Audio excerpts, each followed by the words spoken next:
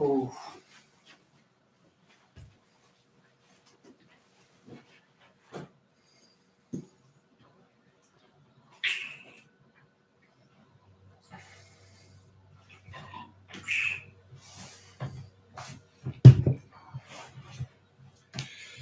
During my course, we used the slower moving PC-9 and now the PC-21, which is organic to 4 Squadron, the Hawks, and the F-18 Hornet. The F-18 would come flying in at roughly 9 nautical miles per minute. So as you can imagine, if I was assessing the jet's geometry towards the target, there is a lot of pressure and not a lot of time. Not a lot of time. In saying this, most of the guys get through without much trouble as the unit screens quite aggressively. Prior to a grueling physical selection course, combat controllers screened with a battery of tests, both for IQ and EQ. These tests are run out of the University of Newcastle, again, part of picking a smarter human. The number of my stories in this book revolve around the dropping of bombs. I'm not going to bore you with the specifics of the JTAC course, but I will say what you do on the course is a completely different beast to dropping bombs in combat, for there are some situations that you just can't train for. If my suite of blue courses seems piecemeal, it is because it was. Originally, I was just a special operations JTAC. We all were. It was not for the forward thinking of the earlier guys. We would not have had combat control.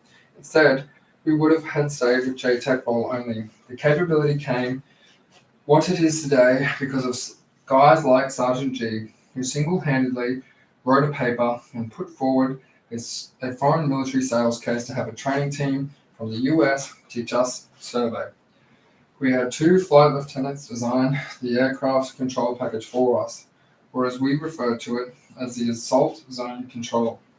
If it was not for the forward thinking of these guys, I have no doubt that the CCT would not be where it is today.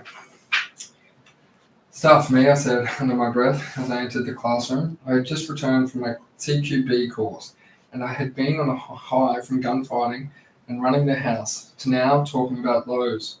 We also talked about the highs and fronts as we poured over charts. I was on the weather course. This is going to be the worst, I thought to myself. I mean, weather is what everyone talks about when they have nothing else to talk about. Turns out I was wrong, but the aviation weather course is a certified course through the Bureau of Meteorology. I found the prediction and observation of weather quite interesting. I have since used this learned knowledge to support my hobbies such as parachuting and shooting. I use my skills to help keep myself and others safe, predicting surf and winds for my surfing, skydiving, and base jumping. So it turns out I am a bit of a weather nerd. Go figure. I impress all types of people with my weather reading abilities. Thanks, ADF. Best course ever. Assault Zone Control wasn't the best course ever, but it did have the coolest course title. And it was the last of my courses. This course teaches the candidate how to run an airfield in an austere environment. It takes into account the operation of an airfield in a conflict or kinetic situation, something Australian air traffic controllers cannot do. Deconflicting helicopters, fixed-wing aircraft, and a bunch of ground troops who have no idea about aircraft procedures. Sometimes these situations can be like herding cats. What's the future of combat controller in Australia, Troy? I often get asked. Like everything, the job constantly evolves.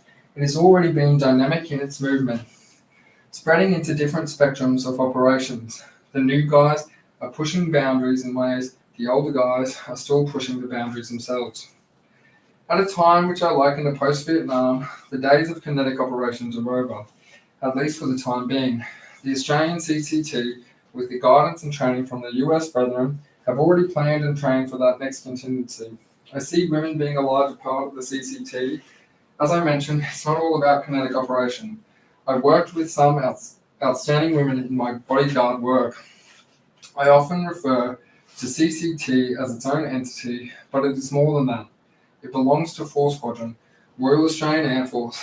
None of combat controller's work would be possible without the organic support of the unit, such as the clerks, the logistics staff, and the pilots. On average, it takes roughly 5 support staff to get one controller out the door, and it's obvious that the success of Australian combat control would definitely not have been possible without the combined efforts of the 4 squadron staff.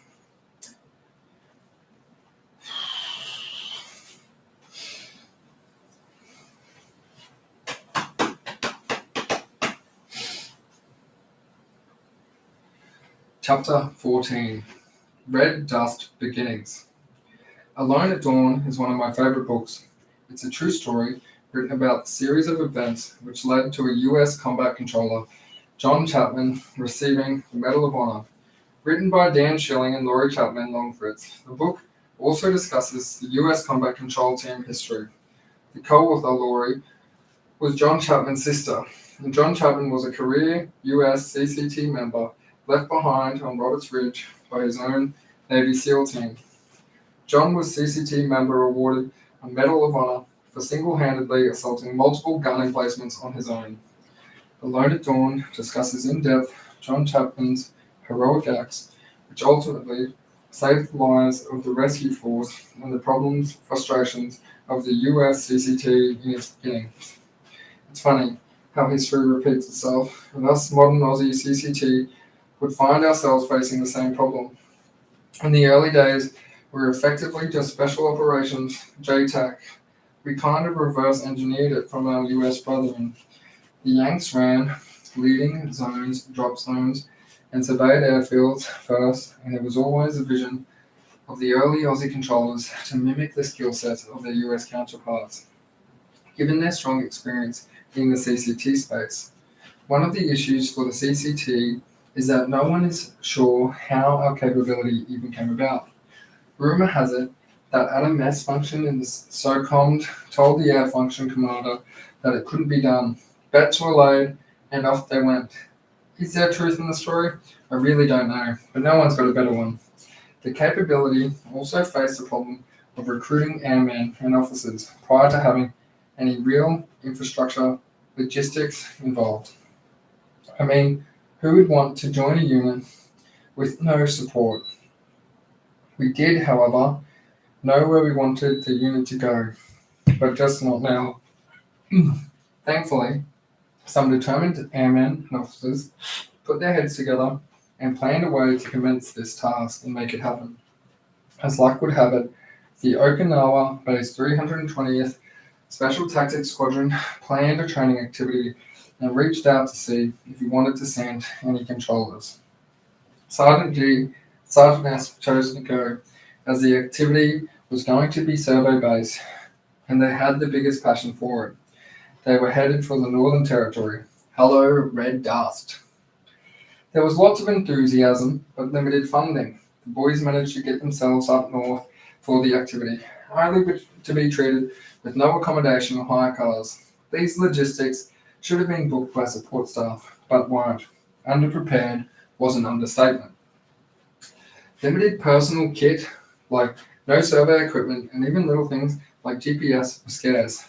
They were, however, resourceful enough and managed to sort the issues for the most part. When you don't have a hire car, the only car available is an old XD Falcon. You take what you can get. This vehicle was an 80s era station wagon, not the best car to be driving on the rugged Northern Territory roads, with their fine, powdery, talcum powder-like dust. Of course, the boys ended up covered in said dust, just in time to meet their immaculately presented US counterparts for the very first time. Inroads were starting to be made, and the initiative was gaining traction.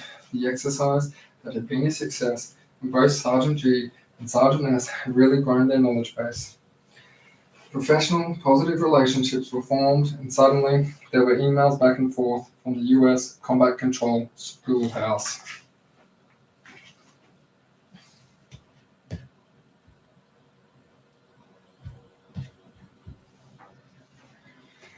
A gentleman by the name of Mike Anderson paid a visit from the US and presented us with various ways to solve the issues we were facing. A favorite option was to source funding from the US Department of Defense Foreign Military Sales Program.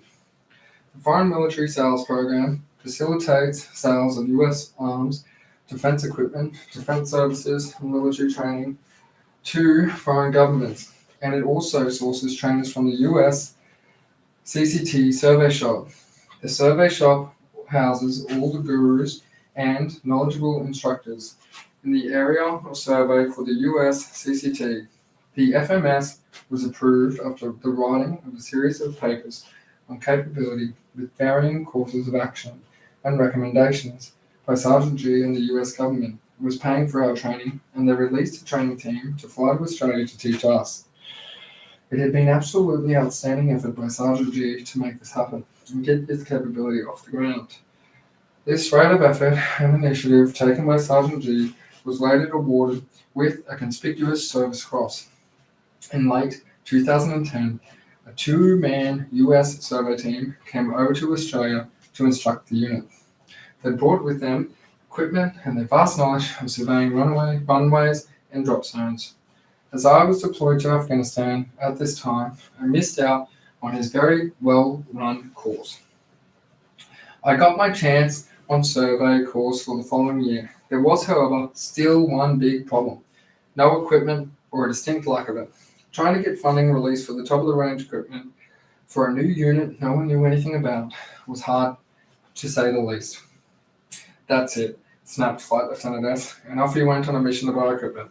He had given up on the funding and believed in the unit, so he used his own money to buy some much-needed but very expensive equipment. The following course, he and I were on together, and I have to say, this equipment certainly came in handy. The mobile training team from the US kept coming over with all their spangle-dangle equipment and kept running informative courses.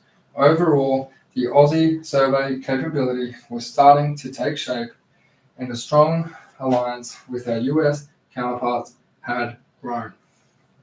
Chapter 15, 500 Pounders. It was a balmy summer's evening, and I was pondering if one day I might actually become more careful in what I wished for. I was about to be inserted into a cluster of villages called Gonbad in Shah Wali Kot, Afghanistan.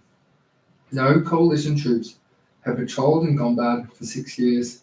It was renowned as the Taliban R&R stronghold.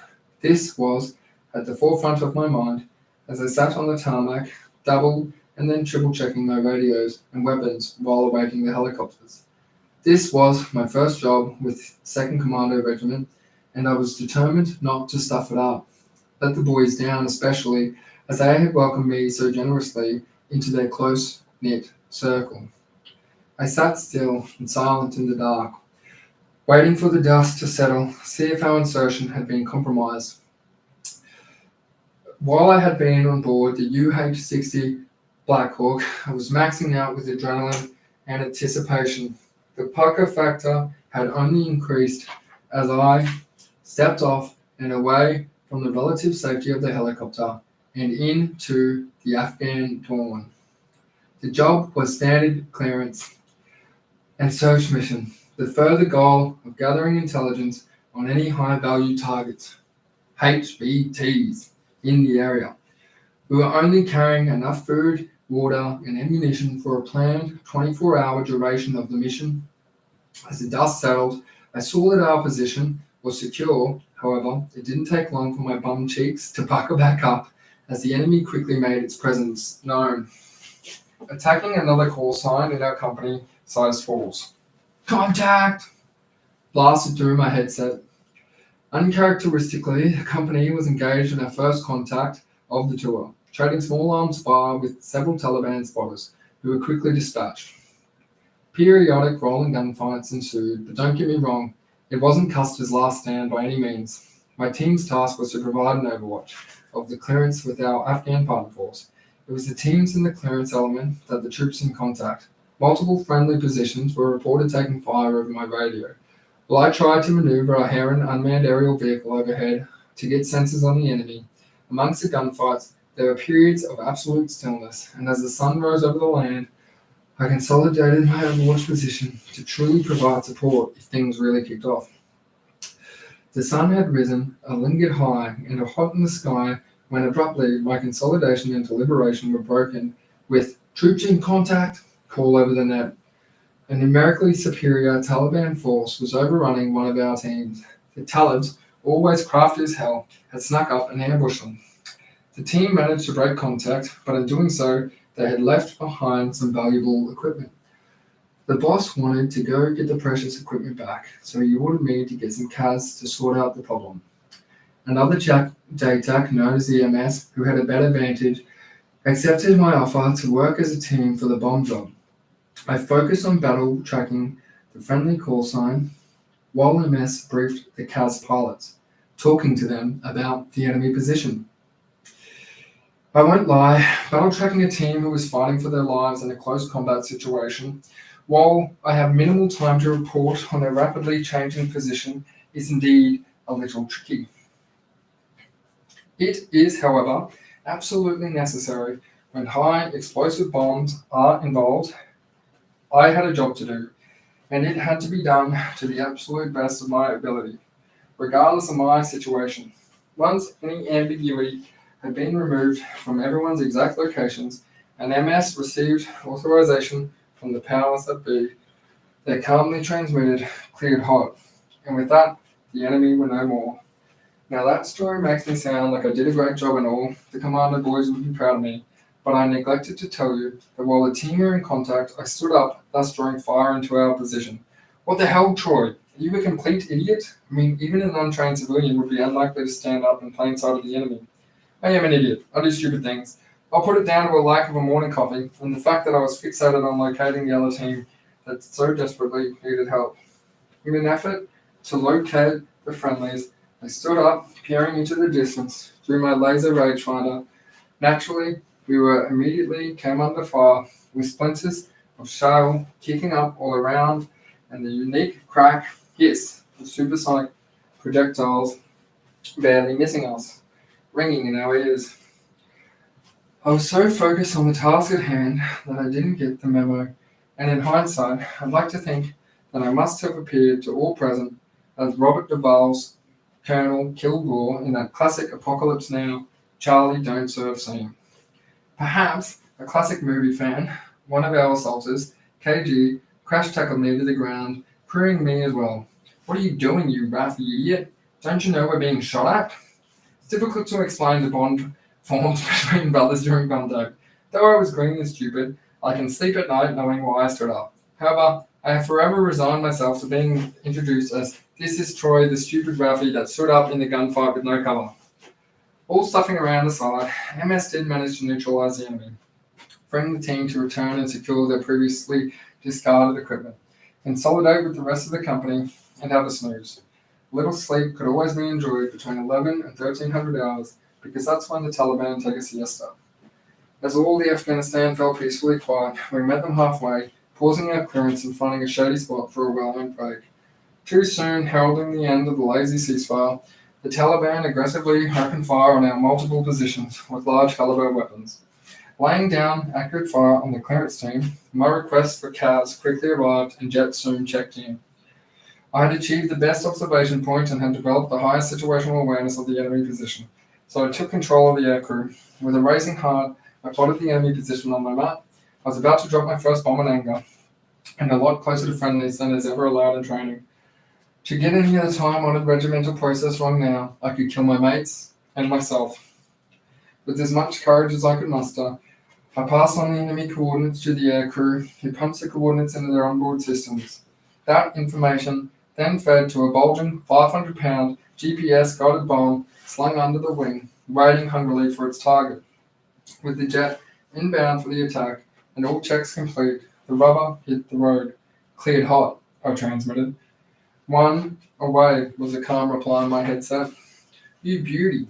And I thought my first release, still, I was shitting myself, hoping like all hell that I had provided the correct data to the aircrew, because with the GPS bomb, once it's off the rails, as they say, you bought it and nothing could stop it now on its inexorable flight to its destination.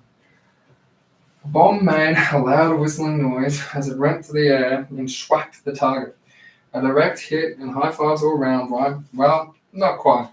The thing went low order, and with only the meekest of explosions compared to the organ-jarring thump I had sought.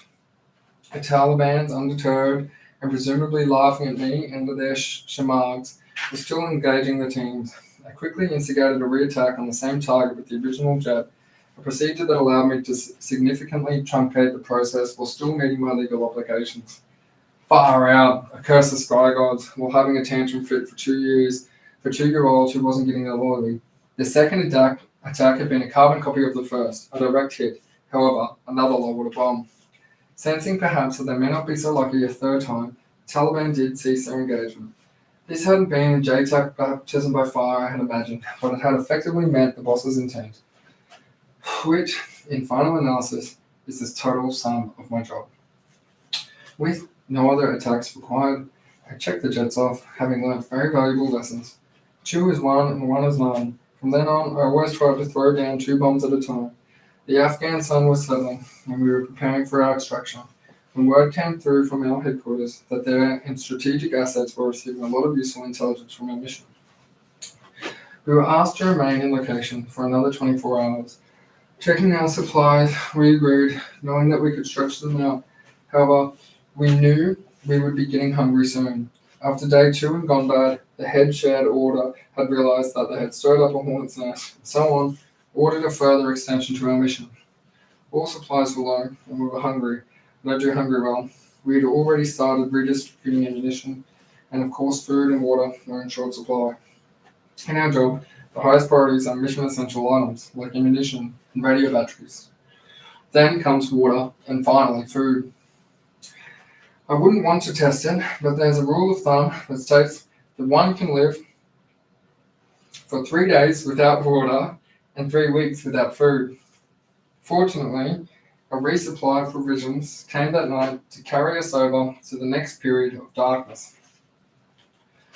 Following the morning, saw a lull in contacts throughout the valley. Suspicious, I directed an MQ-1 Predator UAV overhead and spotted some armed Taliban on the high ground behind us. Maneuvering into assault, I called for close air support and a pair of A-10s. With a call sign, or checking in, this gave me an instant gratification, as A-10s are the JTAC's wet dream, and their aircrew are masters of close air support.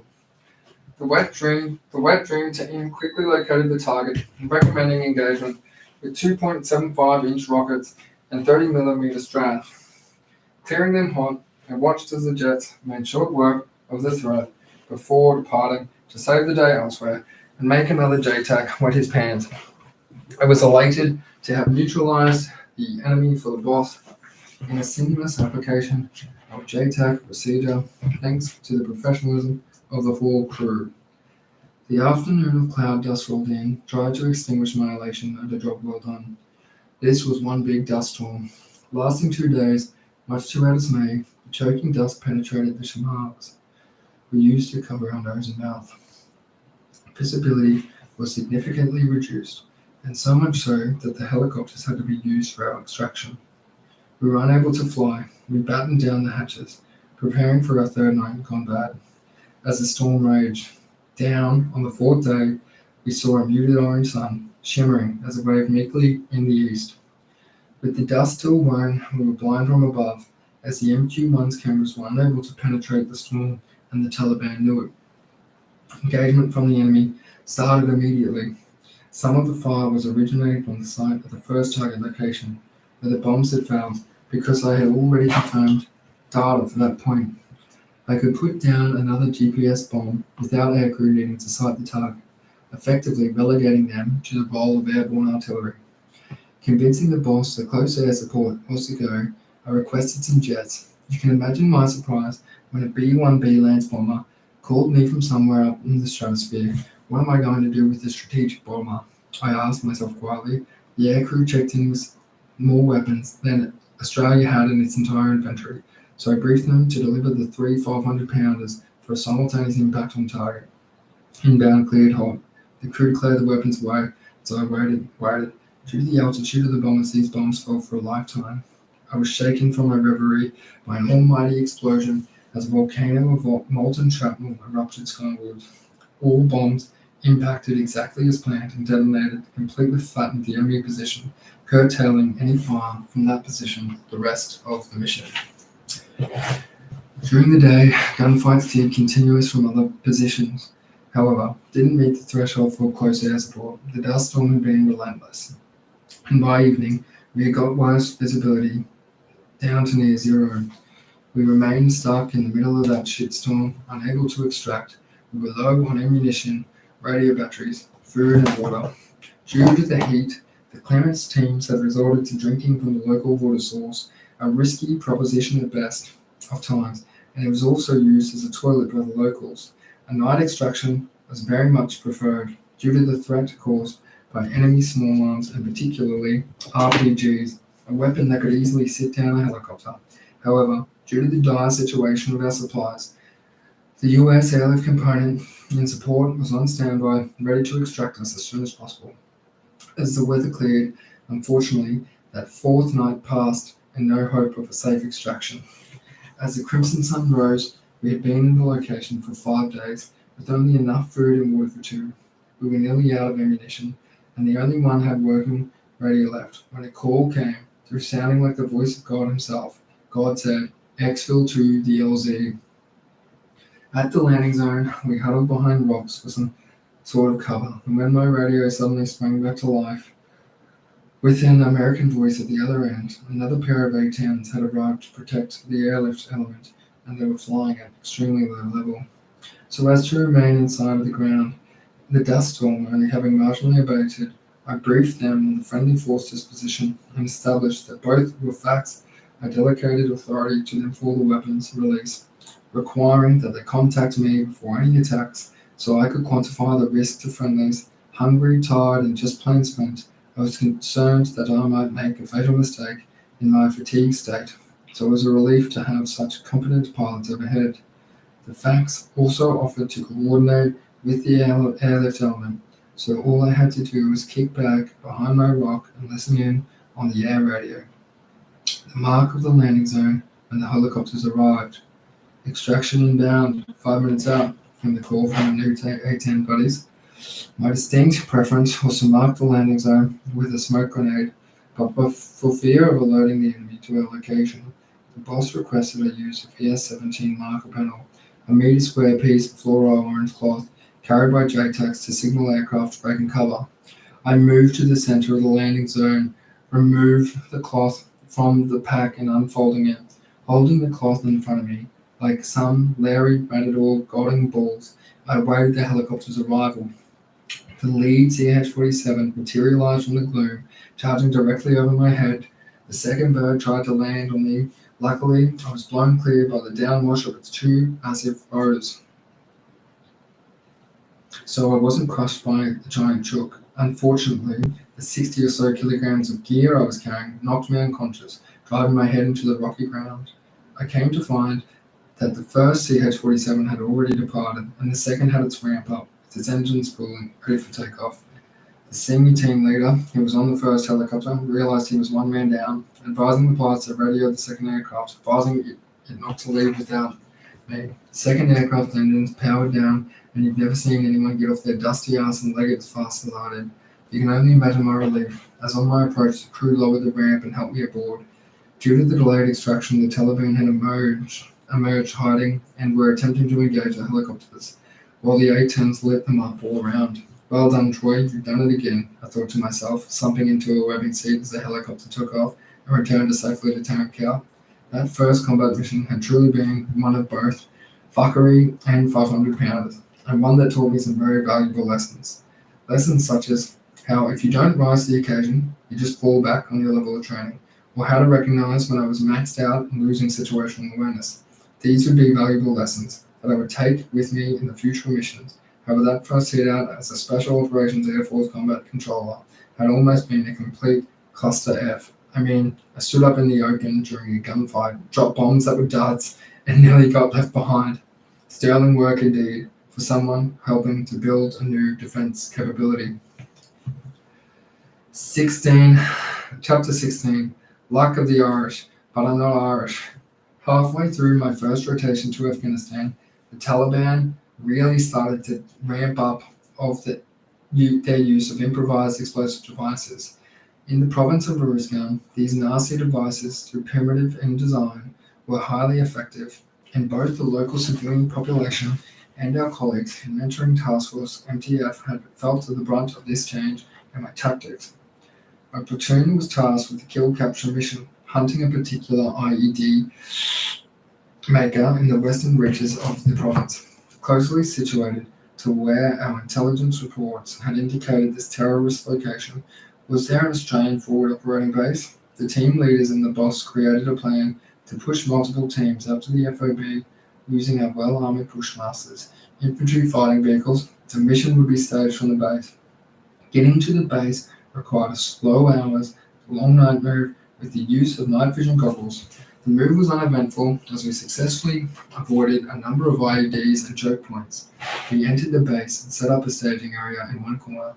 While the boss and the team leaders discussed with the MTF guys their thoughts on the location of high-value individuals, I busied myself with establishing a heron overhead in nearby towns. The heron started scanning the compounds below with its sensor, establishing a pattern of life and seeking the bomb maker.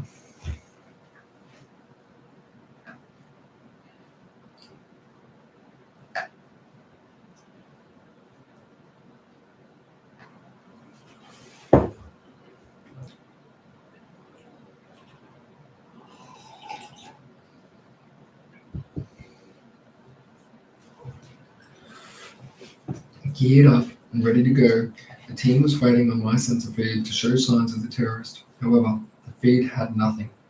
Sourcing alternative human intelligence, the boss gave the thumbs up for the mission to proceed. Nighty, you'll have to stay behind. I need you to stay here and work with the heron from a static position. I immediately got the salts, but I knew he was right. The heron UAV was working. I had shit comm systems and I really needed to be worked from a static position for it to be rendered effective. I was pissed off. I wanted to be out there with the boys, but no, I was left in the rear with all the gear. I know I'm not the Lone Ranger when I say that I just wish our masters might occasionally consult with end users before spending millions of dollars on dubious equipment. Still, sulking like a child, I set up a game plan with the boss. Boss, I will keep the heron sensor locked on the compounds so you can see what's going on. If there's contact, I want to go out. The boss seemed to agree as I highlighted how having the heron sensor locked on the compounds would improve his situational awareness. The teams advanced on the compounds, making multiple breaches, but finding nothing inside. Compounds were dry holes. Obviously disappointed, the teams returned to the base. I was secretly not disappointed. I was quite happy that I hadn't missed out on anything, short of a physical training session with some heavy kit. Artie, wake up, the task force soldier said to me as he cautiously shook me awake from my shadow. It was midday, and the usual heat was evident on my clothing as I woke with sweat. Need to ring the lead JTech back home at home base in Tarankat. I straight to the wall. Lead JTech, known as SD, was excited. He told me that he was pushing for MC-12 intelligence reconnaissance and surveillance aircraft, as the HV-1 had been positively identified near our location. The operators geared up. The boss and team leaders worked on the plan. I get up too, as there was no way I was missing out on this one. This was not going to be just another PT session. That much I knew. The MC-12 was equipped with much better communication systems than the Heron, allowing use by the operator while on the move. This meant I would not be stuck in the corner. No one sticks baby in the corner. Okay, no one sticks 90 in the corner. The sensor operator had managed to correlate the HV-1 to the same series of compounds that we had previously breached, and her feed confirmed the expected pattern of life, aligning with the indications we were confirming on the ground. Let's get this, I thought to myself. Team stepped off, eager and ready to roll. I was a speedy and stealthy infill to the target, taking into consideration that we were in broad daylight from a location with an extensive Taliban spotter network. We entered the lush, habitable areas located near watercourses, known as the Green Belt. The Green Belt is just that, an oasis amongst the otherwise arid and harsh landscape of Afghanistan. Closing in on the compounds, we began our search, watching the feed. I hadn't seen anything from the compounds, so all indications were that the high-value person was still in that location. However, he wasn't to be found. Where was that guy? We asked ourselves. After a period of head-scratching, and I will note here that it wasn't from lice. Despite the relaxed grooming, the decision was made to once again exfil back to the base. Teams consolidated and moved off, leaving the greenbelt and proceeding into the expanse of desert surrounding the greenbelt, known as the Dash. Suddenly, they were at the receiving end of some small arms fire. The round seemed to be directed at the team at my rear. Being the last man in my team, I pulled back for a little support, drawing fire as I went. I received a target indication from one of the rear team members and observed movement coming from the left of the area of engagement. Then I saw them, 2 enemy fighters, move into position. I must have let rip about 10 rounds, and not one of them hit. I had missed completely. You suck, swearing at myself under my breath. My teeth were clenched, and I was pissed off at myself. However, I realized I had a primary role to play, and that was the platoon J-Tech. With haste, I jumped on the radio and established contact. The center operator had watched the whole thing unfold, her screaming and surmising that I might have had my hands full. She had searched for and pinpointed the threat. Given with the rules of engagement, she provided me the coordinates of multiple fleeing enemy. I confirmed their hostile status. Within seconds of receiving this information, a couple of teams were in pursuit of the fleeing enemy. I was provided the information from the aircraft above. However, the ISR eventually lost the enemy as they had fled in the thick shrub but overhead trees. The hunt was called off, without us coming back within the quarry. During the pursuit, I had pulled a map from my pants pockets. The map had a little hole in its corner, but being task-focused, I didn't think anything of it. Now the team had returned and were consolidated. It was then I noticed another curious little hole in the same side of my pants pocket that my map lived in. One of the more senior operators noticed the bemused look on my face. He looked at the hole and then at me and spoke. "That's a bullet hole, mate. You've been shot." The boys, with their total lack of empathy, started winding me up. "Ha ha, the Raffy's been shot," they laughed. Me with my bullet hole and no other injury to prove my gallantry. Recommenced the exfil with the teams. Boom! The sound of a large explosion rang out from the green belt. I saw a plume of grey smoke billowing from the tree line. Someone had stepped on an IED, and it wasn't us. Unscathed, we safely made our way back to the base. Back to the base, a forensic examination of my pants ensued. It was determined that the hole had most certainly been caused by a round. "You were bloody lucky, Nighty, to have been wearing those baggy cams," one of the operators said to me. I nodded my head in agreement, thinking about how fortunate not to have worn my tighter cams. Now this, and a million other reasons, is why I refused to wear skinny jeans. The following day, I found out that the target had blown himself up. The explosion we had heard was him disseminating himself with his own device. That device was meant for us, but instead he reaped the outcome of his own work. He was known as an expert bomb maker, but clearly he wasn't as good as everyone thought. So this is why, kids, you don't play with bombs. What a cracker this job is going to be, I thought to myself.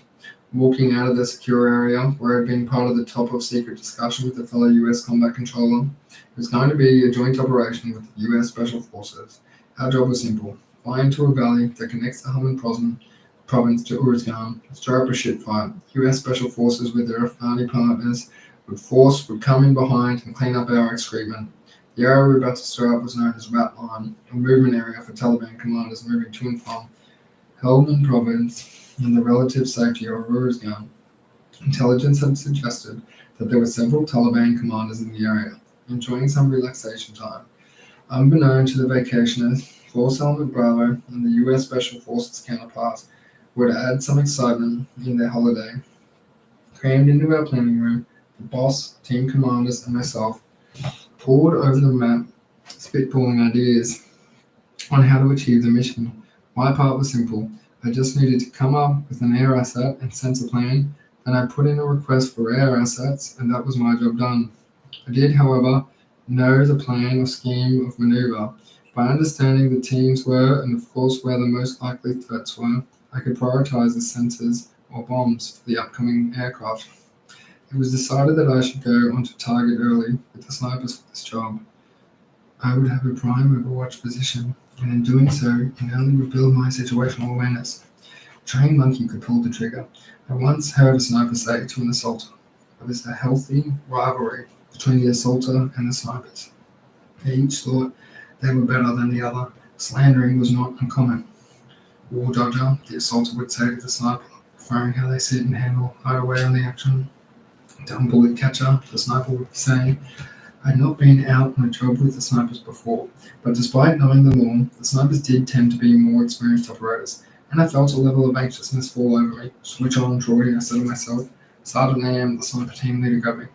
Ian was a down-to-earth, no bullshit kind of guy. He spoke to me in a cool, calm, and collected way, which reassured me of my skills. Once AM had given me back some confidence, he asked me lots of questions pertaining to the air assets and how they could be supported. I do, however, suspect he already knew the answers, as he had worked with former combat controller who had transferred over to the 2nd Commander Regiment and was now a sniper. After my pep talk, I joined the sniper team in their own planning office, where there was an array of satellite imagery and various other mappings spread out over the desk. The team was looking for a suitable hideout locations and place to occupy in support of the assaulters on the green belt. Cover. What is that? Scanning the map and imagery, could find no suitable areas with cover. Afghan ground with a mixture of rocky outcrops and bare earth. The only location we found semi-suitable was looking to be an old Russian fighting position from the 1980s. It's going to be IED Central, chirped one of the boys, pointed to the map. Everyone nodded in agreement. Without further discussion, it was decided that the team was adding an engineer from Special Operations. Those guys had balls of steel. I mean, who the hell actively looks for bombs and then disarms them? They say I have a screw loose, but I look completely sane next to them. Nothing like the smell of avgas to make you feel alive. I caught that familiar whiff, and the sound of rotors turning as I walked towards the Black Hawk. We had the US Premier helicopter in support for this mission, as it was a mission to stir up the proverbial hornet's nest and then shit in it. It was decided to land on, or in our case, land somewhere close to our occupation site. Landing about 3 kilometers from our occupation site, we disembarked our helicopter. After a period of sitting and listening on the outskirts of the village, we began our short but steep walk to our overwatch position. Leading the way was our engineer with a sniper on his shoulder for protection. The engineer was waving his magic wand in a device that resembled a souped-up version of a metal detector. The movement was slow and laborious, but it kept us alive, and with all the body parts intact. We arrived at our hide, with the engineer clearing the area. I use the term hide loosely, as this was a Russian fighting position was just bare ground, basically an overt overwatch. We had an MQ-1 Predator covering us the whole way. Even though we landed close, there had been no local, national, or Taliban activity. A good sign, I thought to myself.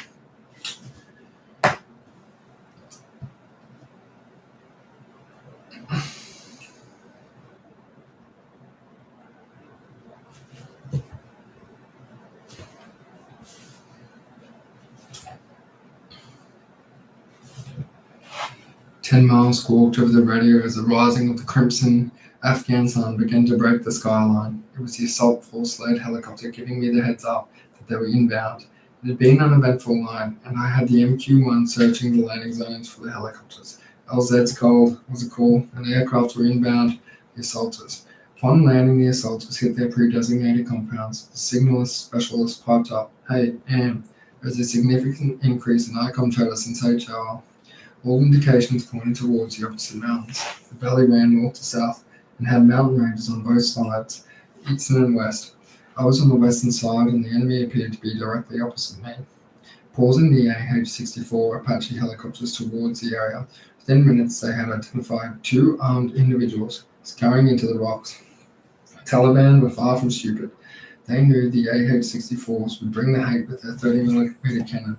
With the boss's blessing, I began to engage with the attack helicopters, whose pilots I all knew by name.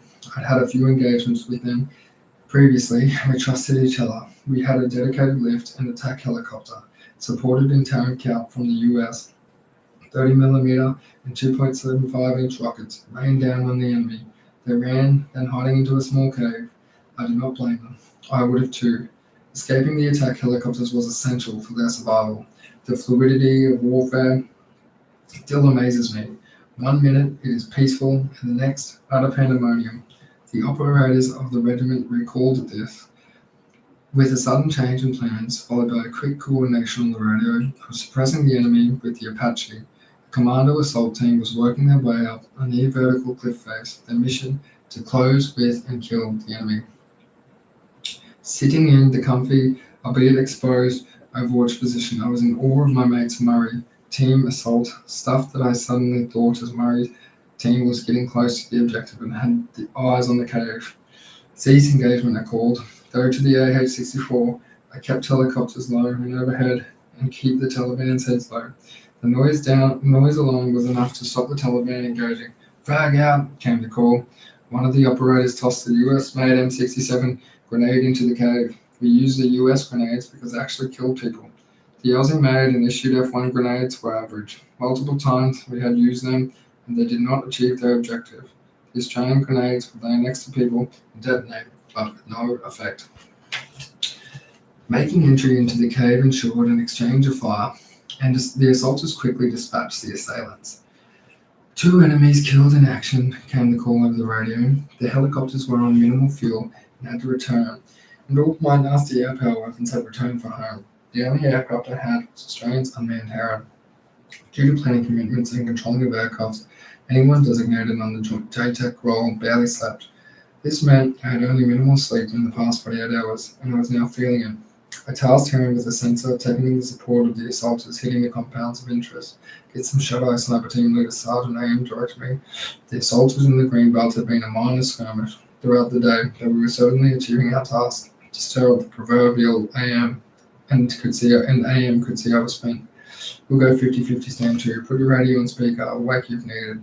Fell asleep and dreamed nice dreams of surfing and feeling the water on my body and the connection with the ocean that only a surfer knows. I was worlds away from the cush of Afghanistan. Get out of here, we're getting hit, Anne yelled at me, whacked me in the chest. I woke groggy and confused. What the hell is he going on? I asked myself. As my eyes started to focus, I saw the dust kick up around me. The sight was made my senses and will to live immediately kick in. I realized what was going on. I was being shot at again. AM had grabbed his gear, and had already taken a bound back, lying down, covering fire into the area the fire was coming from. I applied a lesson learned from those who served in Vietnam. Throughout our training, we were constantly taught to have only minimal equipment out to achieve the task. This was one of those times where it came into practice. I slept in my body armor and had my weapon by my side. Also beside me was my pack. Inside it was the old school heavy ground-to-air radio with an attached satellite antenna. This was a necessary evil in order to talk to Heron. It was like something out of the Matrix. So my SATCOM antenna took a round from an enemy combatant, and it was instantly slung meters behind me. Move, came the call from AM. I'm out of here, I thought. I grabbed my pack at one arm, ditching my SATCOM antenna. I legged it and moved past AM. On me, this was a call to insinuate hasty movement without fire to a designated area. I had spied a low piece of dirt which provided protection from fire. My patch of dirt was already occupied by a couple of other snipers and a medic who had been shot out of their overt position by the enemy. Not a bad spot for a reunion tour, I thought. As I slid into position like I was sliding into home base. Hell for anyone who disturbs my sleep, I thought angrily to myself. These guys are going to pay. With that line of thought, I immediately jumped on the radio and requested some air support. The boss kiboshed it right away. Negative, Anzac. Come a call. We have this, Anzac. Was my call sign for this tour. But boss, I complained. These efforts not only shot at me, but they wrecked my sleep. As pretty as it sounds, sleep was precious.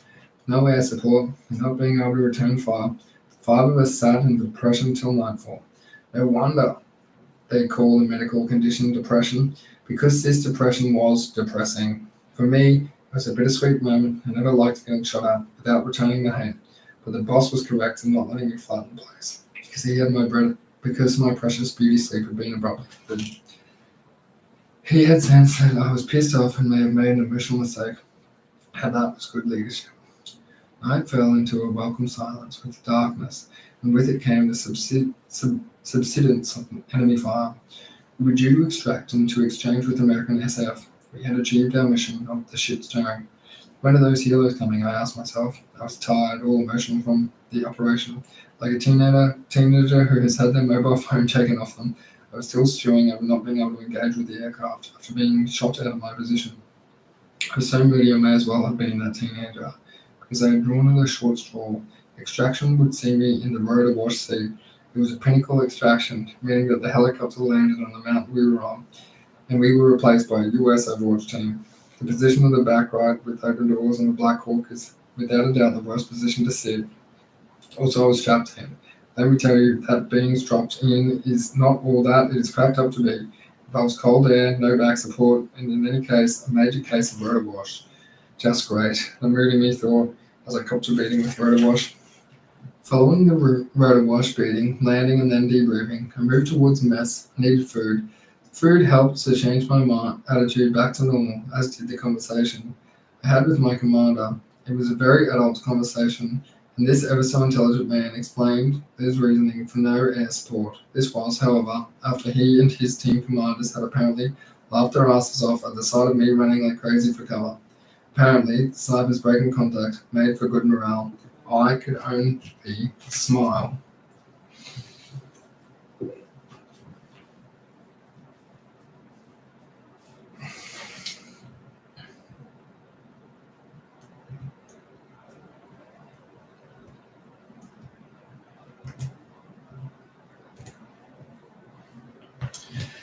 It was 2011, and I had just returned from my first special operations tour to Afghanistan.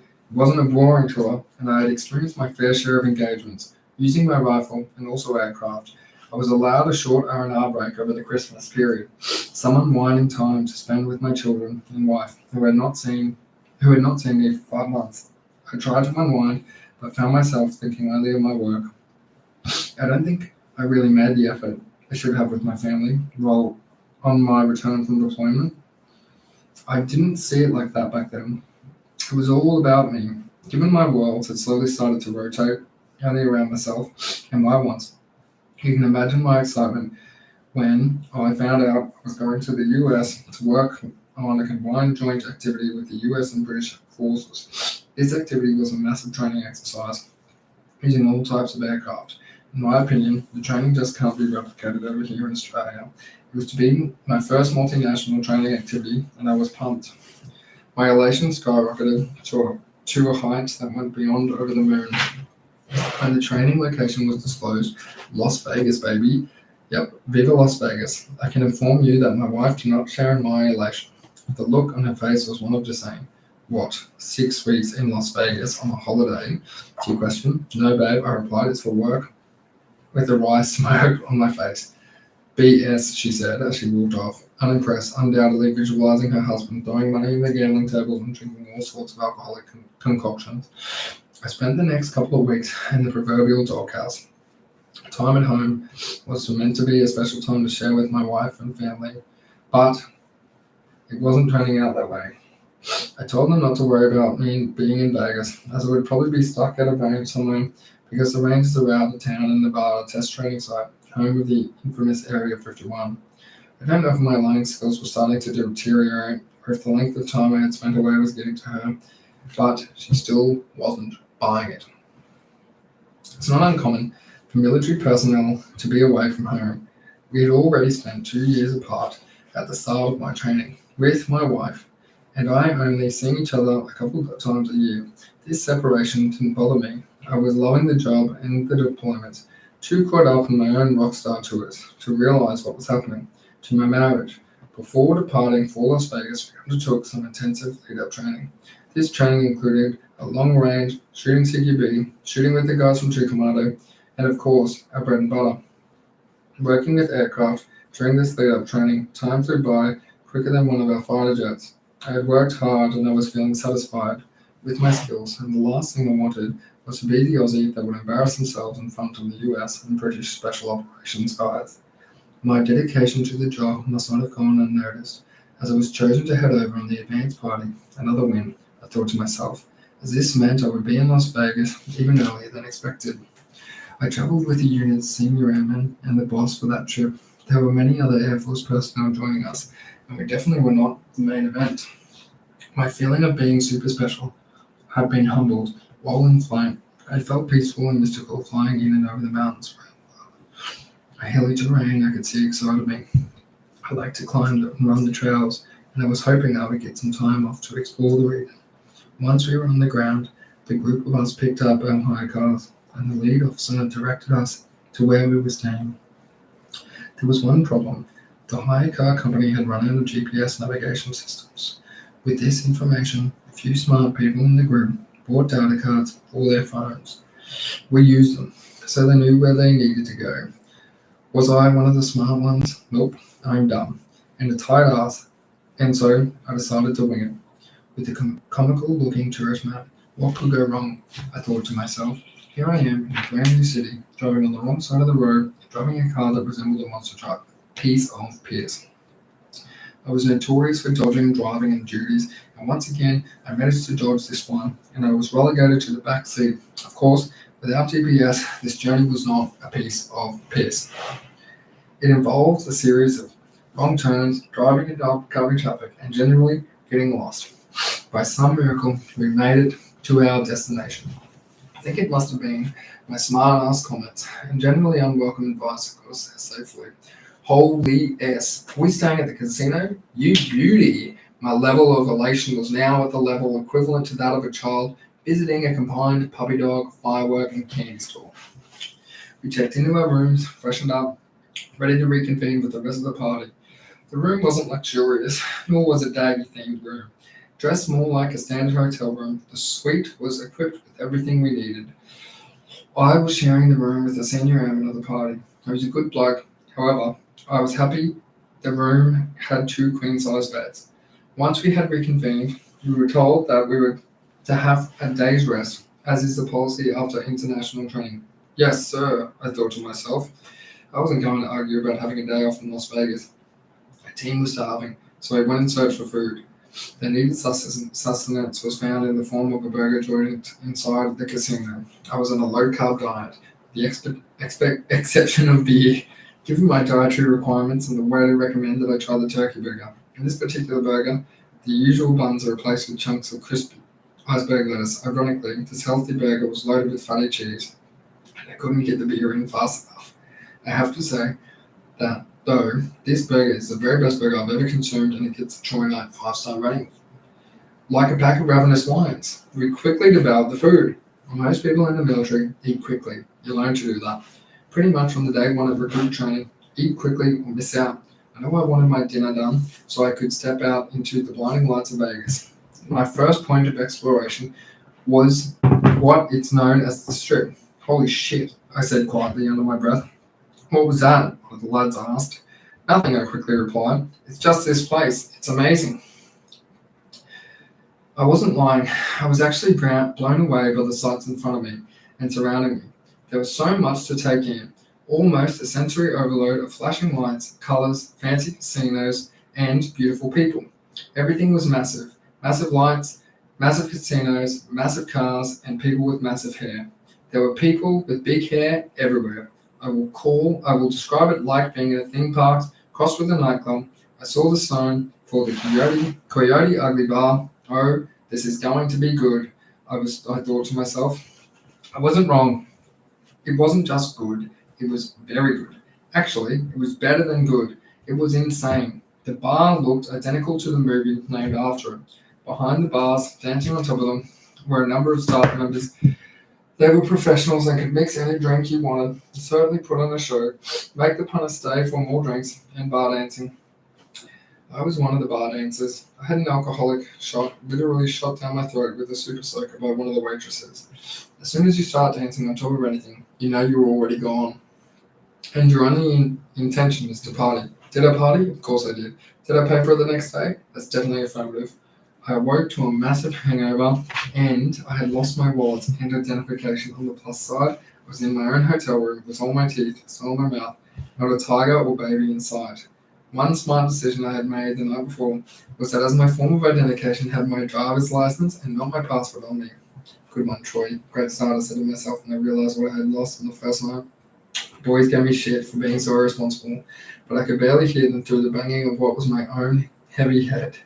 I spent most of the day just trying to rest and rehydrate, so we'd be in some type of operational form. I couldn't get away with any malingering on this trip. By the next day, our training equipment still hadn't arrived, as it was due along with the main party in a few days' time. This, however, didn't mean we sat around twiddling our thumbs. There was always plenty for us to do. On the base, we attended lectures on the safety brief, and there were sorts of logistics and meetings with key personnel. Huge amount of time and effort goes into making these large-scale international exercises. The Nevada test range was a nightmare to get into. It was the highest security I've ever encountered. The paperwork side of it was insane.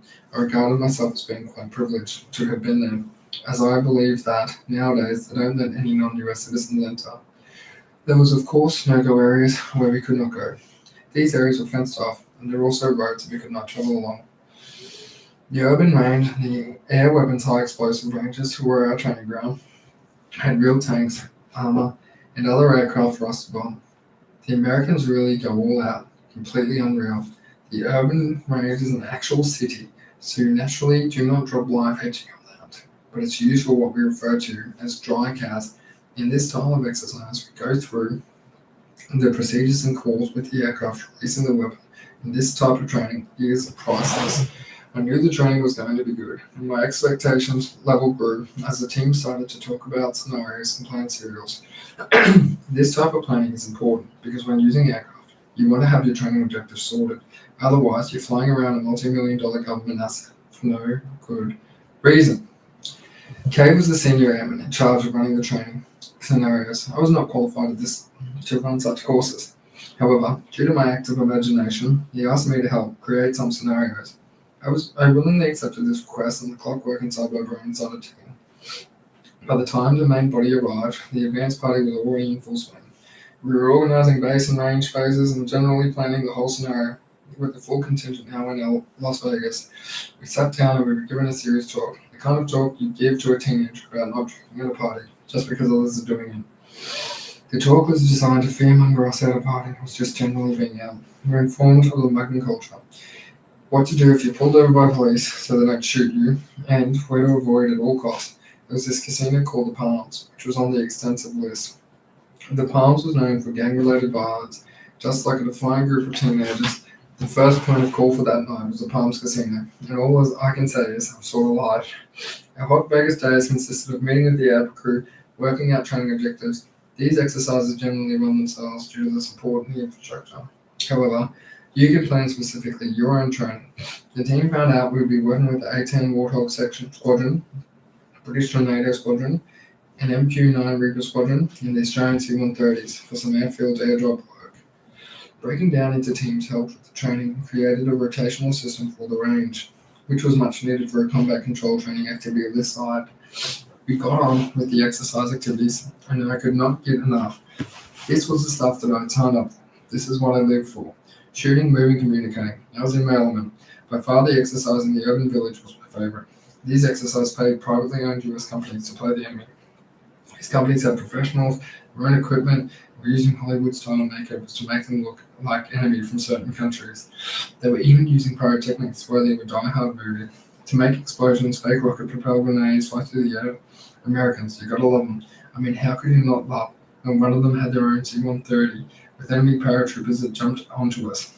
Impressive to say the least. I had quickly worked out two things about the US. These were go big or go home, and more is more. Following one of the training activities, the boss devised a brilliant plan. The plan was to show off the capability of the newly appointed Air Force combat controllers, as they were not getting much traction. And, to be honest, a large part of the Air Force didn't know what this new capability was even meant to be doing. The air commander was in town for a visit to witness how the exercise was working out. The boss informed us of the plan. The plan was to invite him out to demonstrate our capabilities. But this plan was a little different than the standard plan. Lads, we're going to have it that the air commander is a tandem passenger on a military freefall from an Australian Air Force C-130.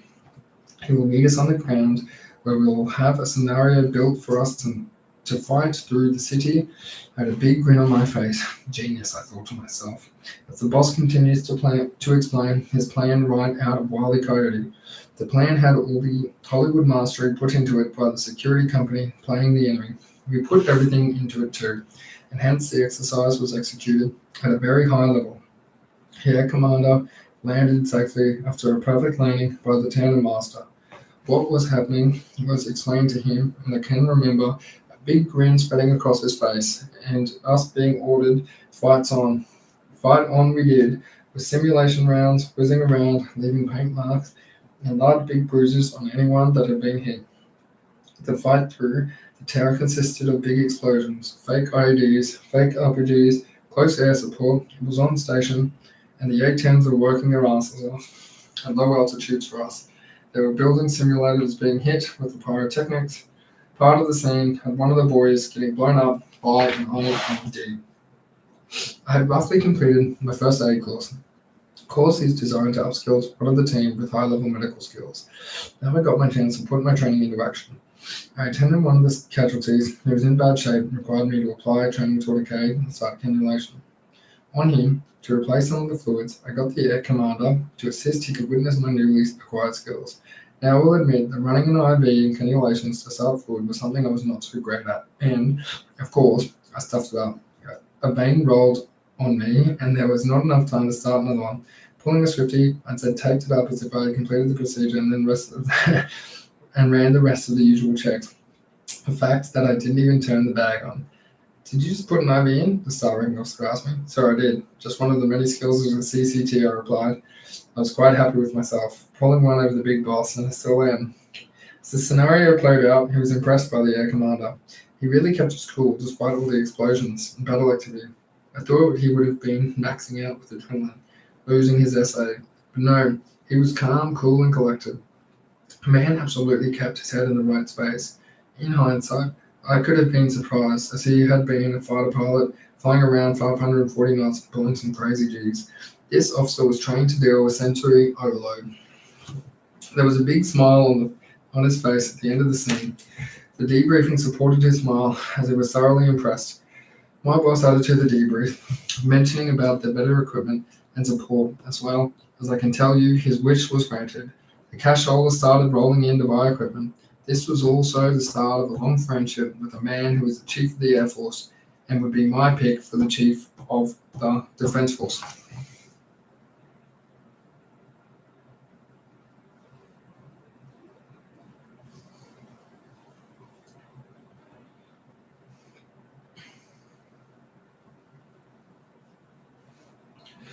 A fastball was thrown at us. We were to be at the range immediately.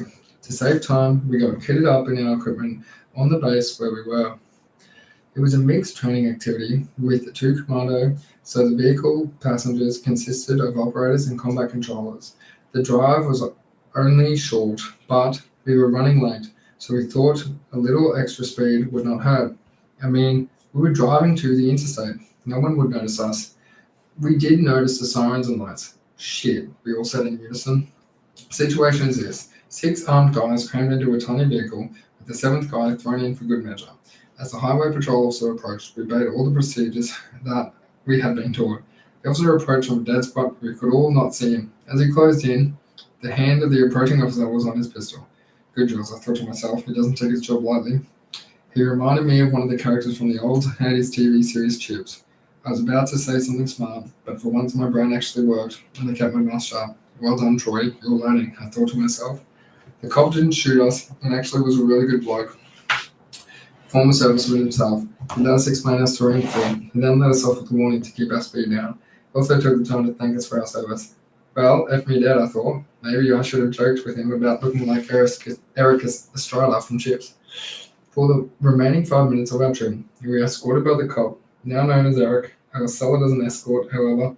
It was more like Eric was probably making sure the dodgy Australians were telling the truth and not heading off to rob the local bank. Dodgy Aussies, dodgy as the proverbial. And the remainder of the trip, there was pretty much an even amount of work and play. We worked hard, but to be honest, we probably played harder. I know I did. And by the end of the trip, I was exhausted and ready to go home. 5 weeks was way too long in a city that never sleeps for a guy who's most likely on the spectrum. Our team of Aussies were supposed to fly back on the service air. However, the aircraft was retasked for a humanitarian disaster relief effort. It was not a bad deal for me, as it meant I was going back by commercial air. You beauty, I thought to myself. I much prefer the comforts of commercial flights.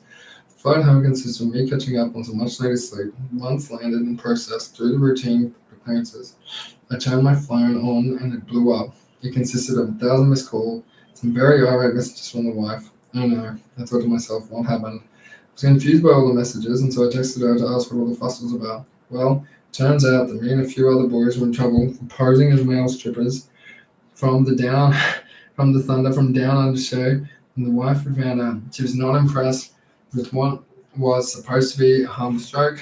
That little joke that the boys and I went along with caused me much grief. But hey, at least I didn't get married again. Vegas, baby. Chapter 19. On a wing and a chook.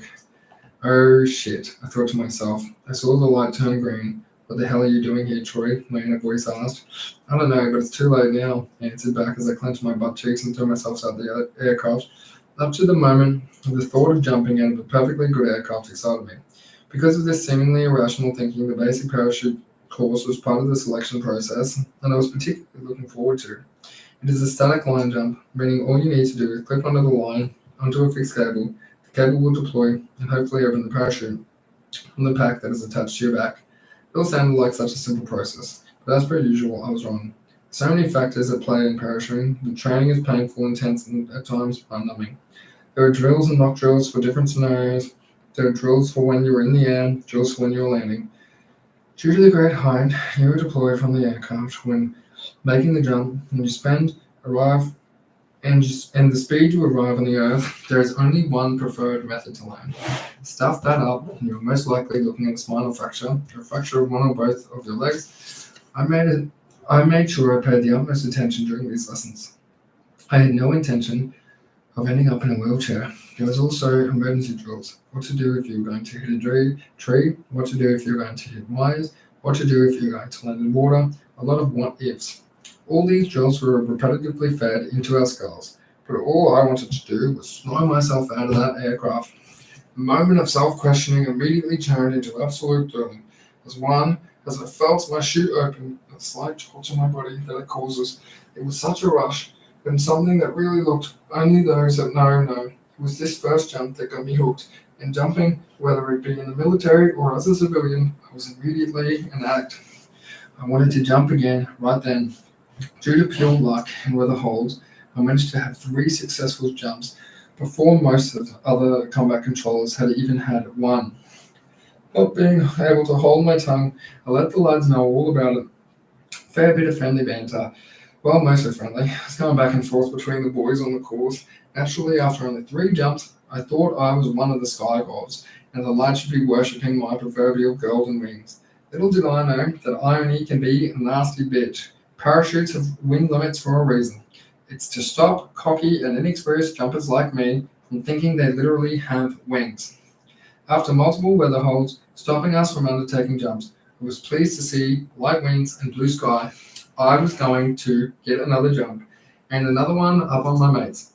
Due to some of the other lads, I was being made to wait. I hate having to wait my turn. Darn, I thought, after waiting around all day, finally my turn to jump. I want this jump, I said to myself as I rigged up and boarded the plane. Once airborne, my heart sank. The team on board was told that the winds were over the limit. The aircraft circled for what seemed like an eternity, and I was praying to the wind gods to be kind. The wind gods didn't hear my prayer because the winds kept up, but someone else must have heard it. So the drop zone safety officer asked the commanding officer if we could waive the wind limit. CO agreed. Duty, I thought, rubbing my hands, were in. This is where I fall from the pedestal that I had put myself on. Something or someone bigger than me was going to teach me a lesson. I did not hit the ground running. I don't even remember hitting the ground. All I remember was the sky was littered with parachutes, and upon opening, I had another paratrooper in my canopy. The unwelcome visitor was descending at a quicker rate than me, and he couldn't help but steal my air. This was not good. This was not a good position to be in, and I was coming in for a landing close to the sound barrier. Oh God, I said to myself as I watched my pack hit the ground. No, wake up. I woke to the staff talking to me. At first I had no idea what had happened. It took me a while to remember who I was. For some time, I came to. I was strapped onto the drop zone medical bike and taken off to be examined. The medical officers poked and prodded me. An X-ray was undertaken of my C-spine, which is located at the top of your neck. I was thankful that it all checked out fine. I didn't feel fine, but I kept my mouth shut in fear of being removed from a rear cycle. Years and much back pain later, I went to a doctor and requested a complete spinal X-ray. The radiologist reported that I had a previous compression fracture. This degeneration of the spine was shown to have happened at the same time in parachute training. So this was then added to my military records. The airborne gods must have thought I had learned my lesson, as later in training I managed to complete the military freefall course unscathed, or just. The initial jump you complete in freefall is a 9-stage series of jumps. These jumps are to the exact standard that the Australian Parachute Foundation run.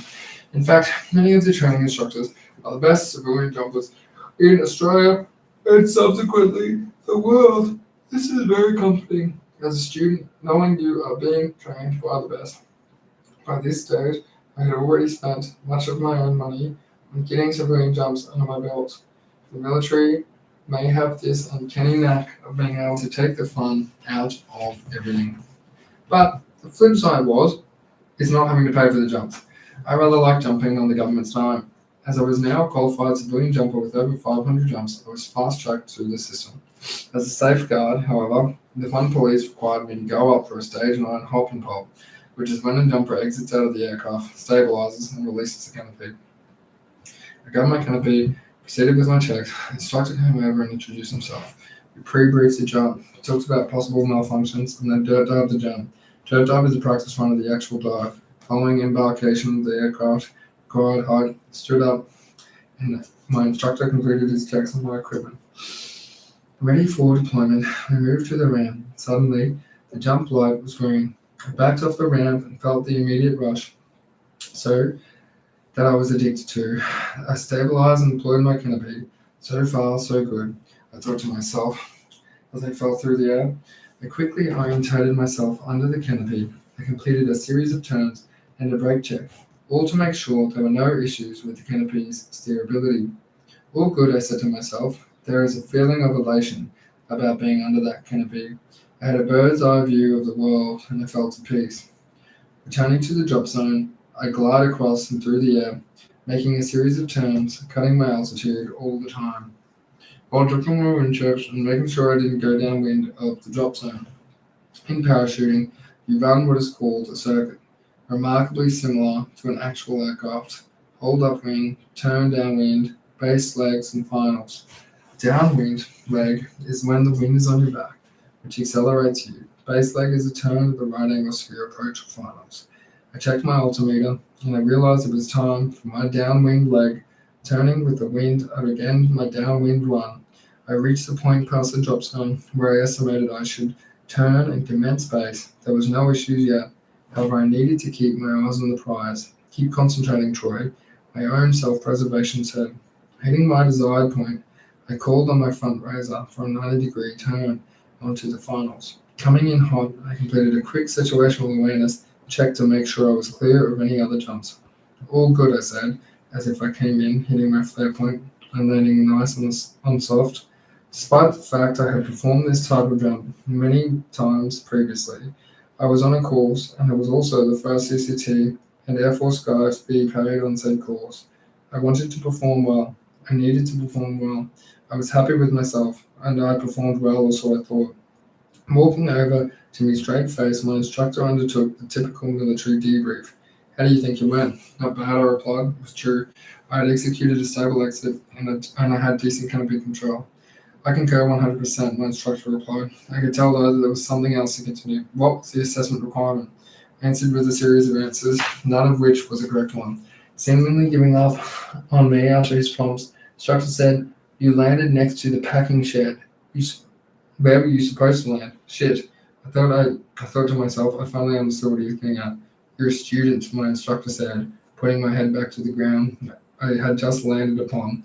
The requirement for you was land out there on the Alpha. The instructor pointed to the Alpha zone, which is the wind designated and angle marker for the drop zone. In the civilian world, if you hold a certain license, most drop zones have an alternate landing area. True to my own civilian experience, I was used to landing on an alternative drop zone, and that instinct had taken over. I had, however, marked that one up. Good one, Troy. Way to bring attention to yourself, I thought, shaking my head to my own ignorance. Grab a rig, my instructor replied. We're going up again for your retest. This time land near Alpha. I did as I was told, grabbing a rig, and just happened to be given the opportunity to do a retest. And of course, another jump. I jumped and everything went smoothly. I literally landed on the Alpha. To be honest, I probably just dragged my foot across it, but at least it wasn't next to the packing shed. Following this, I joined the trainee jump masters as a member of their stick. This role included checking the team jump gear, planning the jump, leading the jump in. I found this all very enjoyable, but not as much fun as what I was about to undertake. Combat equipment. Jumping combat equipment is to be exact. Now that's fun. CE is a combination. I want you to become unstable and regain control, my instructor informed me. Prior to my final CE descent. I just looked at him with an odd look on my face. He must have read my face as he explained to me what his reason was, that he wanted me to feel what it was like to experience that situation while in this environment, rather than at night time under night vision with the team. Fair point, I thought, as the aircraft climbed to the height. I sat there with my eyes closed, the visual rehearsal being performed in my mind. During this visualization, I pictured myself exiting, stabilizing, completing my required tumble, regaining control, altimeter check, ground check, horizon check, opening and canopy check. I spent more time on this visualization than normal because I had never experienced being unstable with CE. And to be completely honest, I was shitting myself. Everybody wants military freefall until you're on a one-way trip to Cypress City. A mate had said while on the ground. On land, I had been in a deep conversation with some of the other lads who had already experienced being unstable with CE. The word terrifying had been used a number of times, and if the boys were terrified, the boys were trying to terrify me. They were doing a great job at it. Breathe, Tony. Troy, you have this. My inner Zen-like voice told me softly. Usual time, cool, and I went through back the checks and moved to the ramp, ready to be able. The light turned green. It was green. Go time. I was off and hard arch and stabilized. The instructor gave me a big thumbs up, which interpreted as the go-ahead and commenced my fall to certain death. I undertook one last check of my altimeter before sending myself to my fate. Death toll was brought on by punching one of my arms under my chest towards the opposite side. This induces a tumble and spin effect, which leads to a horrifying plummet towards Mother Earth. At that point, I was thinking, why did I let my feet leave Mother Earth? I loved her. But now, she was about to eat me for breakfast. 1 second, I saw a plane. Next second, some piece of the horizon there was a glimpse of my instructor. And then, a shed. Shit, I thought. Not good. I'm marching the shit out of this. Why am I not going belly to earth? After what seemed like a lifetime in a dryer on the spin slowed. I corrected the spin with an input on my opposite arm. A quick altimeter check was undertaken. I realized that I had lost 1,000 feet. I had only been on the spin cycle for 5 seconds. However, it had felt like eternity. The boys weren't lying. I thought that was terrifying. My instructor came carving around from in front of me. Damn. I thought this guy can fly. He was looking at me and had a massive grin from ear to ear. He had enjoyed himself observing me nearly plummeting to my death. I took my eyes off the grinning instructor to undertake my altimeter check. Shit. It was just about time to pull the cord, and then I let it rip. Under the canopy on the finals, my heart was still racing. I flared and landed safely. This time, Mother Earth must have decided she wasn't that hungry. Collecting my canopy and pack, I began to walk back to the shed to find my instructor waiting for me, still laughing. You like that? He asked with a smile. I immediately replied, nope, I'm never doing that again. Turns out I was wrong. Again, I did exit into a spin multiple times throughout the course, even got spun in the pitch black of night under vision. Oh, what fun, the joy of it all.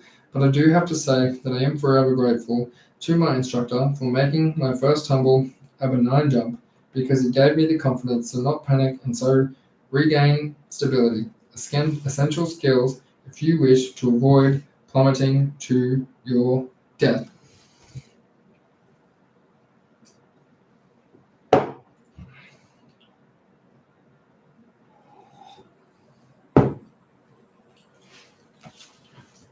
So far, so good, I said to myself as I moved towards completion of this course. I also had just put on my third layer of clothing. It was getting colder at height, and I was starting to really feel it. While on board the aircraft, I felt the heat instead of the cold. I was stressful, given the high altitude. The aircrew had cranked up the heat, so they were comfortable. I was uncomfortable though. I was now sweating. I was also wearing a mask, as though that flying height required us to be under oxygen. The signal was given to stand up and commence the usual checks, and thought of this being a glamorous job and had definitely been extinguished by this point. It was anything but glamorous, moving around an aircraft with 3 layers of clothing on, under oxygen, with a bulky parachute and combat equipment. I think I was about 3 in line when it was green light for go time. There it was, that heat of cold air to my face. I had become very familiar with it. Crack went the sound of my canopy opening. What an ever so satisfying sound. It always helped momentarily relieve my insatiable appetite for fight. After conducting my checks, I looked around for my team. However, I couldn't see shit through my 1990s night vision goggles I had been issued. I stuffed around for a while, trying to see the members of my team before deciding to follow the instruments to the drop zone. Descending lower, I made out a river. Keep the river on your right hand side and don't cross it, I remembered being told in the brief. Instruments are used primarily when flying from high altitudes. However, there is always a chance of them shutting down due to the cold. When this happens, you have to go back to basics, utilizing a compass and the land features discussed in the brief. I checked my altimeter and was surprised to see that I had lost a bit of height. Questions started racing through my mind. I head faster than the rate I was descending. Did I misread it before? When was the last time that I checked it? Checking my instruments again, the ever so calm zen-like voice inside my head. It's okay, Troy. You're going to make it. Well, F you, zen-like voice. You were wrong. I checked my instruments again and knew I would not make it. I had been cocky and stupid in listening to that voice and thinking I was going to. I had not picked my elm, which is an unplanned drop zone. I should have picked one much higher than that.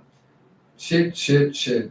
This time I'm really in the shit, I thought as I breathed rapidly. Still struggling to find an out, I kept scanning the ground, and I finally found a series of small paddocks on a farm. I turned towards them, and upon doing so, I flew above some power lines. Stay away from them, I thought.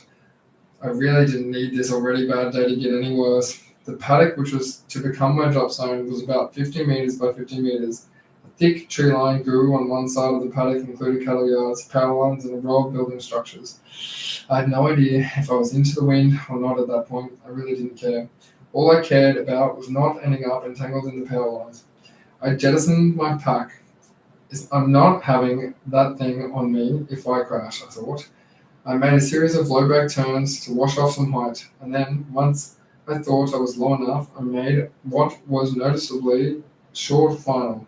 The safest bet seems to be to head towards the house. As my entry towards the earth got closer, I had the sudden realization that I was going to either hit a shed or slide into one, and hit one I did. Bang was the noise I heard as I made contact with the chook shed, going straight to the corrugated piece of iron that had once been the hen house. Lying on the ground, I took stock of the situation. Literally there with chooks flapping around like crazy, wondering where this alien had come from. I suddenly realized that, once again, something or someone had decided it wasn't my time yet. As I got up, dusting off the chook crap, I started swearing at myself for not having picked an alternate drop zone earlier. I radioed into the instructors and let them know what had happened. I gave them my position. At this point in time, the only questions asked by them was if I was okay. I, however, had a million questions of my own, all aimed at myself. Carrying my canopy and not much pride, I made my way back to where I jettisoned my pack. Did it hurt? My instructor asked me upon his arrival to the crash site. Surprisingly not, I answered. I was telling the truth. It didn't hurt that much. What was hurt, though, was my pride. On jump courses, I'm still referred to as the chook shed guy. Now listen up, lads. Don't be like that chook shed guy. I can see it. I can just see it now. Chapter 20. Keshmesh Khan. Shit, I thought, this is not going well. First big job of the trip, and I lost my team. As I stepped off the MB-22, I had been blasted by the rotor wash. The sand and dirt hemmed my eyes, and I was squinting to see where my platoon headquarters was.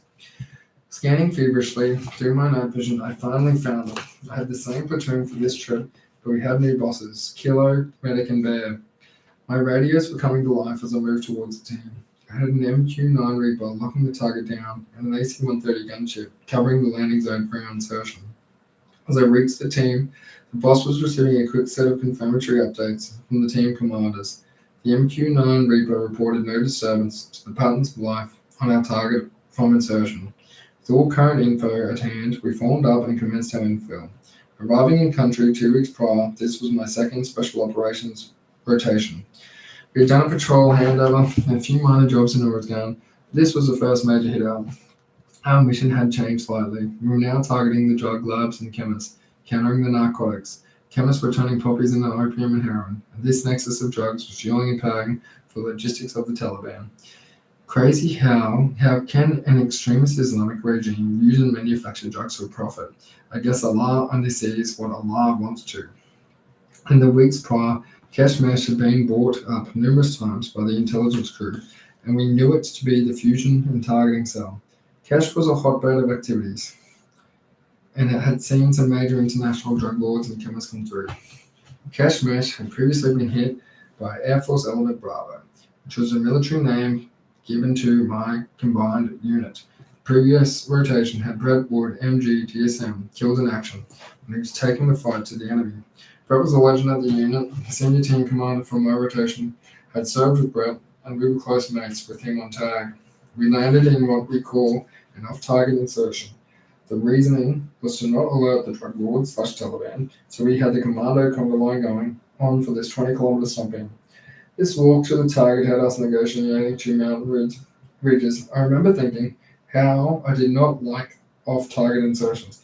Oh great, I thought, as I crossed the last ridge line of this hellish walk. I'd been talking to my AC-130 when the signals intelligence specialist comes over the net saying the insurgents in the area have the green things out and are watching people walk over the mountains. The mountains we were on were still 3 kilometers away from our target. We had not been briefed that the Taliban or foreign fighters had night vision. As we finalized our last movements to ensure the break-in, we came in contact. The boys from the other platoon came under fire. One of them was AT-AT, a known bullet magnet. On previous rotations, he had been shot in his body armor and had also stepped on an IED that did not blow up correctly. The Taliban rounds impacted his weapon and ricocheted onto him. He managed to retain fire with the help of another operator, Mick, who unleashed fury on the gun they dispatched the would-be assailants. We approached our final assault point, lined out. It occurred to me how funny this was.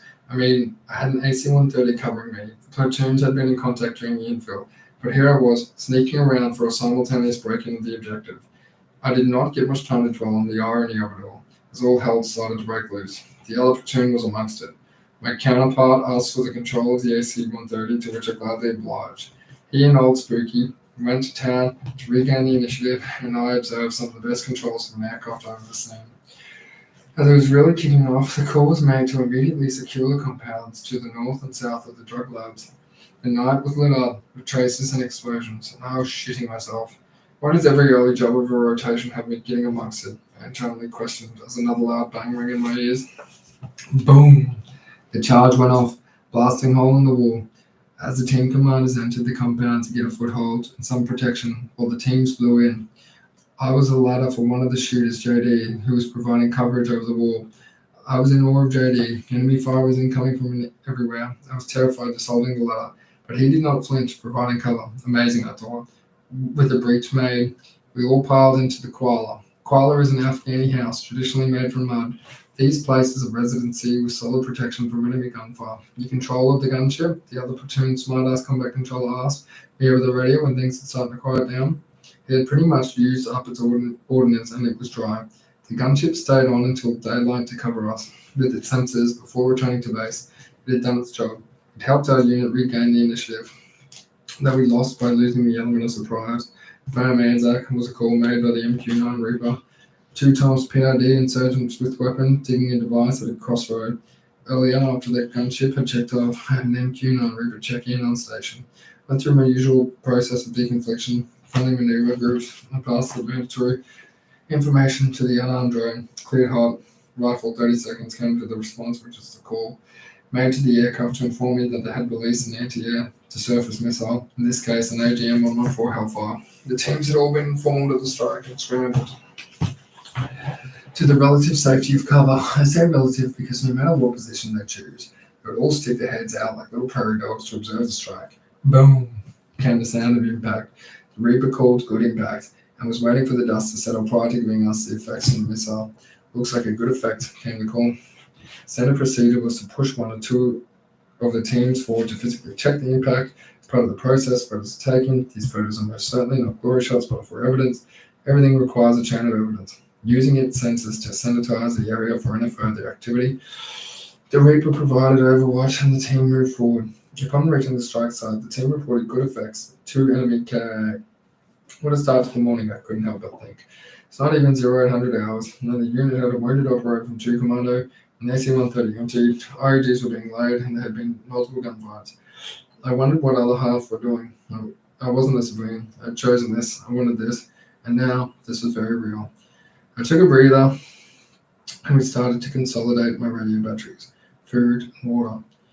After a massive infill, a very frantic start to the morning, and not drunk enough water, and safety at the compound, I checked the batteries on my radio and gulped down some much-needed water.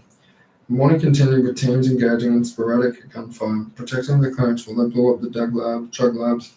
Meanwhile, me and the other CCTs continued to work the air. After lunch, our snipers reported they had eyes on the Taliban commander and the eastern side of the township. Due to his proximity to the buildings and possibly civilians, they decided to take the shot rather than use aircraft to engage. I never heard the shot, but what I did hear, however, was the report that they had hit the enemy. It suddenly dawned on me how far away the shooter was then taking the shot. That can't be correct, I thought to myself. That shot would have to be 3 kilometers away. One enemy killed in action, were the words as my radio came alive. A team from my sister platoon had been dispatched to provide correlation and a damage assessment. What the hell? I swore under my breath. The snipers from Delta Company had just pulled off a shot from 2.8 kilometers.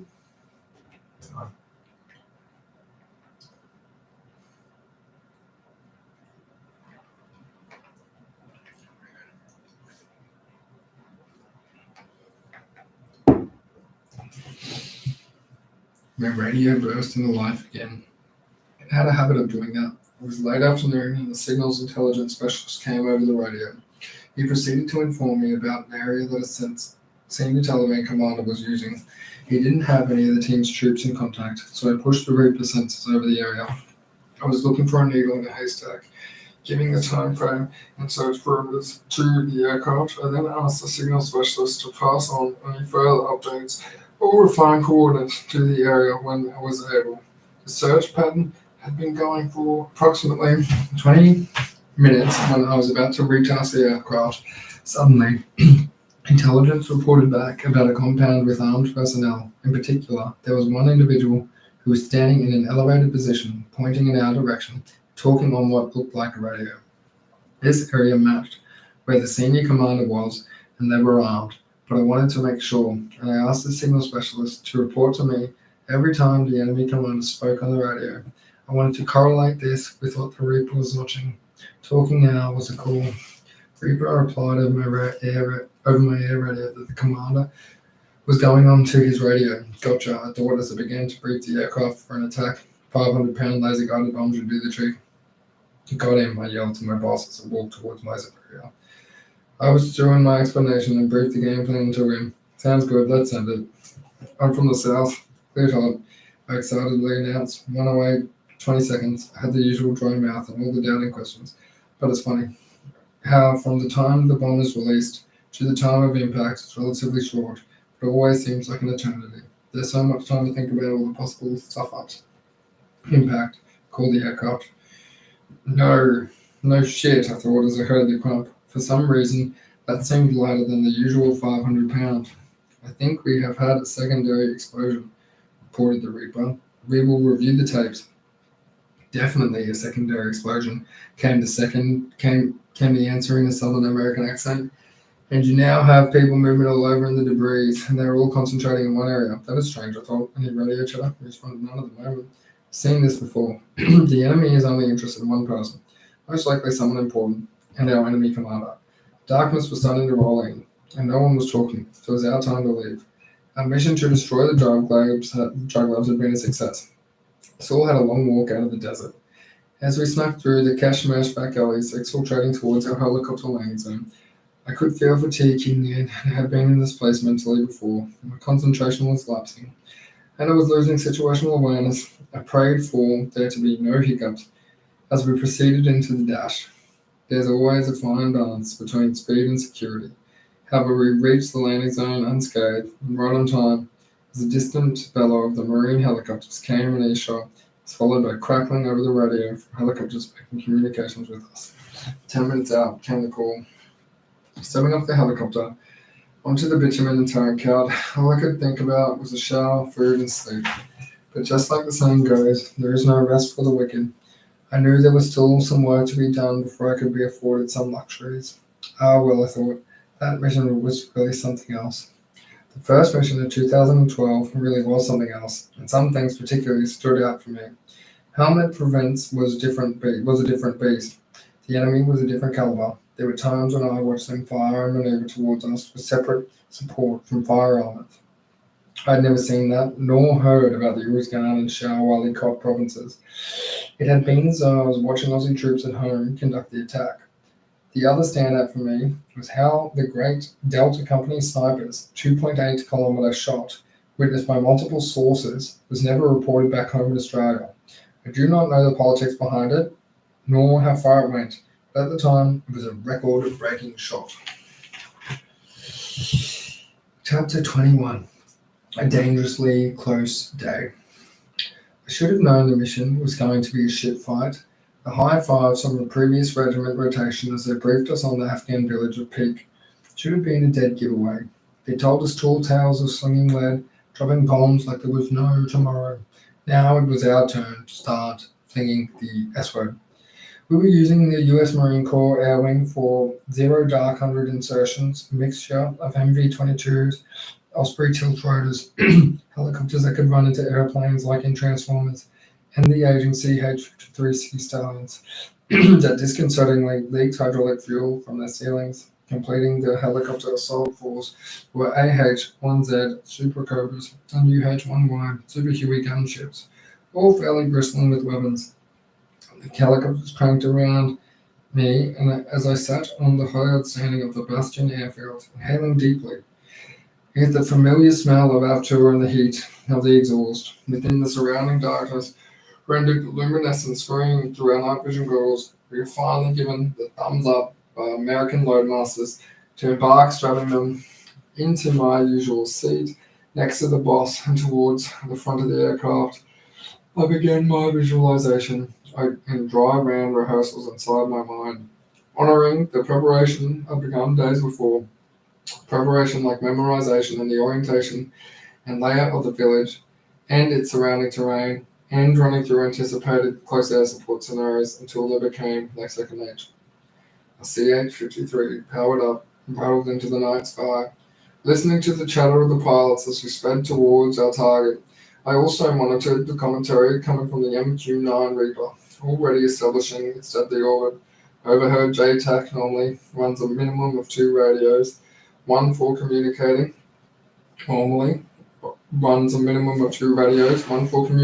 with the ground teams and one for talking to aircraft. Unusually, given that there were a curfew in place, the Reaper was reporting a lot of movement on the ground. Despite this report, the landing zones appeared cleared, and I relayed this information to the boss as we continued inbound. 1 minute, the loadmaster shouted over the din of the engines. On hearing this, we readied ourselves for a disembarkation, the CH-53 just beginning to power down as we approached the landing zone.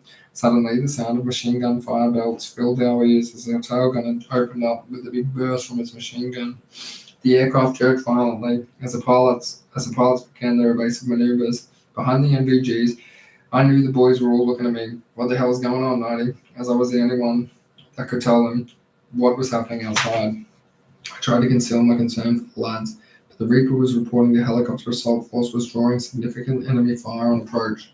The Cobras and Super Hueys were going to town on the Taliban positions, and the pilots flying aggressively.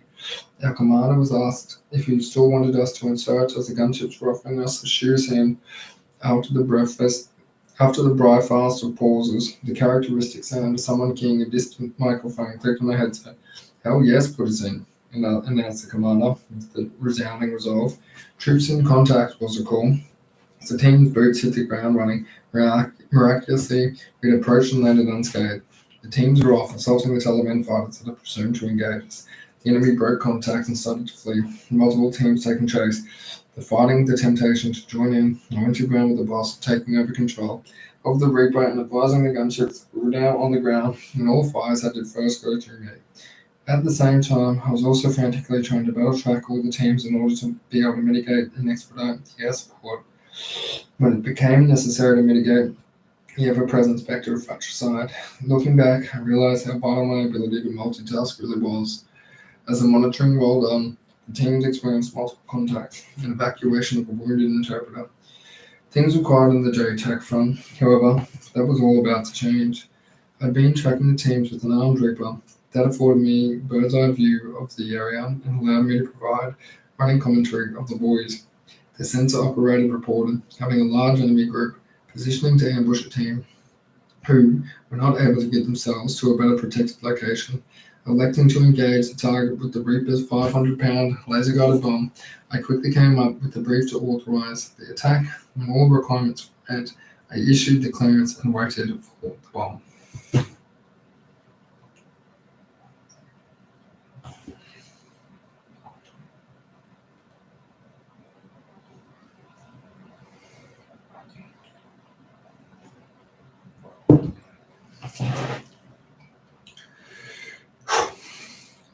Every time I pressed the transmit switch on my radio and said cleared hot, I would get a dry mouth and a racing heart.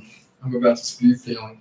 This time was no different. Even though I had controlled close air supply and anger many times before, this time I still had the same questions running through my mind.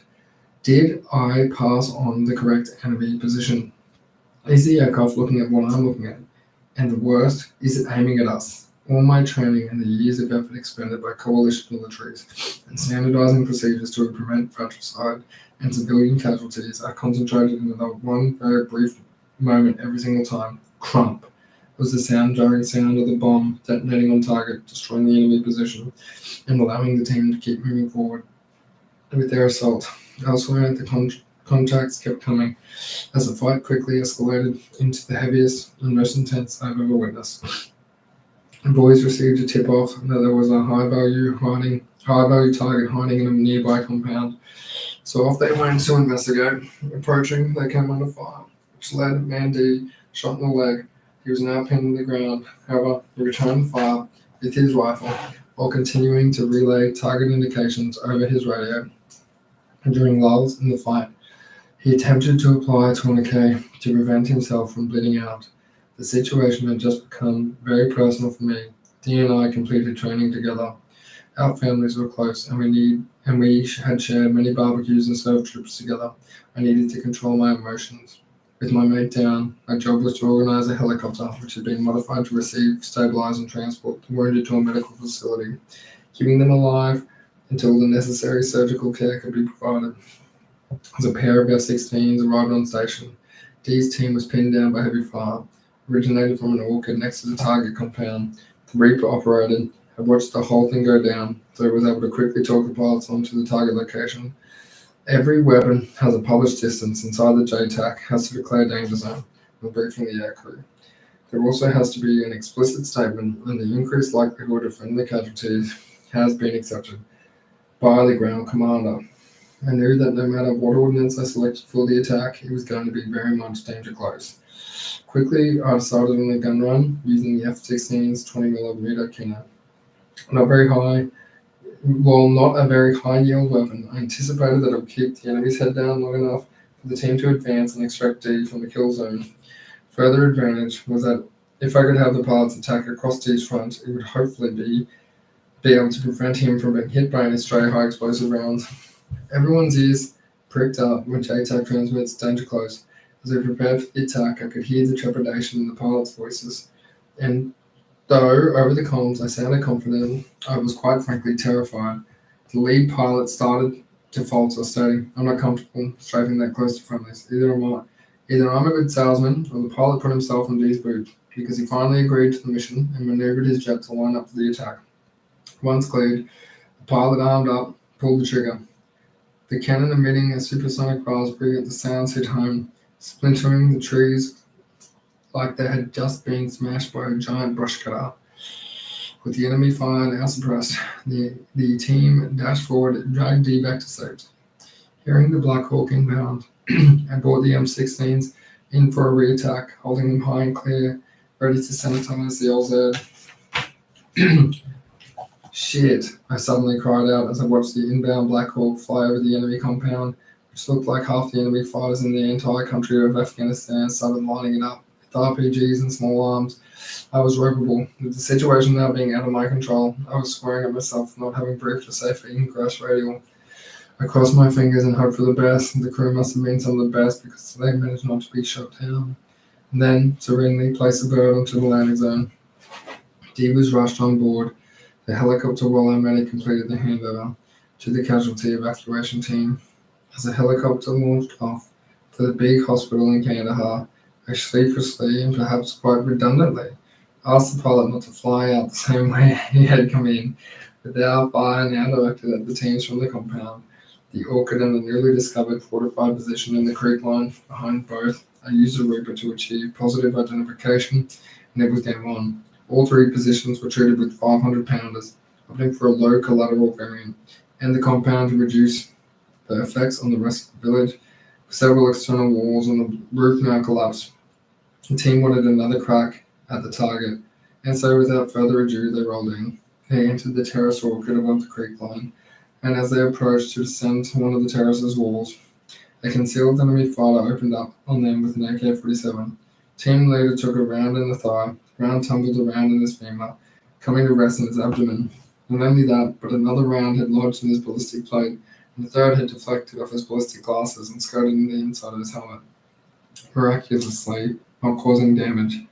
Despite his injury, Tubby moved and placed himself in that position of cover, while the rest of the team, in particular, Shooter KJ, pushed forward with no regard for their own safety and quickly neutralized the threat. I immediately called up another Casevac, and the team moved forward with the medic to stabilize W, humping W onto the litter. The team then conducted a full man down, breaking contact under heavy fire. I lent a hand by calling in some danger close to the 500 pounders. You might want to get your head down prior, to impact, I advised the team. A rival of the Casevac saw the same Black Hawk crew that had been helping us all day, approaching leather burst too far again, this time a different area.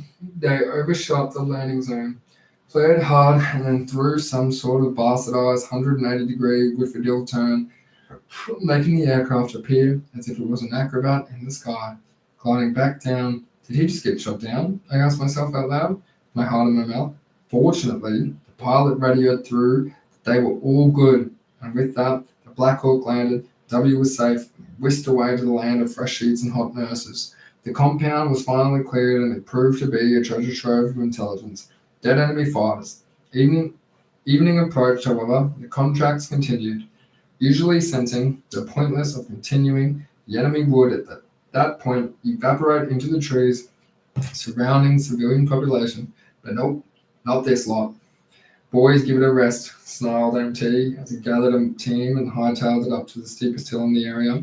To give the upstart fighter the good news at the landing zone, we wearily boarded our transports and we were out of there. I sat still in the darkness of the MV-22 hold, physically and mentally drained. I was glad to be going home. Peke was my defining day as a JTAC. In retrospect, there are so many things I did wrong and so many things I learned. I still sometimes wake up in a cold sweat, knowing how close I came to losing that crew over the compound. When I discussed Peke with 2nd Commander Regiment guys, they tell me I did a great job. Perhaps I'm too much of a perfectionist, or maybe it's the unhealthy rumination about which we've all subsequently been warned, but this day just doesn't sit well with me. Even 10 years later, I'm still trying to find a way to stop DNW being hit. I know I'm resigned to never finding the answer, but two things I'm certain. The American casualty evacuation crew, landed multiple times on a hot landing zone, are absolute legends, and the 2nd Commando operators who, with courage and complete disregard for their own safety, did whatever it took to help out their mates in trouble. They are the most outstanding individuals I've ever had the pleasure of working with. Chapter 22.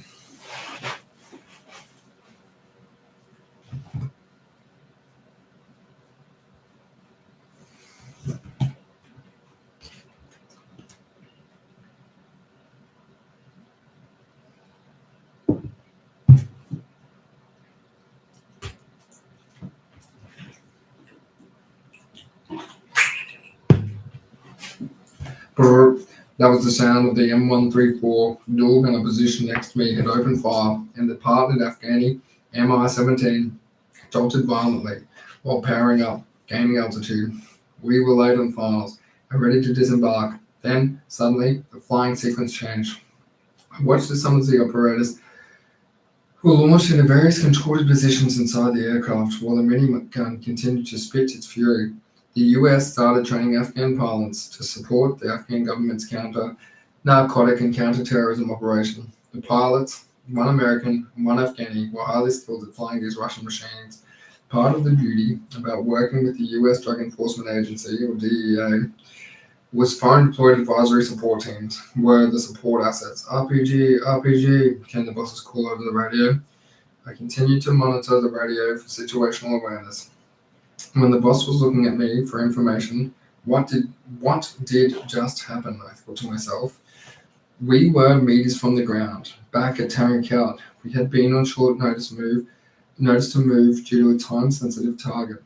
The mission was to hit multiple drug labs in a short space of time. We knew the labs and their chemists were in the area, but were unsure of the exact location. That is where the intelligence comes into it. Once the narcotic producers showed themselves, we launched nowhere high in a holding pattern in the aircraft while airborne. I was receiving updates from the supporting MQ-9 Reaper. There was no movement on target. The boss wanted us back on target immediately, but the aircrew wanted the landing zone soaked with ISR for longer. I knew the boss was getting frustrated. Also supporting the mission was a team of 2nd Commando Regiment operators on board was the Department of State Air Wing's UH-1H Iroquois helicopter. With the Mark 1 eyeball, they somehow had eyed off the Taliban during drug lab. It was cooking an armed Taliban security surrounding the lab. The team, who was led by Corporal B, immediately engaged on the helicopter. The irony of this situation was that with all the intelligence assets that the US had on offer, it took us getting shots off on target, an operator in a non-planned holding pattern over a random valley of the western reaches of the Helmand province of Afghanistan to suddenly spot our drug lab. Passing the engagement and the drug lab information over the radio to the boss, the decision was easy. Put us in, the boss told us, the Air Mission Command. Where the hell are we going? I need grid for the aircraft, boss, I asked, exasperated.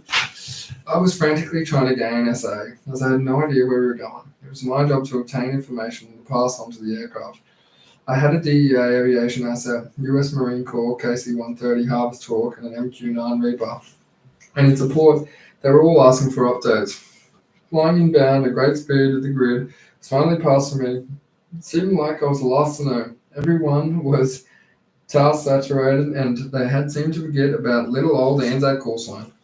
With the power of actually having the grid, I informed the supporting ISR platforms in my own rough hands with bitten and dirty fingernails. I was frantically poring over maps. Shit. I swore out loud before passing on the news to the boss and supporting aircraft. No one had realized that we did not have mapping for the area. This is going to be a wild ride, I thought, as the call of 5 minutes out came from the commander.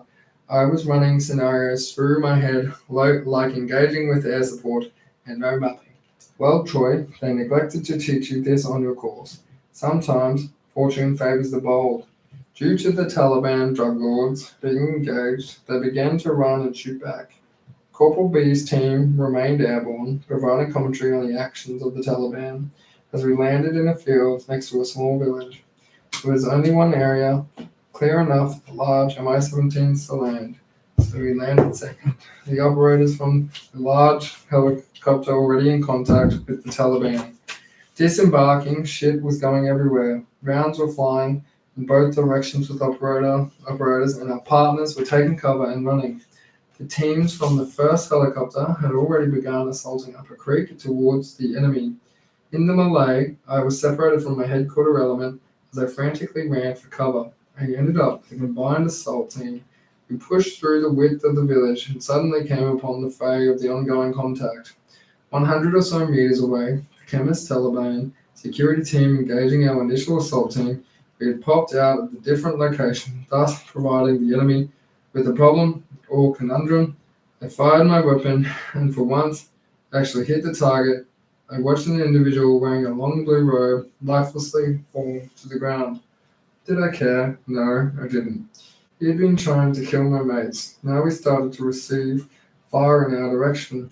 It makes me laugh when people talk about effective fire and its relative distance. Being shot at sucks, and in your mind, an element, self-preservation, definitely takes over. But for me, the element of not letting your mates down is far stronger. Despite my hunger for the fight, I checked my ego. I remembered my primary role and why I was essentially there. Troy, you were the air guy, I said to myself. Well, I had shot at the enemy before. This time, I had witnessed the hit. The way the target had dropped, or should I say slumped, it is still burnt in my eyes, however not necessarily in a bad way. I did feel proud at that moment. I felt proud that I might have stopped a friend or comrade from being killed. By no means am I glorifying the reality of battle, but the emotions I felt were different and unexpected.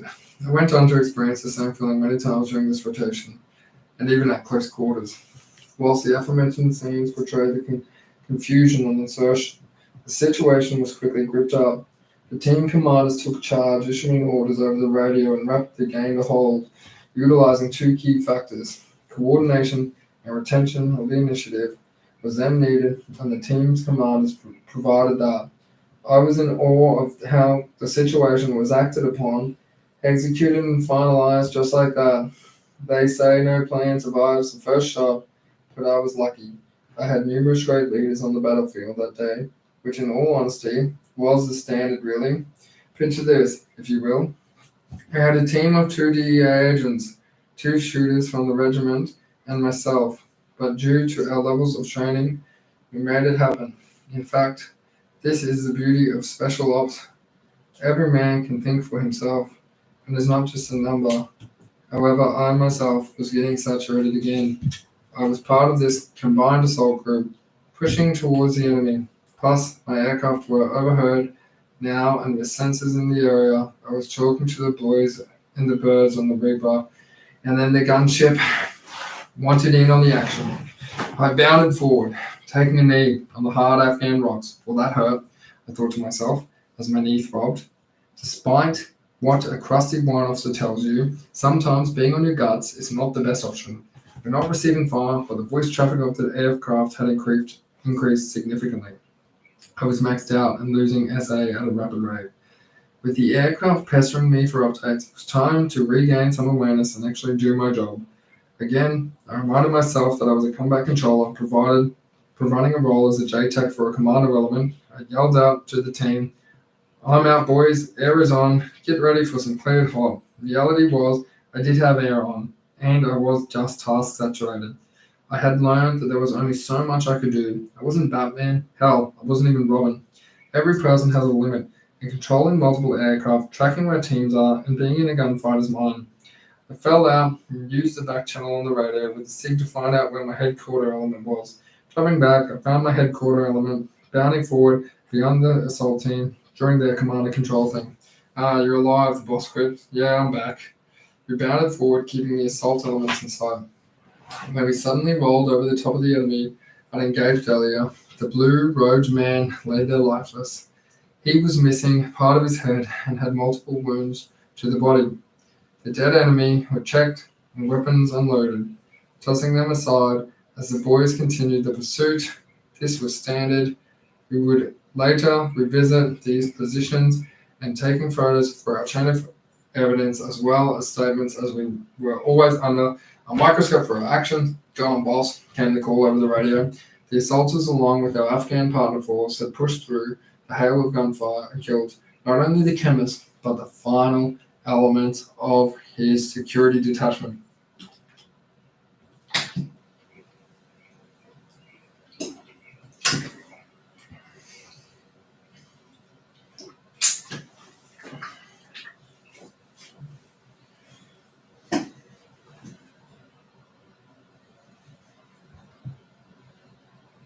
Nighty, get up here, was the call of the lead DEA agent. We had dispatched the chemist security team, and now we're moving back up to the original position where the cooking was taking place. Oh, I thought I thought upon reaching the Taliban lab, it was a real witch's den for conjuring up their addictive positions. How did this valley not come onto our radar? I couldn't help but ask myself, shaking my head. Standing on the periphery, I was almost part of a conversation. How far are we going to destroy this? I heard someone ask. That was a common denominator. We had demolished charges, but not enough to destroy the place. The laboratory was huge. The chemist was from another country, allegedly. His security detail was someone in the UK Special Forces, chasing for a long time, and here we had stumbled across a lab with a Mark I eyeball. I stepped into the conversation. What is up? I asked. Can we blow this up with bombs? We do not have enough demolitions to achieve the job. Yes, I retorted, but let me get the approval. Yep, I still had to get the approval. I understand it's one thing to drop bombs when in contact or have hostile intent, but to drop on a drug lab with zero chance of civilian casualties, I still needed heaven and earth to move.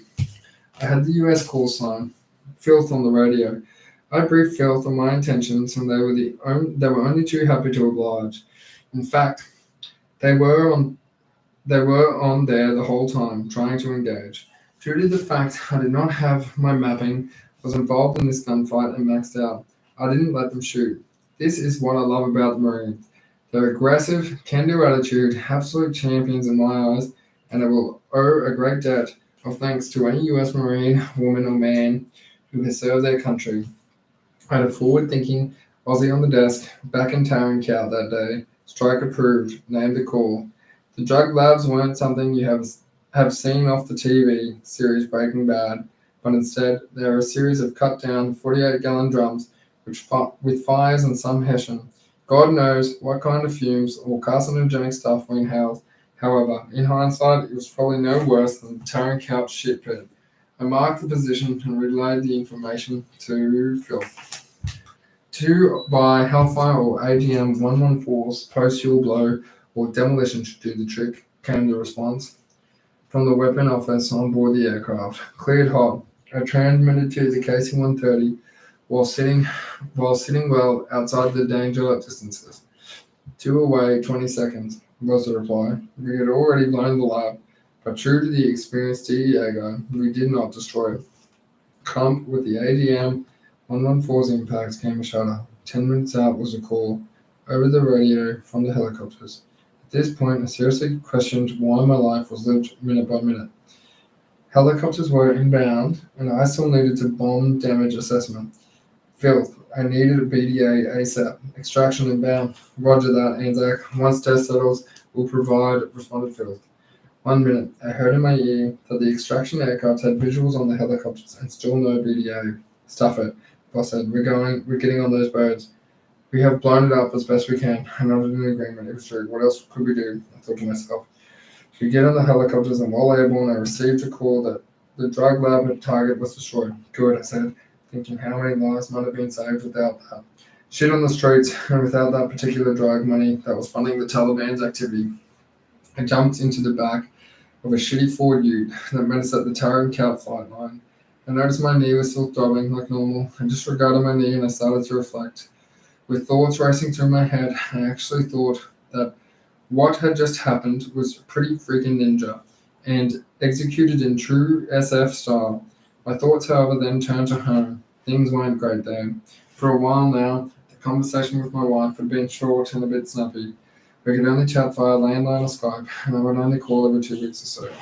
I love my wife, and especially my 5 children, and when I was away, I wanted to be home. I wanted to be cuddled up to the woman I had married, stroking her hair, seeing her smile. But when I was home, I just wanted to be away again. It didn't make any sense.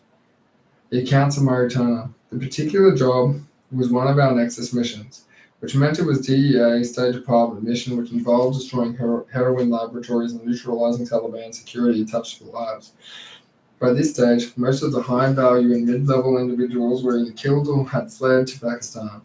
But the high-value individuals in Pakistan had figured out that the best way to finance a war against the US was to grow the eventually sell the black tar element of heroin. These drug labs had now teamed up with the remaining Taliban to ensure that they had the best armed protection and the remaining money market being the drugs. For us, it was a win-win situation. We had the advantage of destroying drug labs, cleaning up the area, the last remaining Taliban. Unlike the early days of hitting the drug labs, they have very little resistance. These days, it was normally the case that the chance of going kinetic and being involved in heavy firefights was extremely high. It suited us just fine. This particular helo package involved M17 and Huey aircraft, with my platoon divided amongst the two Mi-17 Russian-built troop carriers and one Huey which contained an assault team. We had a mix of American and Afghan pilots, the latter not being fully certified with the night vision goggles, as most of our Nexus missions were day jobs. NESF units around the world will attest to this as our main advantage, our night fighting skills. If you conduct a day mission in heavy Taliban-occupied territory, you better bring your A game, as well as lots of firepower. And that's exactly what these aircrafts had. Each door had either an M60, MG, or a 6-barrel minigun. This mission, I was seated up near the right-hand door gunner, who was one of the biggest guys I'd ever seen.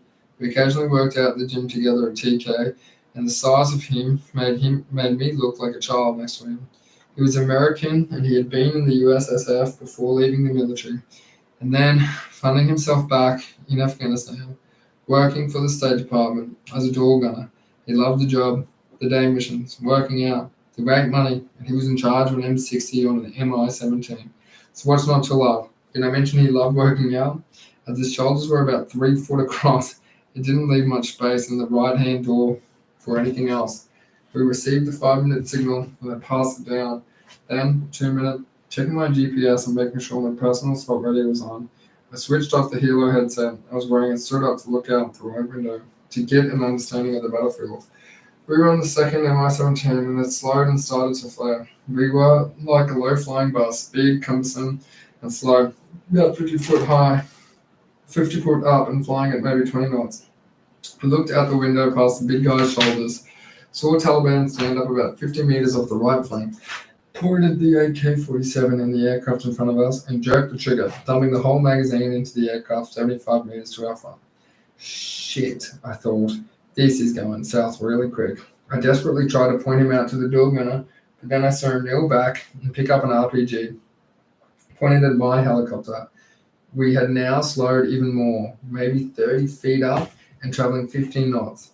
Suddenly, the minigunner on the left door lit up, filling the aircraft with noise, smoke, and the smell of gunpowder.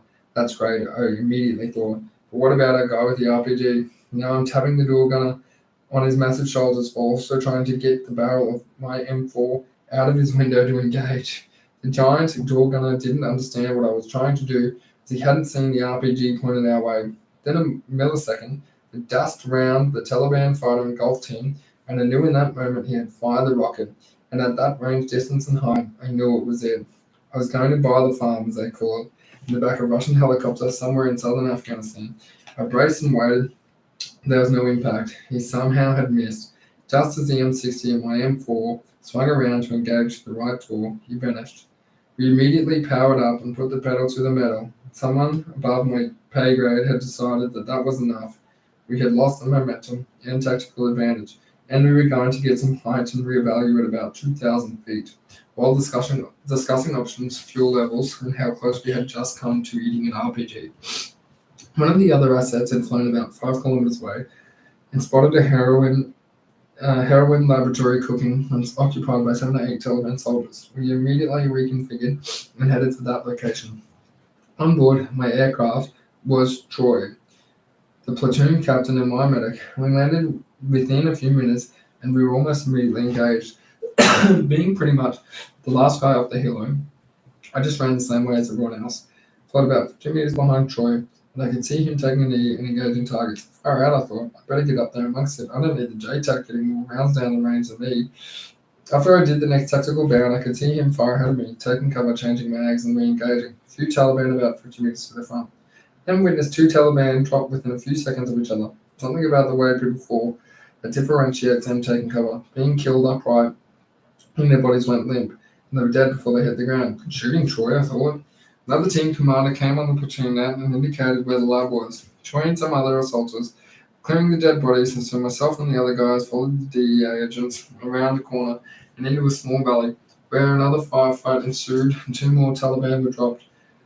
Looking straight ahead, I was confronted with the biggest lab I had ever seen. This laboratory included big metal presses, 100 or so 44-gallon drums, and numerous other drug structures. Troy, a signaller, and our captain had all made it to the area, and so I called for an immediate brief. We had to understand how long we had the aircraft on station, how long it was going to take to obtain the drug samples, plus simultaneously rig up the whole lab for a blow-in-place. We had specific and custom backpacks containing drug lab explosives due to the size and complexity of this particular lab. We would be the on limits as far as enough explosive and also whether we had enough time. The healers were not going back to refuel. Instead, they would conduct orbits, come in to extract us on command, ideally in about 1 hour. All went reasonably well with the blow-in-place, and as we were walking to the extraction zone point about 500 meters away, the drug lab went high order. Troy then had a discussion with the UAV extraction aircraft, and once again, somewhat above my pay grade, decided to drop some hellfires onto the target for guaranteed destruction. Awesome, I thought.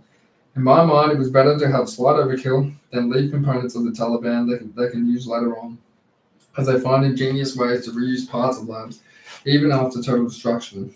As now, mid-afternoon, as we were loading up back on our original Mi-17, I was the first on the helo, but stayed on the back and counted everyone on board. I then took the last seat. It was a tight fit, as we had quite a successful day, 7 dead enemy, and a massive drug laboratory destroyed, equating to tens of millions of dollars of heroin not making it to the streets of Chicago, New York, and parts of Europe, just as our wheels left the ground. I heard the missiles impact the target. Climbing to 500 feet, I could see the boss, Troy, and pilots all chattering away on the helicopter headsets about something. What is going on? I asked of the platoon and Colonel Ned. Troy came back with a response that blew me away. Mars, we need a BDA. The 2 hellfires have just impacted. We are not landing. I was informed that the plan was just to hover over the burning lab and photograph it using my patrol camera. Righto. As I know my ski hold about 100 feet over the burning mess that used to be a well-organized and functioning drug lab, I hung out the back with the medic. The medic was holding my webbing, keeping me stationary and somewhat secure while I took numerous photos, which would apparently prove to hire that these 2 rather expensive missiles were put to good use. We were flying around in $1 million worth of aircraft, the UAV, fighter jet, Apache support, and integrated high-definition day, and infrared night vision capable cameras, but apparently my $300 patrol camera was a go for the best pictures? Sure, why not? Chapter 23. Only in Iraq. Stepping off the plane, which had just landed at Baghdad International Airport, I was hit by that ever-so Iraq smell. The smell can only be described as a shithole combination with aviation fuel. It was winter. I was greeted by snow, rain, and mud. Yes, it snows in Baghdad. This rotation company would see me teaming up with other commando company nicknamed the Convicts. I had been attached to them while on Tactical Assault Group East and had done training with them. Now it was time to put it to the test. In late 2014, Iraq was still an international mess with in-house political fighting. Numerous radical extremist groups, the Daesh, which are often referred to as ISIL or IS or Islamic State, had emerged as a local offshoot of Al-Qaeda, founded by Abu Musab and al-Zarqawi in 2004. The offshoot had faded into obscurity for several years. After the surge of US troops into Iraq in 2007, however, in 2012 and 2013, it had begun to re-emerge as a real threat.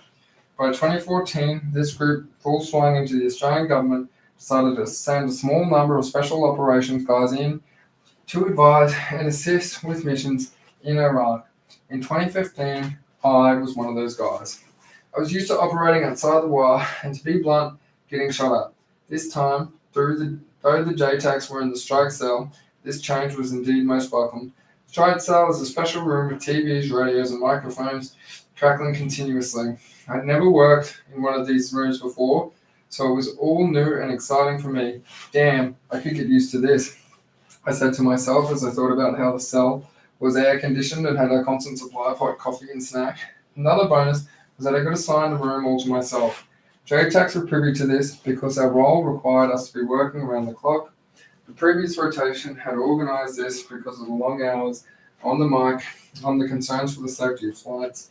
I made sure most of the operators knew that we had our own rooms, and I walked around saying, "Suck it up, boys. Being a controller does have its perks." I was happy to see my mates on the combat controller's first rotation. They informed me the role had changed again. I wasn't surprised. We learned rather quickly in the military to be dynamic. The strike cell had moved into the green zone in the center of town, and the team had packed up an Iraqi Special Operations Force located in the besieged town of Ramadi, located in the Anbar province. Ramadi was a 1 hour and 30-minute drive away from our location. That is, if one is driving like an Australian normally would. If, however, you drive like the Iraqis, and you do at the rate of 1 million hours, the journey would only take it would take you less than 60 minutes to get there. Ramadi was a real nice place, the type you put on your bucket list to visit. Not. It was a hotbed of insurgent activities, IEDs, complex attacks, gunfights everywhere.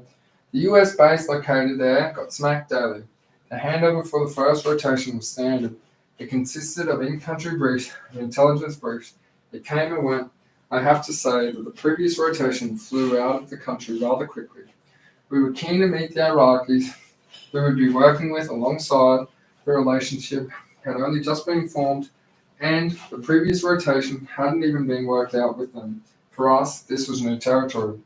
It was no secret that there was a lot of politics going on at a strategic level.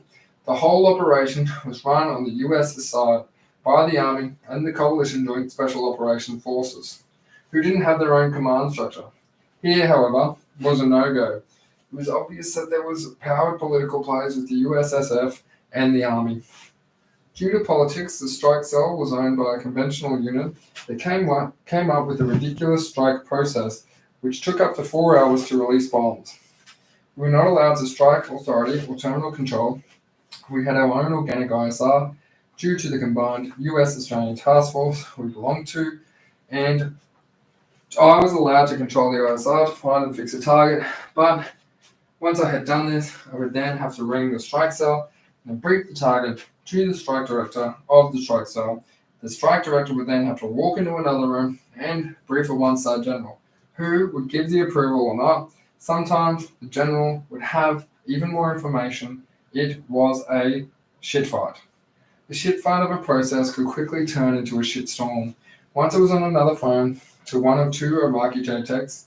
We only had two Iraqi JTACs working for us. All the others had been killed.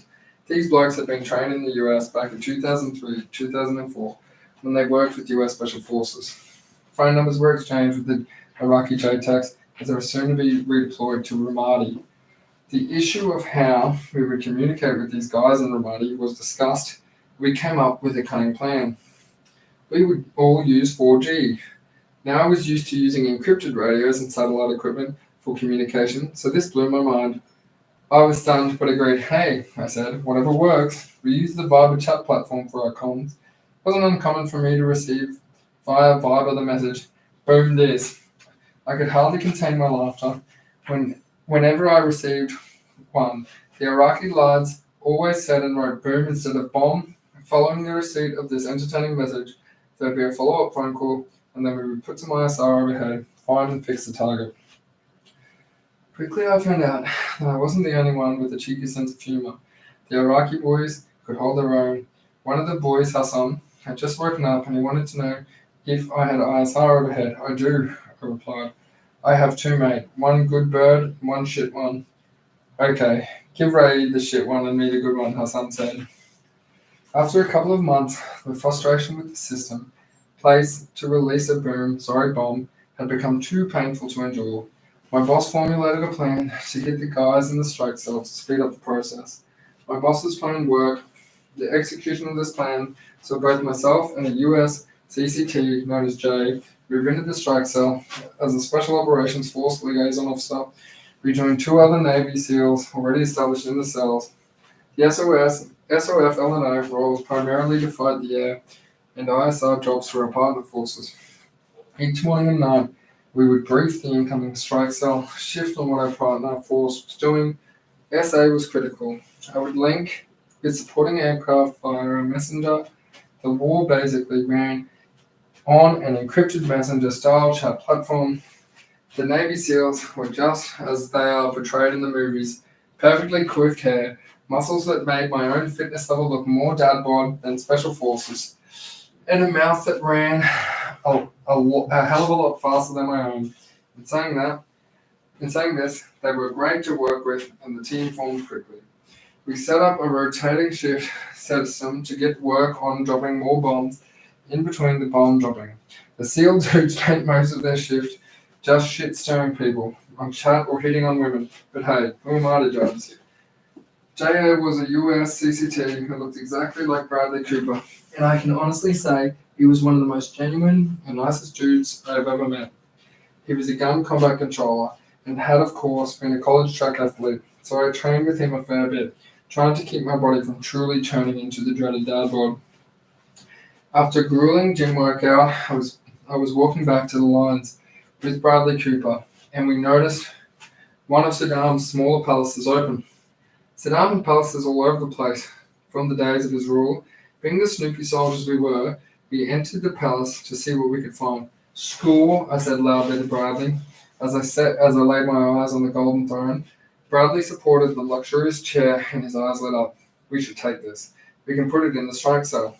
Bradley agreed, and so the two of us dragged the large chair out of the palace, over to the strike cell, and placed it at our desk, much to the amusement of the boys. The experience of sitting in the throne, drinking coffee, one of my favorite mango lassi, and coordinating strikes for a partner force over 100 kilometers away was surreal. Only in Iraq. Time went on, and so did the increase in strikes. The boss's plan had seen a dramatic change from the initial process, but we still had to push harder. My team had to contend with the fact that one of the strike directors was good and one was terrible. By terrible, I mean very risk-averse. Being risk-averse made it hard for us to do our job, dropping bombs. Bradley, Cooper, and I sat down and worked up a plan to speed things up with the strike director. He was known as Flair, and Flair certainly had some flair. He was quite the guy, and he was a US Marine Corps F-18 pilot. Flair was not surprisingly, all for speeding things up. Plans were being drawn to speak to Iraqi and US generals. Bradley, Cooper, and I attended the planning process, and it was an interesting activity to be a part of. Our Iraqi boys were to conduct a raid to take back the university on the southwestern side of town. The only issue was that the easiest and safest way wasn't all that easy or safe. They'd have to fight through the southern side of town. Well, you're in it now, boys, I thought to myself. With the morning light, the Iraqis stepped off. Half the Iraqi army was to be involved in this massive operation. Moving into town, they spotted heavy caliber anti-aircraft weapons pointed in the direction they needed to drive. Air support was immediately requested. I briefed Flair, and he briefed the general. It was like a movie cinema in the strike cell. The general was there, everyone was there. Cell hosted the best seats, and the house to watch a little TV.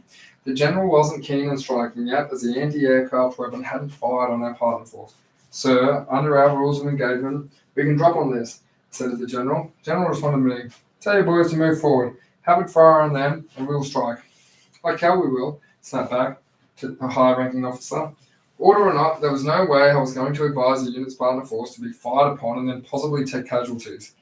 Doing such a thing meant that I would lose all credibility with my partner force and inevitably give me years of nightmares. You could cut the air with a knife in that little cell. The tension was thick, but despite my much lower rank, I wasn't budging. "So look, we need to stop pissing and start effing here. My boys will roll in ASAP after you destroy that weapon." "So I agree. Who is the best option, Flair popped up?" General smiled and said, "Alright, let's hit that thing and start this rock show."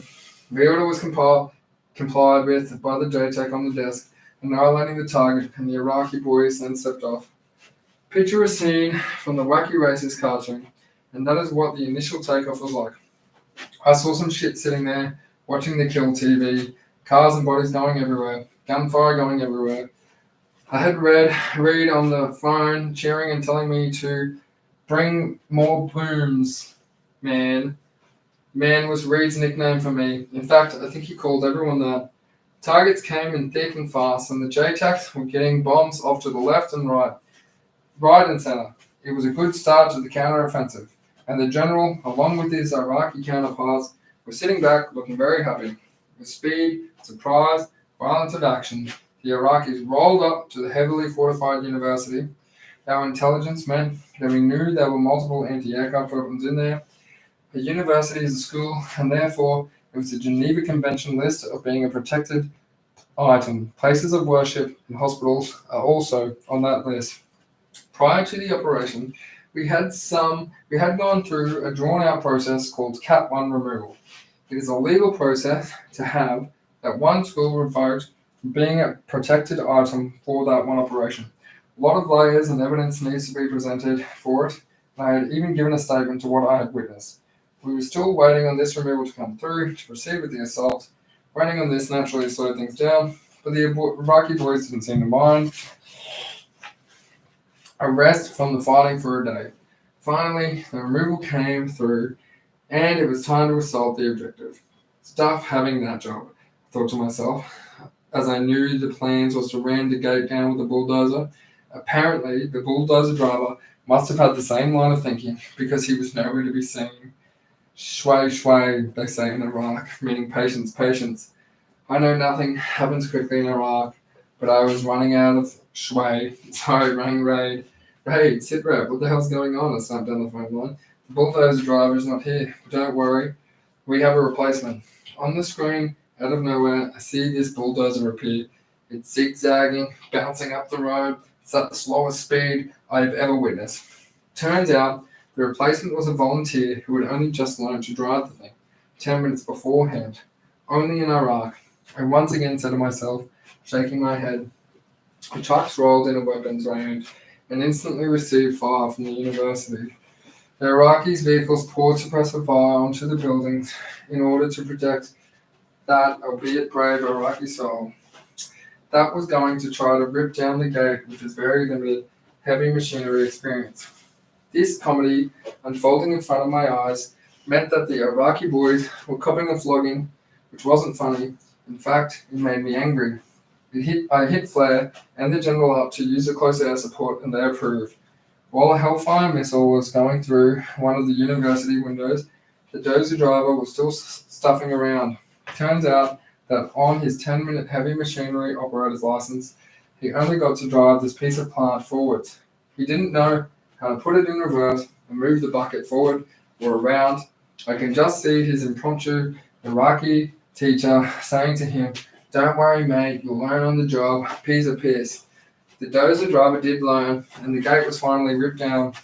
The Iraqi boys flooded. The comedy of errors wasn't over yet, and the dozer driver crashed into the machine, into the wall of the university. He was okay, though, and joined in on the fight. "Bravo!" we cheered from the strike cell. I think I may have been clapping. I was watching flashes and large explosions everywhere. Luckily, I was an epileptic. Otherwise, I definitely would have had a fit.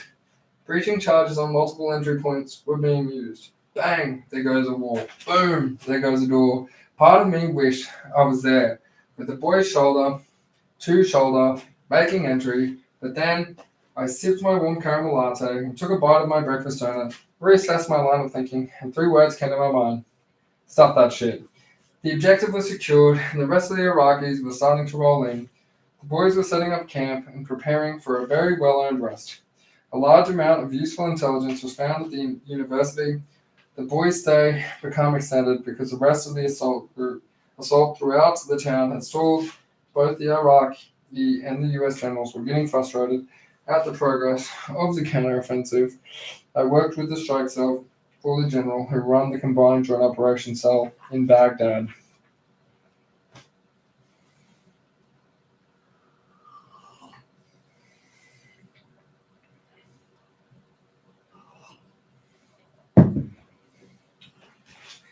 TikTok and Instagram went around then. So after weeks of boredom, I was over the moon when the general came in and announced we had a plan. "We were sending in 90s Iraqi boys to get this battle moving," he announced. I laughed until I realized that he was serious. The general continued, "They are the ones who only like to fight." God, I thought, Raid and Hassan are going to love this. Well, they weren't my boys. I was kind of chuffed that they had been fighting for years and will continue to do so. After that initial cut tension with a knife day, the general had developed a bit more of a friendship. I like to think I had won his respect. He was a hard-as-nails U.S. Marine Corps infantry officer, and This was evident in his everyday life. Effer you, mother effer, came out of Raid and straight to my rejection. I returned, hey mate, it's not like I made the plans. I understood why Raid was so pissed off. The Iraqis were only supposed to be used for that one raid. I think he wanted to get back to Baghdad and spend some time with his children, which I couldn't blame him for. I was a father myself. I missed my children too. Hassan was a little more chilled with his response than Raid. Give me the good aircraft and Raid the shit one, he reminded me. As they pushed into the north of the city, they encountered some heavy fighting, and the casualty count wasn't light. Just like clockwork each day, they pushed on. Every day we pushed on to work the JTAC side and drop more bombs in support of the boys.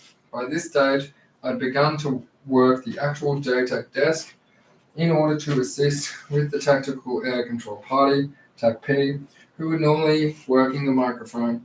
I was working some US F-16s when Raid rang up. We had taken fire from a Ferris wheel in an amusement park, they all tell me down the line. My ears are immediately pricking up. Had I heard that correctly? Ferris wheel. I pushed some ISR over to have a look with its sensors. It was affirmative. It was indeed a Ferris wheel. Flora had moved on from the cell, and we had a new strike director, Tim. Oh, sir, you have to let me blow this up. This is my dream strike, I said to Tim, laughing out loud. I continued with my convincing, come on, my Iraqi JTAC is always on the money. Tim had replaced Flair as the strike cell director. He was a common-sense U.S. Marine Corps pilot who had similar instincts to his predecessor. He always backed you, but stood by his word if you disagreed, and always provided sound logic. Tim took my request to the general, and reluctantly and probably wisely, it was declined. Damn it, I thought when I was informed my request had been rejected. It didn't stop with me though. The Iraqis were bogged down in fighting in that area, which meant they were there for some time. Every JTAC rotating on shift would ask me, hey, is you going to be shot at again from the Ferris wheel? Everybody wanted that target. Chapter 24. As a combat controller, I had this amazing physical strength and conditioning coach. They advised me on nutrition, prehabilitation, and rehabilitation. As much as I like strength training and making gains, I like mental prehabilitation even more. Wait, did I just create my own phrase in the typical military senior non-commissioned officer way? This is one of those chapters that the nerd should enjoy. Critical thinking. What is critical thinking? I'm referring to critical thinking in a combat control sense. For me, it is the power to think and decide without the bias of emotion, political alliances, or beliefs. You analyze, interpret, regulate any emotion in order to problem solve, and utilize it for SA. Situational awareness is not only for yourself and the supporting aircraft, but the special operations team on the ground, the ones you are dropping the bombs for. This type of thinking starts off slow, but as experience grows, it happens at the speed of light. Conventional leaders in the military often prefer yes men. Do not get me wrong, the military needs people to follow orders, but blindly following orders does not always work. Implemented correctly, critical thinking can be applied in a split-second decision on entering a room and assessing another human as a threat or not. It can apply to non-traditional planning for missions and most certainly is used in the application of our power.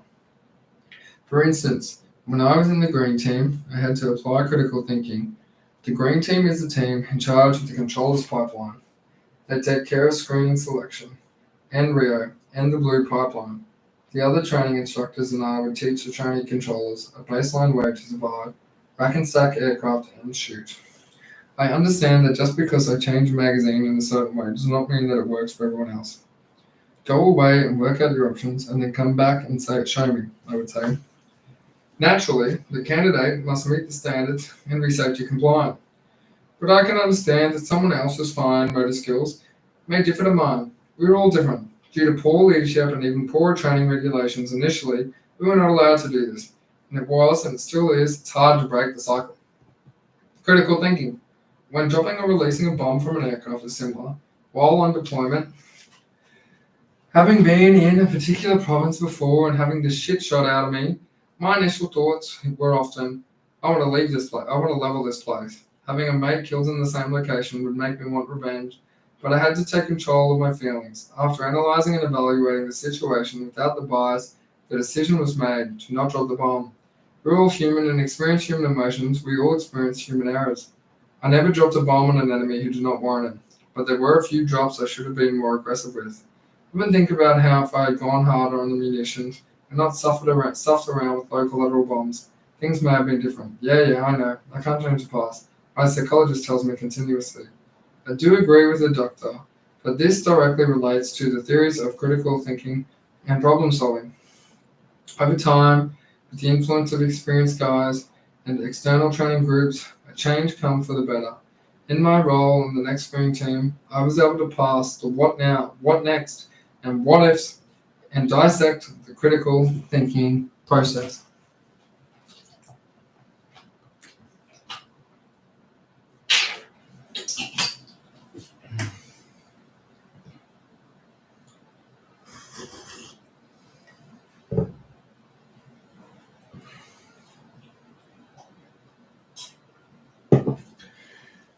Critical thinking and problem solving go hand in hand. Problem solving in the air power world looks a little like this. If I have two aircraft on the same altitude closing at different speeds, what do? Okay, maybe I got the phrase off Keanu Reeves from the movie Speed. Regardless, what do? Problem solve? There's an enemy fighter out there shooting at me, all the teams I am supporting. What do? How do I fix this? I problem solve. Have a team in contact fighting with their lives wanting close air support, but I do not know where they are and their proximity to the enemy. What do? I problem solve. The aforementioned are examples of a qualified combat controller's experience, and on all occasions they solve the issues at hand. How do we solve these problems? Well, as any good business trainer or keynote speaker would tell you, we need to prevent the problem. Guess what? Working in special operations and combat control does not really allow that on most occasions. This is especially true from an air integration perspective, where it can be a dynamic situation. It's not black and white. Most of the time it's grey, and there's something like 50 shades of grey. Sometimes we need to regress and progress. In other words, one must go back to the foundations of critical thinking, that and thinking outside the box. If there is nothing in the box, then why stay there? Situational awareness is the improvement of someone's perception of elements and the events and comprehension of their meaning, and the project of their future status. The act of being aware of everything that is happening around you. It's what now? What's next? What if? If every asset from the team, CCT, and aircraft were in their own bubble, what can I do to get everybody into the same bubble? What can I do right now? What should I do next? It becomes contingency planning with the what if question. What if the bomb did not go where I wanted? The bubble. A bubble means you're in your own world. I describe everyone as being in their own bubble. The CCT is in his, and the teams are in theirs, and the aircraft are in theirs, plus the enemy are in theirs. For situational awareness, I want everyone in the same bubble. Why is this important? Why should I know where every team, aircraft, and any other agency are? Why should they know what I am doing? Why should I know what they are doing? For combat controllers, it is simple. It is to mitigate the risk or errors and to shorten what is called the kill chain. If everyone is up to speed, the movement locations and altitudes of others, being ground troops or aircraft, then it lessens the chance of controller dropping onto a friendly position and aircraft incorrectly identifying a friendly position as enemy or flying two aircraft into each other. Quality communication is the key. I kind of wish I had adopted that in the previous relationship. Hindsight. By providing everyone with the constant, correct, and relevant information, the following occurs. The fourth dimension. When dealing with aircraft, combat controllers work within a three-dimensional space. You all know length, breadth, depth. And what is the fourth dimensional world? What is the fourth dimension in CCT? The fourth dimension is a parallel dimension. The fourth dimension is a what if. In military operations, combat, or dealing with air power, there is a fourth dimension. You need to plan for that fourth dimension, or at least have a rough plan or idea. A senior operator once said to me, Troy, need a plan, a backup plan, and a tertiary plan. Hence the fourth dimension. I've applied the fourth dimension to life outside the military. My plan or goal is X, but if X is not working, then I'm going Y. And I kind of have a plan Z. However, I will tell you that my Z does not include building stargates to another dimension. Chapter 25. Welcome to the jungle. Stepping out of the vehicle, Townsville's heat hits me like a slap in the face. It should not have been unexpected. It was the middle of January, and I had been there many times before. I had completed plenty of training activities in the Ville, and the Air Force Base had been used as our staging point before pushing on to Iraq in 2003. I also didn't mind the local scenery and nightlife, especially the Mad Cow nightclub. Townsville operates on BG time. Even the ADF, don't get me wrong. Everybody works hard, it's just that nothing ever happens quickly. Commencing work with the Combat Survival School, I was happy to find it had a much slower pace than being in the constant hustle and bustle of deployments that came with being an operational combat controller. There were a few new instructors at the Survival School. Australia does not have the dedicated specialist instructors like the US does. The Survival School relies on instructors from all jobs, not only the Air Force, but also the Army and Navy. Joining me was BC, a crewman from the 5th Aviation Regiment, and JC, an Air Force physical training instructor, and BB, a life support fitter from the Air Force. The first part of our training was instructor development, and this concentrated on expanding our skills and knowledge, plus developing our instructional technique and debriefing styles. After an intense theory package of delivering lessons and debriefs, we were off to our jungle sites in preparation for the hands-on permissive or non-combative survival training. Here, we would build jungle shelters, start fires, purify water, and conduct assessments. Welcome to the jungle, said one of the staff. Now get cracking. I don't particularly like the jungle. It's hot, it's wet, it's everything, trying to kill you. I began to wonder why I even wanted to teach survival skills. Being out in the jungle, just surviving was really boring. I much preferred the escape and evade stuff. In the meantime, I just had to survive. Following Instructor BC and I were given sites next to each other, so it didn't take too long for our shitstorm to begin. Naturally, I quickly grew bored of collecting firewood and building a shelter, so I decided to venture through the thick jungle and pay BC a visit. Arriving at BC's survival site, I found he was nowhere to be seen, but I did find a heap of timber and firewood, and some longer cut-down trees for shelter construction. I looked at his pile of goodies and did what any good friend and fellow instructor would do. I stole it all. Carrying as much of his quarry as I could, I fought off the singing, biting things and made my way back to my jungle site. I threw some of BC's timber on my fire and placed other pieces on my drying rack. When collected from the jungle, the majority of timber is wet, so it is necessary to dry timber prior to throwing it on a fire. Jungle survival priority is all about protection from the elements, so you want to shelter up as soon as possible. Fire can provide protection from the elements with its warmth, and it also boils your water, thus purifying it. Nothing wrong with some concurrent activity. It was too easy, I thought to myself, laughing. I couldn't help going back for a second round to collect the timber that I hadn't been able to carry the first time, but I was still laughing to myself as I returned back to BC's survival site to borrow some more wood. 90 you F-wit, I heard BC scream across the jungle. BC had obviously got back before I could take all of his timber and realized that his woodpile had been greatly diminished and there could only be one culprit. I returned to my site, laughing the whole way. However, I was still bored. The mundane survival site creation was not riveting in the least. So I decided to use my imagination and create something totally different. For this, I would need a little more timber. With my machete, I set to chopping down a few more trees in the area. Plus, I needed the extra room. I mean, why make basic shelter when I had the resources to create my own version of the jungle Playboy mansion? Late afternoon came, and I had this eerie feeling that I was being watched. I noticed the atmosphere had changed, the jungle noise had stopped. Troy, you were being paranoid, I thought. Remember, this is training activity, and there were no tigers in Australia. It wasn't a tiger, it was BC. What I did not know was that he was stalking me, waiting for the precise time to pounce and exact his revenge. His plan was simple yet effective. He would ambush me with rocks and then steal his timber back. Whack was the sound of the first rock hitting me. I groaned as it had hit me in the ribs and then doubled me over. What was that? I thought in shock. Then, like the tiger, BC pounced, bounding in and throwing a few smaller dirt clumps at me.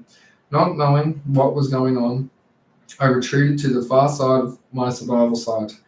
Gaining my senses, I looked up to CBC with the biggest shit-eating grin on his face. He was retaking what was his. And this for interest, he said as he kicked over my drying rack. After fixing up my fire and drying rack, I walked over to BC's survival site. We both laughed at our shenanigans and shared a brew. BC loved the permissive jungle style of survival. It was no secret that I did. I preferred the non-permissive high threat side. I was just thankful that having BC near me had made this boring jungle stay a little bit livelier. Stuff this, BC suddenly said, finishing his brew. You have done enough. It's stinking hot. Let's go to the creek for a swim. Let's do it. And I immediately agreed. Walked down to the creek, stripped down our jocks and jumped in. Cool and fresh creek water, so refreshing. This is exactly what I need. What are you two doing? Roared a voice from down the creek. Morale, BC replied to the instructor. Yeah, we're down, I told him, as I made my way out of the water. The union only allows me to work for 8 hours a day, the senior instructor walked off, laughing and shaking his head. We would extract ourselves before the last night and rendezvous back to the camp. Assessment would be conducted by the qualified instructors at first light and the next morning. Waking up after a solid 9 hours is always refreshing. Sleep is a weapon, and for some reason I always slept better out in the bush. I packed up my swag and joined the other instructors as we departed camp and headed back towards our jungle sites. The first test of objectives was not so much about the building of our survival sites, but how we would assess and debrief others' instruction sites. Boring, I thought to myself. I cannot wait for this to be over. I just wanted to return home to a cold beer and reset over the weekend before starting on the escape and evasion side of this course. Finally, we arrived at my site. In all honesty, it was not the greatest site ever. But I ticked all the boxes I needed to. It was a little different with its shelter and hammock setup, but seemed to impress the staff with my way out of the box way of thinking. That was everyone but Harry. Harry, the fun police. There's one at every party. Harry was a no-nonsense, straight-shooting former regimental sergeant major. He worked as a reservist at the survival school and had a vast knowledge in all things survival. Harry enjoyed my creation of survival site, but he did not take too kindly to me chopping down another half a dozen trees to achieve my outcome. Plus, it was apparently outlined in the orders not to. Despite the Harry ass-kicking, I passed my assessment of debriefing and basic survival guide. I did, however, earn the nickname Chainsaw. I shrugged. Could be worse, I thought. Funny how I have the most respect for people like Harry. Call a spade a spade. The creek is rising rapidly, and the response on my radio. It was the first course that I was instructing, and the students. We were one of the ADF's finest prized possessions, our crew. My very first course as a survival instructor, and it pisses down. Welcome to the jungle, kids. I felt like saying to the precious cargo, the permissive all jungle sites sit within walking distance to a creek line. This allows students easy access to water. The course is a trained package with students having had no exposure to these skill sets prior, a beginning course as such. To reach our learning objectives, there is no point making people walk for hours to collect water when you only want to assess them purifying it. During this course, the torrential rain had already played a factor. Despite contrary belief, it was possible to start a fire out of wet timber. As part of your instructor qualification at the schoolhouse, you're required to start a fire with a chunk of logs soaked in the creek for 24 hours. I've done it. And so have all the other instructors. I won't bore you with the specifics. The course saw many students not being able to start or keep their fires going. This had instructors going out into the jungle to help and mentor the students through this phase. It was while performing this task I received a call over the radio. Chainsaw, grab your students and get back over the creek. That's when I found out the creek was rapidly rising, and if we didn't leave then, we would all be up shit creek. The voice on the radio instructed, leave all non-essential equipment there and return with your students immediately. I told the students I was with to pack up his equipment and briefed him about what was going to happen. Sliding down the embankment, I made a short scurry towards the creek. Holy shit, I thought. The creek was slowing fast. Had risen rapidly. I quickly rushed back to my student. I grabbed him and we moved along, picking up all the other students in my group along the way. Heading towards our river crossing point, everyone carries a radio for safety in situations like this. So all of my students were packing up and ready for extraction.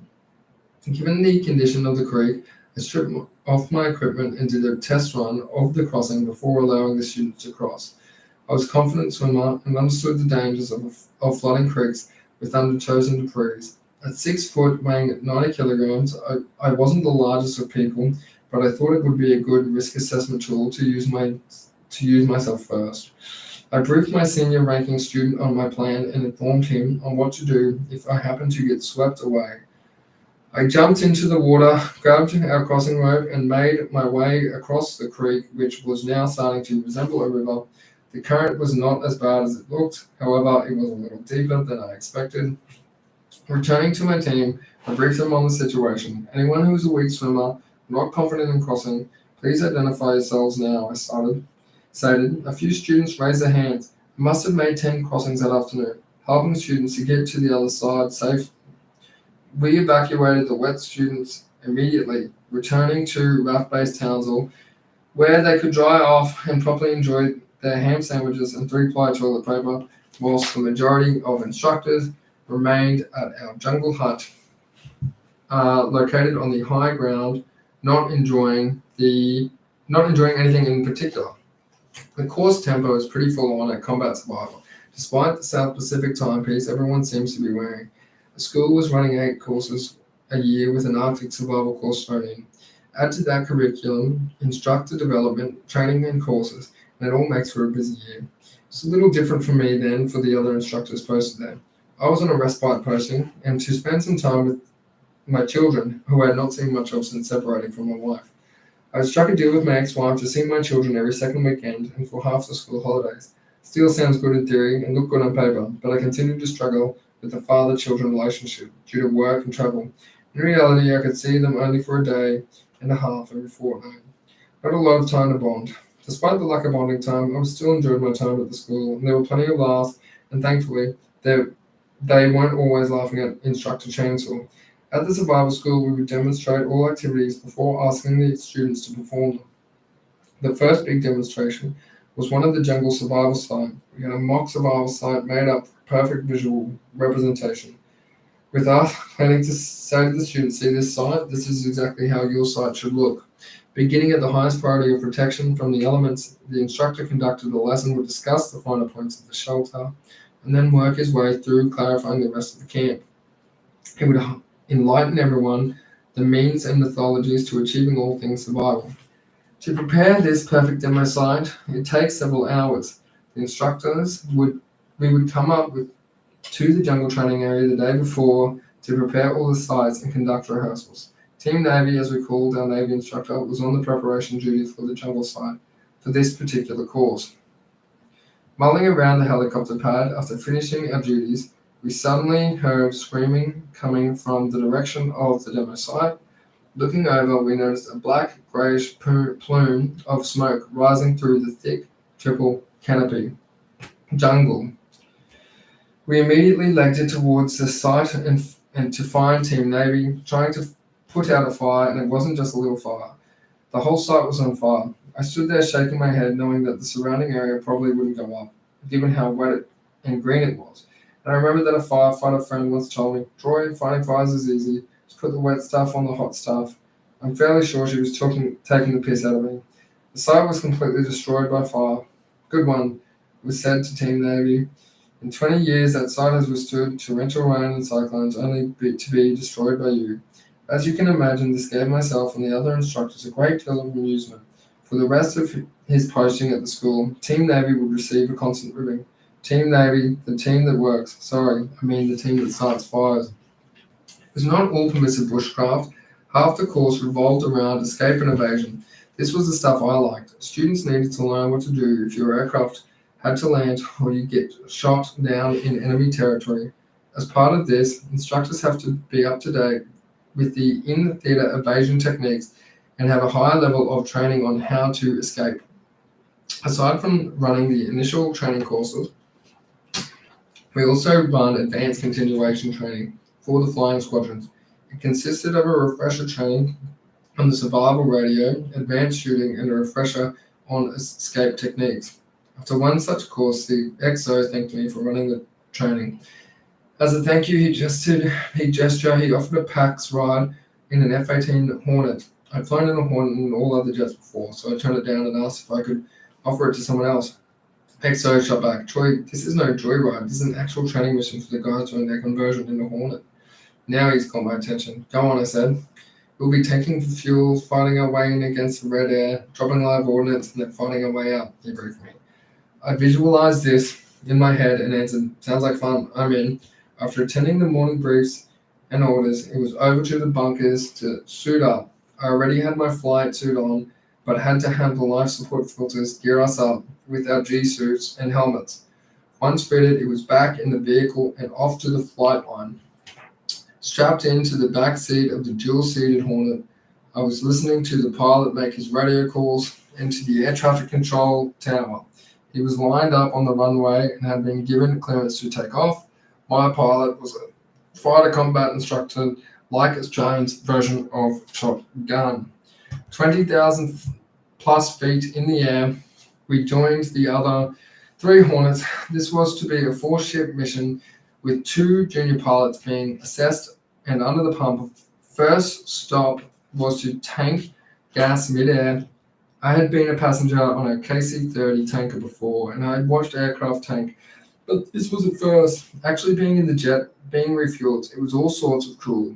Filling up your vehicle at 20,000 feet, after the aircraft had finished tanking, I heard the magic words, "Lights on." With those 2 words, we started to maneuver into some tactical flying. There was a lot of chatter going on between pilots and E-7 airborne. Early warning and control aviation amongst this radio banter. My pilot talked me through what was happening and told me how to scroll through the computer screens and what they meant. Looks like almost every Air Force pilot I have met, this guy was God's blueprint for humanity. Alright guys, that's a 5-minute break right there. Thanks so much for the support, hey.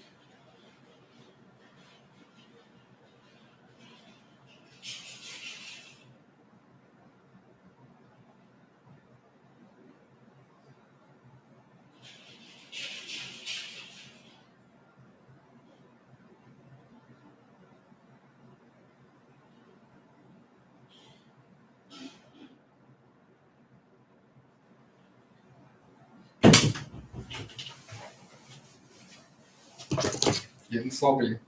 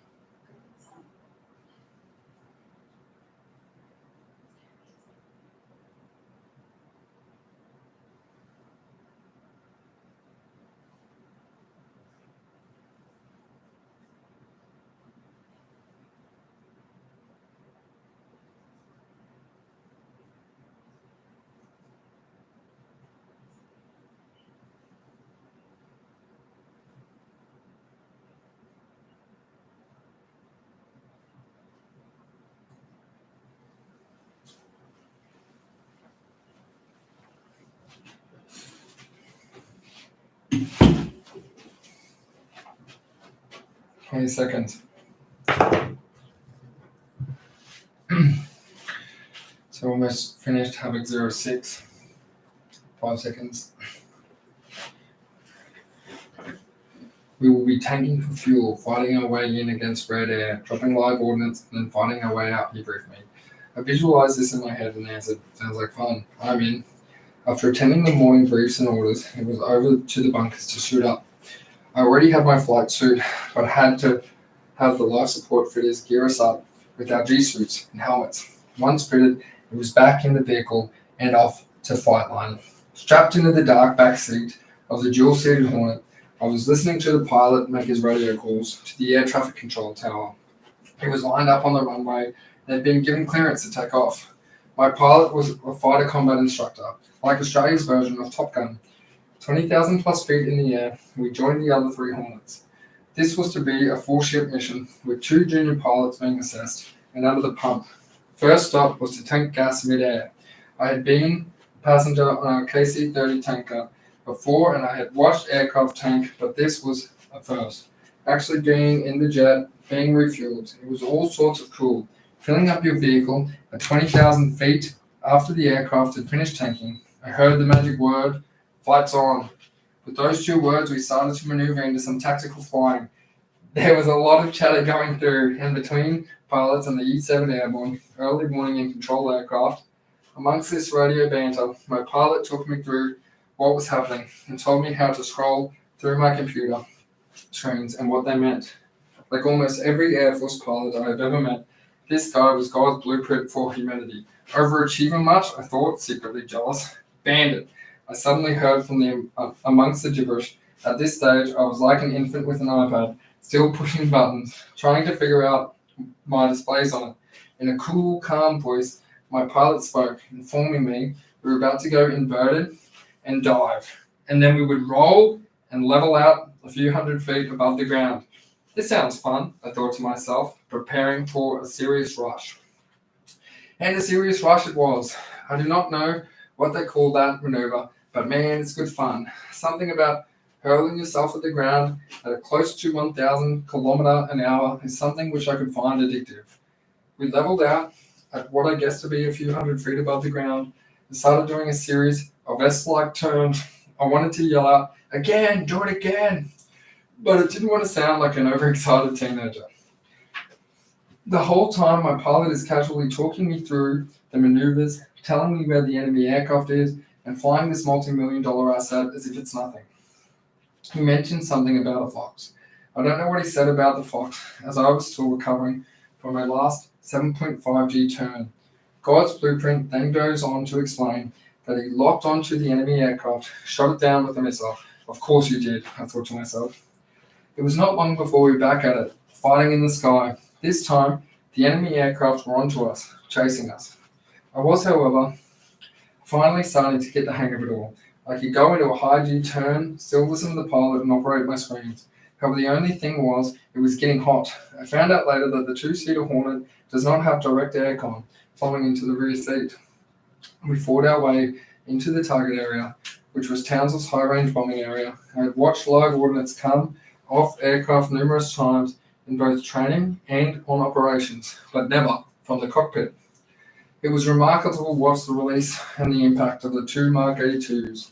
The Mark 82 is a 500-pound bomb which has no guidance system, and the moment of both release and impact was another surreal moment for me. After all, jets had weapon release. We fought our way out, in much the same fashion as on the way in. The mission was a success, and we all rejoined before calling an end to the activity. For me, the flight finished with a low and slow level pass around of Townsville's magnetic island, the cherry on top of what had already been a sweet piece of cake. Returning to the earth, I was drenched in sweat. I changed out of my flight gear and returned to the survival school. While still on a high, I felt my body physically starting to crash, and I suddenly became very tired and mentally exhausted. What a mission, I said to myself. It then suddenly dawned on me that I had only done a 2-hour mission, a baby mission compared to other missions. I knew the pilots in Iraq were doing a lot longer time in the sky than that. What if I had to eject and evade after this? I asked myself. I was spent. After 2 hours of being a passenger, it made me then ask myself, what would the pilots be like evading after flying combat missions? This insight and experience gave me a new appreciation for what the fast jet guys did. It also gave me a lot to think about in regard to their physical and mental condition for evading, if the unlikely ever happened and they had to eject. After 2 years of being a survival instructor, I was missing the combat controller lifestyle. I missed jumping out of planes, running in airfields, dropping bombs, and shooting with the boys. I had also a lot going on personally, and in particular, the state of my mental health.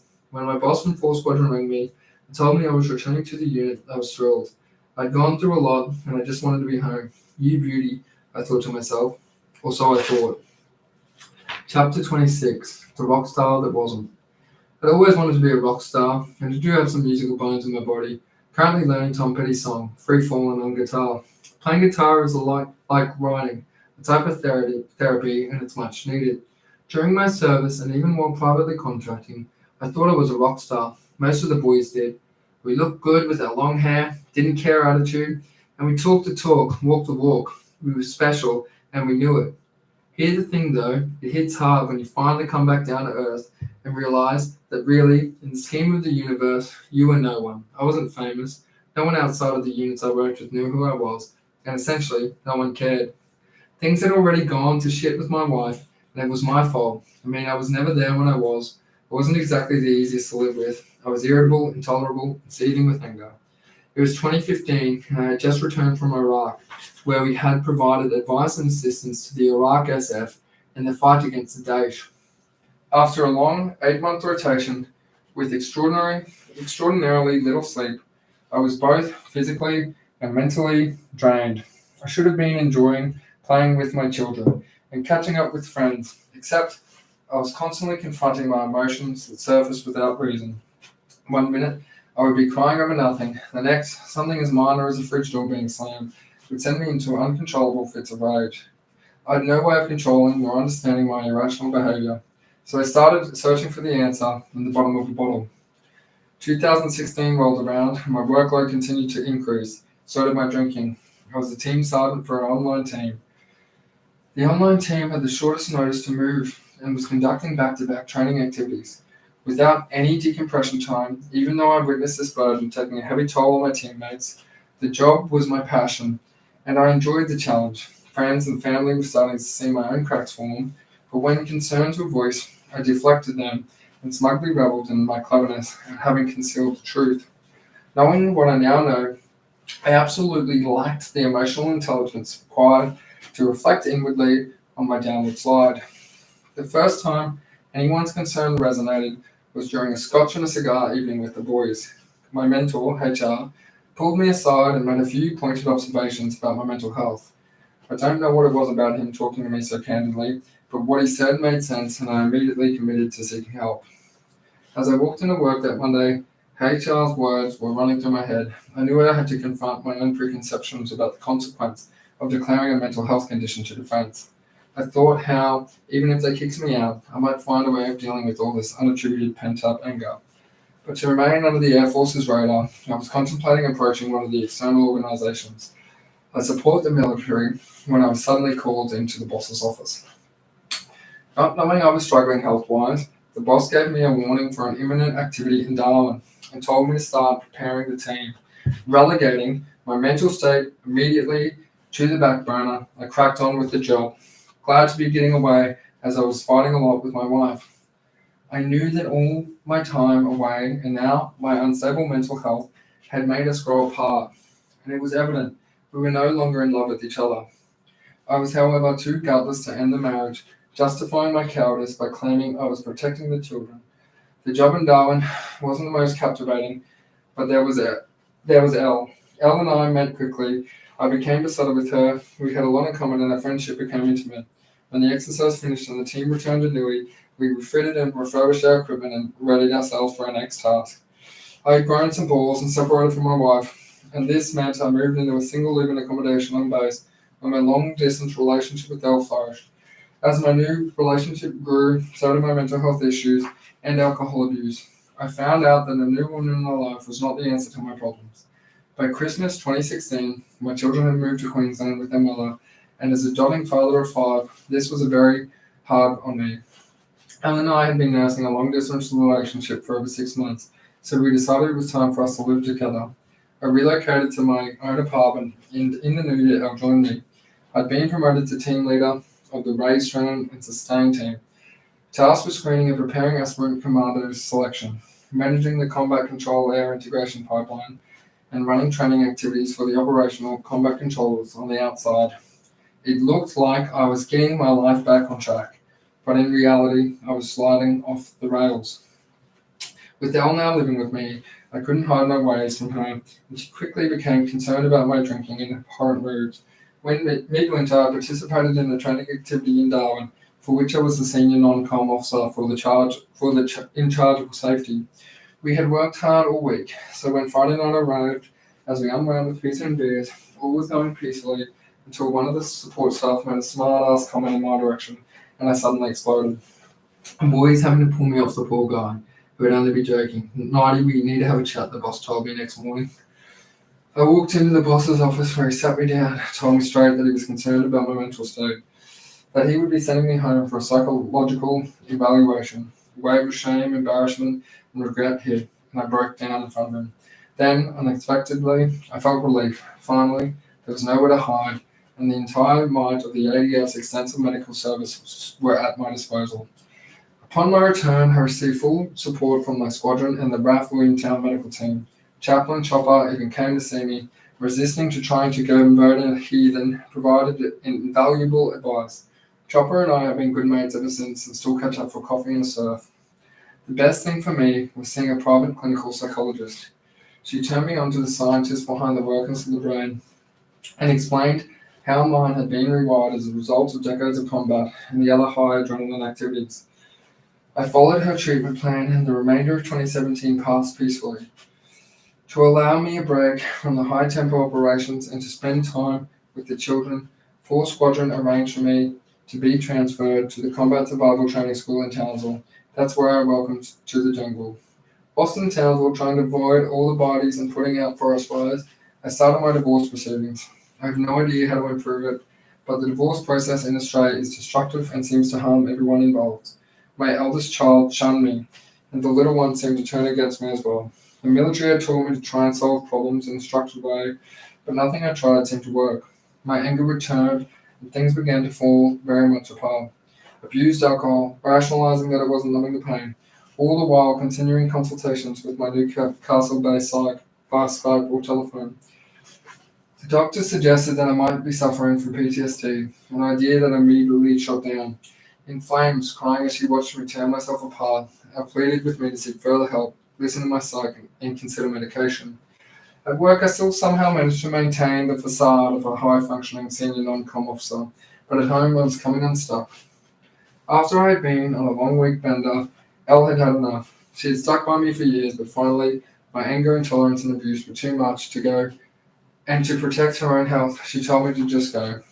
Elle's departure was a real kick in the guts, but it was also a wake-up. "Wake up, Troy, you knob," I heard inside my head. I fronted medical again, laying it all on the line, referred myself to rehab for both depression and alcohol.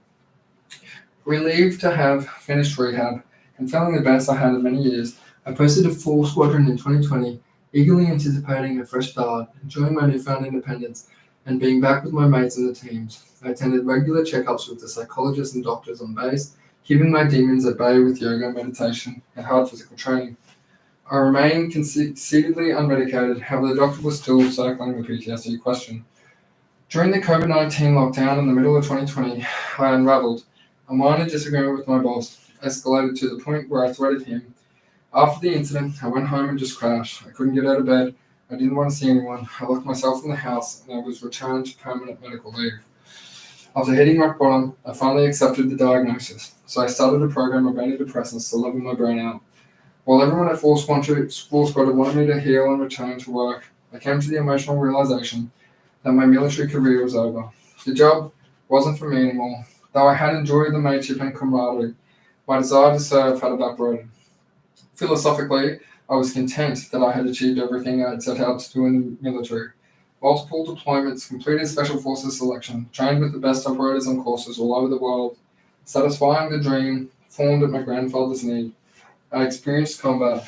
I'm no longer on medication and I have much better understanding of my mental health. It's a tenuous balance I still occasionally slip off. Taking one step at a time, I'm working with not-for-profits and suicide prevention, advising defence on improvements in their resilience training, and mentoring at-risk kids. I've also started to speak publicly about my journey. My future seems bright, and I'm glad to have found a path that no longer requires me to hurt people. I'm grateful to everyone who has supported me on the road here, my ex-wife, all my mates, my unit, and the amazing medical team at Williamstown. Sometimes all it takes is a conversation. Shortcut to Freedom by Jacob Camelleri, Making Millions Through Property Investment. This book provides the mind shift necessary to get ahead and start in the Australian property market. Well written and informative. The book cuts through the jargon of the investment world and provides the reader with all the information required to go out and start their own investing career. Financial stress is the leading cause of stress in Australia, and this book provides the information to dispel all the fear associated with getting ahead in the property market. Dylan Conway from Brothers and Books. A practical, well-written, and thought-provoking book that has changed the way I now view certain aspects of the property market. Aleksandr, Shortcut to Freedom is an easy-to-read analysis of property investing in Australia. The author is well-researched. We recommend this book to anyone just starting out in property investments or looking to build a property portfolio. With the suggestions plus timing, an investor is well guided to succeed with a long-term property portfolio.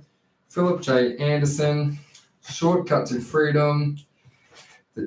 Chapter 1. Don't invest in real estate. It's too risky. Prices are too high. You have to deal with tenants that will break your stuff. Prices will plummet. The bubble will burst. You'll be paying the loan back for the rest of your life. Your property will sit vacant with no income in it. It will be hard to sell if you need to, all the while paying for its upkeep and maintenance. This whole thing is fraught with danger. Excited yet? I know I am. These are the typical responses I get when talking to most people about property investing, and that's what's great. More real estate for the rest of us. For most people, problems are problems and they lead to excuses and resistance. But for people like Simon, my brother and business partner, and people who read real estate books to expand their knowledge and are open to learning new ideas, obstacles can lead to opportunity.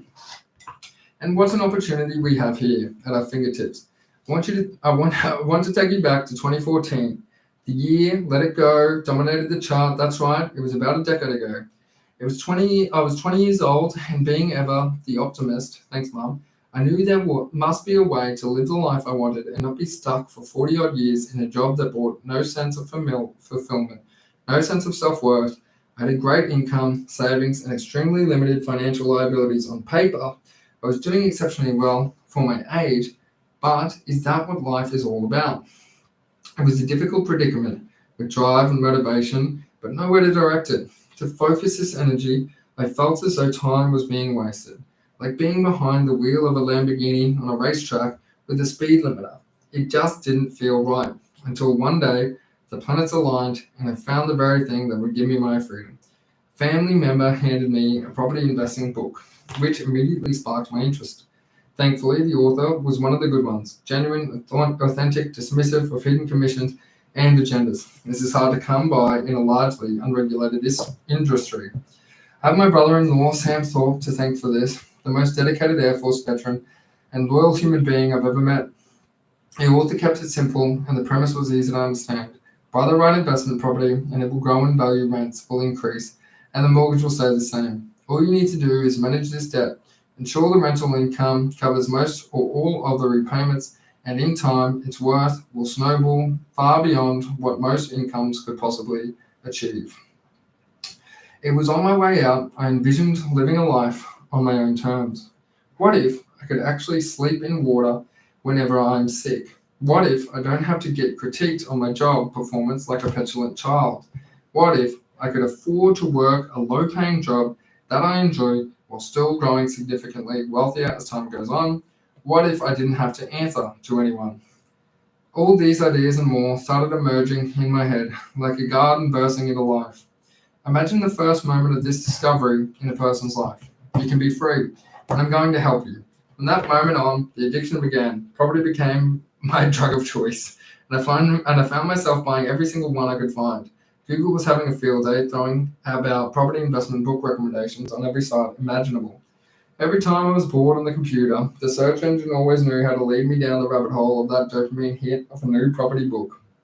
As an impressionable, inexperienced, and naive young man, it was nothing short of a God-given miracle that I didn't go ahead with the purchase of a number of what I would now describe as portfolio crippling properties. These properties were offered to me by several different property sourcing specialists and marketers. Thinking back, one of them was essentially an oversized shoebox in outback Queensland as part of our large complex of identical mediocre units. It wasn't even built yet. I remember the price of that one was about $300K. By the end of this book, you'll have absolute clarity on what property like this has no place in a successful portfolio. I don't remember why I chose not to sign the dotted line on each occasion, but I was approached on many occasions by pushy property spruikers talking up high rental returns, tax-saving benefits, and low deposits. They never mentioned I would have to pay $50,000 to $100,000 more than what the property was actually worth. And that was the value of a property's location, is the true driver of its growth over time. Maybe this younger Jacob wasn't as naive as I thought. Unfortunately, young Jacob still made mistakes, but I have no regrets because wisdom is born of mistakes and experience is the ultimate teacher. A decade of endlessly reading, researching, and active investing has led me to today. Over that period, I've made countless mistakes and had many successes.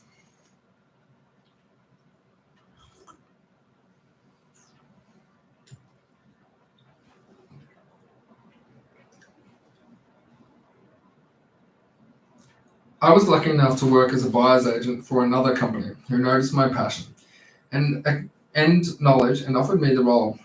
This was the first time I could use my experience on a professional level, and I quickly realized how exceptionally beneficial a great buyer's agent service was to an experienced owner.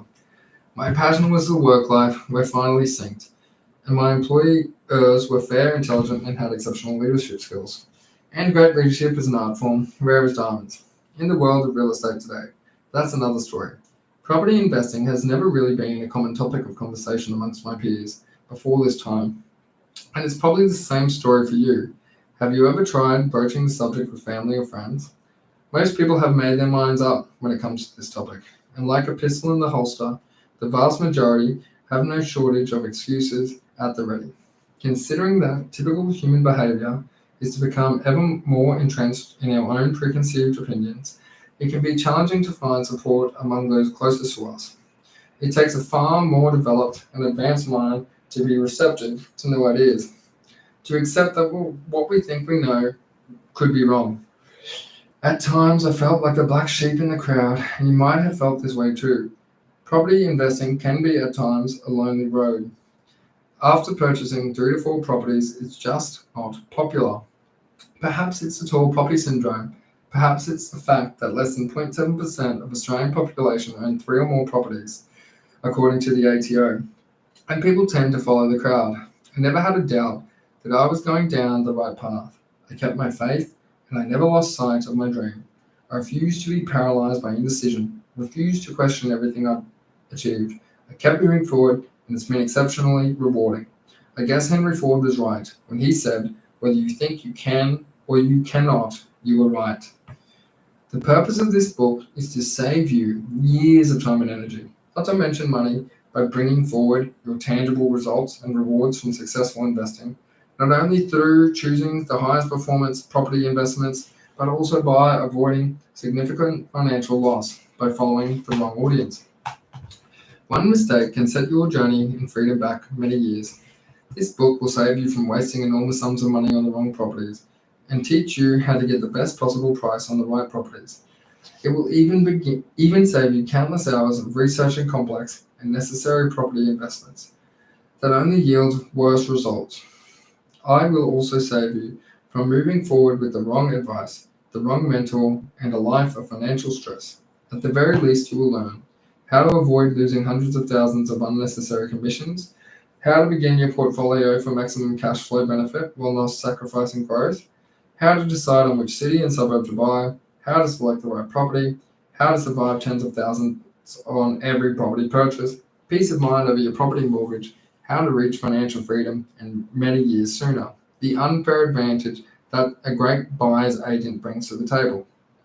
Equipped with the right knowledge and the proper team, you will outperform the other investors, capitalize more effectively on the booms, and weather the recession storms are far better than everyone else.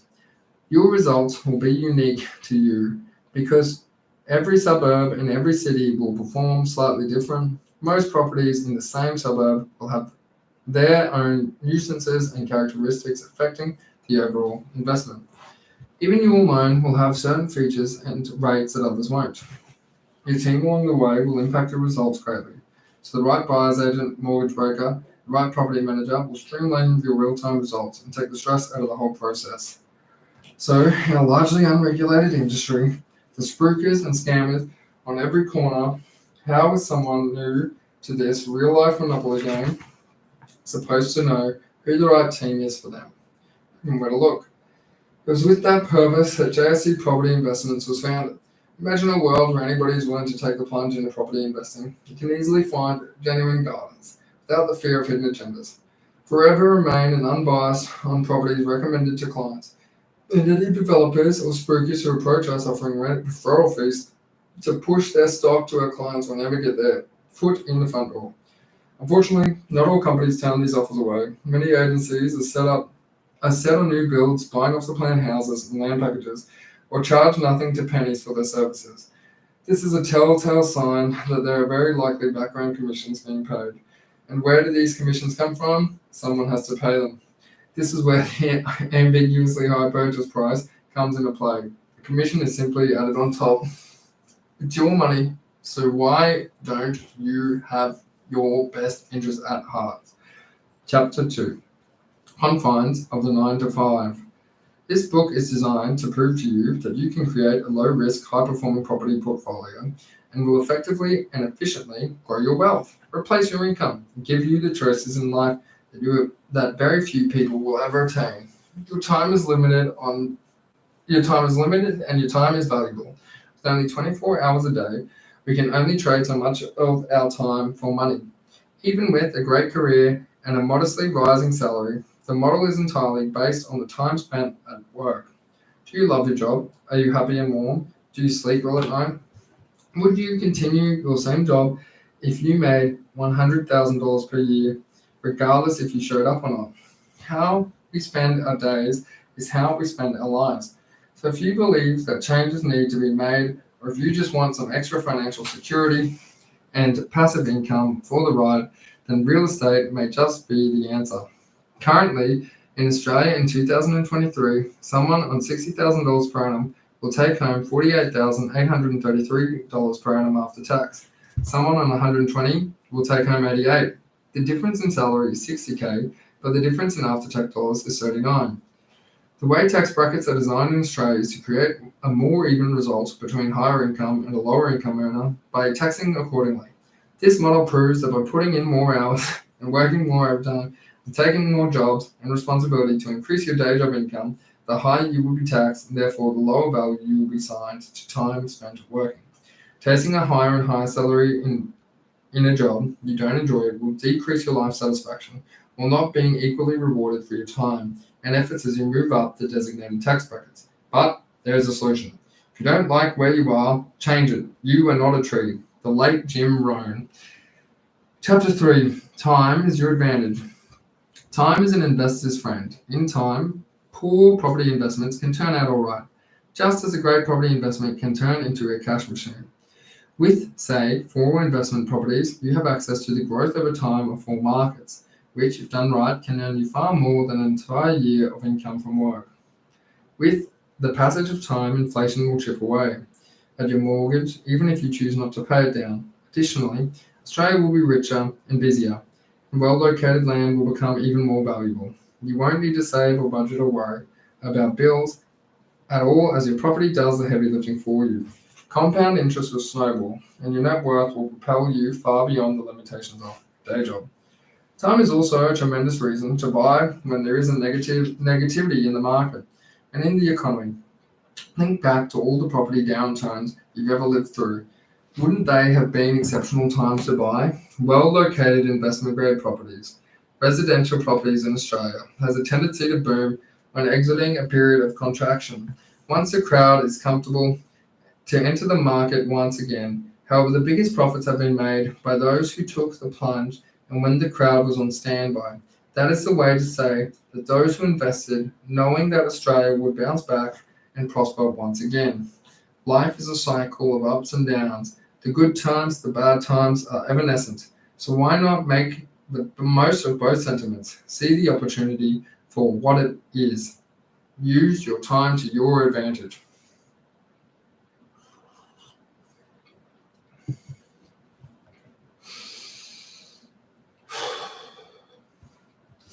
Chapter 4. The Great Mindset Shift. One of the biggest traditional mindsets about debt is focusing on how much interest you will pay the bank over the life of the loan, rather than focusing on your overall cash flow position.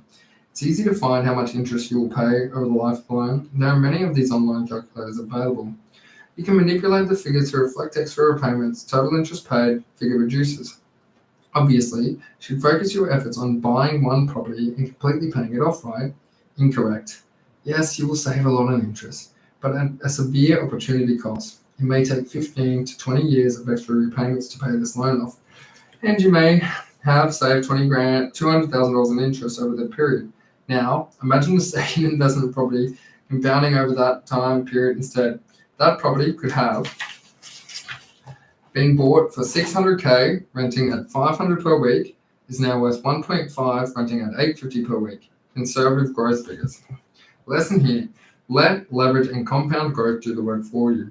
Think about the habits of the rich, specifically the self-made rich, those who have become financially free well before retirement age, the ones who weren't born into wealth and now don't have to ever work again. What percentage of them do you think become financially free through purely saving their income and letting it sit into savings accounts or a term deposit? Nothing more, nothing less. I'm happy to have a crack at a guess. 1%. The vast majority probably started or bought a business or two, bought real estate, got educated about the share market, and then found their specific niche in the marketplace and ran with it. Do you think any of them would say that they worked 9 to 5 and saved their way to financial freedom? I wonder how they spent their weekends the past 30 years. The limitations of time and tax means that the theory that you can save your way to wealth is greatly flawed, on most Australian incomes anyway. Just as inflation assists investors by reducing the intrinsic value of their mortgage debt, it is the enemy of the saver. It is the value of their cash. Saving diminishes year after year. I'm starting to think that doing nothing with your money is riskier. Chapter 5. Leverage. The definition of leverage is the exertion of force by means of a lever. But perhaps more relevant to real estate is the second definition. Use something to maximum advantage. That something is our deposit. The ability to take out $100,000, an arbitrary figure, to buy a $500,000 investment means that you are using the deposit to maximum advantage. The result? 10% growth of $500,000 property is $50,000.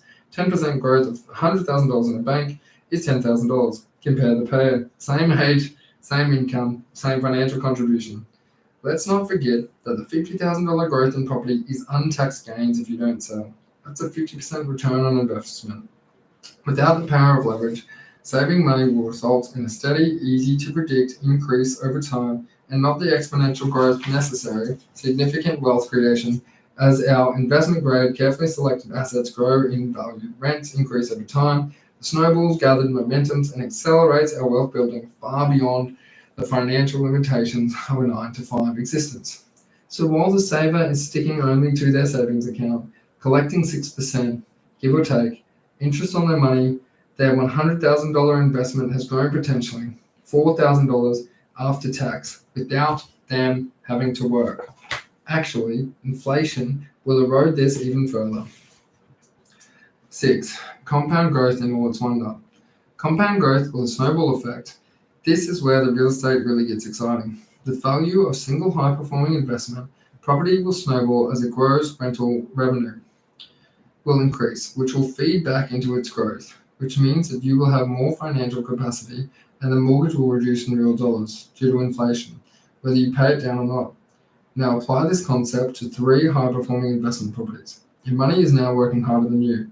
What chance does your day job have at keeping up with this momentum? As a property increases in value, this increases the equity, which is very commonly used to act as a deposit for another property, but can be used for the range of purposes by the canny investor. Equity is simply calculated by taking the property's market value and subtracting the mortgage on that property. If there is enough equity available in your property, mortgage lenders look favorably towards this as a potential deposit for your future investments. With one property, it may take a few years to grow enough to fully fund the next property. With 3 properties, it may only take 12 months to fund the next. The snowball has grown, and we entered a higher level of financial ability, one which is sustainable and sets a foundation for the future. An investor today is able to start with a single house deposit to carefully select the right property to invest in, leverage this into a multi-property portfolio, compounding over time, and eventually replacing their day job. No requirement to save a deposit every time. Let's compare a scenario where someone saves a modest of $30,000 per annum over 30 years, with someone who purchases 2 well-located investment properties over the same time frame. Setting aside the painful 30 years of budgeting, saving, scrimping, and cutting back, let's simply look at the numbers. Assume long-term growth rate 7.5% per annum. Assume long-term rental growth rate 3%. 2 properties purchased. Loans on interest-only repayments, loans remaining the same amount and not being actively paid down, with no extra repayments over 30 years. Scenario 1. 30 years of saving $30,000 per year equals $900,000. With varying savings account returns over time, perhaps the final figure ends up $2 million. Scenario 2. This involves having saved a deposit for a house after 3 years, $30,000 for $90,000, then buying a well-located investment property for $500,000, property 1. Several years later, and 0 cash savings and budgeting along the way, the growth of the first property fully funds the next investment property. This investment property is worth $500,000. For this example, let's say both properties begin renting out at about $450 per week. At the 30th year, using the average long-term growth rate, property 1 is projected to be worth 3.5. Property 2 may have had an approximately 22 years in the market, is now projected to be 2.45. That's a total asset base value of $5.95 million with 1,862 combined rental income each week. As we didn't pay down the debt at all, subtracting the mortgage from the net total property values gives about $5 million in equity. Not bad for saving only one deposit. Chapter 7. Strategies. There are many strategies successful investors use to build their portfolios. It really comes down to how active you want to be, how much time you have available for your investing, your risk tolerance, and available finance. Some common strategies include buy and hold, buy, renovate, sell, subdivide, develop, negative gearing, positive gearing. Positive and negative gearing are resulting financial positions rather than an entire strategy, but an investor absolutely needs to know what they are both about. Buy and hold. The ever-popular buy and hold strategy is popular for a good reason, in it that has stood the test of time and brought financial freedom to many investors. If the properties you buy to hold are investment grade, then this strategy will be greatly rewarding. Many investments like to carry out low-risk cosmetic renovations along the way, which can provide a great short-term equity boost and even bring in a higher rental return. With buying and selling costs as high as they are today, the less buying and selling you have to do is better. Here are some estimates of these costs for a $500,000 property here in 2023. Note that they vary between states. Buying, stamp duty, 18 grand, bank fees, 3,000, conveyancing, 3,000, inspections, 400 to 2,000, LMI, 1 to 20,000, and any potential buyer's agent's fees. Selling, agent selling commission, 20 grand, bank fees, 3,000, solicitor, 3,000, and capital gains tax. Other fees and charges can rear their ugly heads from time to time. Maybe there's an issue with the title that the solicitor needs to sort out, or maybe the loan application gets delayed and some late settlement fees are charged. With the best team in your corner, these problems are picked up early and get sorted out efficiently. Implementing a buy and hold strategy is becoming more and more effective as the transfer of costs continue to increase over time. Buy, renovate, sell. Buy low, sell high. Sounds simple, right? Doesn't it? Yes. When it comes to other investment classes, not so much for real estate. By global standards, Australia has quite a high taxation system. Combining this with property transfer costs and current capital gains tax legislation means that most investors will fail to turn a profit and buy, renovate, sell venture. Weighing up the risk involved for most of us, it's just not worth it. For highly experienced renovators looking to add bedrooms, make structural changes, or completely overhaul an ugly ducting, then there is potential for profit to be made. The purpose of this book isn't to encourage high-risk investing to the inexperienced. If you aren't well-versed with flipping property and major renovations, don't think you are missing out on an enormous lump sum profits every other month, renovating to sell. It's actually an easy way for inexperienced renovators to go bankrupt. Subdivide and develop. Another common strategy is to buy a property on a good sized block, subdivide it, then hold or even sell one of the blocks for a lump sum gain.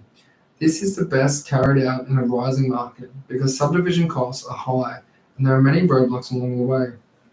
I personally like to buy properties with subdivision potential as they're an extra desirable factor down the track, and this potential will be factored into the overall value of the property. It also means you probably have one of the larger blocks in your area, which is also a level of uniqueness to set your property apart. Developing essentially means to build a new dwelling. This may involve demolishing the existing dwelling or simply buying a vacant block to build on. The zoning of the land is crucial for developing or subdividing, and this can easily be checked on the local council's website. You are unlikely to be approved to build a completely different website structure to those in the surrounding area, such as a high-rise unit block in a low-density residential area, a house-owning flat where no other properties in the area have previously been allowed to do so. Developing property has a high upfront cost, but can be greatly rewarding.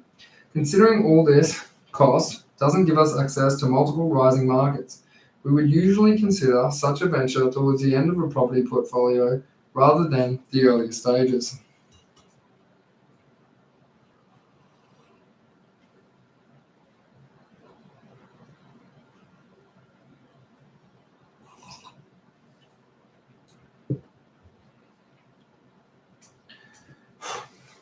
Negative gearing. Negative gearing is one of the most divisive and misunderstood concepts in real estate. Essentially, it is a situation where holding the costs of a property management, council, rates, insurance, maintenance, mortgage, etc., are higher than the income it produces. This results in a net loss to the investor, which the Australian Taxation Office currently allows to offset against the investor's personal income tax. Without the ability to offset this loss, you would be using after-tax dollars to service your investment just as you would for an owner-occupied home. For many properties, cash flow will plummet, and real estate as an investment will not look as favourable when compared to returns in other asset classes. And Australia is already in a perpetual shortage of rental accommodation. Negative gearing is seen by some people as a shady tax avoidance scheme used by cunning investors to dodge paying their fair share of tax. It's a flawed opinion, but it's a good example of the type of misinformation pertaining to the property investment today. However, using negative gearing to save on tax will greatly reduce your ability to grow your portfolio and potentially put you in a high-risk situation. Unless lending restrictions are greatly eased over time, a significant net loss will not provide an incentive for a lender to provide you for another mortgage. This means that investors in better cash flow positions can continue growing their portfolio, reaching their goals, while a negatively geared portfolio reaches its ceiling until income is improved. The significant net loss could put a strain on the investor's everyday life, increasing to the potential pressure if the property sits vacant. If maintenance problems arise, if the investor loses their job, or if interest rates were to rise. After a dozen or so RBA interest rate hikes seen across Australia in 2022 to 2023, the potential for finding an investment-grade property and having the property fully pay for itself while holding the costs associated are extremely slim. This means that most properties will be negatively geared initially, and those that aren't may not provide the high growth required in the portfolio. Thankfully, people like you will know how to minimize their expenses and maximize their income to get a better result to the rest of the crowd. Negative gearing isn't one size fits all. Purchasing a $2 million property might result in a $150K annual net loss. A $500 property might result in a $5,000 annual net loss. The more expensive a property may need over 10 years to turn positive, while the more affordable property might only need a couple of years. The hope for a significant negative gearing endeavor is that the more expensive property will grow more in value than a more affordable property. And the even stronger hope is that the market doesn't fall into a recession. Risk and hope seem to be recurring factors that play with negative gearing. Property cycles, timing is far more critical than high-risk negative gearing. If you do decide to go down this path, then you will need to buy in the earlier stages of the growth cycle, because value decline will be far more destructive to your financial situation than otherwise would be. Through smart buying and ensuring your portfolio is providing a solid cash flow without sacrifice, and you can remove much of the risk and hope associated with negative gearing. Positive gearing, on the flip side of negative gearing, we have positive gearing. This is where the income of a property completely covers all holding costs, including the mortgage repayments. What a comfortable situation to be in. Does this mean we should all get tunnel vision on positive gearing and make it wholly and solely the goal of a portfolio? Of course not. Cash flow is beneficial, but capital growth is life-changing. Focusing only on cash flow can be extremely limiting to wealth creation. Let's say an investor takes positive gearing to the extreme and targets small community towns where the prices are low and the rents are high. She buys 5x $200,000 properties that each rent out for $350 a week. She estimates each property will be positively geared $10,000 per year after all expenses. This results in a $50,000 profit per year. But what's wrong with this equation? Seems fairly profitable, even close to some degree of financial freedom. A scenario: in any given year, one of these properties will need a new aircon, another needs a hot water, and another might need a termite treatment, plus minus $10,000 for that year. Property management fees are higher than average because the properties are in remote location. These aren't the options available for competitive pricing, minus an extra $2,000 a property per year. Insurance costs are higher, so minus an extra $500. Larger deposits will be required because the lender considers the location higher risk, minus an extra $15,000 property deposits up front, $2,500 of property per year for the higher interest charge. All maintenance costs are higher, as there just isn't a competition in the area, and the investor doesn't have much choice for quotes, minus extra $1,500. That profit has vanished, and the properties have had minimal capital and rental growth. Time, money, and effort has been wasted. Prolonging this decision to start again will only result in frustration, a feeling of being burned. Yet, selling up, starting again might leave you worse off when you started, with the high buying and selling costs involved. All these extra charges and headaches can be avoided with smart buying. An investment-grade property starting in the negative will eventually become positively geared. Location is crucial, and the numbers alone just don't tell the story. JSE Properties stick to a strategy that we have both implemented in our portfolios and have helped many people achieve in theirs. The strategy is a combination of capital growth plus cash flow properties, potentially with some cosmetic renovation potential, buying into rising or undervalued markets with the exceptional long-term growth. The end goal is substantial positive gearing, solid growth asset base, capital growth, ensures a portfolio charges charges forward, while the high rental returns assist with debt, allowing further borrowing if required, and helping to create freedom and choice in their everyday lives. Some lesser known benefits of investment grade properties: these properties will be well located and in strong demand by a range of buyers and tenants decades into the future. They will have less vacancy, be easy to sell if required, will attract quality tenants who will be able to afford rental increases in line with market values. They will likely grow on long-term trend of 7 to 9% compounding growth per annum, untaxed capital growth, creating the ability to leverage more assets far sooner than our cash flow strategy example. Rents will also rise at a faster rate. Banks and lending institutions will be more willing to lend against a property that is large, diverse, safe, volatile fluctuations of small or single industry towns. This will result in a lower interest rate as they see the mortgage safely secured with low-risk properties. Hopefully it is becoming clearer that there is much more to buying than the right property, than the numbers alone. Ideally, we want the journey to be a little boring, no hidden surprises along the way. Below are historical trends between typical cash flow properties and capital growth focused properties and how they perform over time. Okay. Well-located investment-grade properties will be in short supply, and rents will have more upward pressure over the long term, eventually surpassing the investment that was purchased of simply due to high rental yield. There are, and of course, going to be exceptions with exceptionally unique apartments or townhouses where supply of a similar product is greatly limited. Chapter 8. More money, more people, fixed supply of land. Australia is vast, resource-rich country that is the envy of much of the world's population. A unique resource position and stable political system draws international investment from all over the world, and we can see this in the property prices of Sydney and Melbourne, where locals are now competing for property at international price levels.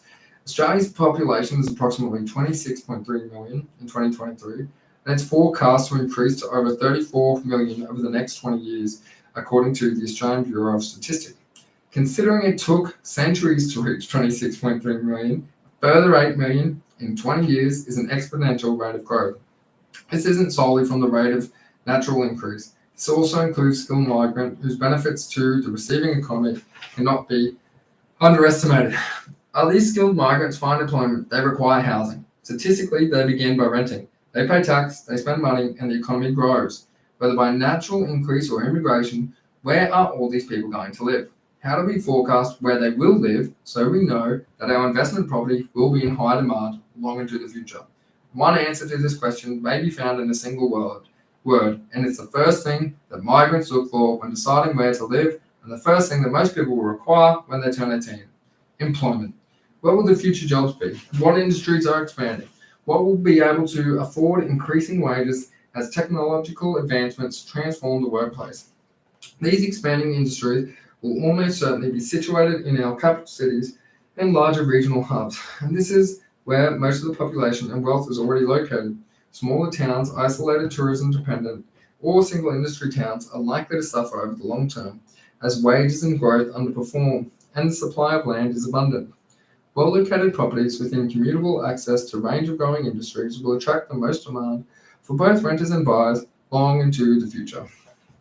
Owners and occupiers will continue to pay a premium to live within a reasonable commute to work, just as renters will continue to compete to secure the right rental property within a reasonable commute to their work. These two scenarios both lead to high demand while the supply of land is fixed. Higher prices are the result.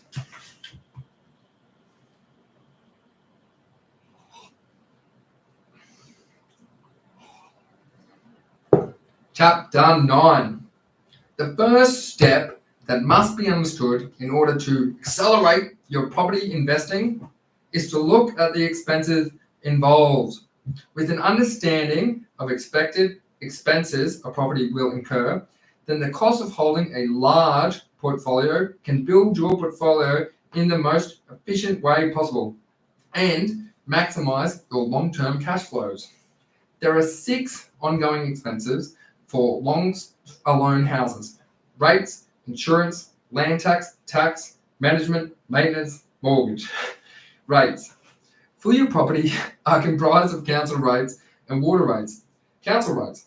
Their charge issued by the local government based on the category and value of your property. Each council has their own policy that determines how rates will be calculated. Rates are charged to pay for sports and recreation services, public health services, libraries, waste services, walking tracks, footpaths, bins, emergency services, community services. Council rates vary greatly depending on the value of the land and specific local council. When estimating your rates charges, you must first find how your local council calculates rates. Most commonly, it will be based off the value of your land. You should be able to get an understanding of how much your rates commitment will be annually on your local council's website. As a rule of thumb, for an established residential property worth $400,000 to $800,000, council rates are usually $2,000 to $3,500. Water rates are charged by the state or territory's local water authority. Water rates are comprised of usage charges, service charges. Usage charges are usually passed on to the tenant, and this can be confirmed on the lease agreement between the tenant and the landlord. Service charges are the landlord's responsibility, and these are generally very low expenses, up to a few $100s a year. Council and water rates are ongoing, fixed expenses that don't have the wiggle room of many other expenses. Local government areas that have slightly higher rates should not be a reason to not buy into a particular market. Should the other characteristics of the location show strong potential, growth trends, and well primed for growth. Insurance will cover you for replacing a damaged window to lost rent.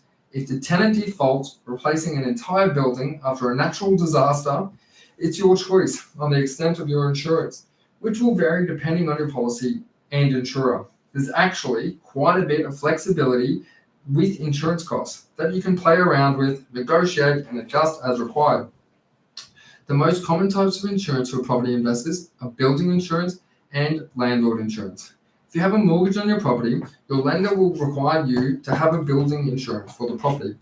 It is common for the lender to want to see a certificate of currency given by your insurer prior to the approving of the loan, completing settlement, ensure the sum insured by building replacement value, sign off with the plenty of buffer room so that the lender is satisfied that you have added safety if things go wrong. Lenders also like to see a high level of what is known as public liability insurance, which is commonly included in either of the two insurance type. The yearly cost of building insurance can be tweaked to suit your own budget and circumstances. In many cases, you can opt to pay monthly rather than all in one hit. Other ways include increasing or reducing the excess, increasing or reducing the sum insured, or building replacement value, having multiple policies with the one insurer, speaking with an insurance broker to find the best deal. Other factors that affect the yearly insurance premium: location, the size, the age, security, the material, large periods of inoccupancy. So what is a landlord insurance? Landlord insurance is for more specific things in relation to the property being an investment. Typical insurance events include loss of rent, stolen good, malicious damage to property, legal expenses if you have to evict someone, replacement locks if you have to evict someone. Landlord insurance is not always a requirement by the lender. If your investment property, as they are more invested in the condition of the property covered by building insurance. However, sometimes these two types of insurance are bundled together and you get both under the one policy. The necessity for taking out landlord insurance can be reduced by buying the correct property, choosing a great property manager, and selecting the right tenant to reside in your property. Land tax. This is a highly controversial, highly volatile subject with the potential to increase significantly in any given year. Currently, each state and territory have their own method of calculating how much land tax an investor will pay on the regular. If you own a property worth $700K, the land component might be worth $400K. The building itself might be worth $300. So the land tax payable will be based on $400. Laws will change, and when this tax is payable, but the current environment means we reduce our land tax commitment with a savvy buying strategy from the get-go. This calculation is currently based on the total land value of all properties held in the same city, any given state or territory. As you can see by the table, the following page, land tax tends to increase exponentially in certain states, which can have significant impacts on our cash flow position as our properties go in value. There are many variables that can alter this final taxable amount for any given property, but as a general overview of the current tax rates and the threshold, we can see why diversification and being an interstate investor can greatly reduce our ongoing land tax. Property management.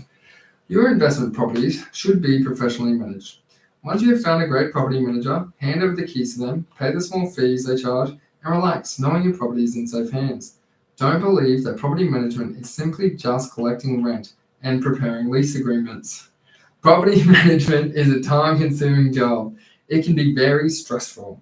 Some other tasks that property managers will carry out include ingoing and outgoing inspections, routine inspections, organizing tradesmen, tenant selection and vetting, open homes, regular weekly, fortnightly, monthly statements to the owner, end of financial statements, effective online advertising, handling tenant inquiries, ensuring the property remains legally compliant. Rent reviews. Not only is there the time and work factor, but a property management company will allow for a wider range of potential tenants to know about your property, which will create a higher demand and more applications to choose from. This will ensure the best tenant resides in your property, keeping it clean and tidy, and paying the rent on time. Maintenance. Unfortunately, maintenance is a part of the property investing game and needs to be budgeted for. Depending on the specific property purchased from newer properties, it's important to know that the builder or company and their track record in business, the quality of the fixtures and fittings used, and any appliances installed should be of reasonable quality. Be careful not to make the mistake of thinking that all new properties will have no maintenance or defects. As a property ages, the maintenance requirements will increase. However, there are things to look for to minimize the potential maintenance issues before buying the property. Just like your car, properties that have been treated well and kept to a reasonable standard over the years have far less ongoing maintenance concerns than a similarly aged, neglected property. Initially, we need to consider the build type and age. Many investors predominantly target brick builds and their sturdiness for longevity, and they can have a slightly lower insurance premium other than other construction materials. Regardless of when the property was built, we'd like to know if the property has been cared for over the years, if maintenance issues have been promptly carried out, and if preventative maintenance measures have been implemented. Long-term owner-occupied or long-term sole tenant properties will generally have been taken care of, or of better than a rental property that has had high tenant turnover. Having a property manager inspect the property prior to purchase can be a great way to pick up on any future maintenance costs. Property managers deal with the maintenance issues day to day, day in, day out, so why not use this expertise to your advantage? By buying an established home in a great location, we are likely to achieve higher capital and rental growth over time as opposed to a poorly located, newer home, as it is the power of the land that drives up the price long term. However, not all maintenance problems are a bad thing. Before a property is sold, the buyer should be aware of the maintenance issues of the property, as this cost can usually be negotiated off the purchase price even after an offer is accepted. This is a negotiating gambit called nibbling, where small concessions are likely to be approved to get the deal over the finish line. Properties with some work required commonly see slightly less demand than a fully renovated certificate type property, which can be a great opportunity to the investor. By using this to our advantage, we can spend less upfront, pay for repairs, some basic cosmetic renovations, and create a higher value and rental return soon after purchase. These renovations are usually cosmetic work, for example, painting, property investment goals, new carpets, window fittings and fixtures, new lighting, cleaning, and adding a carport, or a basic landscape. Say you'll budget $15,000 for maintenance and renovations. Upon completion, the property is likely to attract more interest from tenants with a higher rental return, less future work to carry out, and hopefully an equity boost for the property of around $20 to $30K. This can also be a good time to organize professional photography for your property in order to maximize future online marketing campaigns. Another benefit of cosmetic renovating is that when you want to use the initial property to buy another property, the bank may send out a valuer to put a dollar figure on your property. And you want the property to look as good as possible. You want the valuer to compare your property with other high quality homes and not to classify it as your typical investment stock. Mortgage. Not many people buy real estate with cash, and from an investment returns point of view, it doesn't always make sense. Most people save their deposit or just use enough equity in their existing properties to put 15 to 20% down, plus purchasing costs to pay little or no lender's mortgage insurance. LMI is an expense that buyers pay if they borrow more than 80% of the purchase price, which is designed entirely to protect the bank, but the borrower. LMI will vary between borrowers, the term of the loan, and the size of the deposit. As seen in the chart, the rate of the LMI jumps. It is quite flexible. There are a number of things that can be done to help reduce your mortgage repayment. The loan can be refinanced to get a more competitive interest rate. The loan can be refinanced to extend the life of the loan. The borrower can contact the lender and ask for a rate reduction. The interest rate can be fixed, variable, or a combination of both. Then the loan can be paid on an interest-only basis. An offset account can be set up to reduce interest payments. An interest-free credit card can be set up to maximize the use of the offset account. More on this in Chapter 15, Rapid Mortgage Reduction Strategies. Having a mortgage can seem daunting, especially to new investors. Entering into the mortgage should actually be an exciting time. You've made a plan, taken the plunge. Now let your properties do all the heavy lifting for you. Chapter 10, Make Financial Freedom Possible. Regardless of how we decide to build our property portfolio, what's the end goal that we are looking to achieve? More passive income for a better quality of life, more time to spend with friends and family, have more choices for more freedom, holiday more often, more capacity to help people, to create generational wealth to pass on, buy fancy things, to reduce or eliminate money problems for good. But what about income from property exactly affords us the ability to achieve any of those things? You might be thinking, well, must be the rental income from all the properties. And this is partly true, but there is a lesser known advantage to capital growth that not all investors are aware of. Living off equity. Imagine if you've accumulated your portfolio and then you own 4 investment grade properties. Given enough time in the market, let's say the portfolio is worth $5 million and returning $150,000 in income after all expenses. With an average portfolio growth rate of 7.5%, this means that following 12 months, your portfolio will be worth $5.375 million. Now you have a choice. Do you leave the portfolio to continue on and simply enjoy your passive income? Or do you go back to the bank and tell them you want an equity release of $150,000 because your properties have increased in $375,000? Would you be concerned about taking on a manageable amount of debt when your properties and rents are growing much faster than the equity you are releasing? You will then have access to this tax-free $150K. The financial freedom strategy is called living off equity. And although there are many more factors to consider along the way, this is an overview of how it can be achieved. Ensure that your overall portfolio has enough safety to buffer the weather, recessions, and periods of vacancy, and thoughtfully release the right amount of equity to keep your debt controlled. Property selection is absolutely critical to get right from the start. A poor property purchase can set back your investing timeline by years, even a decade.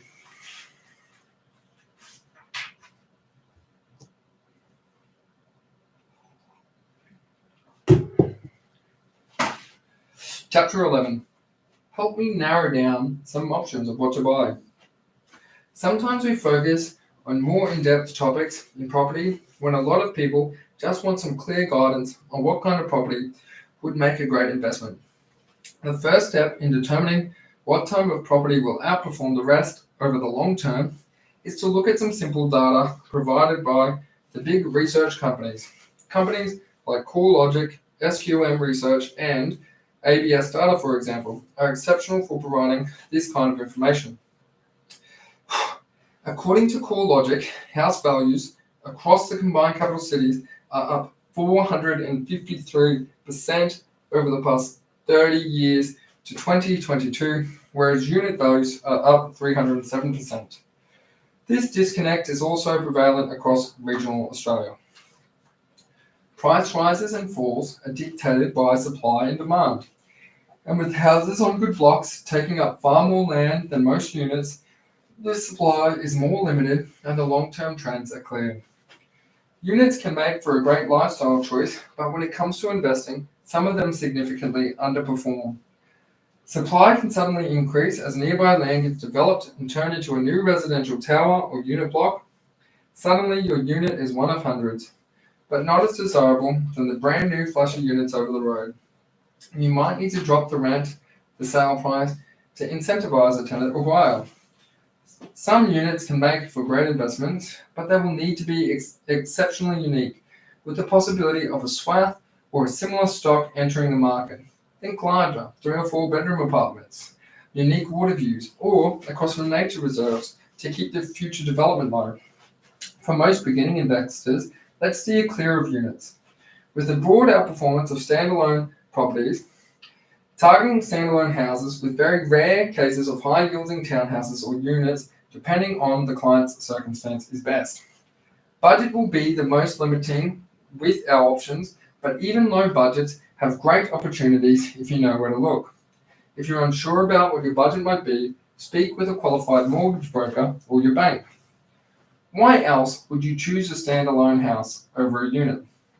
A house on a good block will tend to have more future development potential, making your block more desirable to a wider range of potential buyers. Nobody corporate or strata fees. Not only can these fees increase every year, but disagreements can occur within complex, wasting time and causing stress to rectify ongoing issues, ensuring we keep unnecessary expenses down and will have a significant impact once we have an established property portfolio. Opportunity for value at work. Houses tend to have far greater value add potential, whether it's from internal renovations, external renovations, additions, or landscaping. Many of these potential options are severely limited with townhouses, units, and other properties with communal spaces, amenities. Zoning changes of zoning, for example, from low-density residential to medium or high-density residential, will potentially cause a significant uplift in a property's value. If the zoning change allows for increased development, alterations, additions, or change of use entirely, the block is likely to become more valuable from a development standpoint. Developers and investors can afford to pay more for the property, knowing their expected returns if the block were to be fully developed to its highest and best use. New versus established property. To be completely clear, buying an established property doesn't mean buying a 1930s dilapidated cottage with duct tape holding the ceiling together, a bucket under the rusted gutters, and that must be regularly emptied. We usually stick to 1990 builds or newer, with some expectations for the right property. This is why I've chosen the more suitable new versus established rather than the common debate of new versus old. Going over some reasons why investors choose to go down the brand new property path, let's start with the first one, high rental return. Most new properties, once complete, will draw a premium rental return. Initially, this can be incredibly appealing and useful for our cash flow, but we need to know if it will be equally impressive in a decade's time. Once a property is no longer brand new, other properties will be the latest and greatest, and they will be receiving the premium rent.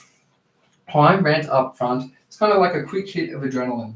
The fundamentals of supply and demand, the drivers of rental growth, and the initial high rental return may stagnate for many years if the property is not in the right location. There is an even bigger reason why so many people sign on the dotted line of the off-the-plan apartment or a house and land package. It's obvious. It slaps you in the face the second one of those thousands of paid ads enters your field of view. And that reason is incentives. Imagine if you owned a problem property. You couldn't find a tenant, you couldn't find a buyer, but you had to find someone, and quickly, to pay you some rent or buy your lemon, your advertising, Hasn't worked yet. You're clearly working, asking too much money from the current market. It's time to offer some incentives. For rental advertisement, free rent for 6 months, half rent for 6 months. Any lease period considered, make an offer. For a sales advertisement, any offers considered, flexible settlement conditions, vendor willing to finance deposit. Please, please, please buy this money pit. I would advise against the last one. So what incentives should be offered to buying a brand new property? No or low stamp duty, low deposit, rental guarantee, tax savings. Sounds like you're onto a pretty good thing. I like the thought of stamp duty savings, saving less for a deposit, having guaranteed rent, and paying a little less tax.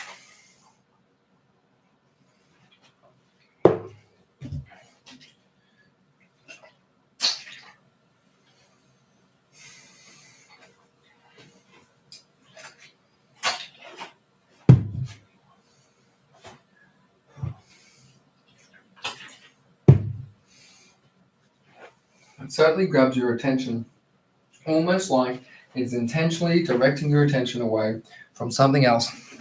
And it's well known that dangling the lure of a free lunch is a typical con artist move. You aren't too naive to think that these offers are made on good faith alone.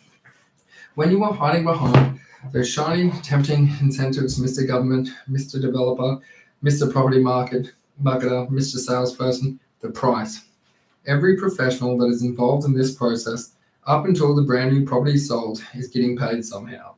And that somehow is added on to the actual cost of the property, funded entirely by the overly generous buyer. We aren't talking about simply a few $1,000s on top of the actual cost, by the way. A lot of professionals want to make big commissions on every property to make the venture worthwhile for them. A lot of investors also see the purchase price as high, but maybe not as high as they would expect. Given all these extra commissions they will be paying, the answer is simple. Quietly reduce the amount of the land offered per property. This brings the cost down significantly to make it seem like a fair market value. That's why the blocks these days seem to get smaller and smaller. It hides the artificially inflated sale price and makes a lot of people who aren't you a hell of a lot of money. And if there's one thing that makes a property investment grade, it's good land component. And that's what's missing from most of these new bills. But I still get those incentives right. Well, let's talk about it. No or low stamp duty. This is a government incentive. As new properties are purchased by investors, this brings more stock to the market, encourages more building, more jobs, and of course, more tax dollars. It also assists with the rental problem, which helps parties get re-elected. There's nothing sinister here, but there lies some motivations behind such a generous offer. Low deposit. This incentive is designed to market the product to a wider market, those with less savings. Yes, you will save on some upfront costs of buying new with a low deposit. There is also the potential that you'll be asked to fork out tens of thousands more before the build is complete, with months or even years of delay. Overpaying for a property to save on a deposit is like overpaying for a product to get free shipping. The extra price is simply built in anyway. Rental guarantee. Australia has a perpetual shortage of rental accommodation, and many fully developed suburbs just don't have the available land to increase the market's rental stock. With the rising population, limited supply, and extremely low vacancy rate, a well-located property asking fair market rent will have a number of tenancy applications to choose from. Find peace of mind in the location of your property. Also, with respect to rental guarantees, some companies will then manage these properties over the course of a rental guarantee. Check the management agreement and make sure that they are charged fair management costs for that particular area. Tax savings. Another government incentive, of course. It's time for another hit of adrenaline. Your biggest tax savings will be in the first year. Coincidentally, lining up perfectly with the get-rich-quick type mindset. A brand new property will have a solid depreciation benefits, which are incredibly effective at keeping attention off heavily inflated sale prices, or better investments in investment-grade locations, where capital growth is completely untaxed unless sold. Taking more of a deep dive into the differences of new versus established, consider location, land size, supply, cost, value adding, long-term results. Location. The most important of all is the location of the property. Buying a new estate will generally mean that you are buying far from the CBDs, the employment hubs, and established infrastructure, the shorter commutes, the best schools, and everything else that great established suburb has to offer. Comparison 2. Land size. Most people build today are cookie-cutter type builds, designed to fit as many houses as possible on the smallest possible block. The result is a poor land-to-asset ratio, meaning that most of your investment dollars are going into the materials and the cost of the build, not the land. This reduction in land size will also reduce the long-term demand for the property, affecting future capital and rental return. Finding a great land component to maintain long-term demand and an established property is easily achievable. You have the ability to select the appropriate land site for a suburb, buy larger blocks with potential for future development or subdivision. Comparison 3. Supply. With the release of a new estate and potentially hundreds of near-identical houses, it's easy to see that there will be oversupply problems, particularly in the short term to medium term. This supply is in the form of rental availability and sales availability, so both growth aspects will be impacted. Supply considerations need to be considered for all potential investment properties, new estates, and no exception. Buying established properties provide further options in making the most of your ability to buy in areas with low supply and increasing demand. Desirable suburbs with high owner-occupier presence means less rental and sales availability. Owner-occupiers don't tend to sell up as often as investors. Without the limitation of searching only for a new build, you can tailor your purchase to a location with low vacancy rates, limited amount of land for future supplies, and the right mix of owner-occupiers to renters. Comparison number 4. Cost. New builds typically have a fixed price tag. Ensure that any developers, builders, agents, or third parties make enough money for the project to be viable. As detailed earlier, upon completion of the build, there is painfully real possibility that the property's value will be less than what the buyer paid for the property, without modest growth to make up for his loss. The situation can be detrimental to an investor's portfolio. Not only will this situation require time to make up for the loss, but your lender will see the property as a higher risk if you are unable to meet the repayments. They want to be comfortable that they could quickly sell the property to be clear of the debt if that is required. The fixed purchase cost also takes away the unique ability for an investor to negotiate, to take advantage of any negative market sentiment, or to buy off market opportunity or distressed sales, which can significantly accelerate an investor's portfolio. Comparison 5. Value adding. Value adding, such as renovating, landscaping, developing, subdividing, or improving, are extremely limited with new builds. This means that if you want the growth in your property to fully fund the next purchase, then the only option available is to wait. The value-adding option for established properties are almost endless. You can keep it simple with some basic cosmetic renovations to increase value and rental return, or you can do more in-depth work by creating an open-plan living, adding bedrooms, bathrooms, etc. with correct asset selection, basic market timing, and value adding. You can significantly reduce the time required to leverage one property into the next. What's so great about the available options is that the value adding can be suited to the individual to suit their circumstances, goals, and risk profile at the same time as a freshly renovated property, attract more market interest, usually providing more tenancy applications and therefore more choices with high quality tenant who will treat the property with a higher level of care. Comparison 6. Long-term results. A new property will provide great tax-saving benefits, high rental return, and hopefully low maintenance fee. Over the time, all of these benefits will effectively reduce if you've chosen the wrong location and bought in an area with an abundant supply of similar homes. The investment may struggle to show any real outperformance in growth moving forward. Long-term compounding capital and rental growth will eventually outweigh these short-term benefits. Unlike many other assets, historical performance is a useful indicator of future performance when it comes to property. By researching the past 40-year, 20-year, 10-year, 5 and 3-year performance of a location, we can use the trends to estimate the potential future value. Then, looking at the current fundamentals of the location, select a property that will outperform the rest of the market. Simple. It's not so easy to look back at 20 years of price performance, a vacant land that is yet to be subdivided into small blocks and sold to the public. It almost feels like speculation. The result of correct asset selection after 10 to 20 years can mean a difference of hundreds of thousands of dollars a significantly larger portfolio, that more passive income and financial freedom years sooner. To sum up the following factors, all you need to be considered when deciding whether to buy new or established properties. New, high supply, smaller blocks can lead to less overall growth, usually marketed by developers and spookers as a great investment. Fixed price with all commissions factored in, typically more time required for capital growth to leverage into more assets, minimal value-added options, usually located in less desirable location with lower land values, but they will be more easily sold. Higher price volatility. Most of these properties will have new mortgages secured against them, so these markets will be more susceptible to economic turbulence and interest rate increases. Established homes. Ability to buy into high growth locations with good land components, ensuring strong growth in line with the suburb. Ability to pay fair market value or less, saving exorbitantly high commission fees from new developer stock and preventing any value decline right after purchase.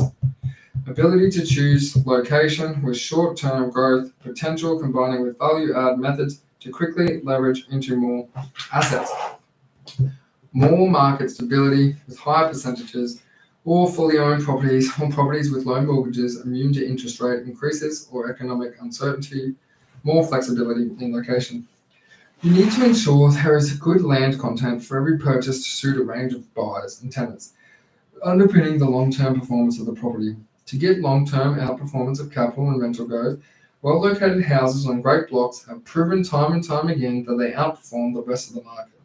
At the end of the day, you want a property with scarcity, uniqueness, and in a fully developed suburb with limited future supply.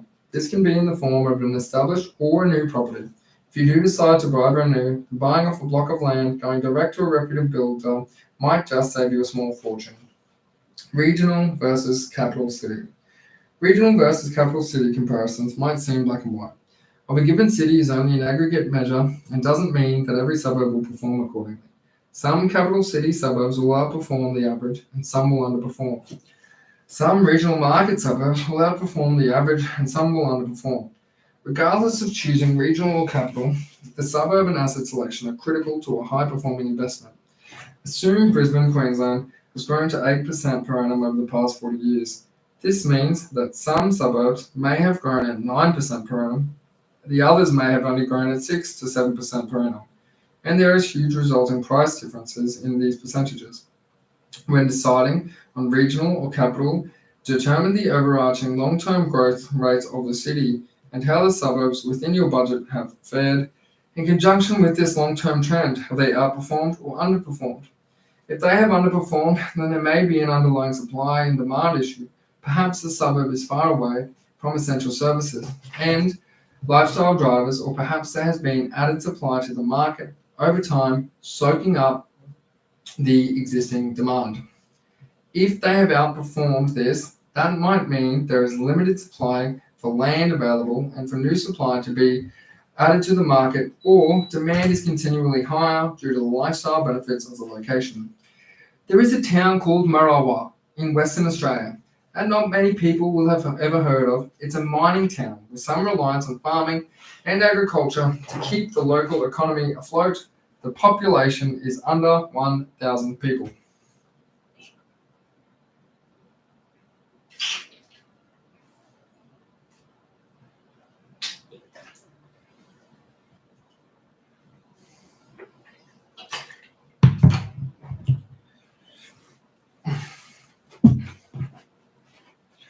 It's a no-brainer. To steer clear from property investing in such a location, it's a regional location and will continue to underperform over the long term because it does not have the qualities that make up an investment-grade location.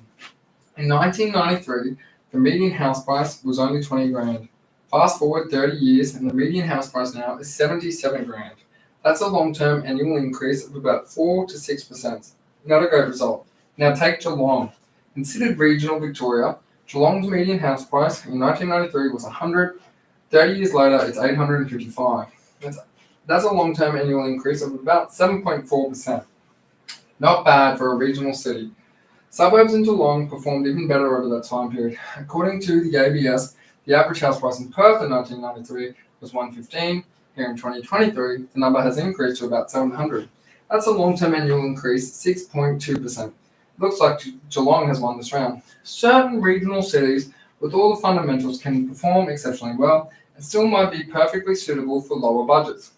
A high-performing suburb in Sydney might grow 7.5 to 8.5 over the long term, but a median house price of these suburbs won't be suitable for many people.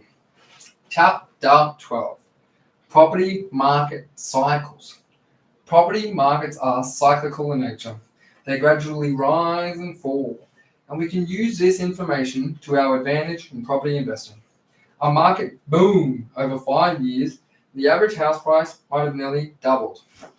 It's quite likely that the market is approaching a top with such a recent explosive growth that location continued to boom for a while, but other markets could be better positioned in their cycles and be much better value for money.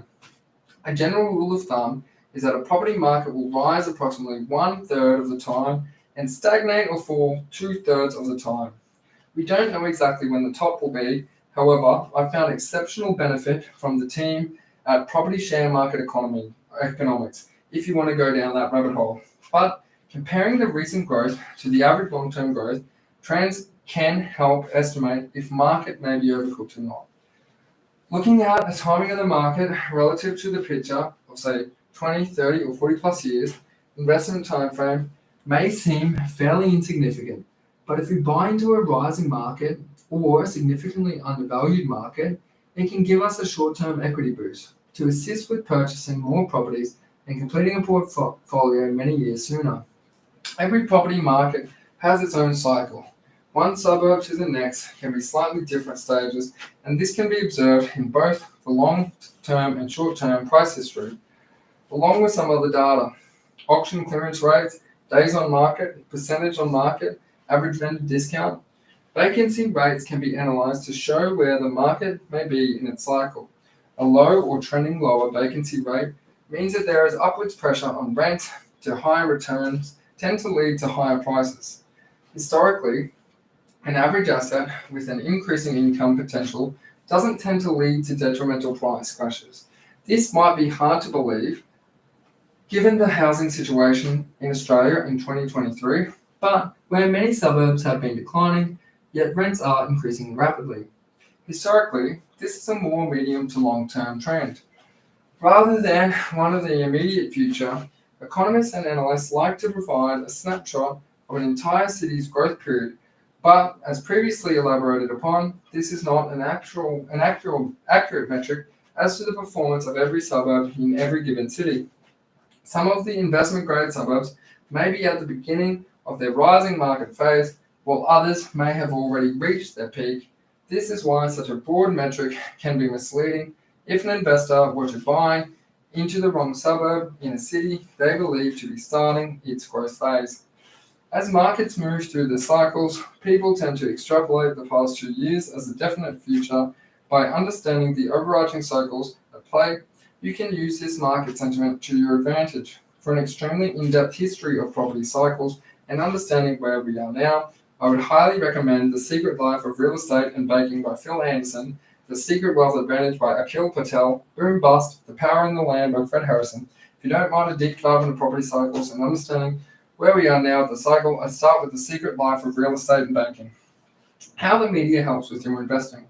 As markets rise and fall or simply stagnate, you will notice the hyperbole in the news about what is going on in the property market. The media is usually quite a little bit later than reality, by several weeks or even months. Any price declines or increases are greatly emphasized with psychological tricks to capture as much attention as possible. Catchy media headlines actually exacerbate the property cycles, making the booms and busts stronger and more damaging than they would be otherwise. The most popular news stations in the country have a tremendous power to influence and persuade the masses as they see fit, with the only goal in mind to increase viewership and clicks. Loss aversion in behavioral economics essentially means that a person's fear of loss is stronger than their desire to gain. If the resulting amounts are equal in nature, for this reason, news stations will see increased numbers in viewers with the fear-promoting headlines rather than good news headlines. Fear and irrationality sell. Optimism and rationality do not. It's just reality. The biggest news station that should be looked at in a different light when it comes to property investing advice, and that's a very dark light, and where you can't actually see the nonsense they are telling you. This is not to say that the news is entirely wrong when it comes to property investing, but you know that if you invest according to what the media is telling you, your results will also be the same as the vast majority of investors. About 90% of investors never make it past one or two investment properties. Buying counter-cyclically. Over the long term, well-located investment-grade properties have performed exceptionally well, many of them rising from 7 to 9% per annum when averaged out over a long period of time. Knowing this, and knowing the locations where we can expect these results, why not buy an investment-grade property counter-cyclically? A stagnant or falling market can mean only one thing: demand is low. Advantage of being the only competitive buyer for a property as sellers fight over a buyer who holds all the cards. Many people bought property in the early stages of the COVID-19 crisis, and I suspected many people were well versed on property market cycles. Many of them would have picked up properties at a sizable discount as our country exited the recession. Sentiment improved, and as the history shows, the market exploded out of its stagnant period and into solid growth once more.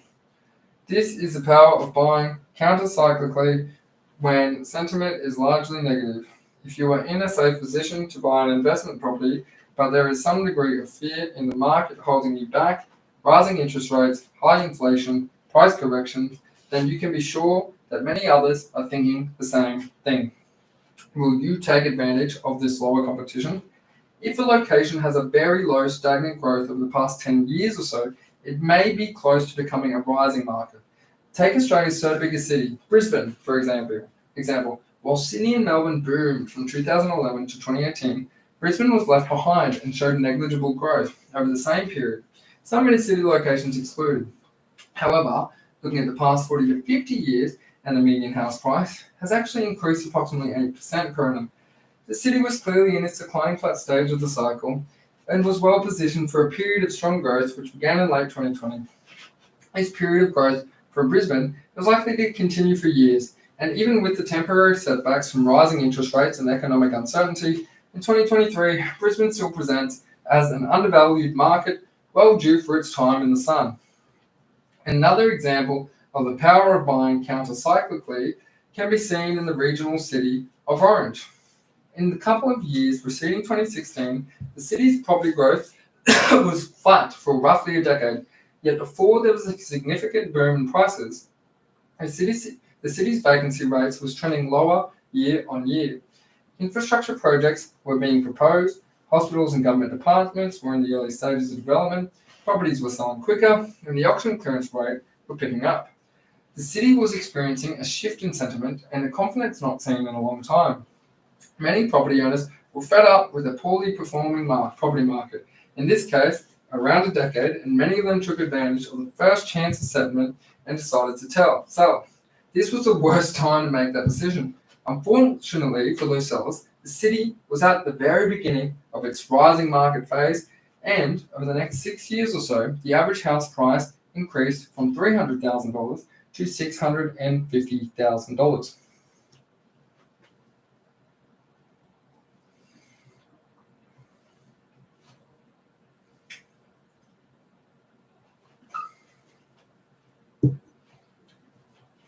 The lesson here, considering the market cycle is imperative for a successful property investing, commercial property, and market timing.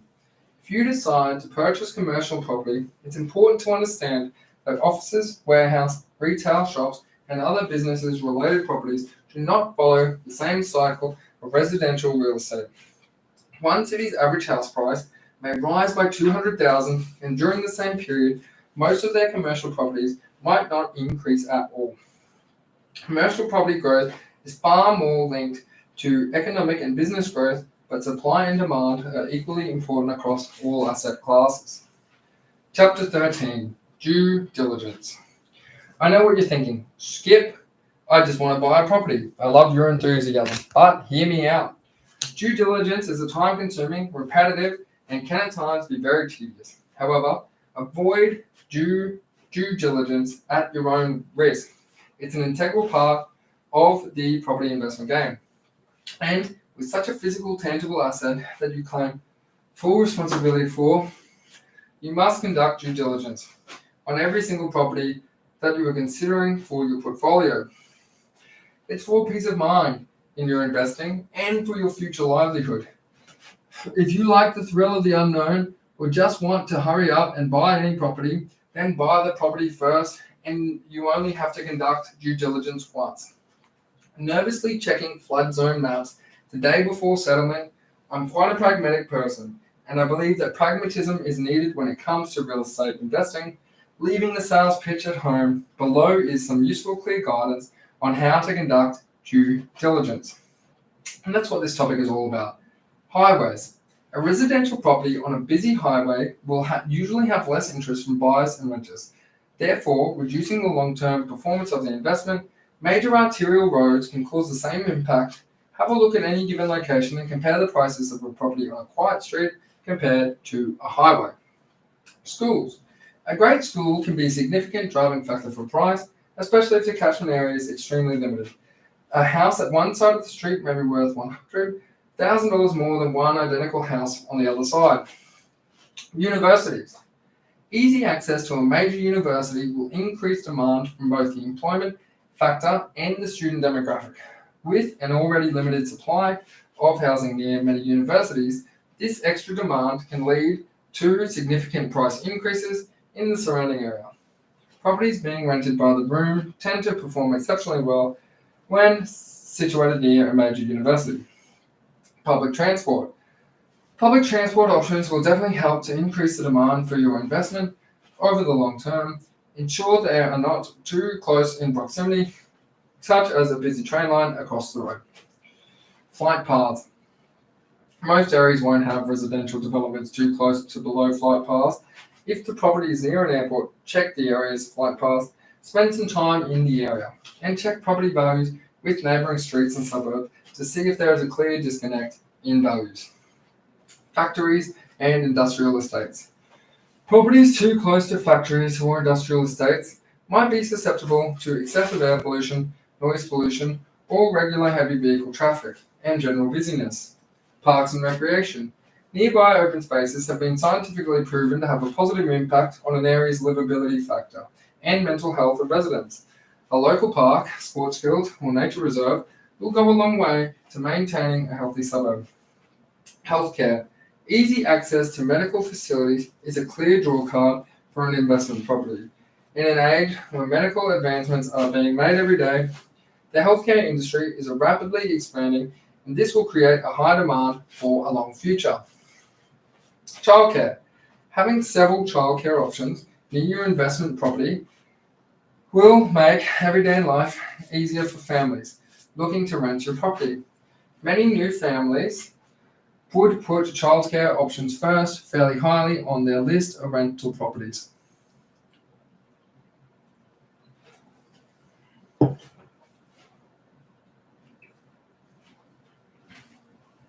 Flood zones. Most council websites will have their local flood mapping tool available online. If you still aren't sure if your property is in a flood zone, run a couple of building insurance quotes on the property. Insurers will know which properties are in flood zones and will factor the higher risk into your quote. Fire hazards. Bush, fire-prone areas can have higher insurance costs for obvious reasons. However, with abundant reserves or nearby forests, the area could be particularly limited with regards to future supply of available housing. Consider the trade-off of higher insurance costs and future growth potential. Cyclones and other disaster-prone areas will typically result in higher regular insurance costs. These climatic conditions must be considered before committing to an investment property in these locations. The suburb vacancy rates. A suburb's vacancy rate refers to the number of rental properties that are advertised for rent in property to the total number of rental properties in the market below. A low or trending lower vacancy rate means that there are fewer rental properties becoming available in an area, putting upwards pressure on rents, which eventually leads to an increase in house prices. Increasing income returns eventually make their way into higher asset prices, not just in real estate. Low vacancy rates not only ensure very limited periods of vacancy for your investment property, but also give the investor more choice for finding the best tenant to live in and care for your property. Employment hubs in proximity to a CBD. Property within a reasonable commute via car or public transport to large employment hubs means that your property will be in demand from a pool of potential tenants and buyers, with an increase in work from home culture and many people not needing to go into the office every day. This could translate into slightly longer commutes, still being acceptable. The ripple effect can be used in conjunction with other data trends to find out whether a suburb is undervalued or not. Looking at the big picture, price growth trends to begin at the CBDs and ripple outward over time. Average household size. A suburb may have an average household size of 3.2 persons, which means that 3 and 4 bedroom properties are likely to be in the most demand. In this situation, 2 bedroom properties may not be the most suitable for finding the highest demand in the local market. Government housing presence. Statistically, pockets of high government housing tend to correlate with higher crime rates. From an investor's point of view, you can stay away from these areas, or you can see the opportunities in the situation. 1. Lower prices, higher yields. 2. Less competition down to the market. 3. Larger blocks are not uncommon, potentially subdividable. 4. Security systems can have greater impact on value adding. 5. Some of these suburbs are very well located and gentrification is likely to take place eventually, leading to significant growth over a short period of time. Also plenty of great long-term tenants in those areas, and you can still have your set and forget type of investment if that's your goal. Owner-occupied presence. Owner-occupiers tend to hold their properties for longer than investors, don't tend to sell up when recessions hit. In fact, they're more likely to want to stay until there is more certainty in the future. This translates into less stock on market, less rental accommodation, and as the long-term supply plummets, owner-occupiers also tend to focus more on paying their home loans down, reducing potential price volatility in times of economic uncertainty, which means fewer distressed sales and mortgagee in possessions. On the flip side, there is rental presence. Higher levels of renters should not be avoided altogether, as some locations are simply popular with renters. If vacancy rates are trending lower and lower, then there is supply issue, and this will translate to higher rents. Eventually, it will be more cost effective to buy than to rent, and the ratio will change. Areas of high rental presence without the trending lower vacancy rates will usually experience more sales options and rental availability at any given time, with increasing options for buyers and tenants. This translates into an underperforming investment. Nearby vacant or undeveloped land. What is the council zoning of this land? What might it be used for in the future? If the land can be built on, it could become a new estate one day. This will add to supply to the market and lower the demand for nearby properties. The block. Before you dig, request. An understanding of where current infrastructure is located on the block can easily be found at byda.com. The quick search checks stormwater pipes, sewer connections, town water connections, NBN connectivity, and underground and overhead cables. Slop off the block. A reasonably flat block will be more functional than a steeper block. It might also make future building easier without the need of leveling steep areas and adding extra costs. However, if there are great views because of the elevated block, it might be worth the trade-off. Shape of the block. Shape of the block is more important if you are looking to one day develop or subdivide. Many councils will look at the block's frontage and the road and require a minimum width for potential subdevelopments. Size of the block. The ideal block size will vary depending on the size of the suburb, usually reducing as you move closer to the CBD. In most cases, a good rule of thumb is to look for a minimum of 400 meter square blocks. For houses, blocks under 400 meters squared tend to suffer greatly over the long term, but with less interest from buyers and tenants who appreciate a little bit more space. New estates in middle ring or outer ring suburbs of a city should contain an absolute minimum of land size of 400 meters squared. Unfortunately, smaller blocks than these are resoundingly common, and long-term growth is the trade-off. The side of the street. Is there a high side and low side of the street? Do the properties on the high side have great views while the properties on the low side are missing out? This doesn't mean avoiding one side of the street entirely. Just be cautious not to overpay for what you're getting. The build. The condition of the build. Has the property been cared for and well maintained by the current owner? Are there any issues that have been ignored that can lead to unexpected costs? A thorough inspection or two is a necessary step of due diligence. Always get a building and pest report, even if the property looks immaculate throughout. The age of the property. This data is available for most properties online. Otherwise, the agent or owner should be able to tell you an older property doesn't mean $5,000 plus in maintenance every year. An older neglected property means $5,000 plus in maintenance. The size of the build. The build size should be suitable for the local market. A very small build might mean extra small bedrooms or living areas, potentially receiving less interest for future tenants. A much larger build size would also see reduced demand with tenants not wanting so much maintenance and potentially only suitable for smaller pool of tenants. Larger builds might also end up costing the owner much more in regular maintenance cost. Structuring your portfolio. What the heck does that mean? Structuring your portfolio? Just buy the property, kick back, easy. Yes, but no. Whose name will the property be in? And you're a couple looking to invest? Does it go in both of your names? Should it go in the higher or the lower income owner's name? Should you go to your accountant? Should you set up a trust? At the time of writing, the title can't be changed after purchase without enormous cost involved. The lower cost structure is simply buying in personal names, but maybe you like the sound of buying in a trust and having weighed up the pros and cons. I would highly recommend an appointment with your accountant to discuss your personal situation and goals and which structure would be most suitable to you. Personal names. Buying property in your own name is generally the simplest and lowest cost structure.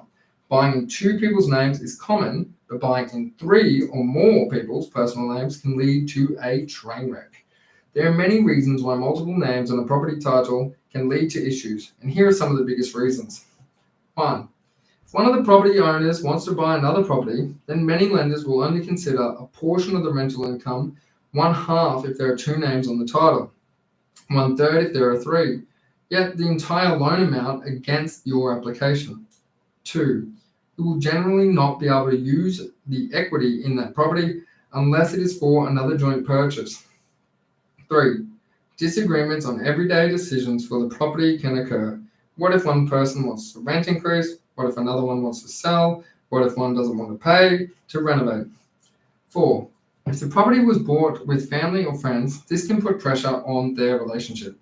Buying property in multiple names can have its benefits for short-term buying and selling, but can really throw off an investor's plan if the property is planned for a long-term buy and hold, and if they want to significantly scale their portfolio. Trust. Trusts have a flexibility that buying in a personal name just can't compete with. They have certain tax advantages, high levels of asset protection, and the ability to interchange who controls the trust at any time, but it comes at a cost. A lot of extra costs, actually. 1. Mortgage lenders will usually charge higher interest rate for trusts. 2. Land tax may be significantly higher if purchased through a trust. 3. Solicitor costs, setup costs, bank fees, and charges separate tax return and accountancy costs will all be higher with the trust. For someone new to property investing, this type of structure might seem overwhelming. A trust isn't necessary for every investor, and it can have more or less benefits from one investor to the next. If you're interested in learning more about pursuing a trust structure with your portfolio, arrange an appointment with an accountant who has regular deals with trust, stays up to date with any legislative changes that regularly affect trust.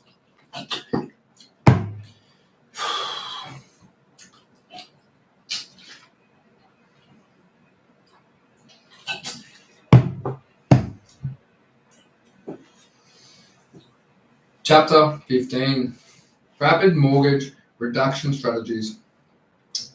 Whether you want to pay down the mortgage or an owner-occupied home or an investment property, there are simple ways to speed up the process and to get the loan paid out sooner. And this doesn't just include making extra payments. You may have a plan to buy a certain number of properties, let them go, and eventually sell one, or to wipe out as much debt as possible. Debt reduction might not be the goal at this stage of the journey, but one day it probably will be, and some of these strategies may still provide some benefit in the short term. Owner-occupied loans versus investment property loans. The first thing to understand is that an owner-occupied mortgage is not tax-deductible. The repayments are made with after-tax dollars and cannot be claimed back in normal circumstances. Investment property mortgage repayments are tax-deductible, at least the interest portion of them is, along with their ongoing expenses as described previously. This means that it is generally wise to pay the owner-occupied mortgage first, even better, increase the investment property loans if possible to reduce the owner-occupied mortgage. This will result in the same level of debt with more tax benefits. Irregular payments. Interest on the loan is calculated daily, so asking your bank or broker for weekly or fortnightly repayments can save small amounts on interest, which can add up to large amounts over time. At the same time, it wouldn't hurt to ask them if you're getting the best rate. They might give you a discounted interest rate on the spot. Offset accounts. Offset accounts are excellent tools for reducing mortgage repayments. For both investors and owner-occupiers alike, these accounts help reduce the amount of interest on the loan that you will pay. By subtracting the amount in the offset account, here's how it works. If your mortgage interest rate is 5.5%, then you will save 5.5% times 50 grand equals $2,500 per year on interest that you would have otherwise had to pay. In the above example, if you had $50,000 in your offset account linked to that loan, you will only be paying interest on $450,000. If your mortgage is $500,000 and you have $0, then you're paying $500,000. Leaving a safety buffer in your offset account can give some peace of mind in case of emergencies, and at the same time reducing your mortgage repayments. Interest-free credit cards. For the most proactive investors who want to ensure their savings are making the greatest possible impact in mortgage reductions, consider setting up a zero-interest credit card linked to this offset account. This card must be regularly repaid and before the interest-free period ends and in full. No extra charges. If you're an investor who just wants to keep things simple, then a single offset or bank account with all ingoing and outgoing monies labeled, the property's address they relate to should make accountability for your tax return easier. Regularly refinance. Many banks will slowly increase the interest rates to your mortgage, even if the official cash rate has already been increased. Cheeky devils. Most people wouldn't continue buying groceries from Woolworths if they increase prices 30% across the board. They'd shop around, go to IGA or Coles. In the same with your mortgage. Never refinance or review your interest rate. It is accepting to pay whatever the lender wants to charge, but you're better than that. If your property has grown in value or if you have paid some of the loan off, then you now have more of a safety net, and more peace of mind, more yourself and lender as your loan to value ratio follows. Ratio lowers. It's very possible that you will be approved. It's very possible that you will be approved for lower interest rate. So you've gone through a great mortgage broker. Then they will keep you updated as to whether you are paying a competitive market rate or if you can do better with refinancing your loan. Chapter 16, Tax Minimization. Tax benefits are secondary to profitable property investing. A goal wholly and solely to save tax through property investing will lead you down the wrong path and get your portfolio stuck in a rut. This is because cash flow will be the main focus of a high-performing, fully established suburbs that will create life-changing wealth will be ignored. You need the power of the land to do the heavy lifting and get you to the next level, not temporary tax savings. A goal of tax savings leads to a lot of people to house and land packages off the plan developments, and their tantalizing tax benefits will go to scammy salespeople. But remember how you suddenly have to pay tens and thousands of dollars in commission just to secure them. Steer clear of the shining tax benefits. The spruikers will try to push you. Cut the middleman away and go direct to the builder if you are set on a brand new dwelling. Established property may still have some depreciation benefits, and at the time of writing this, is a rate of 2.5% of the total construction cost per the 40 years. New fixtures, fittings, renovations all have specific ATO guidelines for claiming, but generally speaking, most of these costs are tax deductible. In any case, a depreciation schedule might be worth paying for. This is a document that you give your accountant at tax time and includes any depreciation benefits relating to your property. Phone call to your quantities surveyor will assist in deciding whether the upfront cost of the schedule will be worthwhile for the tax benefits. These schedules tend to cost around $300 to $800, depending on what property. What other main expenses are claimable with investment properties? Interest on the loan, maintenance, insurance, council and water rates, property management, body corporate, land tax. As mentioned, land tax can be reduced with diversification between states and territories. As a couple, if the property is expected to be negatively geared for many years, then it might be most tax effective to buy in the property income earner's name, just as a positive geared property anyway, or work better in the lower income earner's name. Confirm with your accountant that this would be the right option for your specific situation. If the investor is expecting to be in a lower tax bracket the following financial year, it might be worth bringing some bills forward to pay in June to get more benefit from the deduction. On the other hand, if your income is expected to be higher than the following financial year, see if you can request some delayed payments until July for some expenses. Also, keep accurate records for your property to make sure you don't miss anything at tax time. JSC Properties Investment website, free to download Excel document that lists all the buying and holding costs to keep things simple, and it's in one place. You can send this to your accountant when the time comes, keeping the entire documentation process as simple as possible. Chapter 17, Self-Managed Property Portfolios. Should you buy an investment property near where you live so you can manage it? Imagine the savings, about $2,500 to $4,000 per year for a typical residential property. What if you paid this money to a reputable professional property manager who advertises the property across all the major platforms? The higher demand could mean you achieve a higher rent and perhaps a better tenant, which offsets this extra cost anyway. Property investing should give you more freedom, not more work. Nevertheless, the thought of carrying out the regular inspections, organizing tradespeople, staying up to date, ever-changing legislative rental property requirements, being the first point of contact for your tenant at all times, physically paying council and water rates throughout the year, maintaining rental records and bond payments, following up with the tenant if they fall into arrears sound fun. Well, property managers do all that and much more. In 99% of cases, you shouldn't manage the property yourself. Your time is worth more. Buy one property, pay it off before buying another. Taking risk aversion to the extreme, some investors might want to fully pay off the property before they buy the next one. How long might it take to repay the loan, regular extra repayments, rapid mortgage reduction strategies, and the occasional lump sum payment? 15, 20 years? That's a long time, and potentially hundreds of thousands of dollars of growth to let pass by as previously described. An investor can remain conservative with their debt levels and yet still expand their portfolio. It's just a matter of not over-leveraging and having a safety buffer for emergencies. Overall, debt levels under 70% are considered very safe, but this is arbitrary and completely up to the risk tolerance of the investor.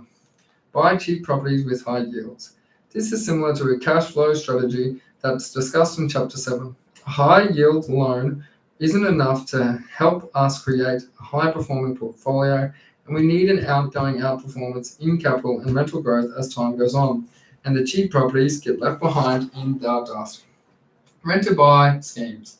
Rent-to-buy schemes are extremely high-risk contracts between a prospective purchaser and a seller that enables a purchaser to buy a property over an extended period of time rather than the traditional upfront full payment on settlement that is the most common today. The purchaser lives in the property, pays rent, sometimes maintenance and other ongoing costs, while also making regular repayments which count as going towards the purchase of the property. This is usually accompanied by an upfront deposit, $5,000 is common, but conditions for this contract can vary greatly. It's a legal grey area and not particularly favorable for the buyer, who didn't write up the contract. Over time, the buyer holds on to the hope that these extra repayments create enough of a down payment that they will be approved by a loan by a lender, but the rent-to-buy contract expires. The clock is ticking. Everyone loves a high-pressure financial make-or-break commitment. The most common reason buyers enter into these agreements is because they are not in a position to get a loan in the first place, where they don't have the income or the deposit available. Or maybe they don't read through the contract that was destined to fail in the first place. Why would the seller want to be the contract or not to be fulfilled? Because they get to keep all the rent you paid, your upfront payment, and all the other extra payments you made along the way. Predatory sellers know this. They also know that in most cases, the potential buyer won't be approved for finance when the time comes. A 2016 study by the Consumer Action Law Center couldn't identify a single successful rent-to-buy case.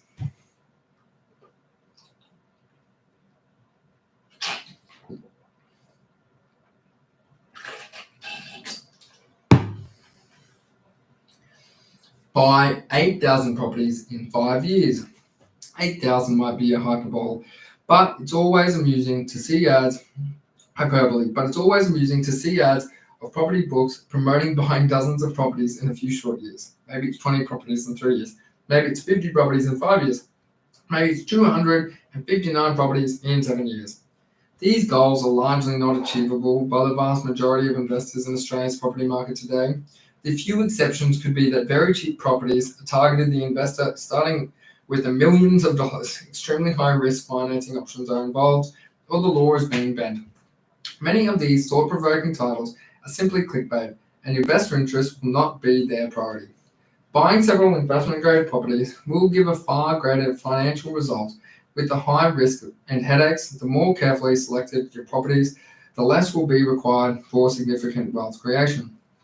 A final note on these strategies: consider who stands to make the most amount of money transacting all these properties. Is it a buyer's agent, a developer, an unlicensed property sourcing materialist? If you ask them, they might say the investor makes all the money. Of course, tread carefully. Buying in mining towns. I've known a professional buyer's agent who have pushed properties in mining towns to their clients during the mining boom of early 2000s. Even today, they are worth less than what they paid for. That's the cost of following the wrong advice, littered in the industry today. The pitch might be able to purchase a property for $100,000 to $200,000 and rent it out over $300 per week, maybe quite a bit more. What a gold mine. The price can only go one way.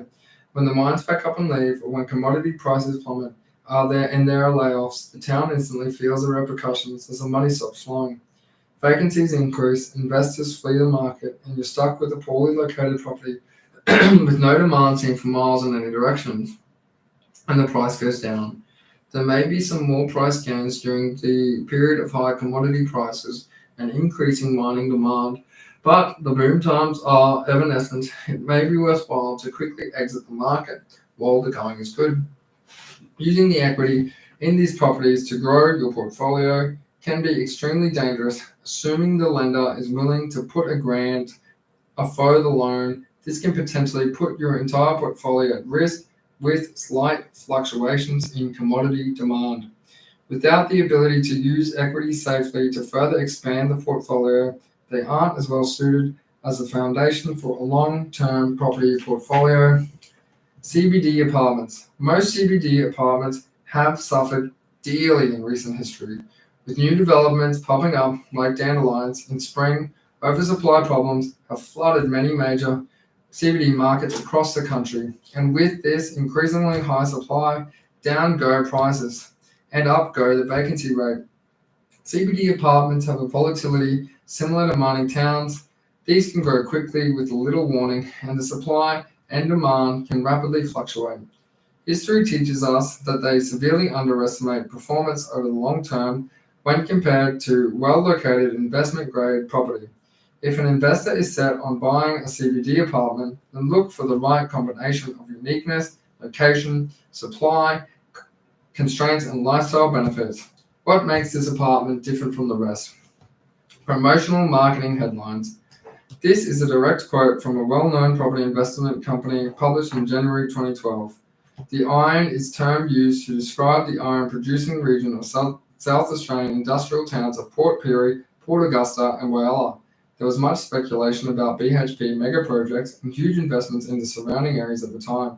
According to SQM research, Port Augusta's weekly asking sale price for houses went from $231 in January 12 to $244 in December 2021. Stop all the clocks. Today, the median house price for Port Augusta is anywhere from $200 to $250 depending on the data source.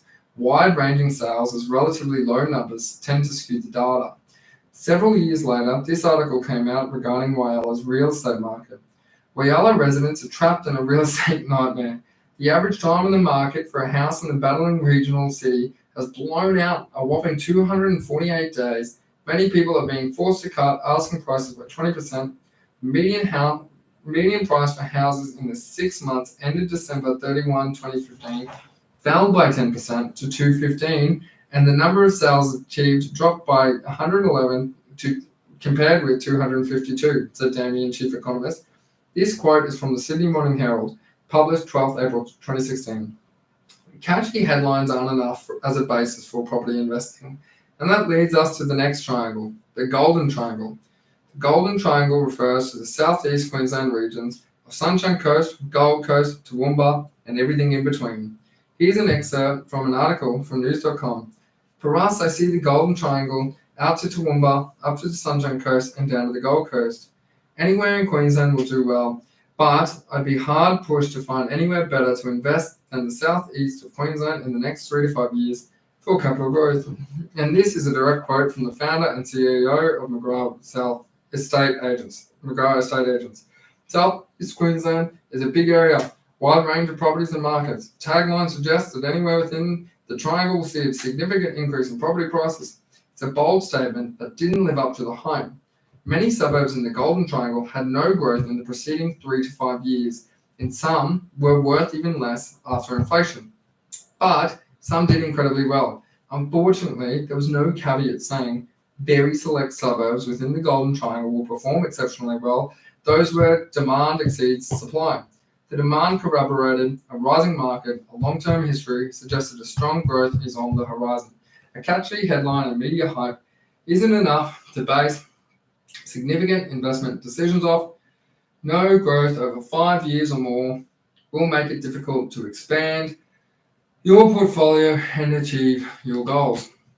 Chapter 18, Negotiating Secrets from a Professional Buyer's Agent. Negotiating starts from the second you start speaking to the selling agent, not when it comes time to place the offer. If you haven't planned your negotiating from the first call or email, then you may end up paying thousands more than what you should have. Agents negotiate all day, every day. They are professional negotiators whose commission and reputation are directly tied to the final sale price.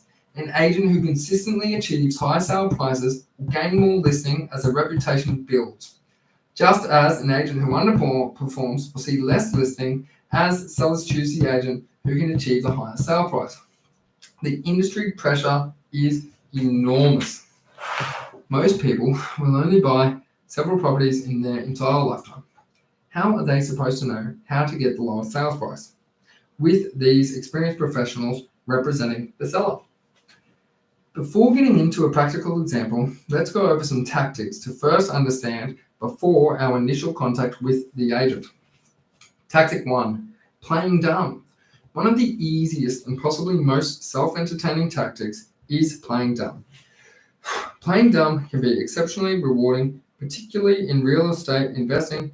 As humans, our guard is subconsciously lowered when we believe we are much more intelligent than the other person. This can lead to gathering more information about the property or seller than they otherwise would have revealed. We might learn that the agent is under pressure to quickly sell, that there are no genuine enticing offers on the table, or that the seller has other motives than simply the higher sale price. Think divorce, moving interstate, or any other time-sensitive scenarios among the relevant possibilities. And all information revealed can be used to our advantage. In showing intelligence and perception, you might just never be told of these extra nuggets of information gold. Humans are involved with the transaction of real estate, so human psychology will play a big part in achieving the best deal. Tactic number 2, nibbling. Nibbling is a negotiating tactic where further negotiating takes place after the offer has already been agreed upon and accepted. With the time and effort committed to getting this far, neither party really wants the deal to fall through. You might even think, why would I risk losing the property for a few $1,000s? Because in most cases of negotiation, both parties believe they have a weaker negotiating position than what they actually do, and all it takes is one email. A practical example of nibbling is in buying property would be the one once the building and pest inspection have been carried out and you've gone through the report, minor maintenance problems are found. They could be incredibly minor problems, no reason to walk away from a great deal. Exaggerate the impact of these problems will have for you as a buyer if you were unaware of them before placing offer. There is some rust on the fence? What a disaster! Use hyperbole within reason. When discussing the estimated cost of repair, all the potential maintenance problems found in the report and list them in your email to the agent. Let's say we request a $6,000 discount. The agent will present the request to the seller. One of three things will happen. The seller will reject the request. 2, the seller will negotiate down on your request, perhaps asking to split the bill.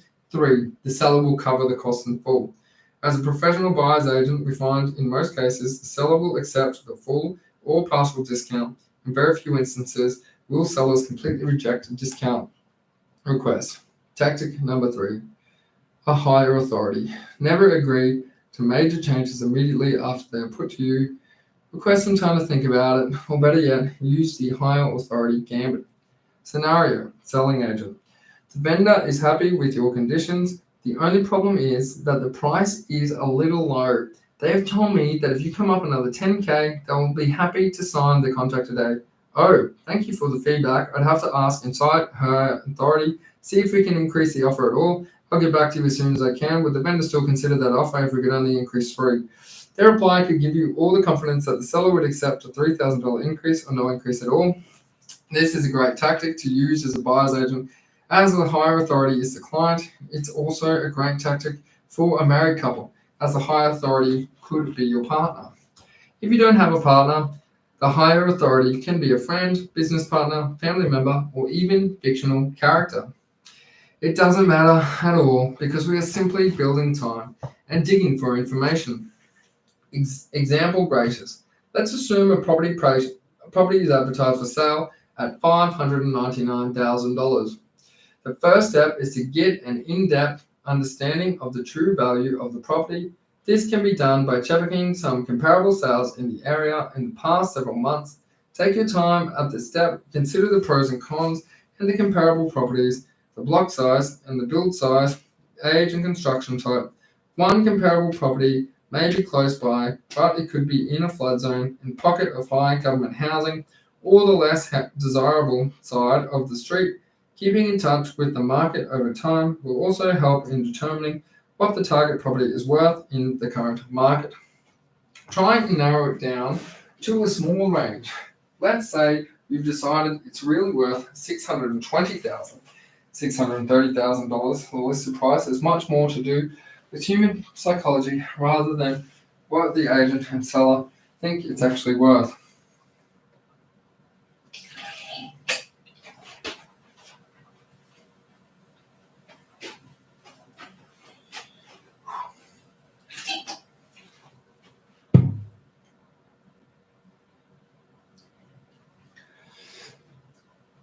Now that you've decided on the true value, keep it a secret. Assuming the inspections have gone well and the due diligence is completely and satisfactory, it's important to find out little about the seller. Some agents are more than willing to share broad information around the seller's motivations for selling, while other more cautious agents will keep this information to themselves. So what information do we want to know and how will it help? We want to know what the seller wants, other than highest price sale, to sailor the conditions of our offer. Easy. Conditions are a major factor at play when it comes to buying and selling property. Lower offers win the day regularly because they have fewer or more favorable conditions with the seller. Ask the agent, what are the seller's ideal offer conditions? We're trying to find out whether they would prefer a long or short settlement, and are they buying another property and will want a lease back until they are able to move, or if they are an investor who simply wants the shortest settlement with the best price. There can be any number of scenarios, and this valuable negotiating information. Confirm with your mortgage broker or lending institution on time frames. Let them know of the conditions that you've decided and you want to put in your offer and decide the time frames wouldn't put you under any necessary pressure. Your offer will now have conditions favorable to the seller's circumstance, giving you the upper hand on other buyers even before the price is discussed. And you have the peace of mind that you will be comfortably meeting those conditions. Try to keep all other conditions to a minimum. Always ask for a building and pest inspection and finance course if required. Now back to our example. Understanding that property is truly worth $620,000 to $630,000, you haven't wasted any time along the way. You should submit an offer of $590,000. It's a strong offer, although you may decide to offer slightly less. If your offer is accepted at this point, not only have you avoided overpaying, but you have picked up the property well under its true value. By acting quickly, tailoring your offer, and knowing the true value of the investment, you've saved yourself $30,000 to $40,000. Now it's time for any professional inspections, namely the building and pest inspection, which should always be requested. Thanks to our earlier nibbling example, we may chip off another $6,000 off the deal. Compare the scenario of saving $36,000, $46,000 up front when buying brand new or off the plan development where the investor pays $100,000 above what the property is truly worth. That's a difference of $146,000 in savings in one day. Not a bad result. Chapter 19. Real life property deals. You might have heard that the most money in real estate is made in the deal. Partly true, but not gospel. Remember compound growth? Exceptional deals are there to be found, but if you've cultivated a reliable, trustworthy reputation among the right people, these deals will find you. And that's exactly what happened in this first example. Example deal number 1. I got a call from a property manager one day notifying me that one of their landlords wanted to sell his property. I don't want to go through the hassle of the sales process, marketing, professional photography, preparing for inspection, potentially wasting time and paying the agent's commission. A common story. The market was booming and no one else knew about the property, so with raised interest rates, he began the due diligence. Property ticked the boxes, huge land, well maintained, exceptional location, short commute, chronically undersupplied market, fully developed with limited options for future buildings. The other checks were also satisfactory from the suburb to the block and the build itself. What an opportunity. My brother and I carried out a comparative market analysis, checking nearby recent sales, and determined that if the property were to go to market, it would sell for $560,000 to $570,000 based on the current market conditions. The owner was asking a low $500,000. If the owner had chosen to list their property through one of the best agents in the area, they would have likely achieved $560,000 to $570,000, and that's the price of just one mistake. The seller wanted a serious buyer, someone whose finance was lined up, allowing for a simple transaction to take place. No frills, no genuine offer, and we had just the buyer. We inspected the property and found several maintenance concerns, noting nothing detrimental, but there had to be some repairs made. We went ahead and made the offer of $500,000 with a very few conditions, just as the seller wanted. These simply included 21-day finance clause, a building and pest inspection. The owner got back to us immediately, asked for $510,000. Absolutely thrilled. I held back my enthusiasm, knowing that my client could certainly agree to $10,000, and this is where most people would agree on the spot. A critical mistake in negotiation. But I remembered that in negotiation like this, both parties tend to think they have less power than what they do. Could I get them to agree to $500,000? Using the high authority gambit, I bought a little time and information, and from that phone call, I knew $500,000 was going to get us over the line. I emailed the seller and the list of maintenance concerns for this reason. My client's absolute maximum was $500,000. We had no intention of request of a further discount after the building pest inspection was completed, if only minor problems were found. It wasn't long until I got the call that our offer had been accepted. Unfortunately, the owner deceitfully used a couch to hide a patch of water damage in one of the walls. but found until after settlement, this costed the client $5,000 in repairs and quite a bit of stress. We didn't have to, but we decided to waive our entire fee, and that's just life sometimes. Several months later, comparable properties were now selling for over $600,000. Example deal 2. The time we found the property on the open market, still managed to secure it far below its intrinsic value. Prices were rising rapidly, and our suburb research suggested that market was still significantly undervalued. I noticed a poorly taken profile shot of a house in a suburb we were targeting. Opening the online ad, I immediately identified the lack of care and effort in putting the ad together. The photos were blurry, the description short and vague. The selling agency were one of the smallest in the area, so I knew they would love to get a deal over the phone.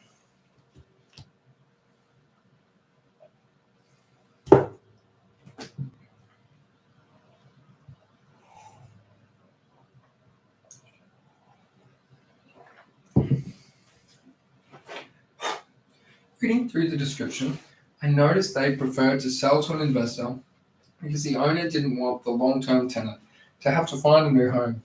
There were still several months left on the lease, and the tenant was paying significantly below market rent. This would keep many owner-occupiers away, along with many investors who would simply see a poor rental return. With such an appealing photo, many people might not have opened the ad at all. Knowing that the rent was so low, and that investors make up the minority of buyer competition across Australia, I knew we could pick up this property at a great price. The property was incredibly well located, and the due diligence checks were carried out and satisfactory. This is the kind of property we could consider to be investment grade. We would expect a growth rate of 7.5 to 8.5% per annum over the long term. We carried out a comparative market analysis. We placed a true value at $510 to $520. There was also scope for potential value add work which the client was looking for. Little negotiation was involved. We simply tailored the conditions to our offer to exactly what the seller wanted and agreed to renegotiate a 12-month lease to ensure the owner knew that we were willing to keep the tenant. We paid under $475,000, which was approximately $40,000 less than if it were marketed successfully. The rent was brought up to fair market level. The tenant could remain and the seller had peace of mind. Knowing that the tenant wasn't going to be evicted at the expiry of the lease, getting the best deal isn't about lowballing and hoping for the best. It's about finding or creating a situation where all parties involved get a positive outcome. You don't want to miss out on dozens of properties and drag the search out for months. The market may rise $50,000 in that time by initially offering a more reasonable price. This extra growth could have been part of your portfolio, not to mention a lowball offer might put the seller off and not consider you a serious buyer.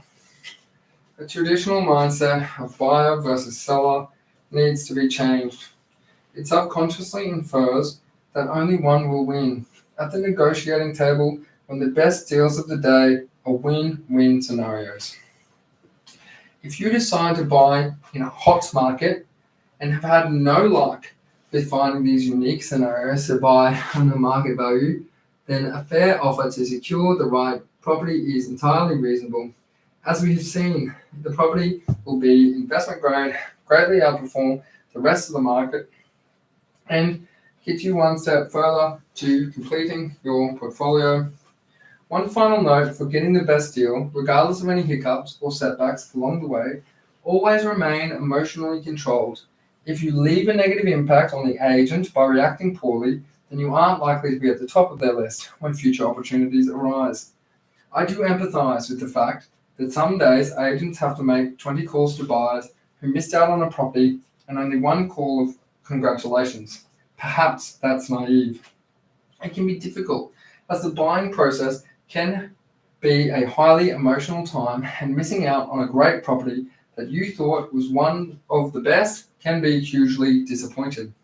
To sum up, to find out what the seller wants out of the transaction other than the highest price sale, provide reasoning if you submit a lower offer price, tailor your conditions as much as possible to suit the seller, give confidence that your finance is arranged, Control any negative emotions or reactions at all times. 20. The unfair power of mentorship. It's common to want to beat the market on your own, to be completely self-made. You've built your entire empire from the ground up with your own blood, sweat, and tears. I'm with you. I was the same when I started out on my journey. But what if we leave our egos right here, insert ego, and come back to it later? Now take 5 seconds to take a deep breath. Imagine you've been actively investing in many of your own properties all over the country, both residential and commercial.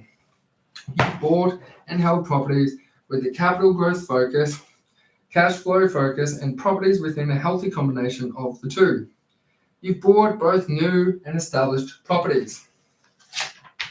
You've renovated some, you've completely set and forgot about others. You've bought in many different structures, you've even managed your own properties from time to time. You've experienced market booms and busts, bought and held properties during both of these economic conditions. Now ask yourself, did you make any mistakes along the way? Did you learn any lessons? Hopefully you would have only made half a dozen mistakes or less with no detriment to your portfolio. What about 5% of properties on the market? What would we consider investment grade? At any given time, hopefully these properties were the right ones that you bought at the lowest price possible.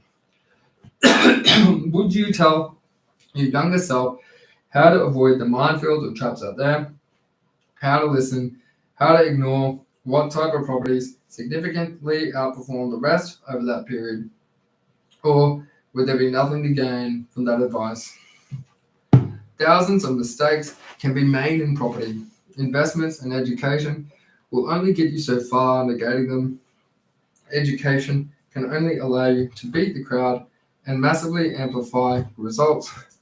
But experience is the ultimate teacher. The right mentor can help you and get you to the next level beyond self-education, and a single mistake could set you back more in cost of living than a decade of professional help.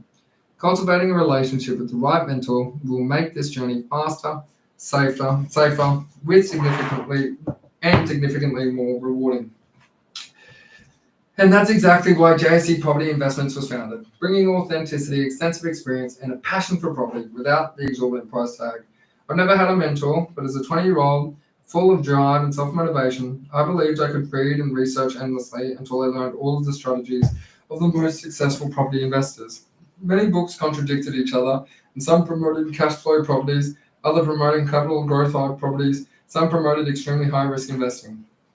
It wasn't until after I bought several properties that I found a lot of those strategies aren't relevant in today's property market. Many strategies that were effective pre-global financial crisis just aren't suitable for the property market of today. Lending requirements have changed, buying and selling costs have increased, affordability and rental yields have changed. The process of applying for a loan is more in-depth and time-consuming. This means that some strategies need to be altered and ignored altogether. And it must be said that the books promoting these outdated strategies are not nearly as effective as what they once were. But how would an inexperienced investor know which strategies to avoid and which strategies are effective? The authors seem reputable, genuine, and they've been clearly in the industry for a long time. This is where the right mentor becomes extremely valuable. Bring your freedom years closer, bring your flexibility and choice into your life, and get a mentor. Chapter 21. Where to from here? If you've read this far, I thank you for your time. You've committed to this book. I'm not a professional writer, nor am I a salesman with contagious, charismatic energy. I wouldn't know how to sell you this pen, but I do put integrity before personal gain and the health and well-being of others before self-vested profits. As a result, I've chosen to use my knowledge and experience for the greater benefit of others and turn down any huge commissions offered to push certain properties onto clients. You might be excited to begin or expand your property portfolio, and you've probably thought about how much passive income or capital growth you would like your properties to achieve to reach your goals. Now it's time to talk about a great mortgage broker or your preferred mortgage lending institution and discuss your options. This should give you some insight into your budget for your next property or tips and advice on how to get in a position to get a loan and grow the portfolio. If you feel confident enough to navigate the property investing game on your own, then I hope you do exceptionally well. Feel free to check out our YouTube channel, podcast, Instagram, Facebook, and LinkedIn for free educational material that might assist you along the way. But if you prefer some support and guidance, if you aren't sure about where or what to buy, or maybe you simply don't have the time to buy a property, then a buyer's agent might be the right choice. You hear that? Sounded like the rustle of a spooky's ears popping up. As a final note, if you do decide to use a professional buyer's agent for your next purchase, do your future wealthier self a massive favor and make sure they genuinely have your best interests at the core of what they do. How do you know? A buyer's agent should work exclusively for the buyer without hidden commissions or agendas to push any specific property. The buyer's agent or all sourcing specialists recommending brand new builds as potentially receiving huge commissions from the sale and that you will pay for it in its entirety. Speculation of huge profits upon completion are just that, speculation. Don't forget to inquire about the size of the blocks for those new properties. Check online reviews through Google or social media. Buyer's agent might think that they know what makes a great investment, but if they don't have their own vast amounts of personal and professional experience in property investing, then mistakes can still be made.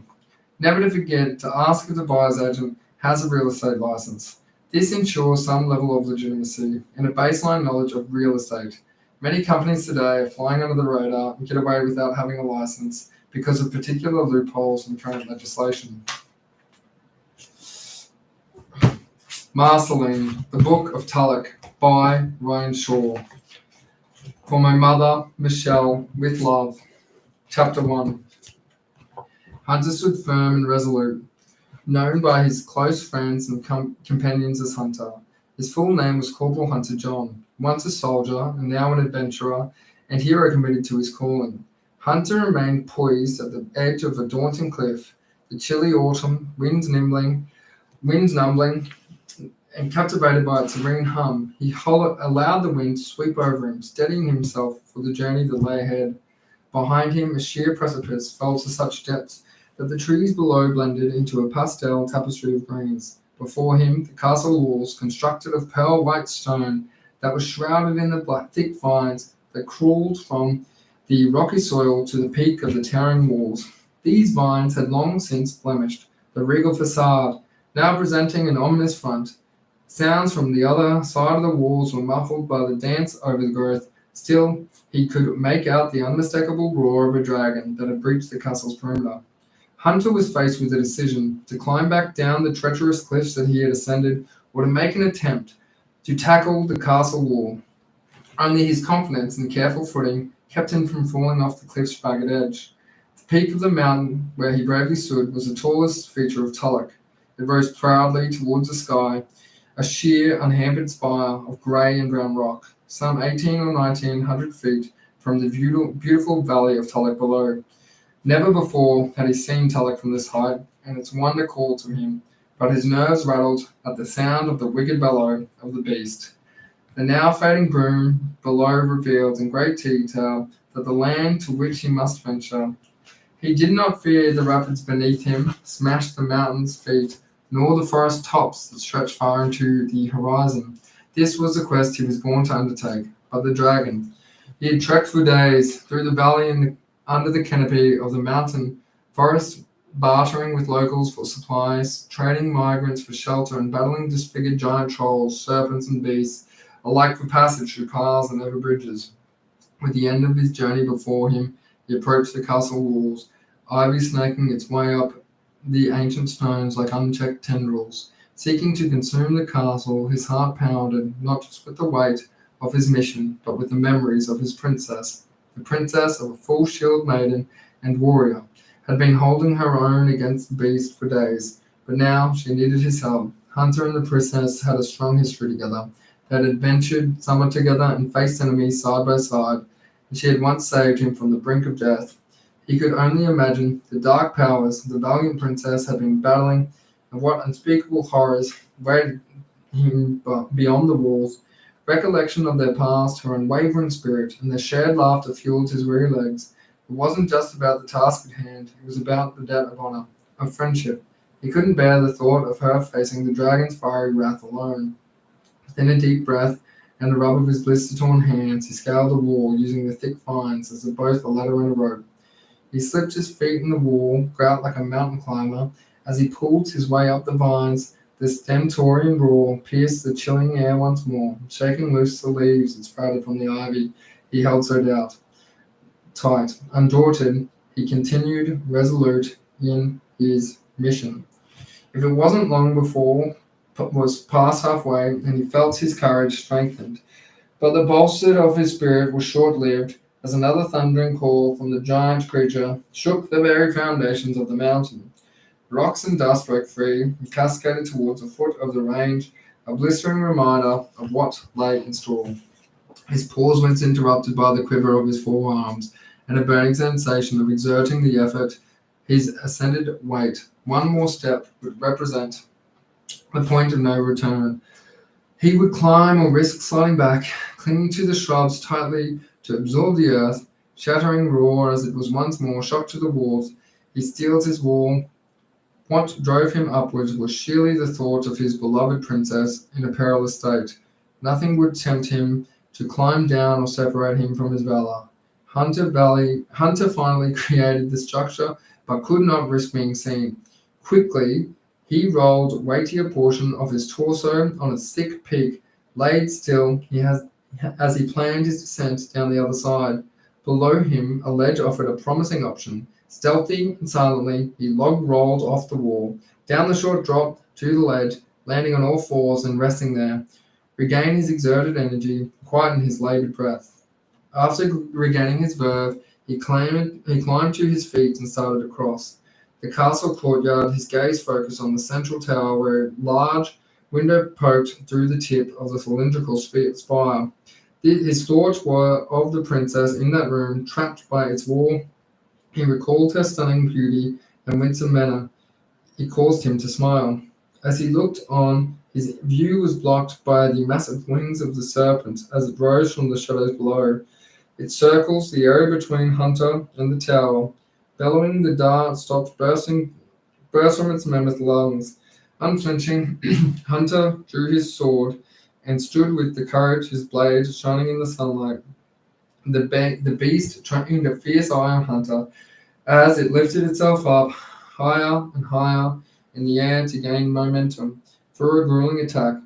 Like a burst of lightning, it charged towards Hunter's blade as he ran towards the dragon, his eye fixed on the area where the beast's heart beat its fiery blood.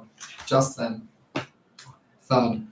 Lennon slammed the book shut with a smile as he sat on the edge of Marceline's bed. "That's all for tonight," he whispered, after leaning over to pull her thick quilt up to her collar. "Don't stop there. What happened next? Does the hunter get the dragon? Can you see the princess from the window? Read just one more page," begged Marceline. "Oh, my love, that is enough for tonight. I will tell you the rest of the story when your mother and I return from our trip. Until then, you must rest, and you must be on your best behavior, as you always are. Nan will be here in the morning to take you to school. What dress does the princess wear tonight, Dad?" "A beautiful pink one with satin around the waist, a big puffy skirt, and diamonds and jewels on her wrists." Does it have a long train?" Marceline asked, wide-eyed. "The longest ever. It was so long, half of it stretched to the nearest town." Marceline giggled. "Good night, Dad." Landon lifted his arm to simulate an elephant trunk and tapped the bed with its snout, making loud trumpeting sounds. Then he playfully sniffed his makeshift trunk all around Marceline's bed, traveling up the quilt until his hand met her cheek. He made a suction sound as his hand pinched her cheek and gave her the elephant kiss goodnight. "See you on Monday, little one. I love you more than a horseback ride in the country. I love you more than Christmas cookies." Neither of them knew those precious moments would be the last Marceline and her father would ever share. Talk of her parents' disappearance often made its way to Marceline. In most cases, it was gossip. From other parents she overheard when visiting, school friends or attending social events, she would hear their husbands' discussions in the next room or from the table across from her playing out. All sorts of wild scenarios, including abandonment, having another family across the globe, or even a plane crash. It was a sad tragedy by most accounts. But any rumors of malicious behavior were quickly quelled by Marceline's new guardian, her mysterious aunt Eris, from her father's side. I told you your grandmother's not to bother to come here, she had cackled at Marceline the next day. I assured her I had everything in hand. Aunt Eris was a horrid woman. She never gave hugs when Marceline cried, and her mother and father. She only smacked her hand on the nearest table. Hush, that bawling girl. How many times must I tell you? Your parents said they never loved you. Lies, Marceline cried. Dreadful child, she cried. How dare you talk to me like that? After all, I am the only one willing to tell you the truth.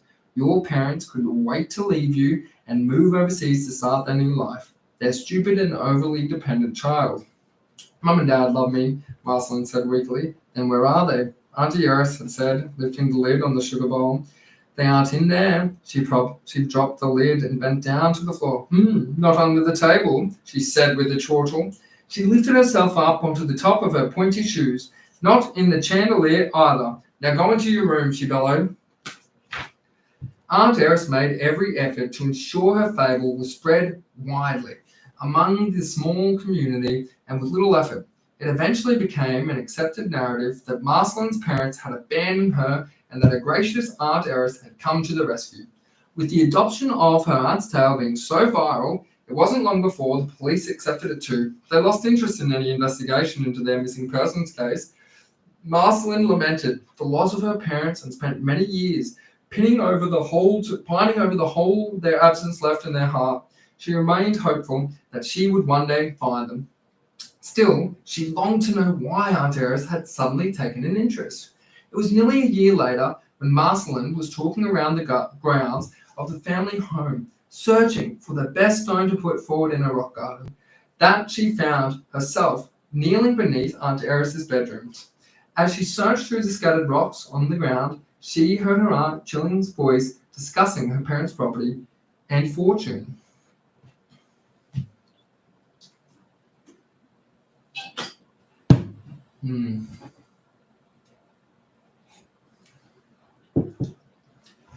That's what she's after, Marceline whispered. I must find my parents. I must. Stories about amnesia patients who lost their memories for years, only returned to their families years later, or tales of people being stranded on a deserted island for many years, being rescued and returning home, gave Marceline false hope. As time passed, the memories of her parents grew more and more dreamlike. Yet her hope remained strong, and she grew more and more determined to someday find them. But the emotion she felt more often was sadness, owing solely to the wickedness in her aunt's domineering and intimidating guardianship. Aunt Eris had a strict rule that Marceline's parents were never to be mentioned and would punish her for mentioning her parents. Tricksters, monsters, she would often say after scolding Marceline, for mentioning how much she missed them or for referring to some fun activity that they once did together. Day after day, Marceline noticed the house was emptying of the family's possessions. First it was just a piece of furniture, here and another there. Then mantels and cabinets grew more and more bare. Books after book disappeared from the shelves until there were precious few remaining. Even her father's beloved story of Tulloch had vanished. Before long, Marceline realized that her aunt had rid the home of the most of her father's possession, but the greatest loss was yet to come. Marceline's only joy was to stroll through her father's garden. It was surrounded by a tall, wrought iron gate on which ivies and other vines had grown. Rows of rose bushes lined the path that led to the tall gates, marking the entrance to the garden. Inside were the plants of every kind, some providing beauty, some offering fruit, and others sending out their fragrances. This garden was where Marceline felt closest to her dad, as her fondest memories of childhood, but were many days she spent with him, his garden. But once her aunt saw that she preferred to be in the garden and anywhere else, she marched in and ordered Marceline to step outside the gates. She placed a large silver padlock on the gates, and Marceline never played in the garden again. The 3rd of July marked exactly 10 years since that night her parents went missing, and Marceline spent the event sobbing on her couch, while holding the quilt her father used to pull up around her shoulders before kissing her goodnight. She was an adult now, living in the small studio apartment on the edge of town. The pain of their loss was still more than she could bear. Even as an adult, the lingering question haunted her day and night. The next morning, having fallen asleep on the couch, with the sun glaring into her eyes through the sheer curtains and the sore back from her awkward night's sleep, she rose to an eerily quiet moment. Her tired and fogged mind briefly wandered back to a time when she still lived with her aunt. As a child, no sounds of her aunt's ears clanging in the background pots and pans from the kitchen, or howling with laughter on the phone. With a friend, Merceline enjoyed the calm after standing to stretch the twist the kinks out of her jarred neck and back. She curled up in the corner of her quaint library with her favourite book and read for an hour.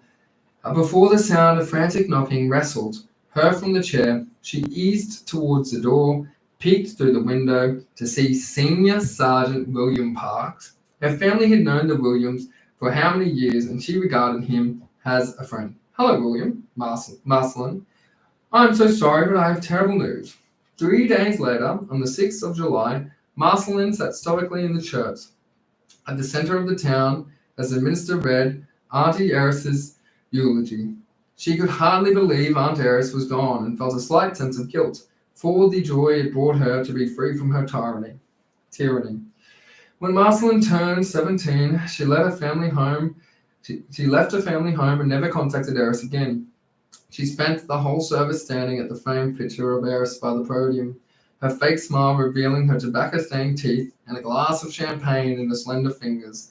Merceline could almost hear the sound of long, painted fingernails made when she tapped the glass, ordering Merceline to top her up and make yourself invisible.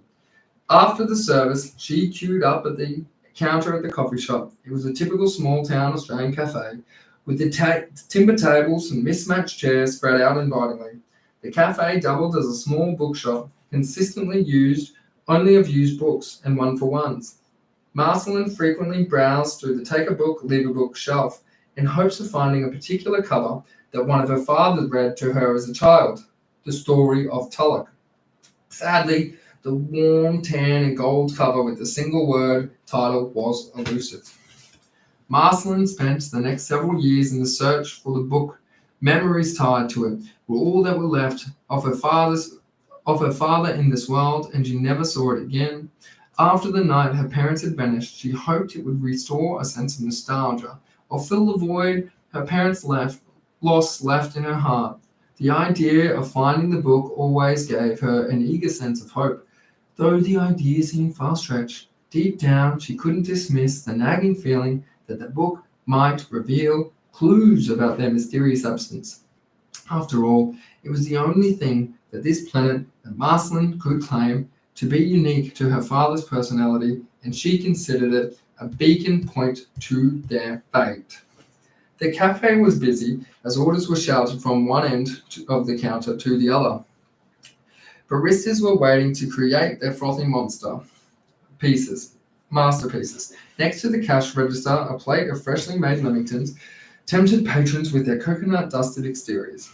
While considering one for herself, Merceline's gaze shifted to the wall behind the counter, where she noticed the clock had stuck on the 3rd minute of the 6th hour. Oddly enough, the date reminded her of her parents' disappearance. On the 3rd day of the 6th month, the uncanny coincidence made her tilt her head and let out a reflective signaling her piqued curiosity. Now standing at the front of the square, she ordered her usual drink, a warm latte made at exactly 65 degrees Celsius. "Did you know your clock had stopped?" she asked the short redhead who took her order. "Oh, thank you, someone will fix that," replied the barista. Just before she walked off with her coffee, she noticed someone had left a paperclip behind the coffee machine, being forcibly bent out of shape, and its angle represented that of a broken clock. Guessing that someone else had already noticed the clock, bent the paperclip, and a moment of creativity or boredom to mock its time, she dismissed it. A few moments passed, and Merceline sat alone at a small corner table facing a window with a view of the street. She took solace in her anonymity, watching other anonymous people hurry by with only a latte and complimentary cold glass of water to keep her company. Her thoughts drifted. She picked up her frosted glass of water and swallowed a mouthful, Before placing it down, she noticed that the puddle of condensation it had created resembled a pareidolik face, wearing a warm smile. She wore the glasses on the puddle and swirled it, enjoying her little distraction. When she lifted the glass, the smiling face was gone. In a brief moment of disappointment, she noticed another form had taken shape in the water, the shape of a snake, its mouth open, a long tongue. Her breath quickened as the configuration expanded, adding wings to its body. It spread across the table. Marceline gasped to see that the puddle now represented the image of a dragon. Marceline had the strange silhouettes the water created. She smiled, looking left and right to see if anyone else in the crowded cafe had seen what she had seen. When she trained her eye back on the water, the shape was gone, leaving behind nothing but plain, round puddle. Disappointed that her strange and private show had ended, she gazed across the cafe at the clock above the wall and noticed the second hand started ticking away. Marceline smiled at the thought of someone had replaced its battery while she was looking at her puddle. But as she was about to avert her gaze, it stopped again. Still 3 minutes past 6. Lost in her musings about the peculiarity of the clock, she decided to let the mystery be for now. As her attention started drifting, she reached blindly for her glass, unfocused her hand, focused its mark, and knocked the glass over, spilling water all over the round table. She stood to avoid the rush of water spilling over the table, but rolled over the table quite unnaturally in two different directions, and water branches moved at equal pace and trickled off into an angle that mimicked the hands of the clock. 3 minutes past 6. Certain that her mind was exercising a moment of epiphania, she began to perceive a connection. Third day, 6th month of July, 3 minutes past 6. The angle of the paper clip, the change in clock. She was so stunned by the coincidence, she forgot to clean up the spill. "Let me help you," a hovering staff member with a towel who wiped away the spill. "I'm so sorry," Marceline said. "It's fine, happens all the time. Just watch your envelope so it doesn't get wet." Marceline remembered the envelope she brought with her. She had recently received a package in the mail containing a box. On lifting the lid, she found various items in it, including the envelope that held some legal papers regarding her parents' property and a set of keys. A slight sense of grief washed over Marceline that day as she wondered how now no one else in the family would be with her to manage her parents or her Aunt Eris's estate. She had never met any relatives from either side of her parents' bloodline, and they never spoke to any of the family members other than her wicked aunt. In her mid-teens, she was boarded at a schoolgirls' college, and her parents' property had become her aunt's. Her parents become no longer carried with it. It was sentimental value it once did. What with her aunt's foreboding presence and the disappearance of so many of the possessions that filled the home during her childhood. With her parents gone, the garden locked, and many of the things that reminded her of her parents gone too, Marceline knew it was in her best interest to use her aunt's passing as a signal that it was time to move on and forget about the house altogether. Lost in her thoughts about the horrible things her aunt did to her growing up and how she kept her isolated away from her friends, Marceline shuddered at the thought that she had spent so many years as a prisoner in her own house. She gazed upon the scowling alley, across the street from the bar, the cafe, just as the view as it became obscured by the rain. The rain beat the asphalt, grating down the atmosphere with the sounds of its soothing rhythm and filling the cafe air with the pleasant perfume of air. The pleasant aroma emanating from the damp street changed her mood, and a sense of wistfulness brightened her soul. She wondered if the rain was also filling several miles away on the roof of her old home, and watering her father's much-neglected garden. It was for Marceline to yearn for one last look at the house before offering it for sale. She stood and walked towards the garden. A quick glance revealed the cafe's mini book sale area. No tan or gold cover to be found. The search would continue. Outside, her car was parked conveniently at the entrance, and she only had to take a few steps to avoid getting soaked. She placed the parcel on the passenger seat and stared at it with a smile before starting the engine and driving off into the rain towards her old home. It was a short journey before the cafe of her childhood, rather considering the years of agony and loss she experienced with her aunt. Thoughts of her parents occupied her mind along the drive. She resolved to stay focused on the years of love and warmth she experienced within its walls instead of dwelling on the years of misery. The rain had simmered down to a gentle downfall, and Marceline parked in the driveway, the drops cascading delicately down her windshield. Hesitant to exit the car, both to avoid any water and due to a bit of apprehension, she paused for a few minutes to remind herself that she was alone. She had the whole house to herself. After a few nervous minutes of waiting, the rain stopped, and she shuffled through the package on her passenger seat to find the keys. Each step towards the door was slow and deliberate, her feet pausing momentarily before committing to the next move. She gripped the strap of her satchel across her shoulder tightly. Her flat shoes stepped carefully across the dump pathway, negotiating the loose gravel that crunched at her feet.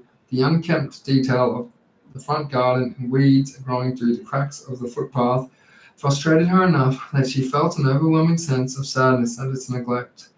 She expected the inside of the house would provide a similar picture. The white paint on the porch, peeling and cracking, provided the backdrop for the poorly tackled nails bent over in shame, worn pots made ugly by exposure to weather, held plants long dead from lack of care. Beneath the lifeless plants that hung from the ceiling, by the door, a coir mat fashioned from husky fibers was stained with grime, likely brought up by the footprints of those who took the neglected pathway to the door. Evidence of the lack of sentiment and the value of her aunt had in the property. The front door was different than Marceline had remembered. It had been replaced, though it must have been done some time ago, by a hideous white door that was peeling at every edge, swollen at its base from weather. There was a foggy brass door knocker, shaped like a dragon with its wings, spread holding the knocking ring in its mouth. By habit, she thoughtlessly peered through the translucent stained glass, empty window beside the window, knowing too well that she was the enemy of the house. That's a 5-minute break. Thanks, guys. Thanks for always about and fill up some water.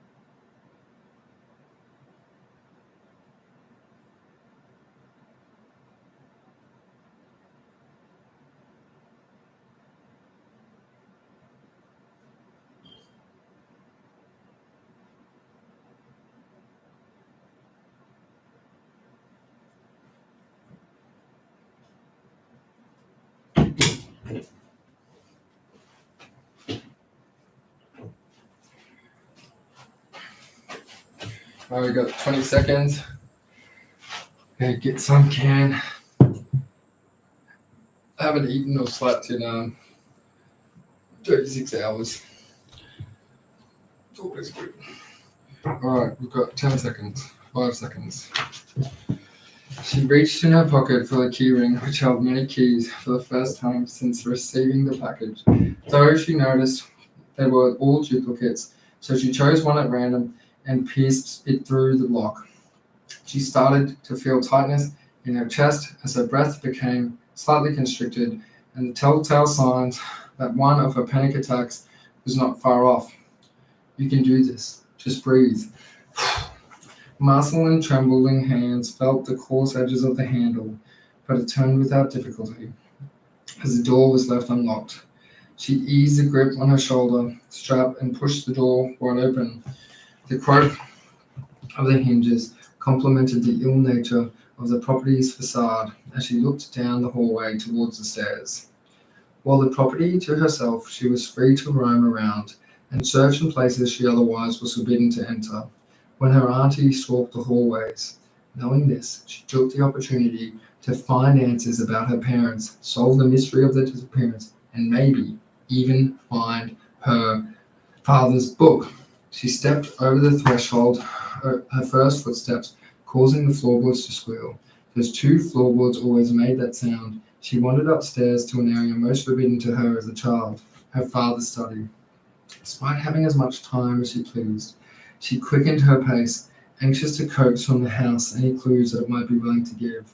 She hoped to find a sense of emotional relief from the nostalgia within her father's possession. That is, if she could find any her aunt had not eradicated. She walked past the office door, grabbed the handle, and gave it a quick turn back and forth, finding that it was locked. Locked. But why, she whispered. It had been so long since anyone lived in this place. She could not fathom the door was still locked, especially since her auntie was the only one living in the home all this time. Marceline pressed her head against the small window of the door, peered into the room. The icy cold glass on her forehead, the stillness of the room, and the memory of her father sent chills down her spine. She noticed her father's reading chair by the window and had a wistful desire to remain lost in thought of her father.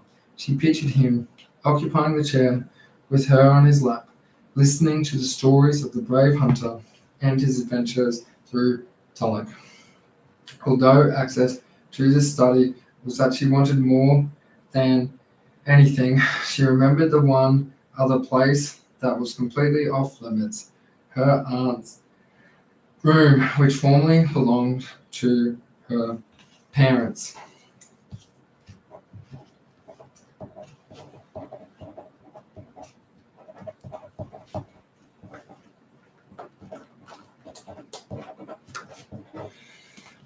Marceline continued down the hall and approached her aunt's old room. It too represented a closed door, but a gentle turn of the knob allowed it to swing open.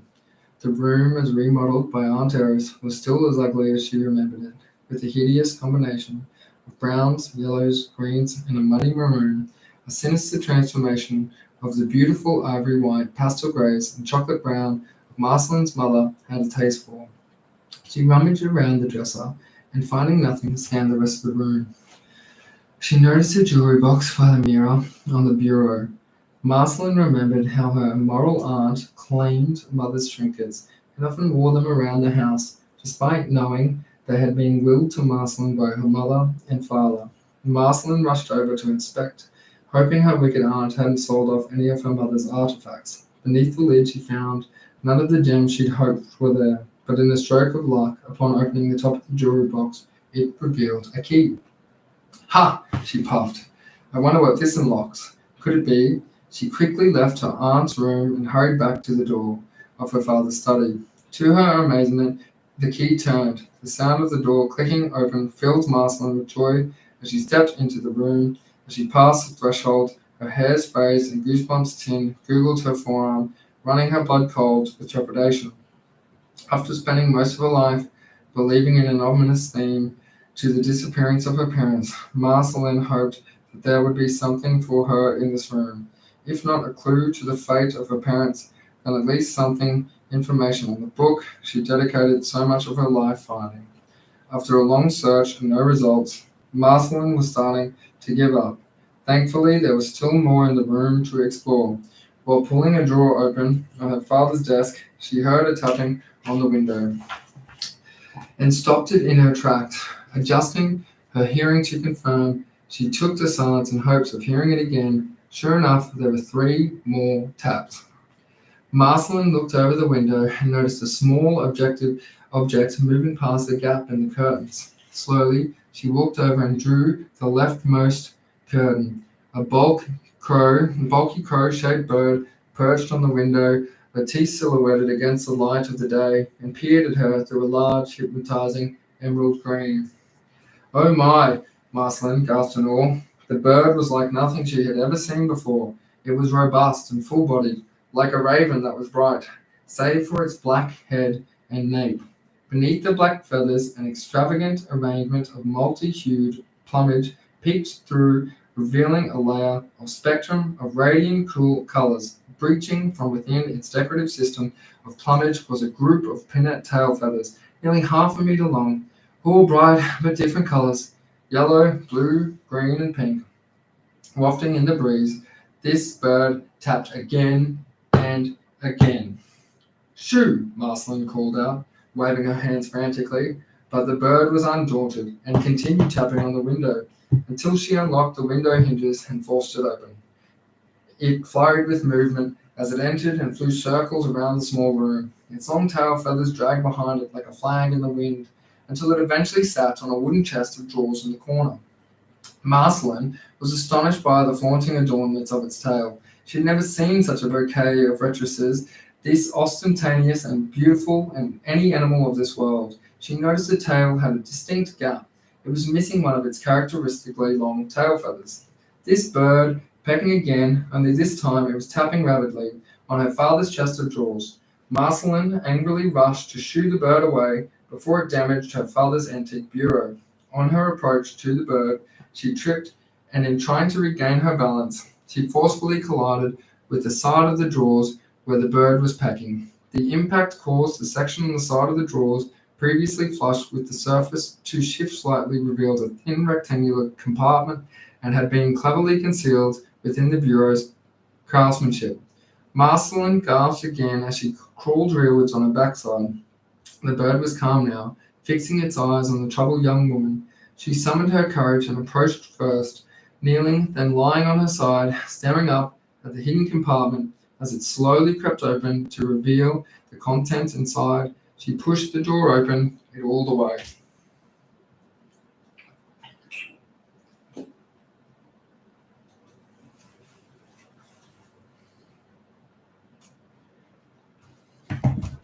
Inside the hidden compartment was a chandelier, like a lavalier clutching a gemstone, the size of her thumbnail. Like the forever cold case of Antarctica, the diamond was blue in color and polished to a shine. It was strangled tightly by silver claws and dangled pendulously from a delicate hole bail.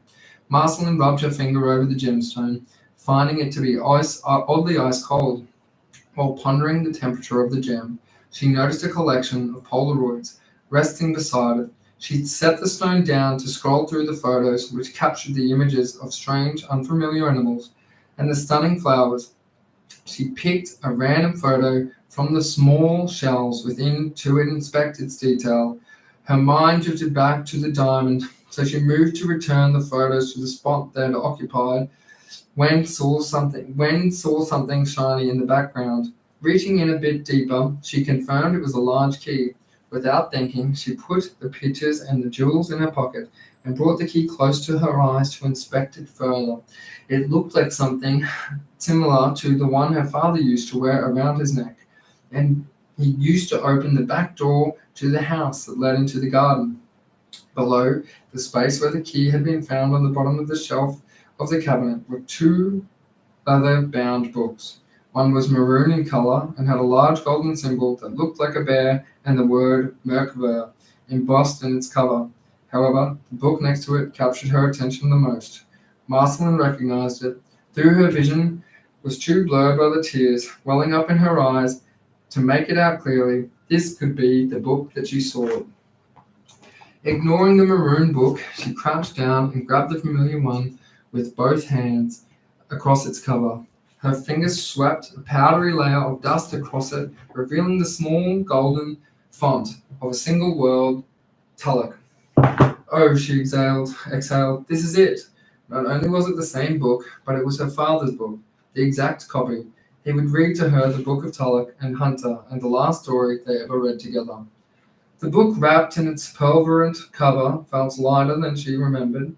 It had not seen it since her infancy, when it was larger in appearance and too heavy for her to hold unassisted by her father. Her finger rubbed on the top corner of the book, where a small cut left a tiny imperfection on its binding. The action triggered a memory, an image of her father's hand rubbing the same imperfect top corner while reading the book to her. She contained her excitement and opened it slowly to a random dog-eared page, but to her surprise, the page was blank. Merceline pouted her lips and frowned. She turned the page and found it empty as well. She found a few pages before and after to discover the same blank pages populated the entire section of the book. She flicked back further and further, and then forward more and more, all blank. While the entirety of the book was stained with aged pages, each sheet contained not a single word other than the embossed title emblazoned across the top of each leaf. She returned to her gaze to the hidden cabinet, hoping to find some explanation of the book and how such a similar book in appearance, including the imperfection in the top corner, could exist but not be the same one her father had read from for those years, the one she spent her life looking for. In the top corner of the shelving system was a long pearl white feather. An ambivalent emotional conflict overcame her. The very sight of the feather sent her into a frenzy of flashbacks, taking her back to her days in the garden with her father, where he first gifted her a feather just like the one she now eyed. The bird kicked its feet, and the table and the sound brought her back to the present. It grabbed the feather from her hand and flew towards the open window. Merceline chased it, but it quickly escaped through the gap, so she kindly made an order to let it in. Wait, she cried. The strange bird flew only a few meters from the window and landed on a large tree in her father's garden. Come back, Merceline pleaded. The bird gawked absently at her through its bright smaragdine eyes, as if to playfully ignore her cries. Merceline remembered the key she ignored, found and sprinted out of the room and down the stairs to the back door. She fumbled with the lock and key until the distinct clicking sound of the door's lock forced her to pause. It was the first time that this door had been opened to her in years after her parents went missing. Her bright eyes darted about, and she bit her lip in eager anticipation, her heart pounding noticeably in her chest. With one arm, she clutched the book tightly, fussily rubbing its cover, while her free hand slowly turned the door handle. Her anxiety betrayed her anticipation. She slowly turned the door handle with the other. It was cold on her palm and gave a slight clicking resistance to her wrist. The hinges were stiff and difficult to open, but she pushed it far enough away from her and slipped through a gap just big enough for her petite frame to fit. She took the first steps into the backyard and noticed the iron gates and the garden were open. She paced through the courtyard and through the open iron gates. It wasn't that she experienced as a child her father's absence had bereaved the garden of its life and its essence. However, it was new to her, as while under the care of her wicked guardian aunt, she would often sneak away to gaze out the window at her father's garden. Over the years, she watched as it slowly became disheveled and overgrown, until she could no longer bear the sight of it. The area where flowers clumped on different heights created volume was now an entanglement of weeds and dried stems falling over in the wrong places. Fruit trees were no longer dominated by climbing roses, but instead thorny-stemmed vines that strangled their trunks. The colorful banks of smooth annuals and the long-stemmed hollyhocks she would run her hand through while playing were now an unkempt maze of invasive weeds and creeping grasses. This was a place where a forest of smooth petals once bloomed and bobbed in response to the clement winds. Now Merceline felt less than an enjoyable chill on her face. that rocked the stems of the overgrown lawn. The sight of it broke her heart even more. She took another step beyond and the threshold and heard an odd tune whistled from the branch of a tree. It was the bird, and it still gripped the white feather in its beak. Hey! Marceline brushed her way through the damp overgrowth and pressed her feet on the tall grass. The dew soaked her green with the white polka-dot tea-length dress, slowing her down. When she got within a few meters of the tree, the bird took flight as if to seize her, while leaving the branch. However, a long pink tail feather came loose from its plume and glided literally back and forth until it rested atop the tall grass. Marceline collected the feather and followed the bird as it flew deeper into her father's old garden. The bird eventually disappeared overhead, but Marceline fought through the thick bushes to keep on its path. Eventually, she came across a courtyard leading to a small stone archway. Hidden with the garden, her eyes stared through the archway, which revealed a dark corridor heading downwards. Marceline didn't remember this part of the garden, so she took in every detail with wide, bulging eyes. A stone courtyard and a cave entrance shared the same fate as the garden that concealed it. Tree roots had filled most of the stones out of the place, making a tower of irregular stones, variable heights and angles. Weeds had claimed the spaces between, and stone tiles forming a wild grout that had produced every gap. Marceline returned her gaze to the archway, and its pale gloom started back. Its pronounced curve was only skewed slightly by the misplaced stones that had shifted over time.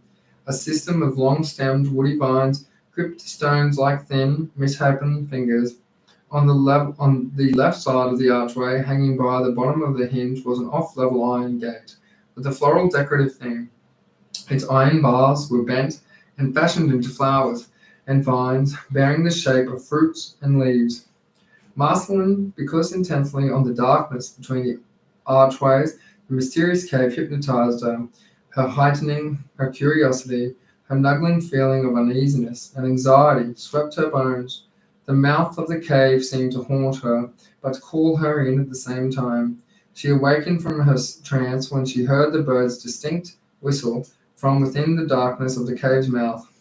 Marceline thought of what the doughty hunter would do. She was overcome with a sense of embrace, and the rustic floral gate that revealed the opening to a cave gave off the feeling of open hands welcoming her in for a warm hug. Showing no compunction, she placed the pink feather and leather book in her satchel and stepped through the threshold of the stone arch, descending into darkness. Chapter 2.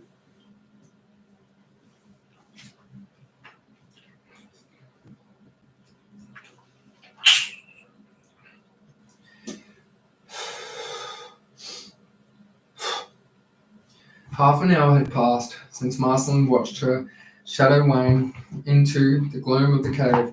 She had been venturing downwards into the depths of the ovate cavern for about half a kilometre.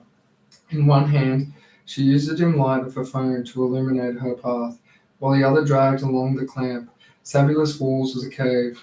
Her light barely provided enough for Marceline to see more than a few feet and did little to guide her trail, as she often rolled her ankles on the loose rocks shifting below her feet. The rocks reduced her pace to a slow idle, and unnaturally loud sounds, dripping water, drooling rivulets, and rocks breaking loose from the cavern walls, were the only senses that met her straining ears.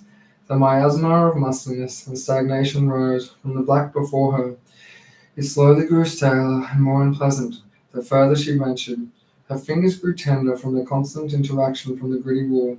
She was becoming frustrated with her decision to venture in so deeply, and the exasperation outweighed the many unpleasant elements stimulating her senses. Still, something beckoned her further, promising new discovery in the belly of the deep. While the lack of light available to her, she checked her phone to confirm that a vast amount of time had passed since she entered. She shined its light all around and determined that it had taken centuries to form this primordial ovoid cave. Part of it seemed unnatural, but evidence of human effort flourished along the walls, suggested otherwise. The corners where the wall became floor appeared as though they were once maintained regularly, but weather had overcome the efforts, and whomever made it their chore. The laboured shape of the wall, sharply curved at its best, in collecting a hammering of small pieces of rock that seemed to have been swept there a long time ago. As she trekked deeper, the temperature lowered, while the cold air bit at her. She didn't shiver. Instead, a tingling sensation made every hair on her body stand on end. Marceline drifted into a state of reverie. Lost in the cave's embrace, its darkness stirred memories of her parents' disappearance and its loneliness echoing her own. Yet the enclosing walls also brought a comforting nostalgia, reminiscent of childhood hide and seek, games with her father. Her footsteps were now piloting themselves down a slight decline. It was long into her muse before she was startled by a moment of clumsiness. In her quest to examine the cave walls, Marceline neglected her senses that helped to manage the loose rocks that dotted over the floor, and she tripped over the large boulder and fell into the wet ground of the cave. Damn it, she cursed, while she lay on all fours with grazed hands and knees, her dress soaking in a thin layer of water that pooled in the cracks in the floor.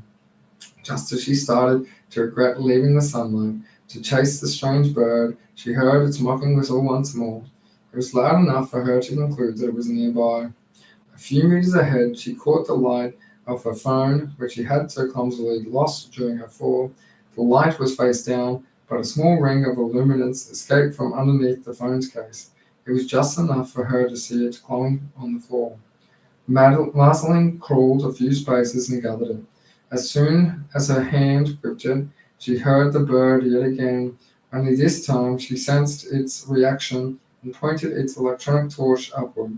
You're kidding me, she said with disappointment. As the light slowly revealed the end of her journey, a large pile of rocks blocked the path. Perched high up on the cairn was the bird. It was obvious to her that this mound was formed by collapse. So she gave the wall a slight push to test its sturdiness, and it appeared solid. She looked up at the bird and then back down on her feet. For a rock to place her left foot, she started climbing at the pile, and just as she got within reach of the highest stone, she placed the weightiest part of her body on the rock by her right foot, and it gave way, causing a landslide like a waterfall of stone. A short gasp of shock left Marceline's lips as her limbs were waved in the strobing light of her spinning phone, gravity taking her to the rocks and her phone downward to the cave floor in a thunderous roar. Marceline struck the floor, and it quickly went dark. She lay there in pain, with only a diminuendo chorus of rolling stones and settling dust to inform her that she was still conscious. Ah, she moaned.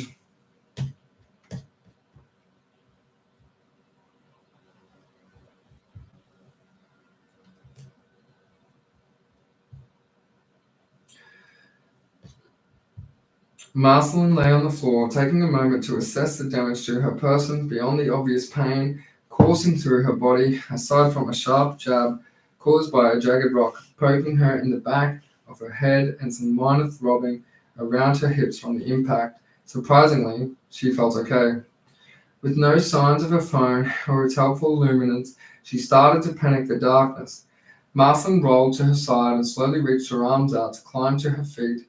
As her hand met the cave floor, she heard the unique sound of a small metal object shifting across rocks and felt the touch of an ice-cold article pressed between her hand and the floor.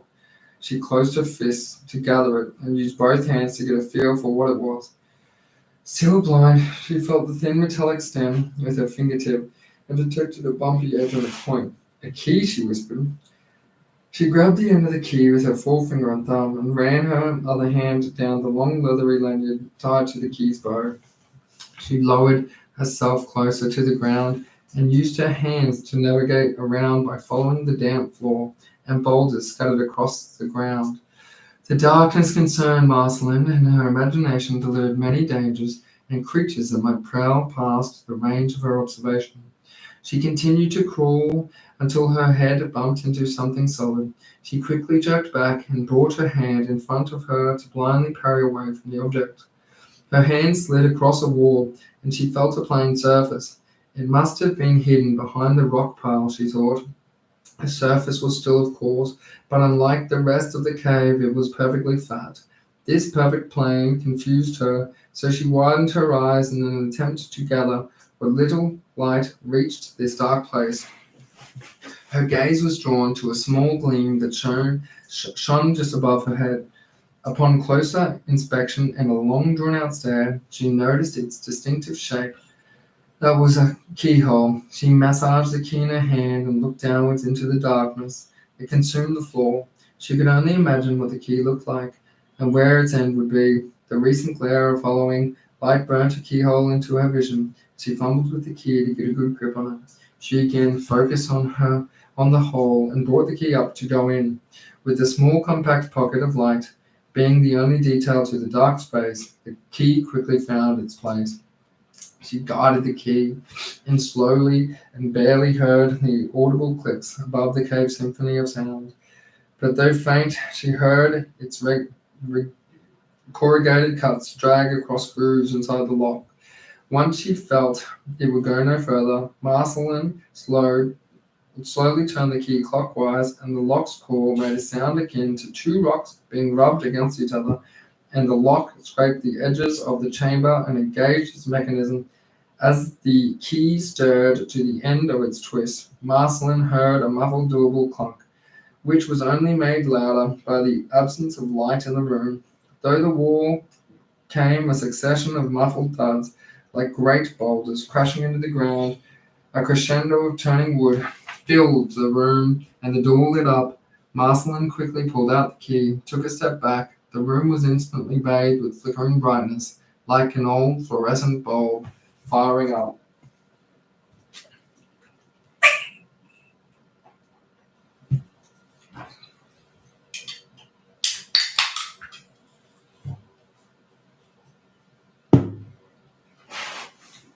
A radiant and coruscating river of neon blue lines coiled across the wall, flowing from the keyhole and branching out into an intricate network of interwoven patterns, resembling the delicate weaving of a dream catcher. The enchanted luster of white, hot, and neon blue emitted a dancing light that produced outlines of cardioids and parabolic curves generated by webs of circles. As the room filled with light, she slowly stepped backwards, only taking a quick gazes behind her feet to avoid tripping again. She noticed her satchel containing her book, leaning beside a puddle, and without hesitation, she rushed over to it and ran her fingers over to the face it inspected for any water damage. Joyfully, she found that it narrowly avoided the puddle. Her father's book was safe and dry inside. Her observation returned to the wonders of the door as its brightness grew too much to hear. She covered her eyes with her free arm. The glare reached around the edges of her arms and had become so bright she was forced to run away. Soon the light accompanied by the concussion of the reverberating ring. Only a moment ago, her senses were fighting the lack of light and sound around her.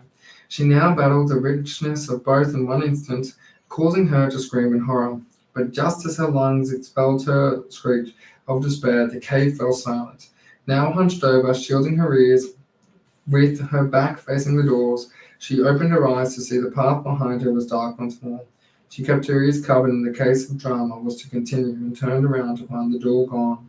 Her path ahead no longer resembled that of a cave, but instead a squared hallway that bent in the distance, casting a crepuscular radiance in the immediate area surrounding the curve. Thinking the light promised a way out, Marceline headed towards it. As she passed through the doorway, a massive stone wall descended from the ceiling, scaling off her retreat. A wave of panic washed over her, prompting her to frantically search the wall, wait for a lever or any keyhole. After several minutes of fruitless searching, Marceline found no signs of a way to reopen the passage. Then she turned her attention to the walls, leading her gaze to the distant lights around the bend. She was intrigued by the decadence of the walls along the artificial pathways. Every inch of space was adorned with drawings and cuneiform carvings, pictorial writings, and symbols representing birds and trees traversed along the walls, as if a story being told all the way towards the light. She became engrossed in the intricate detail of the walls. Their elaborate design momentarily distracted her from the anxiety caused by the sealed passage. Naturally, Marceline assumed the logographic and syllabic elements were her guide out of the hallway, and so she paid close attention to them, and she ventured closer to the growing intensity of light entering through the bend down the tunnel. Staring at the wall and walking forward, the light in the corner of her eye grew brighter, and the shadows in the carving shrunk. She turned her head to find herself standing at the bend. It is indeed revealed an exit. Excitement overtook her caution. As the air became less restrictive, she remembered hiding from her father for fun under her sheets as a child. The sheets slowly stifled her breathing as it took longer for him to find her until her father lifted the sheets in surprise, filling her lungs with fresh air and excitement. The exit from that end of the cave opened to reveal the vast open valley of wilderness, filled with trees and rivers. A cacophony of bird calls and running water created a polyphonic ambience of natural heaven, a sense of the modern world that was left behind in her thoughts, and she thought, struck by the sight of an embellished beauty of the stately land before her. A few steps ahead, a sheer and garden precipice hovered some few hundred meters above a world of natural enchantment below. Vast blankets of green created the clusters of trees expanded over a valley of wonder. Winged creatures traversed a bluish violet sky, and the sun appeared at an eclipse with an obsidian center encircled with a leakage of mottled orange. It was an entrancing light staring into the eye of the cautious crow. An odd haze concealed any evidence of a horizon beyond the land she gazed upon. The wondrous place appeared to be in a constant vernal of astival transition. Oh my, she said incredulously. A few kilometers into the distance, at the center of the valley, was a mountain that rose of the treetops and towered the very heights it stood on. Its cliff face, dark against the lush green skirt of trees at its base, gleamed with light-hued igneous rock. Speckled with sunlit patches of bright white, clefts and cracks created sharp and distinctive shadows, revealing the unnatural detail of the spiraling pathway out of the forest to the summit. The track coiled upwards, disappearing around the bend of the feature, reappearing at a different featured height, and other side, its helix ended at the peak of the great quaquaversal feature, and a large medieval castle with Gothic accent and the pointed arches rested firmly on top.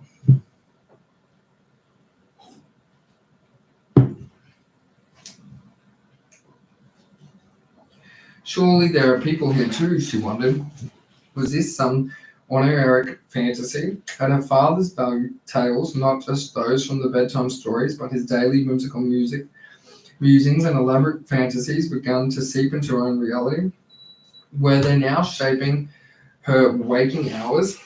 Marceline stared down towards the vast forest and rivers between her and the castle and pondered how to get there when she heard a rusty screech to her left. She turned to see a woman's signpost with an arrow painted and fading in peeled red paint, slowly turning in the wind. She wandered over to the wooden sign and came to the hold, pointing straight to the castle. Her eyes followed the direction it suggested, revealing a perilous route down a sheer drop in the mountain valley below. Interesting, she said, while rubbing her nape, debating logic versus adventure. She reached over and tilted the arrow in different directions, only for it to slowly turn itself back. Interesting indeed, she thought aloud. Taking a pace to the left, and the arrow screeched, realigning its aim with Marceline's eye, and the castle amused by the persistence of the inanimate object. Marceline tilted her head side to side, danced left to right. Each step, tilt, or change of angle, the sign autonomously followed, pointed incessantly towards the castle. Marceline's eyebrows shot up in a surprise, and a smirk tugged at the corner of her mouth. As she grappled with the peculiarity before her, while she felt a playful urge to challenge the signs of determination, she couldn't help shaking off an unease. How are you doing this? She asked, leaning behind the sign, inspect of mechanical workings. She found nothing but a stake, roughly nailed into the moving arrow. As she was leaning over, the sign suggested a path become clear. and a virtuousness drop between her and forest below. Can't go down there.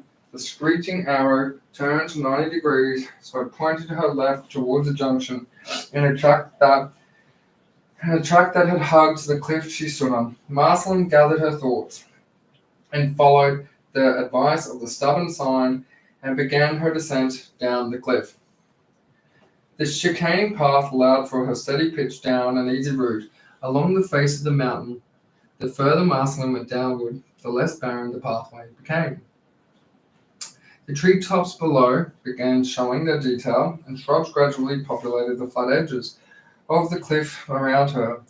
The circuitous tail increasingly lost its serpentine and started to straighten out at the base of the cliff, become an easing hill. The forestry grew in density, and its thickness concealed more of the distant castle.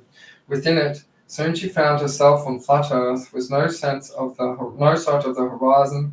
Only the pathway offered navigational aid to her destination. The terrain, she realized, was similar to that of her home. Large ironbark trees, spaced several meters apart, with tall grass with skipping insects, littered the floor, while the sun burnt at its zenith. Its rays were still not beaming, enough to pierce the thick canopy of vines and branches that wrapped the tops of the trees around her, and the forest appeared to be in permanent twilight, with a soft glowing amber reflecting on the leaves above. In front of her was a clear dirt track cut into the bushland, pointing towards the castle. Curious Merceline had ventured slightly off track, to brush her hands over the top of the grass. As soon as her foot left the track and tread on the soil, message beads of light ascended from the grass upwards and floated around her. Perplexed by the tiny orbs, she brushed her hands across the grass again, causing more light beads to escape. Merceline laughed at the beauty of them and spun in their midst with her arms outstretched. She stared upwards at the treetops while the lights danced around her. Twirling and giggling, she was having the time of her life. "Please stop," a strange voice said. "The Mins don't like what you are doing. You're troubling them greatly. Besides, you look quite foolish." Merceline gasped at the voice, looked around to find its origins.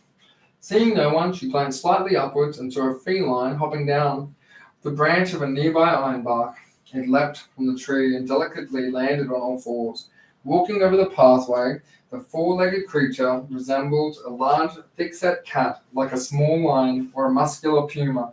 Its coat, foliar in shape, made from layers upon layers of shingled leaves, with an odd flower here and there. It was an egg-shaped, and in place of a feline ears, it had long, rabbit-like ears that rested on the front of its face, near a nose and tiny mouth. It gazed at Merceline through a pair of aqua blue eyes, each within a dark entrenching orb. "Where did you come from?" said the feline. "Are you leaving before the portal closes? Have you come to bring the Queen something? Does your kind routinely gyrate about in such seemingly ways?" After firing off its question, the cat stretched out its front legs, and a long tail of glowing light lengthened around its body. The tail amazed Merceline. It was long, flexible, fluorescent, like. "Oh, I'm sorry," stuttered Merceline, stunned to be speaking to an animal. "I was just enjoying the fireflies. They're beautiful, and we were having so much fun dancing together." "Fireflies? Nonsense. They're not fireflies. They are min-mins, and they were certainly not enjoying what you were doing." The cat started to walk off the trail and away from Merceline. "Wait," she cried. "I'm heading for the castle. Are there more people there?" "What do you mean by there?" "Here," said the cat, before looking up and down and around the foliage. "There are many things here, but it is clearly just you and I at this time." "No, I'm sorry, I'm not being clear. You see, I saw a castle on the cliff, so I assumed there were more people in this land. Are there?" "Yes," the cat sighed, rolling its eyes.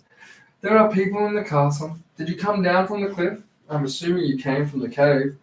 The cat walked over to Merceline, lapped her, wrapped his bright tail around her dress, and inspected her dirty shoes. "What an odd thing to wear in the forest." "My dress," said Merceline insecurely. "It's my favorite dress, polka. It was my mother's favorite tea set." "Strange thing to tell a stranger, but it's not as strange as your choice of outfit. And quite dirty, I might add." Merceline touched her posture, turned her eyes away, folded her arms so her hands were hidden in her armpits. like she always did when she felt insecure. "Well, did you come from the cave or not?" questioned the cat. "Yes," she replied. "It was a very treacherous path down that cliff. There should be a railing." "Ha!" exulted the cat. "Perhaps a sign that you should not be here. Perhaps if you think that it was dangerous, then you should turn back now. The pathway to the castle is going to be too challenging for you and your dirty polka dress." The cat sniffed, lifted its nose in the air, and turned again to walk away. "Wait," Marceline called out. The cat turned back. "That seems to be your favorite word, is it not?" Wait, the cat mimicked teasingly. I just wanted to. Can you please help me? Do I just continue down this path, or is there somewhere else that I can find people to help me? Young lady, you are clearly not fit to be here, and it's no question that you are not dressed for any occasion in these lands. Furthermore, you're not prepared for what awaits you down that path. I would advise you to turn back and leave." Marceline's chest felt heavy. She put her hands at her side to rub the wrinkles from her dress. The words of the cat echoed in her mind, while thoughts of inadequacy mingled with them. Just turn back, she thought. Would anyone at the castle even care if I'm trapped? They'd probably laugh. I told them about the cave door slamming shut. The cat's eyes squinted, and its attention was drawn to Marceline's satchel. Unsure if he was going to say something important or make an attempt for its contents, she paced backwards. "Well now, that's interesting. Are you carrying the—" Without warning, Marceline's footing met the edge of something and she tripped rearward, finding herself in a short freefall. Before slamming into the ground and tumbling down a steep hill, picking up speed with each turn, she gripped her bag, pulling it closer to her chest with one hand while using her opposite arm and both legs to stop the fall, but only found herself accelerating. Rocks bashed her hips, roots attacked her shoulders, her vision circled, and the only thing that she noticed was the large tree trunk she narrowly avoided as they passed by at high speed. Her roll decelerated as the bushland thickened and the friction of the vines brushing against her body slowed her to a stop. She took a moment to assess herself. Remarkably, aside from the few scrapes and bruises, she seemed unhurt. But the shock of the fall still gripped her. How the hell did that happen? She wondered, her heart still racing. The cat's unfinished sentence raced through her mind, darting back and forth, even faster than her eyes, which were still reeling from her dizzying roll down the hill, adding to her disquiet. What was it about to say about my satchel? Marceline looked around to see where she had handed. She slowly climbed to her feet, to find she was now standing in a denser forest, unlike the other bushland she was in just moments ago. This one was darker, the trees less Australian-like, and in place of a forest green tone were saxy blues and deep sea hues. It was something of a fantasy forest, and yet the trees seemed desperate in their growth, and at the very ends of the branches were reaching out to touch the neighborhoods in a last-ditch attempt to make a contact with a fellow oak before a seasonal change. There was something romantic in how these trees remained dormant, as if they sought comfort in them. Among the romance, a certain darkness prevailed through the lack of bloom and sombre she had seen so far. This part of the strange world had struck with her with sadness and grief. Although the trees were close and almost binding, the despair gave the illusion of being a great distance apart from each other. Marceline felt an urge to press onward and leave this place, just as her bones edged with a chilling response.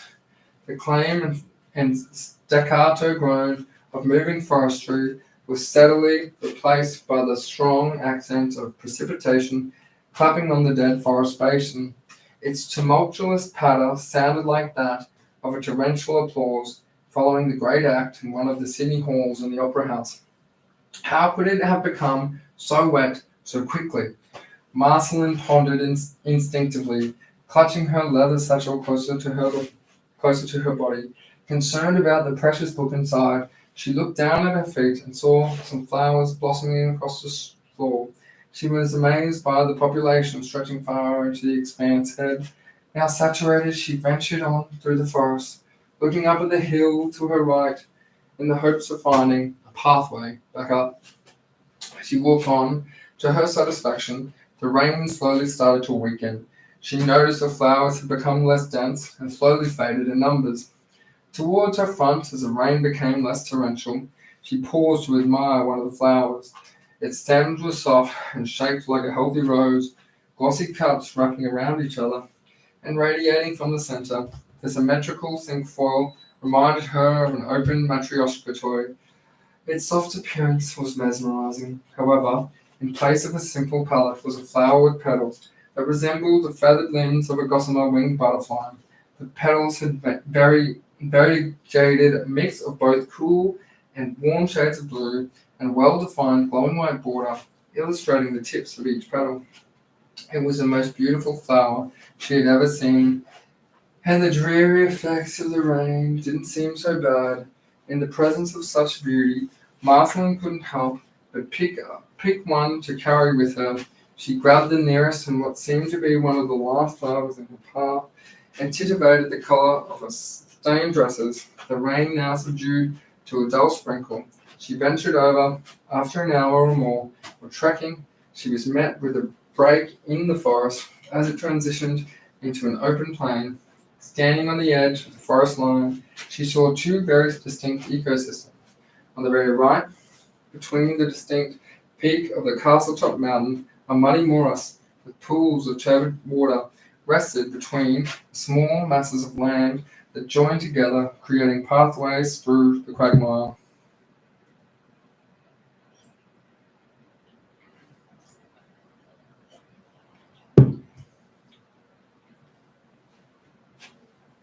On the left were acres of campestral prairie grass and rolling green hills. The bucolic setting seemed more inviting than the polluted wetland, but it was clearly led away from the castle. Marceline decided to head towards the middle divide of the two places in hopes it would reveal more detail of what was beyond the hills, or the quagmire. Hey! Looked to her left. She saw nothing. Remembering the cat who had greeted her from above, she looked up and down, left and right, thinking she was hearing things. She cautiously treaded forward. Hey, you! This time, Marceline stopped to look for the sound. All she could see was a small rise in the earth, with a solitary tree in its peak.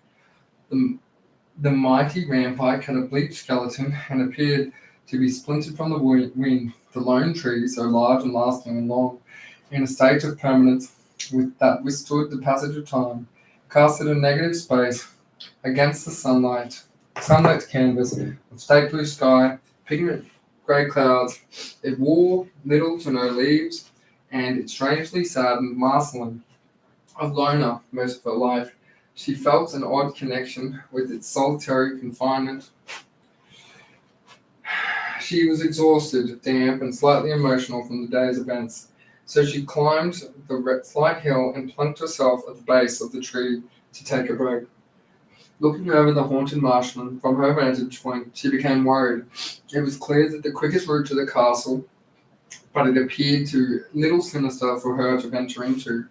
To cheer herself up, she grabbed a lapel and removed the flower. Staring at its beauty, she was no longer musing on the problems she faced. While grazing the flower, she noticed a branch of 5 pendulous twigs slowly lowering itself into her vision towards the flower. She retracted her hand and pulled the flower to her side as she stared at the branch. Her vision followed it upwards towards the trunk, and to her surprise, she saw the most fascinating example of facial pareidolia in her whole life.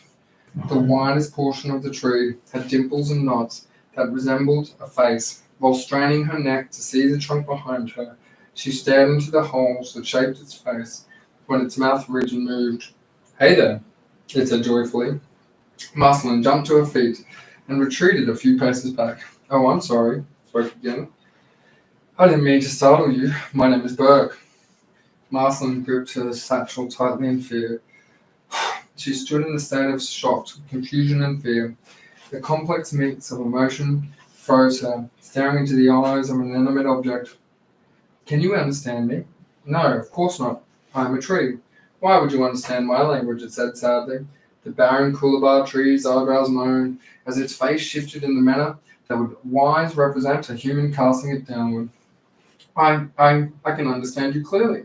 Have I lost my marbles? Started Marceline sheepishly, while she delicately repositioned the flower in her polka dot lapel. Oh God. Oh good, I'm Burke. What's your name? Marceline. Wonderful. Nice to meet you, Marceline. I like your tullyflower, said the tree as its branch flexed and shaped in a pointing manner, gesturing towards the flower in Marceline's lapel. You took it from the forest over there, didn't you? Yes, how did you know? Wait, how can you speak?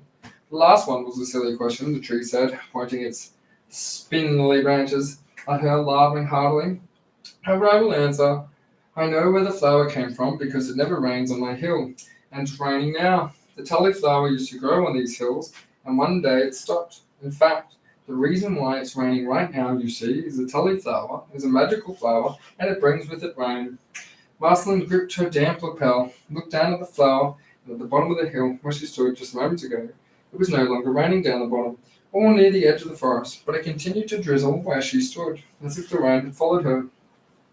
As I said, it hasn't rained here in a long time, and you can see I'm not faring too well on these windy days that dry my roots and wither my leaves.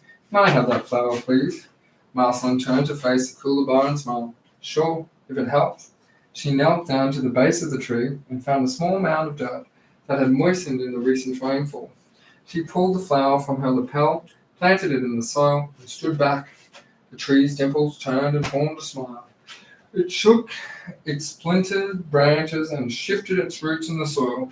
It reminded Marceline of a friend's dog stretching after walking in the morning. Thank you, young Marceline. The flower had shared with me that she enjoyed your short journey together and has started stretching roots in the soil below. May I ask where you were heading? I'm heading to the castle on the big hill. Odd timing. Odd why? I can't imagine why a young girl would venture there, now considering the black-hearted has returned. Black-hearted? Yes, just days ago the black-hearted witch made an appearance. After being away for many years, that is her castle, and a prison for her enemies. She employs a watchful guard, posted at every corner. Are you headed there to free Hunter? Hunter? You mean Hunter John? Yes, Hunter.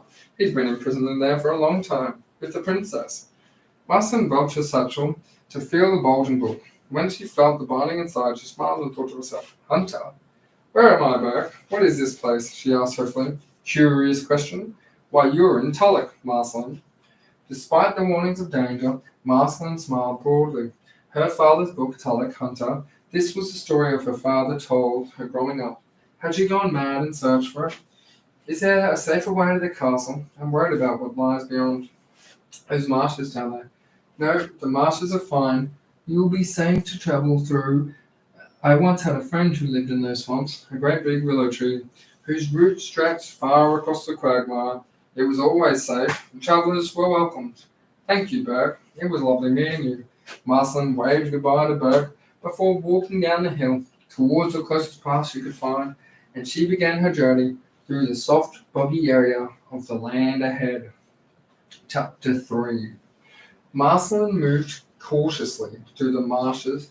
With aching ankles, she hobbled through tortuous tufts of grass that concealed uneven mounds. In their busy foliage, although the tussocks grew at slightly different heights, the ground beneath the heavily corrugated, and with every step she took, her ankle was forced on a different angle. Each step was a lance to her joints. Placing the weightier portion of her body on a twisted footing was starting to take its toll. If only I had been a short time since Marceline had left the plain and stepped into the wall of mist. No light penetrated the low-flying fog they took in the marsh, and she could only see a few meters ahead. Depressingly bleak and forsaken, she was truly lost within a gloomy yet silent world, removed from any observation outside the place she trekked, like a hazing memory of long-forgotten times. Sparse trees trekked like a hazard of memory of long-forgotten times. The sparse trees and details around her were blurred, two-dimensional and silhouetted in black. The only greenery in the area was that of foul weeds that clutched the edges of the silky waters, and the sparse yet frustrating tussocks beneath her feet. As time wore on, her ankles weakened. Following hours of battling round grass tufts, witness twisted ankles and slipping between the tiny saddles beneath her feet. Marceline was slipping in and out of autopilot. Each time she was brought back to reality by the occasional stumble, followed by a slight curse and a mountain of frustrated submission, and all fours while she contemplated her decisions so far. The ferns along her path grew denser and followed a series of mishaps in the sinking mud. The lower half of her dress was soaked and her ankles were muddy. It was now darker and the intensity of the fog and surroundings increased. The sun was veiled by an increasingly thick fog that slightly stifled Marceline's breath. All she could see was the slight glow of the strange sun in on what it looked like an horizon. She pressed on with care, hoping to be released from this cursed land. Her legs were like noodles, pain bunched up in her shins, like a lighting and a cramp conquered her foot, and her weakened gait met another hidden mound. The anguish caused her to slip down to the tiny inkling, and she buckled. Resting on her hands and knees, she lingered and absorbed the frustration.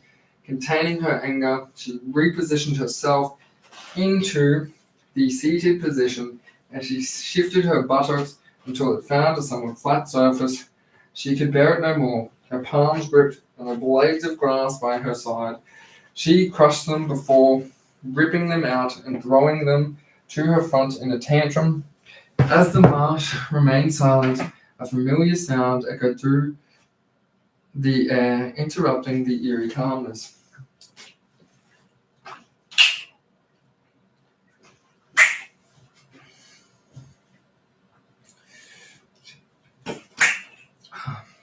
To her left, she heard "caw."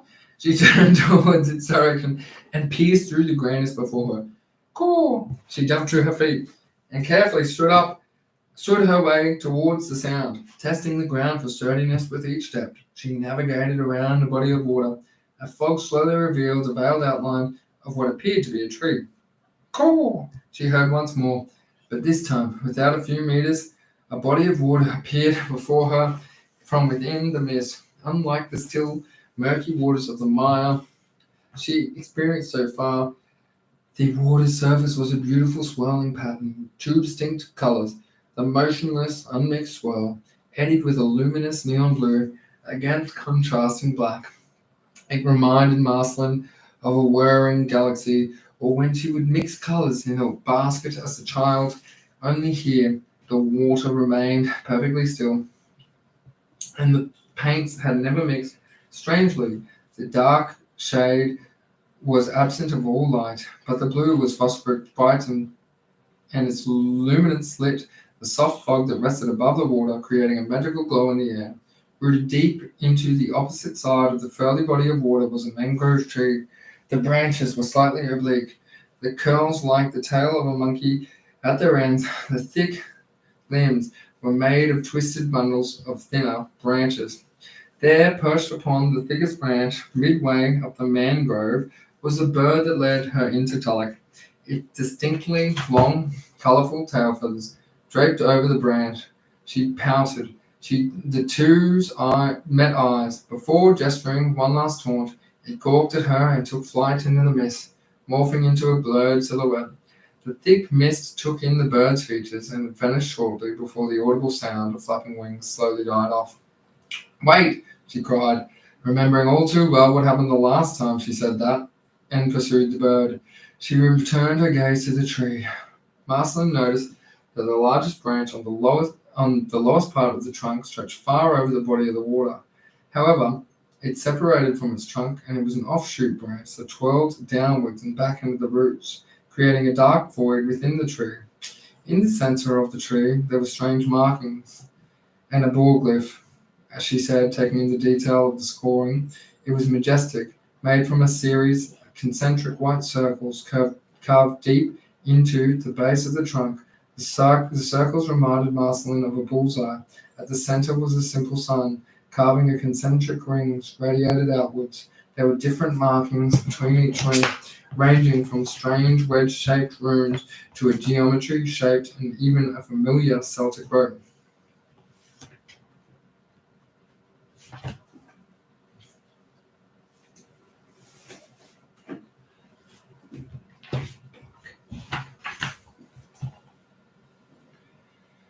As Marceline approached it, thinking she could retreat from the bag still attached to her, paused momentarily. For a brief period of curiosity, she paced backwards and forwards, looking at her feet for an obvious bigger, and then back at the cliffs. This continued for some time, until while looking down at her feet, she noticed light penetrating from a small gap in her satchel. She opened the lid and stretched her bag wide open, and bright light exposed herself, causing her to shield her eyes. With her free hand, she could retreat from the bag still attached to her. She foolishly took a few paces rearwards, away and from the tree, and tripped. Now laying on her back, looking at the endless sky above her, she rolled over to see the light in her bag had significantly decreased in intensity. Squinting her eyes, she stared into her open bag and found the source. The amulet she had taken from her father's cupboard was shining within the bag. She pulled it out, and it dimmed as if freeing the amulet from being contained within the bag had lowered its reasoning for intensity. It now glowed considerably less. She waved the glowing amulet in front of her and observed its wonder. The brightness of the jewel kindled a vivid glow that enchanted the mist in the air, creating white hues of hope in the decrepit marsh. And she moved her hand around. She noted the effects it had on the tree's cliffs. Her circular motions provoked a growing intensity, and the rings on the tree and the rings around the clockwise motion. Like her arm, Marceline told the amulet out to her front and approached the tree. The rings were no longer debossed in white and had taken on a radiant glow that brightened as Marceline walked closer. She now stood a meter from the roots of the tree and continued her circular action. Followed the rings around in a clockwise manner. The brightness rimmed the engravings and followed her motion until she stopped in the middle of the star. All at once, the ring sprang to life and started moving. Each ring began to rotate, moving in the opposite direction of its neighbor's circles. It was like a dancing bullseye with symbols and rings spinning in different directions at varying speeds. As they turned, the rings seemed to delve into the tree, creating an illusion of depth.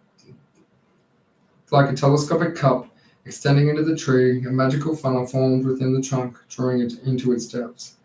Marceline stared into the tunnel in a deep trance. Her hands hung freely by her side. She drifted off in a dreamlike state.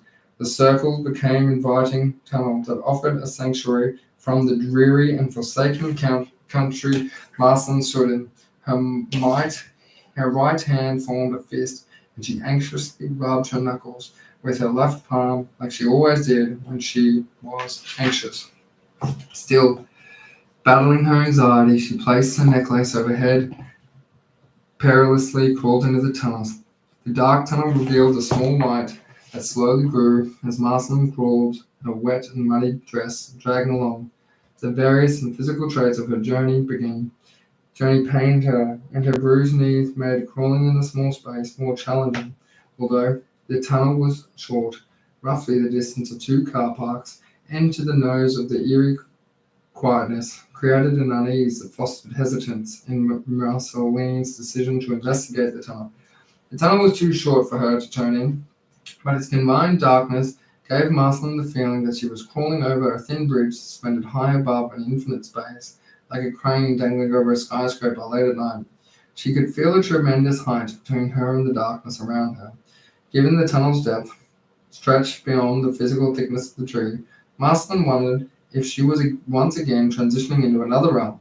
To ease her heightened acrophobia, because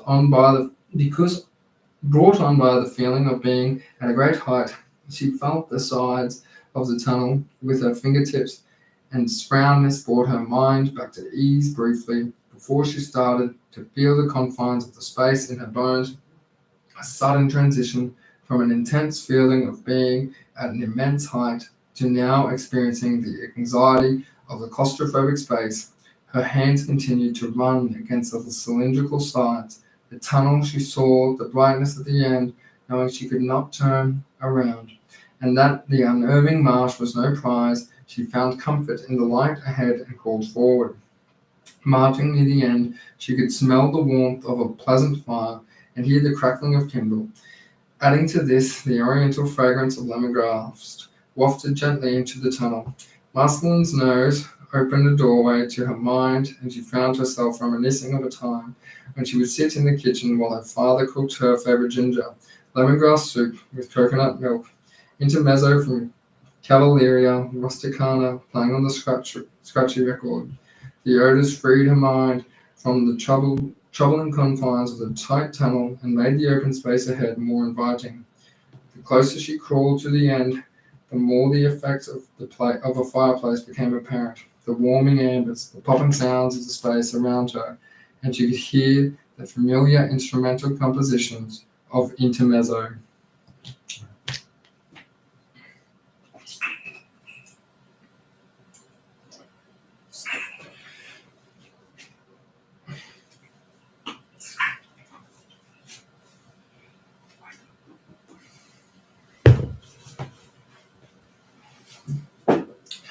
Reaching the end of the tunnel revealed a room built into the hollow of a large tree.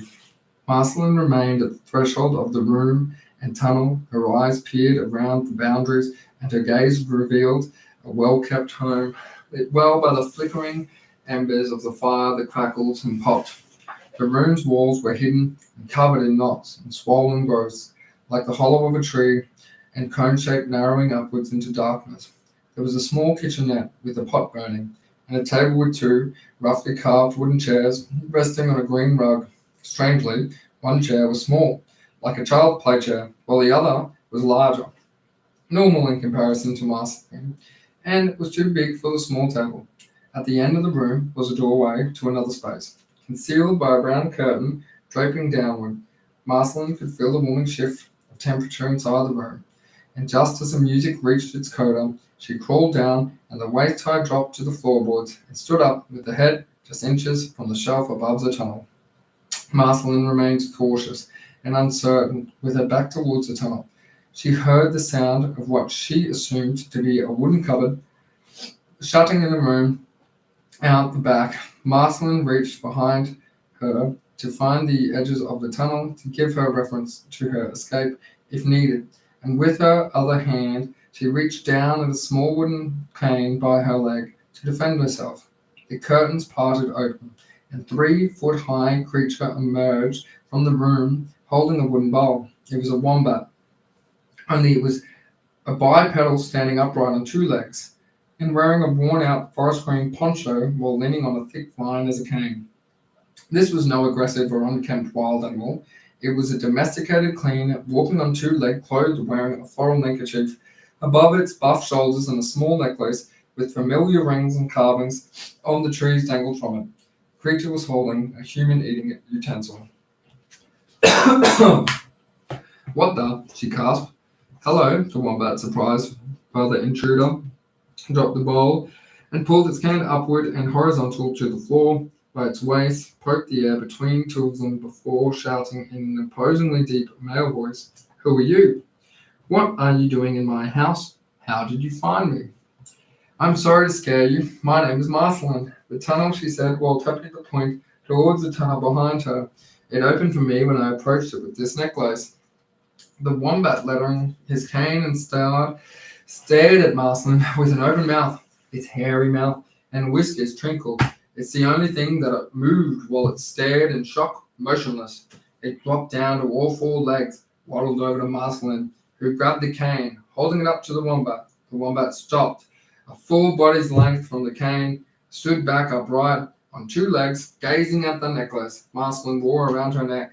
It was still glowing, but only slightly, since she left the tunnel. Oh my, said the wombat. That's Hunter's jewel. Where did you find that? I found it in my father's drawer. Who is Hunter? I'm trying to find him. Or anyone, really. Who can help me understand where I am? Who is Hunter? He gasped in shock. Who are you? My name is Marceline. I came here through the cave up on the cliffs after following a bird. The bird keeps evading me, and it brought my attention to your little house. Little house? He said again in shock, as if he was being patronized.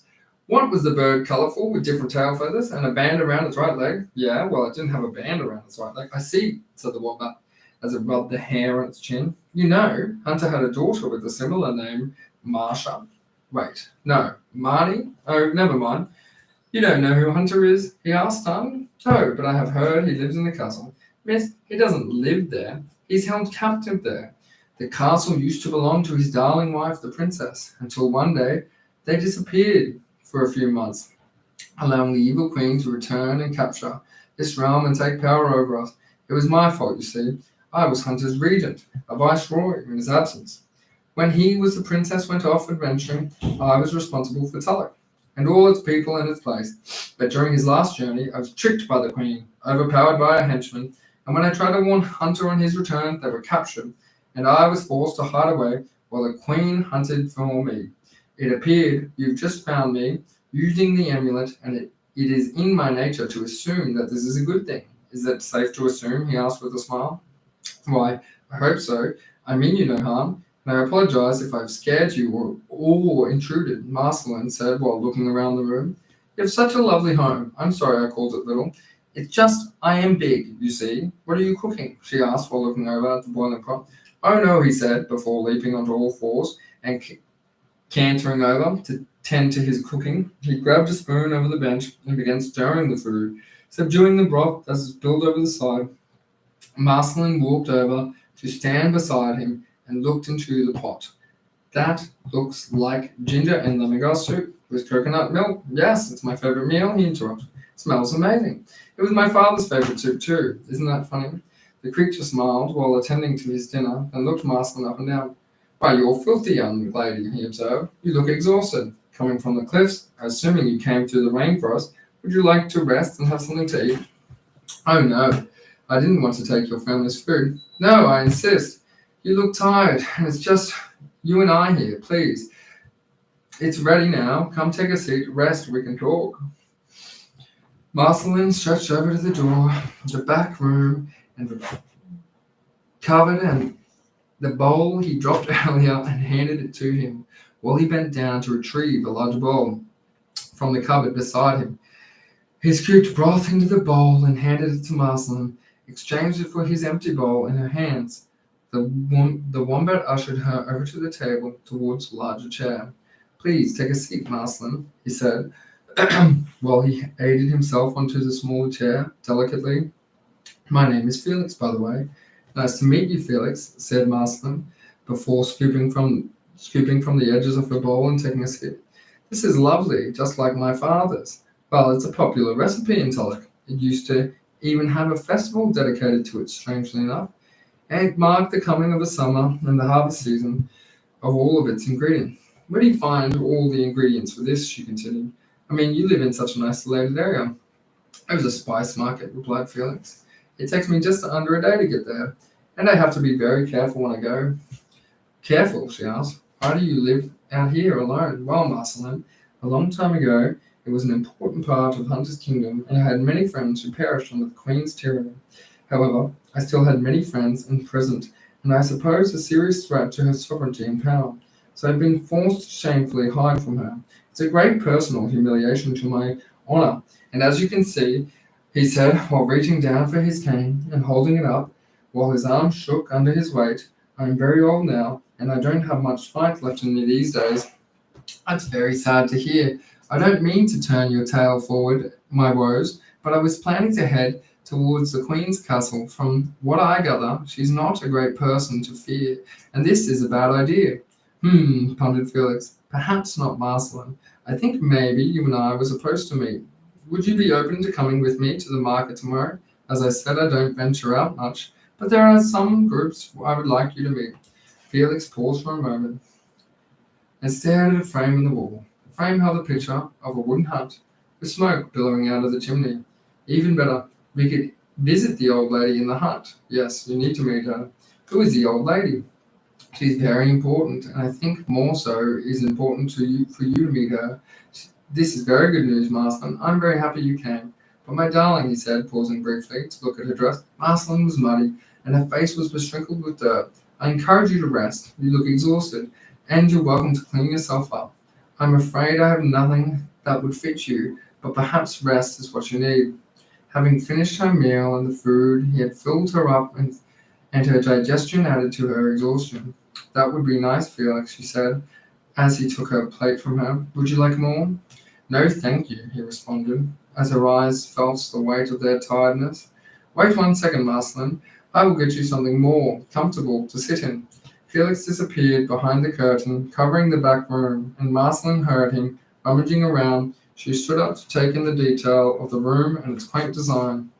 The rug by her feet was pale green, infused with dust and poor prints that had inspired memories of friends who had pets. It was rough underfoot and more comforting than the wooden floor around her.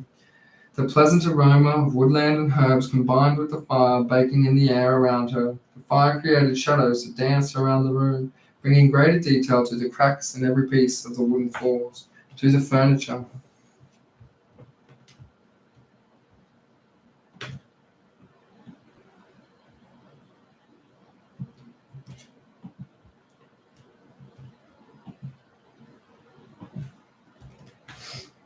The room was like a time machine, taking her back to a time she never lived but only saw in movies and read in books. Most remarkably, everything was crafted from the flowering grains of wood. It was a sanctuary made from nature. Marceline noticed some framed pictures on the wall, no bigger than a piece of paper. There were a total of 5 hanging there. However, they were totally foreign to the design and the decor of the room. Whilst everything seemed handcrafted and made from an uneven cut of wood, they were perfectly edged and angled. They had even a hint of stain that could only have come from an unnatural coating. Contained within the perfectedness of each frame were old Polaroids. Again, Marston noticed their modern features and how out of place something like this seemed in such an old cottage. The cottage was free from modern luxuries she enjoyed back home, which made the photos of interest to Marston. Contained within the frames were photos of strange plants and forestry. The photos were taken in the same artistic style and printed on the same plastic sheets that Marceline grabbed from her father's office and stuffed into her satchel. She reached into her bag and pulled one out. Holding it against one of the photos, it was almost the same picture, only of a different angle. It showed a tree, its branches, leaves and twigs bent in such a way that it created the shape of an eye. The darkness within the voids of the leaves and contrasted backdrop filled the spaces where a pupil would rest. A fireplace cracked loudly, and Marceline turned her head to watch the fire. A snugness of empty space and heat of the fire added to her exhaustion, and in perfect timing, Felix dragged out a large chair and just the right size for her to sit comfortably. Marceline sat in the chair and rested the back of her head against the cushion. By the way, I met an awfully mean cat-like creature near the bottom of the cave when I entered this place. He had a long glowing tail, and his coat was made of leaves. Oh, that Seti. He prefers a solitary lifestyle these days, but he is harmless. Marceline enjoyed the warmth of the space, and Felix was happy to answer all her questions. Before he kindly stood up and walked into the back. Get some rest, Marceline. You look like you could use it. Enjoying the peacefulness the fire gave her, Marceline sunk deeper into the corners of the chair and was soon fast asleep.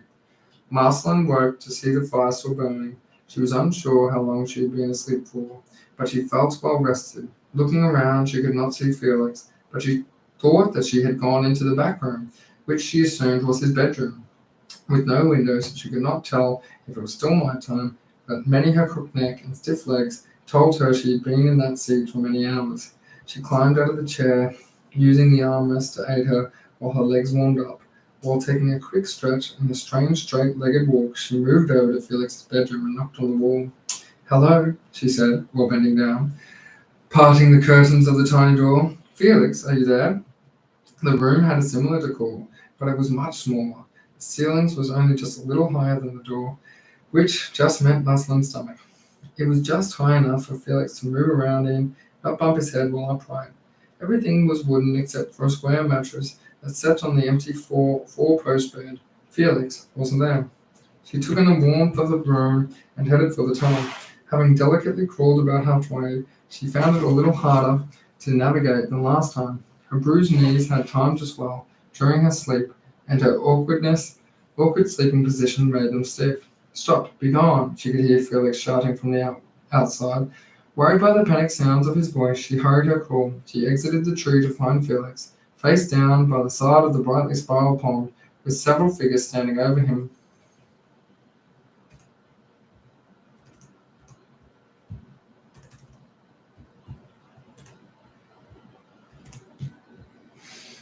The beasts were much taller than Felix, but only had a little taller than Marceline.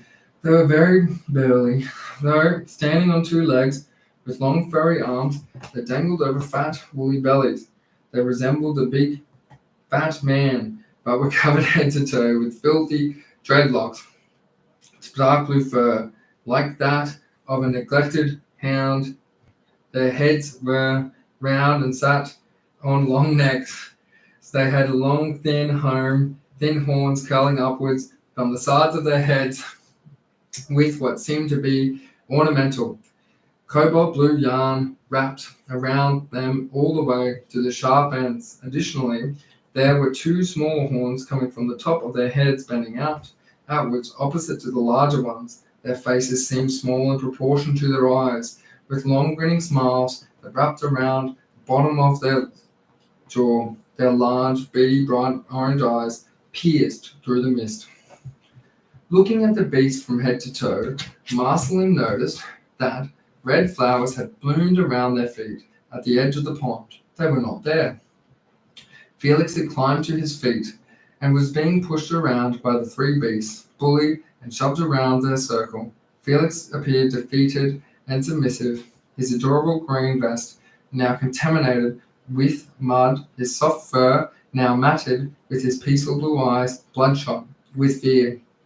The beasts laughed as they tossed him around, before the larger of the three pushed him hard enough that he bounced off another and into the mud once more. The beasts snickered through their pudgy bellies. Marceline looked on distraught. How could they treat this gentle elderly creature so cruelly? He'd been so kind to her in her time of need, the only comfort she'd found in this world, and now he was being pushed down by the beasts. Looking powerless, her heart constricted. Her breath quickened, and for once it wasn't the onset of a panic attack. Marceline could take no more. "Stop it," she shouted, while dusting off her knees. "Leave him alone, you bullies." They paused and stared at Marceline collectively. "Okay," one of them said in a sonorous voice. The beast reached down to pick up Felix, who was laying face down, by grabbing the cloth on the back of his neck and his vest and clutching the much smaller Felix in its ape-like hand, and it threw him a few feet away from Marceline, ran over to his aid while they laughed at his misfortune. As the beast stomped over to Felix, Marceline stood in and put her hand up and said, "I said stop." Using its immense strength, it exercised little effort to shove Marceline aside, and she fell into the muddy edge of the pond. As a result of being pushed into the shallow marsh, Marceline, unrecognizable, she emerged from the mire, covered in the mud. Her distinct brunette French bob and her short fringe were concealed under a layer of thick brown mud that seamlessly transitioned down to her face, revealing only an exhausted expression. Through her clean bulk, emotional and feeling dreaded sense of insecurity, she was reminded of being harassed in high school. The more popular girls make fun of her quirky style and habit of reading alone. During recess, it wasn't the first time she was pushed into the mud, and someone, just like when she was a teenager, she emerged from the mud with a figure towering over her. While submitting to the torture of her bullies, Marceline had noticed someone else arriving at the scene. Immediately ahead of her was a tall, imposing woman. Marceline's squalor only had heightened the detail of the individual. She stood tall, proud, clean, and smelled like she had recently been close to a warm fire. "There is something strikingly familiar about you," pondered the woman. Although she concealed beneath the mud, Marceline wondered the same. The woman was both nefarious and grandiloquent, with personal ornaments and clothing of regal bearing. She was dressed in encompassing all black garments, except for her scarlet red collar, with golden edges. Her face was pasty, cracked and aged, and was half covered by a white Venetian mask with golden accents of flowers and vines. A wiry golden crown rested upon her head, its edges as sharp as her stately bearing. Her black hood rested atop her tall hairstyle, created a dark edging around her face, and added to the sinister nature of her presence. As she smiled, the part of her cheekbones not concealed by her mask rippled and changed. Scales of reptile green were rippled in and out of the shape, before beginning to the withered pasty white.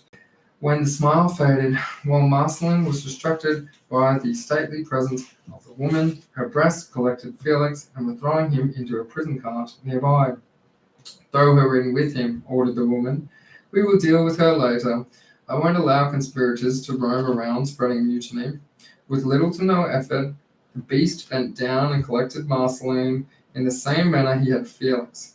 He clutched her polka dot and lifted her by the cloth like a rag doll, placing her inside the prison car.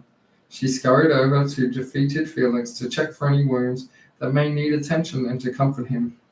The sight of such a peaceful being in torment saddened Marceline.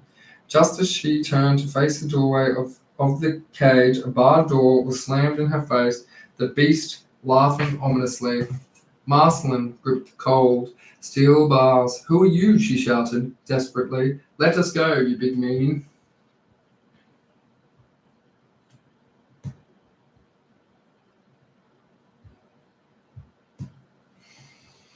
You dare, shouted the woman, her arms lifted off in an immense light.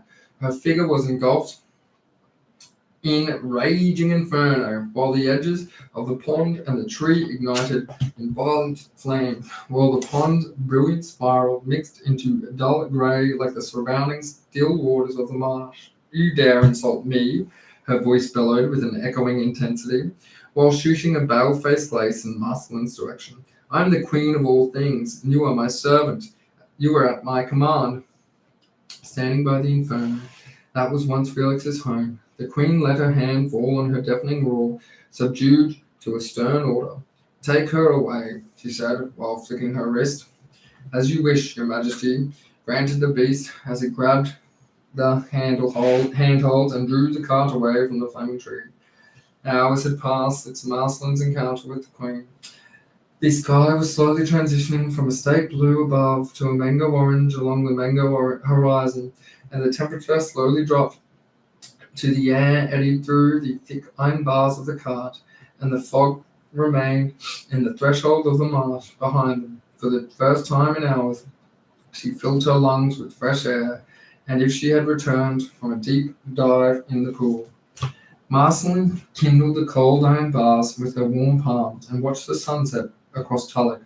The last pitiless rays of the strange sun in its permanent eclipse diffused across the bales of cotton balls of clouds that had cascaded into the distant haze, obscuring the horizon of Tulloch. For a moment, the mango-orange waterfall took Marceline's mind out of her cage and onto the side of a ghostly quiet cliff, and she wanted to leap off, restrained by her indignation and reduced to intrusive thoughts. Marceline let out a whisper, and her eyes watered. The familiar yet unpleasant sense of her immured youth, her mind drifted into the past, recalled her aunt holding her captive, and in her house and her peers secluded her at school, subduing any notion of a cheerful ending. Had her eyes of troubled youth and compounding thoughts of dissertation from her parents driven her mad? Had her desperation for wanting purpose and a real family created this fantasy world? She had become so familiar with loss and so skilled in hiding her sadness. Was her imprisoned depression finally escaping?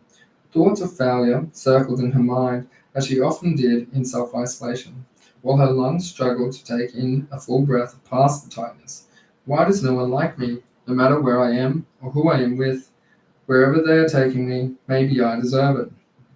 The graphite grays and the etched out on the soulless saffron, and the cold night had quietly ascended. Marceline felt a warm paw on her shoulder. There is hope, Marceline, said Felix, as he comforted her. You are a good person, and we will get out of this. Hunter will help us. Only the cold iron bars against her forehead contended with the heavy, dull pain that was weighing her body down. She felt it more in her chest, but a weakened grip and the shoulders that curled forward suggested her fatigue overcome met.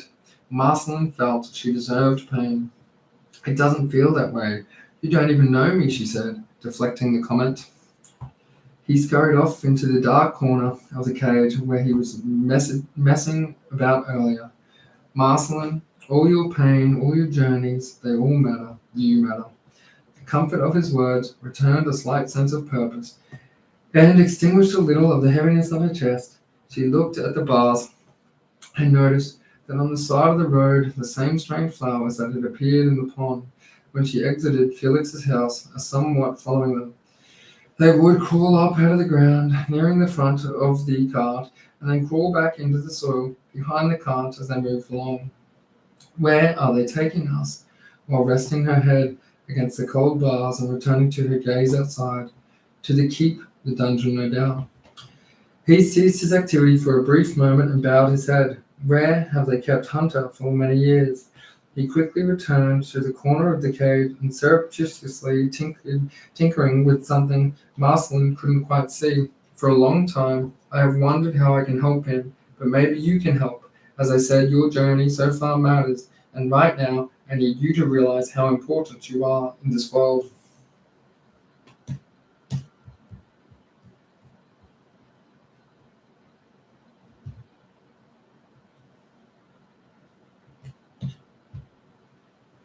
The cart found a hole in the path, and her head met the corroded bars in the violent blow. She cursed and expelled the blades of cold air through her teeth in frustration. Rubbing her head, she turned to see Felix still, working on something in the dark corner of their cell. Marceline, quick, he whispered, while peeking his head through the bars and looking at the henchmen who dragged them along. There isn't much time. I have made your escape on the next corner. You must leap out. What are you talking about? She said, rubbing her bruised forehead. The Queen wants me, not you, he said, gesturing her towards his side of the cart. Come, quick, look here.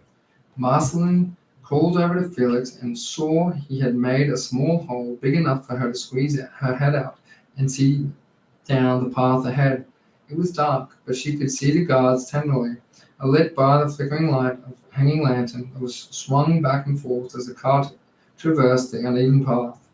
Before she could retract her head back into the cage, she felt a thud. On her rear, she went tumbling out of the hole into the long grass. She was free. She rolled a few meters before meeting an edge, continued to tumble down in steady decline. Before coming to a stop, she felt like she had rolled hundreds of meters, but she quickly turned to see the cart on the high ground. Turning and bending, its twinkling lights had showed Felix's face, holding his finger across his lips to signal, she remaining quiet before bending the bars back into place. The cart slowly turned away around the bend, and the squeaking wheels became muffled by an eerie quiet and haunting darkness, as both the cart and the light disappeared, leaving only the slight breeze and repose. Marceline had never experienced such darkness outdoors, unlike back home, where the bustling city nightlife on the horizon provided a slight glow on the gloomiest nights, and the buzzing of cars on the highway would hum in her ears. There was nothing to aid her sense of direction or stimulate her ears. The sky above her was an infinite abyss, with no stars or moon to break the visual silence. Seeing no stars above slightly confused Marceline. This place gets stranger every time, she whispered, and every moment of the day is as bizarre as the last. Knowing it wasn't safe to hang around where Felix had aided her escape, Marceline walked aimlessly in the opposite direction to the road, with her one hand shielding her face and the other in front of her, feeling the way. Fending off any dangers or obstructions, she walked on, her palms scratched against the rough details of perfectly vertical round trees around her and the pleasant smell of pine and wet leaves told her she was in a thick woodland. She had trudged through the forest alone for hours. Every step felt like a burden, each foot weighed down by a cocktail of emotions. Sadness for the world she was stuck in, greatness for Felix's selflessness, guilt for leaving him behind. Every so often, Felix's final words would replay in her mind, reminding her of the importance he saw in her, even if she couldn't see it in herself. Did it matter, she thought? Her elbows were so sore from grazing on the bark, and the sharp branches of thick pine trees. It was so dark she could even see her hands, not even the one she has held to her face, and as a shield to protect her from stray twigs or pickled bushes. Her footfalls crunched on the fallen leaves and twigs beneath her feet. The darkness seemed to never end. It felt like heavy weight pressing down on Marceline's shoulders, making it hard for her to breathe.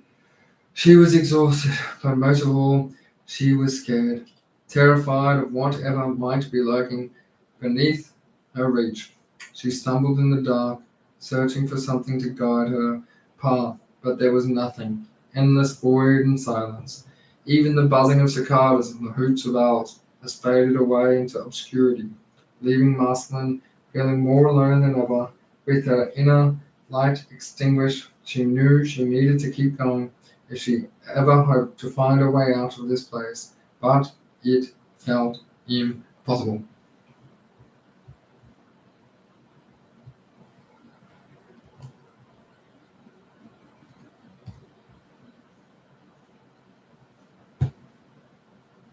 The deeper into the woods Marceline ventured, the more despondent she became,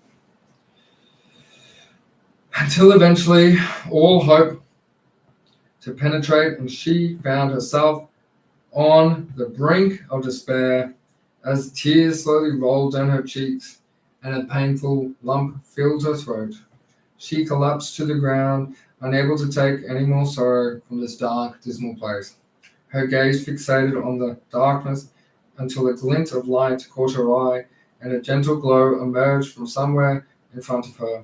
The tiny glimmer of light against the slate black danced within bush in front of her, as if drawn by some strange power beyond understanding.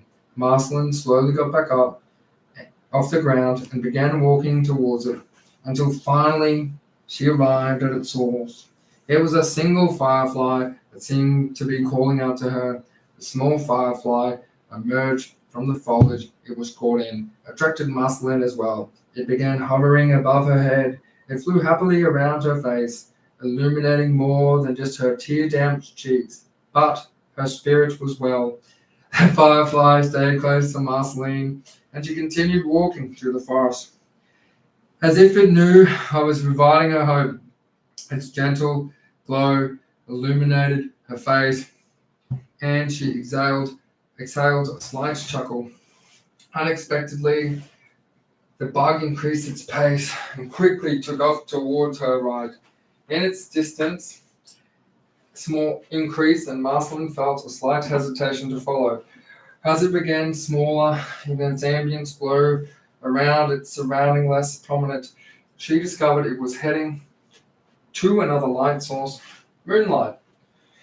The moon was slowly rising above the horizon, and its rays cascading down onto Marceline. The bright beams of joy, after so much despair, filling every corner with light once again. As if somebody had lit up the entire city on the horizon, she stopped and looked around and the trees surrounding her. Slowly but surely, Marceline's sadness began dissipating as she gazed at the richness of the moon, to her front and increasing detail of the correct she was in a thick pine forest. Tall trees reached and for the starless sky above, perfectly vertical and round, the horizontal branches out towards the neighbors like silently screaming arms, searching for comfort in a lonely forest. She knew the journey ahead would remain long and daunting, but now the bright moon would keep watch over her, and she wasn't scared anymore, knowing the night was young and the moon still had a long way to climb before it would aid her on her journey. She decided to take a break, wait for it to rise. She found a wide panic pine, parked herself against it, gripped her satchel, holding tight against her chest, and rested her head against the tree trunk, and immediately fell into a deep sleep. In her slumber, she dreamed of a distant land, one that was from the world she left. She found herself in the lively city of Rome, in the eternal city brimming with its large brick buildings and square cornices above. Each window she was outstanding outside a cafe, looking through the window at the bookshelf in her dreams. She'd forgotten that she had the book and was reminded that every cafe she visited and every library she walked by, she would look for her father's book. Gazing through the glass, she could see happy couples and small families enjoying each other's company. In the corner of her eye, she caught a reflection in the glass. A man and a woman were walking by with a small girl in hand. "Mom and Dad," she mumbled before turning around. "Dad," she shouted. The man, who appeared to be her father, turned around and looked behind them and whispered something to the child he was walking with. Without acknowledging Merceline, her mother, father, and young girl ran off. Merceline reacted quickly, chasing after them and shouting, "Dad, come back, it's me, Merceline." Her parents' pace increased and their distance gained. Merceline couldn't run, her feet were weighed down, and it felt like her legs were restricted by a strong electric band. No matter how hard she swung her arms, her legs wouldn't increase their pace. A weird sense of knowing, but not knowing, she was dreaming, overcame her. "I can jump," she noted. Seeing its efficiency, she jumped again and again, closing the distance between her and her parents and the young girl with them until she was right on top of them. Her parents turned an immediate right, and Merceline missed them. They entered an alleyway between two wrought iron gates with vines, leaves, and flowers bent into the bars before Merceline could pursue them, and the gate swung shut in her face.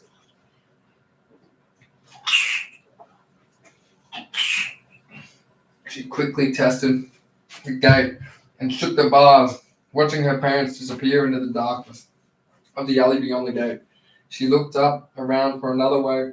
When she turned around, she was met by the evil Queen Tulloch, whose hand was raised and quickly swung it at Merceline, striking her in the face. Merceline jolted awake, still feeling detached from the forest around her and the tiredness that kept her tied to the dream. She looked around confused, gazing up around the silhouetted canopy. Above, Merceline still saw only black sky, and scanned the ceiling of the bushland. She pierced her sight upwards through the foliage. "What an awful dream," she whispered, while observing the limbs of clutching branches as they danced amongst each other, revealing parts of a bright moon that ignited the greyness around her. She slipped her satchel aside and climbed to her feet. With a quick stretch of her limbs and a yawn, she trudged off into the lunar-awakened forest. The moon's platinum glow traveled gracefully down through the canopy.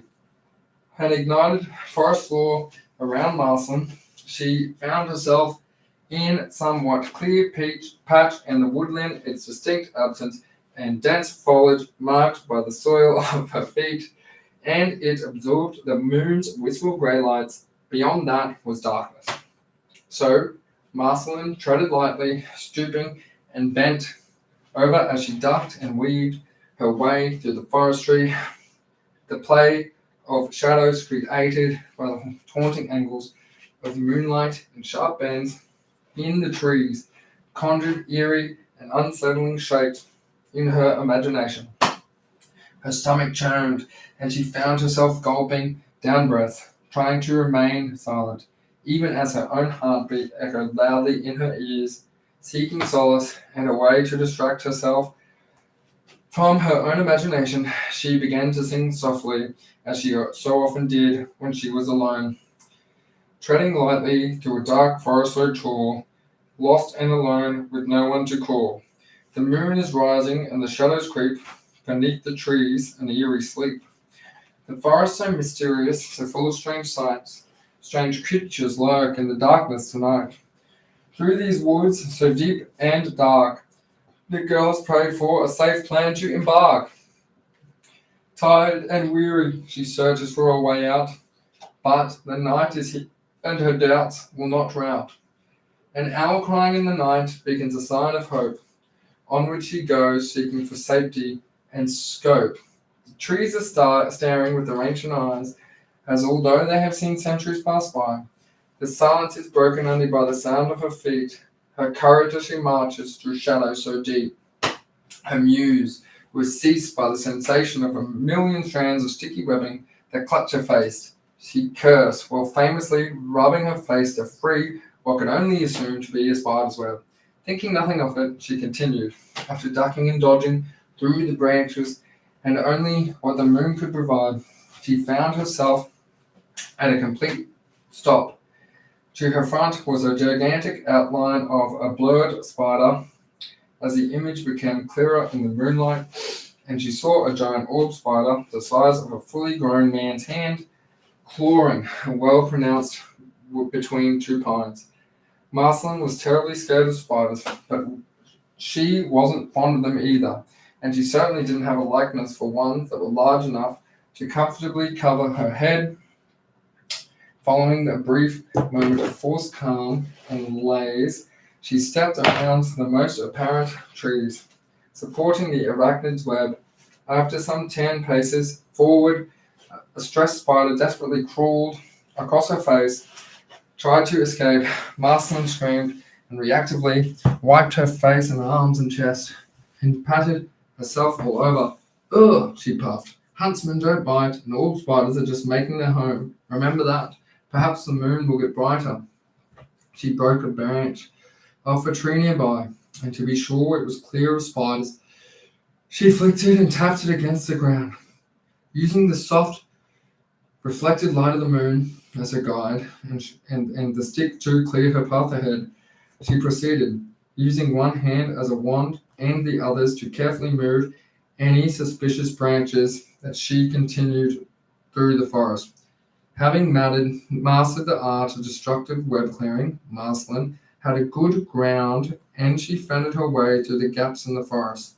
Now the moon was at the zenith and shone directly downwards, reflecting more bright hues in the woodland floor, showing a more straightforward path. Unfortunately, its angled light did little to adjust the shadow of the trees, and she occasionally met with a sharp end of a twig with her eye and cursed. The forest was clearly unkind, and Merceline was becoming frustrated with the difficulty of her ability to navigate through it. Exhausted, she pondered the idea of taking a break until daylight and searched for a somewhat more comfortable place to reside. Although the surface of the woodland was mostly soil, she bent down to feel small tufts of grass. Like the grass she was used to back home, still the haunting thought of creeping crawlies above was enough to force her to find a better place.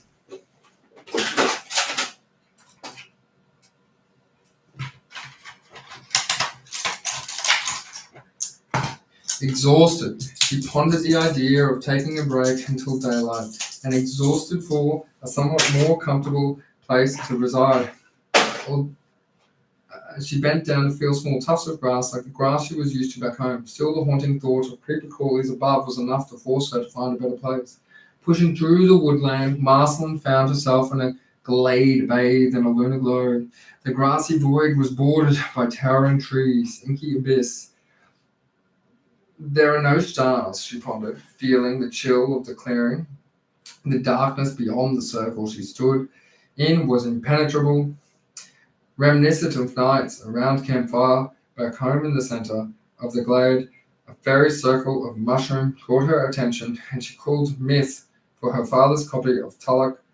Austrian mythology blamed dragons from Celtic folklore, and they said they were caused by fairies and elves dancing in circles. And Germans believed they were watchings placed by witches danced to Walpurgis night during spring. Too exhausted to enter the mist circling her mind, Marceline leaned into a large tree. She strained her neck to look up, feeling its bark. To ensure it wasn't another sentient tree, she remembered Burke, the tree she met earlier, hoping he was faring better with the rainflower she had given him. The ambient chill prompted her to exhale, watching her breath fog up briefly before dissipating. She strained her eyes, hoping for any cue of Felix and the squeaky wheeled cart, but only the silence greeted her. The moon, now closer to the horizon, still cast enough light to reveal the details of the clearing. She had spent the last few hours in her mind, absorbing her experiences, so far wondering if Felix was not okay or if the guards had noticed her absence and attempting to pursue her. She wondered how the tree was faring after the rooting the strange blue flower that made the rain follow her. She thought about the bird and where it had flown after landing on Felix's tree in the marshland. The sinister thought of the marshlands and the efforts to destroy her spirits made Marceline emotional. She slowly felt the strain of sadness on her chest, and her heart quickly sunk like a rock in a pond. The familiar sound of muffled dogs' hounds pulled her from her daze. Her ears lifted. Are they dogs? She whispered. The sound became louder. At first it was distant echoes of dogs, like a domestic dog barking as a passerby, and then it took a more desperate turn as the dog's bark became louder, like that of a hunting hound. Thinking of her earlier thoughts of Felix, and if the guards had noticed her missing, she immediately assumed that they had discovered her absence and had deployed dogs to pursue her. Arthur felt firm that the queen was only interested in him. She pondered desperately. Knowing full well the capabilities of trained dogs, she began panicking and looking around for the glade for something more foliage to hide her visibility.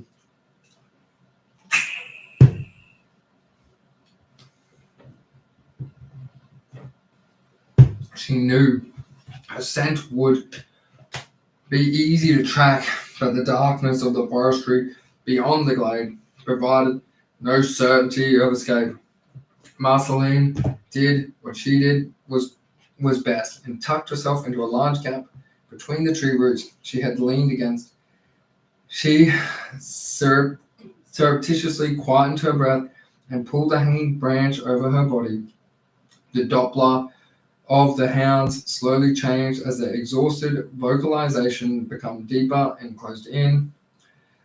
Now she could hear the painting of bushes as something as big and clearly four-legged stomped through the forestry and closed in on her space. She could feel the thuds of its feet on the woodland floor, for her ears picked up the sounds of the rustling bushes, and she furtively glanced through the shielding leaves. A large stag burst into the clearing, in panic circling, trampling the mushrooms in the glade. It lapsed the enclosed space before Marceline had, cowering in shock, and stumped dead in its tracks. Marceline looked up at the distinguished beast, felt its panic in her soul. She heard the barking and watched as it stared into the direction of the approaching hounds. When looking into the dark, moisture-laden eyes, she could see nothing but fear and submission. The latter was a feeling she knew too well. The dogs finally entered the clearing and stood on the edge, snarling through black lips, revealing razor-sharp teeth that blazed in the moonlight. Their front limbs were slightly bent and assuming a pouncing position. Marceline looked at the stag. Its nostrils expelled visible air in rapid succession. It was clearly exhausted.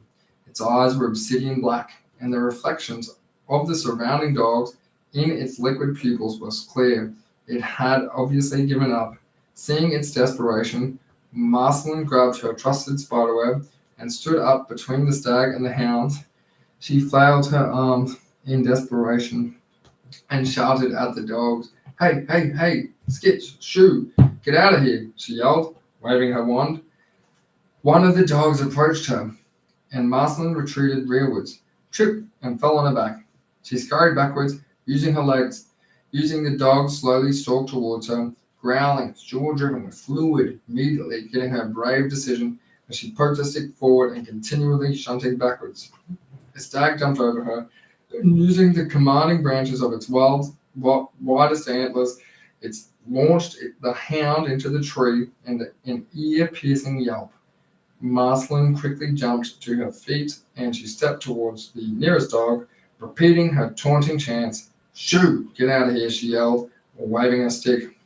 Seeing the confidence of Marceline and the newfound strength of the stag, the dogs retreated into the woodland quickly. and their pace sprint was heard distantly until diffused by a faint howl and a few hundred meters away. Knowing it was over, Muslin looked to the panicked stag to see it staring into the distance. She admired its brilliance. It had two distinct levels of antlers that were as wide as they were extravagant. They looked like widespread branches of a healthy woodland tree, and spanned a width longer than Marceline was tall. They had just as many spider webs in them as the forest themselves.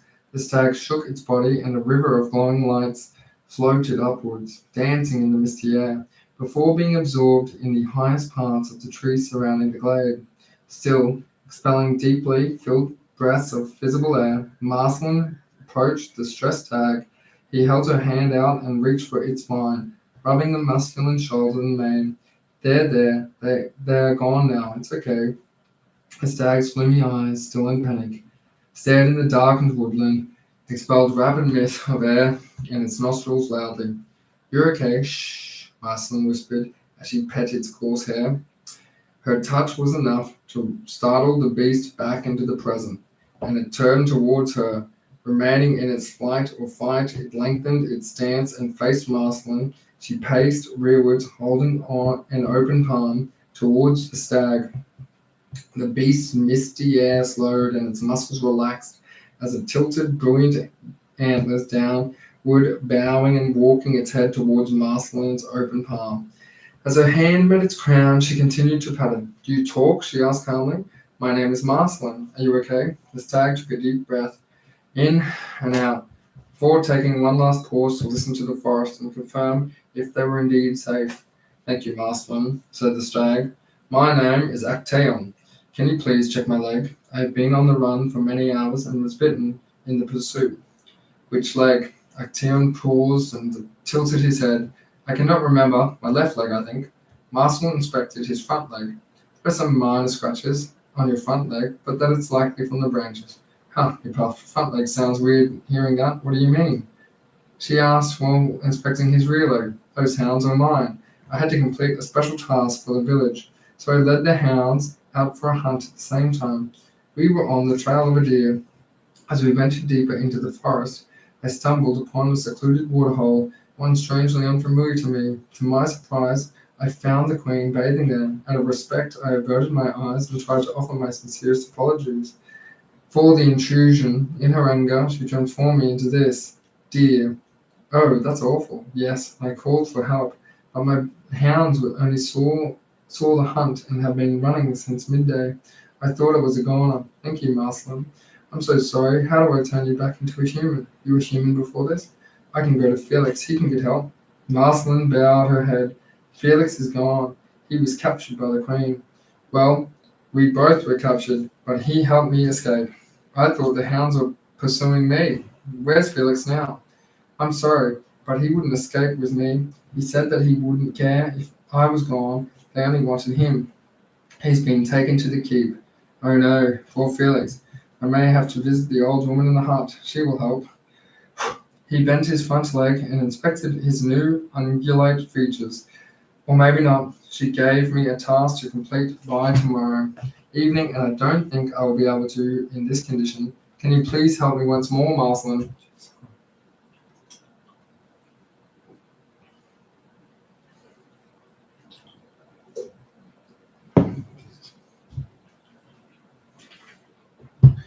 I was heading to the castle, but now I don't know what to do.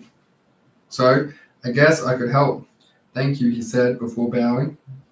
I was fleeing to my village nearby to seek help. If you come with me, I can offer a place to sleep. Won't the dogs return? Good point. Didn't think of that. Actaeon paused for a moment to rethink his plan. Okay, I will head to the old lady in the cottage for help. I just need to go to my village and retrieve something. It's a small... Wait a minute. I just threatened your hounds with a stick. I'm not going anywhere near your property. If there's a chance I will encounter them again. It was while patting Actaeon she noticed he had a large sack draped over his right side, tied around the thicker part of his neck, where his shoulders would be. What's in this bag? She asked. Do you have any water? That's what I was tasked with, Marceline, he replied. That bag is Tulloch's history. Puzzled, Marceline walked over to the bag and felt it. It was surprisingly warm, but it felt like sand, only it was moving. Around here, some believe the stars are our ancestors, said Actaeon, and when our loved ones pass away, they ascend to the sky to watch over us. Believing this, many years ago on the same night, the Queen took the stars down and hid them away. I need your help opening this bag, Marceline, so we can free the stars. Why do you need to go to your house for this? And wait, are you saying the stars from the sky are in this little bag on your side? Yes, they're in there, he replied. But we have to find help opening it. I cannot access the bag in this condition, and our people sacrificed a lot to get it. I don't want to mess this up. Marceline tilted her torso to peek around Actaeon. She saw the bag was tied to him with thick jute, and his escape from the hounds, it had become frayed and tightened. He can untie this, she said, while reaching into her satchel and pulled out a pair of nail clippers. I can just clip away at it. Tremendous, he said with pride. I am growing more and more confident in achieving this task. So what was this task? Asked Marceline. To free our ancestors, he said while lowering himself to the ground and tilting his head to release the bag. Marceline helped by lifting the jute over this wide antlers. It was a struggle as it didn't open wide enough and took some time to navigate around his antlers. The bag was heavy, and Marceline could only shunt it with the help of Actaeon. Using the unlimited light provided by the setting moon, she fumbled with the cord a little in hope she could untie the knot. This might take a while, she said, before snipping at it, and with her nail clippers, with her tongue squashed and poked out of her mouth, she sat there with Actaeon, and in the dark, and slowly cut away at the jute. So does it feel strange? She asked, being four-legged. Oh, strangely it does. But for some reason, be it primitive or not, as soon as I noticed the hounds were no longer my friends, I instantly knew how to use these legs, and oh, how I did use them. You poor thing. Who is the lady you mentioned before, the one who will help you? The old lady in the hut. She's a strange old woman who lives in a shack in the woods, near the base of the mountain. It is a dangerous area, and quite the journey to get there, but she will help me. I hope so, she said, while looking down at the scarlet-stained fur. If it is near the castle mountain, maybe I should come with you, perhaps. She can help me too. It's a good idea. But I would suggest you head into my village beforehand and find some food and water. Didn't you say you were thirsty? I am, but you can't come, and I'm worried about your dogs. Don't worry about them. You will be fine. I cannot go, you are right. I have to hurry, so I will leave straight from here with haste. I need to be returned to normal as soon as possible. This is a terrifying experience. Just as Actaeon registered his impatience, Marceline felt the jute slip away from the sack. Yes, she expressed loudly, we did it. Well done, Marceline. Now open it. Be sure to stand back as you do. What's going to happen? I'm not sure. I might not even be what I think it is. After all, it was almost a decade ago when the stars went missing, so you might not even have the right bag. And now, all this would have been a waste. There is only one way to find out. Now open it and stand back. Marceline hesitantly gripped the edges of the sack, and in one swift movement, she flung it open and sprung back onto her feet. The bag exploded with a bright light. It shot upwards into the sky like a swarm of fireflies. A river of light escaped the bag, and just as quickly as it started, it was over. Marceline looked up and see the once dark abyss above was now filled, blooming with the heavenly glow of thousands of stars. Clusters of pearls and constellations of jewels bloomed in the black onyx sea above. Our ancestors are free.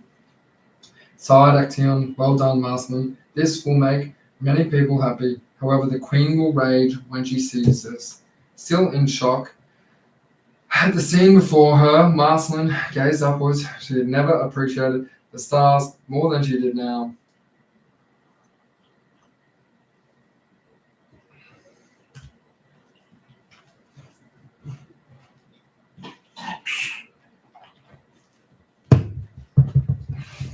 Marceline, oh, sorry, she said, before returning from her muse. Yes, I will be furious, I imagine. I have to go now, Marceline, but if you could walk in that direction for a short time, you will reach a wide track. Keep the setting moon on his side of your body, he said while gesturing at her right arm. It won't set before you get there. Eventually, you will meet a wide track big enough for a cart and very well kept. Turn right and follow it to my village. Someone will help you there. Thank you, she said with a smile, still filthy dirty from her engagement with the Queen and the muddy waters from the marshland. Marceline fetched her trusted spider, web bender, and embraced Actaeon with a big hug. Her small arm wrapped around his neck. This feels so funny, she said. Are you hugging me right now? I cannot tell. It feels like you're strangling me, he said. Sorry, Actaeon. I will see you at the hut soon, said Marceline. She flicked off all the spiderwebs and caught in his antlers. Marceline walked off and passed through the threshold of glade into the woodland while waving her stick in front. She took one last glance at Actaeon, still standing in the open, gazing up into the sky, watching a tilt in his mouth that she could only assume was an attempted smile. Keeping with Actaeon's advice, Marceline kept the setting moon on her right side. She continued to brush the air with her stick to fend off potential spiderwebs. The ankle-high grass on the forest floor had dampened the dew, and the sun must be rising soon, she assumed. When she felt her dress dampened against her shins, her pace continued steadily, as she was still cautious of what lay beyond her vision, and she remained alert in the case of dog's return, the resistance and swishing sound of grass patting beneath her feet. Abruptly it stopped as she felt the ground become more even. She stopped and looked down to see a narrow, barely trodden trail extending left to right. Remembering what Actaeon said, she turned right and took the track down to the village. The grass and foliage that edged it didn't collect any light, and the moonlight ignited the soil, making the path distinctly visible for Marceline. It was roughly a foot wide, and its narrow part as well worn. The moon had almost completed its journey across the starlit sky, and was barely visible again.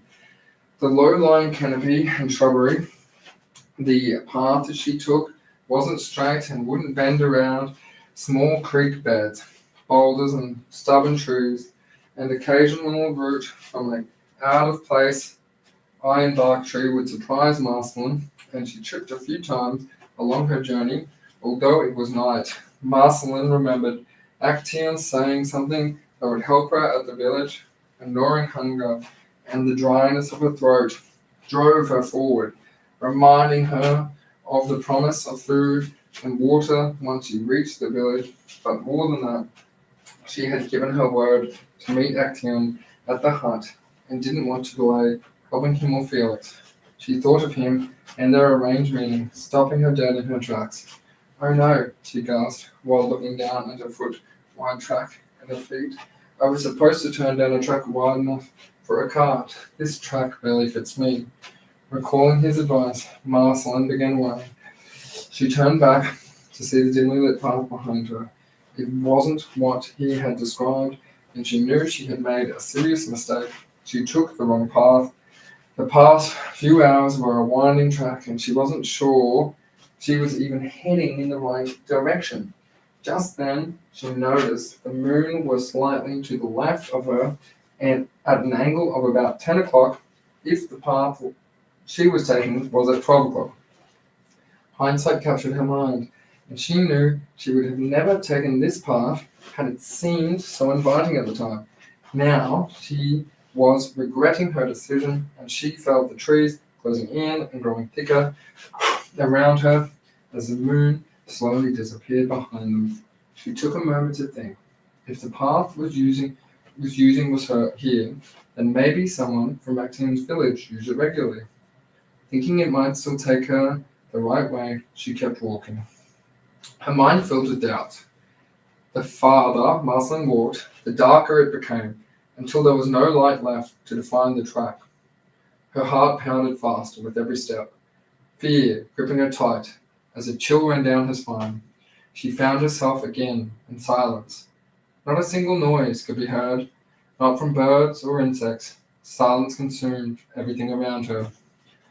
Strangely enough, the newly shining stars provided some light.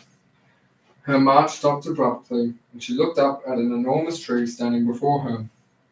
It seemed to reach up into the endless night sky, as if its branches were trying to touch something unseen beyond its reach. Marceline flinched as two glowing, crimson eyes lit up deep within its trunk. Their eerie glow slowly spread outwards, the liquid fire before, fading away again, just as quickly as it appeared. Marceline wanted desperately to run away, yet found herself unable to. Instead, she stood rooted in place like the trees around her, carefully watching for any sign of movement among the dark shadows that surrounded her more than ever before. She felt the hair on her neck raise as if to warn her that something was watching her every move. A jolt of panic surged through Marceline as the eyes in the tree returned. The eyes grew brighter and slightly narrowed, as if they were closing in, and her lower lips started trembling. Then the eyes separated, one went up and the other down, very quickly. The darkness provided no depth perception, and Marceline was growing confused when one of the red eyes took flight, followed by the distinct sound of tiny bug wings flickering. Marceline exhaled. It was just a bug. She watched it fly off into the distance and stared back into the tree to see the other one disappear into a small crack. Her muscles still filled with adrenaline and her nerves firing, she used the strength that frightening moment gave her to walk on, still feeling as if the trees and bushes cancelled something sinister. She quickened her paces, but this only served to increase her fear. Soon enough, she was minded of taking the wrong path. With no sign of life anywhere near her, Marceline stopped for a moment in an attempt to catch her breath and try to think clearly about what to do next. Definitely trying not to succumb completely to despair, Marceline wrapped herself tightly in whatever courage remained and continued pushing forward until eventually the adrenaline her body created from the moment of sheer terror dumped exhaustion into her muscles. The track had slightly widened, and she could hear the crackle of a small creek nearby. Its soothing pour added to her tiredness, but it calmed her. After a long night of bumping around in a prison car, falling down a hill, fending her way through a dark forest, fighting off spiders, hounds, and the relentless tide of the unknown, Marceline felt the weight of every ordeal pressing down on her. Her eyelids were heavy, and she suffered bone weariness that threatened to ground her. The long night of heightened alertness had dulled her senses, and she found it difficult to focus. Every emotion, every brush with danger, had taken its toll, leaving her limbs heavy and her mind yearning for respite. She could see a large boulder to her left, and took a step off the track to lean against it. She curled up against it with her leather satchel as a pillow, and hoped that morning would find its way back soon, rather than later. Within a few moments, she was out cold, and again, deep within the fantasies of her subconscious. Her dreams took her to wild places. She flew across open plains, over her house, across her town, and through the halls of her boarding school. She found herself driving her car, but her father was in the passenger seat. He stared out of the window, facing away from Marceline. "Dad," she cried, turned to her, his calming smile easing her stress. "Yes, darling. Why did you have to leave me?" "What do you mean?" "You left me, Dad. Why? Aunt Eris was a horrible woman. Why would you leave her with me?"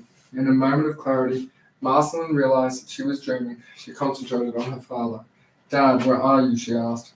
His relaxed gaze and beaming smile dropped, his head flinched back slightly, and he gave a quick head shake. He turned his head left and right, and his eyes darted around the car. It was as if he had just snapped back into reality. "Marceline?" he said with a fluster. His eyebrows immediately switched together. "Marceline?" Marceline was forced Awake as she fell back slightly, she looked around her and it was daylight.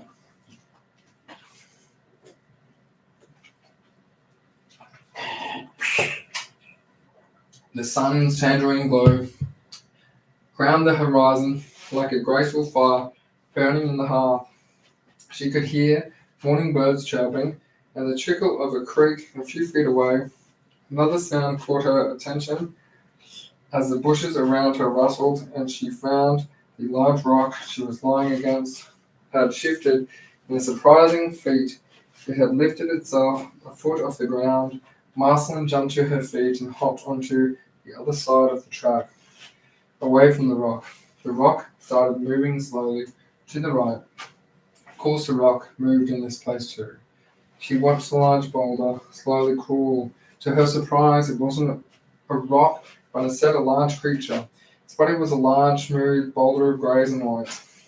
It had 4 chunky legs made from round, oblong rocks, smooth like its body, but then they shrunk as it extended to a tiny stone tip on its end. Marceline could feel the ground tremble as it stomped through the low-lying grass beside the track. It reminded her of an extinct animal she read about as a child, a giant Glyptodon, an extinct creature that lived 11,000 years ago in South America. The Glyptodon was like a giant armadillo, with its carapace, upper hard shell, reaching the shoulder height of a fully grown human. Only, this wasn't extinct. Instead of an exoskeleton, this thing was made of stone. It continued to stomp away until it stopped at the creek nearby. Marceline watched its bulb-shaped stone head take dog-like sips at the trickling creek. The sound of a humming crowd swept through the tree line. Now that the sun was up, Marceline could see a slight rise in the terrain to her left. Taking in one last moment of sheer roar at the beast before her, she cut the track and began climbing the slight incline through the forest. She could see a spider web a short distance from her. Ha! Not today, friend, she boasted as she took a side step around the 2 trees housing its web. To her left, following the rise, she noticed a wide track a few meters away, just beyond the small cluster of infant pines. You're kidding me, she sighed. It was right there the whole time. The murmur grew louder as Marceline ascended the hill. As she reached the peak, she saw a small village built into a clearing on the edge of the tree line. She exited the trees and walked into the open. From what she could see, she was in a marketplace or a village centre. Around her were small, open-faced huts like the Beaucrenesses of Paris, or the stalls of a narrow market selling goods to those who ventured in. She strolled down the centre of the space, observing the oddness of it all. The market was very enclosed and neat in a busy, scattered way. Not like the dandy Arabic bazaars, this was a narrow market built on a fine brown dirt path, lined with small wooden cottages built into the forest's tree line. Colourful piles of orange and scarlet red spices were stacked on each crooked pile, and an odd tree folk approached Marceline personal space in a desperate manner to show the peppers and greens within their baskets. The earthy smell of a well-worn dirt track mixed with the oriental spices and sword pine. The tree folk were humanoid, walking on 2 legs and slender like humans, only they appeared to be carved from the forest itself. They looked like the dryads of Greek tales, their skin barked like the hair made of leaves, branches extending from the joints and head like antlers. Like the forest, their clothes were fashioned from hemmed sleeves and sticks. She brought her fingertips to her lips. The tingling sensation on her skin mirrored the awe she felt inside. Her worries, the gnawing hunger in her belly, and the memories of her tortured night before momentarily slipped from her thoughts, overshadowed by the sheer wonder of such captivating creatures. Marceline walked over to the hut, closest to her, and met with the stall owner. It was a slender woman, only her features were beautiful. She had amazing green eyes that pierced into Marceline's soul as she looked up from behind her bench. Her skin was smooth like phlegm below the face mask of the ghost gum, and her clothing was a mix of green leaves, with acorns and seeds as accessories. Similar to others around her, she had a bushy feature for hair, Only hers was as long as stunning, thin root-like vines wrapped her limbs and her fingers and were long and delicate. How can I help you, young lady? Said the Dryad in the most dulcet tone. Why, you're filthy. Are you okay? Hello, where am I? What is this wonderful place? You're in Pine Ridge. Do you need help with something? She said, while looking at Marceline worryingly. This place is lovely. My name is Marceline, and I was told to come here to find help. Nice to meet you, Marceline. My name is Elon. Where do you come from? I came from the forest, she said, while pointing down the hill in the direction she came from. I was up all night wandering and trying to find this place. I need you to find the old lady in the hut. You poor thing, let me give you something to drink, said Elwyn before disappearing behind her counter. Merceline leant over the bench and saw Elwyn rustling around in the leaves in her shelves. Ah, this will help. Give me a moment. Elwyn walked out the back of her stall and into a small hut tucked into the tree line. Marceline looked around at the market. Some of the Dryads were looking at her inquisitively, and while others went above their day. Hi there, said a squeaky voice down below. Marceline turned her neck downwards to see a small infant, with the same features of the other forest people around her. You look like them. The small child was dragged away by an adult. Standing by, leave the poor girl alone below. Marceline was puzzled. She strained her ears to listen to what the young one had said to the guardian. But Mum, she looks like... Ah, said Eloine from behind. Here you go, drink some of this, Eloine, said Marceline, a wooden cup from clear liquid. What is this? Said Marceline. It's water from our creek, she replied. Don't worry, I hid it over a flame for some time before storing it. A flicker of curiosity passed through Marceline's eyes, wondering what the child was going to say. However, the dryness in her mouth and the sight of water quickly consumed her. Thank you, she said, before inhaling the whole cup. And you said you came from the forest. That's interesting. Why so? The forest has a magical effect on the mind. Our people go in there for all answers and to talk to those we have lost. What do you mean, talk to those who have lost?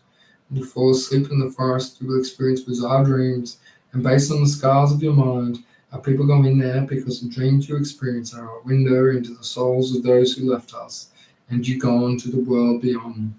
Yes, I dreamt of my family, but the young girl with them wasn't me, so maybe they did leave me and start a new family. Pondered Eloine. The forest is a chance to reunite with them, but it is up to you to understand the meaning of the reunion. If you attempt to control the dream, you won't find the answers. And you need to be aware that you are dreaming. Well, they run from me at every chance. What does that mean?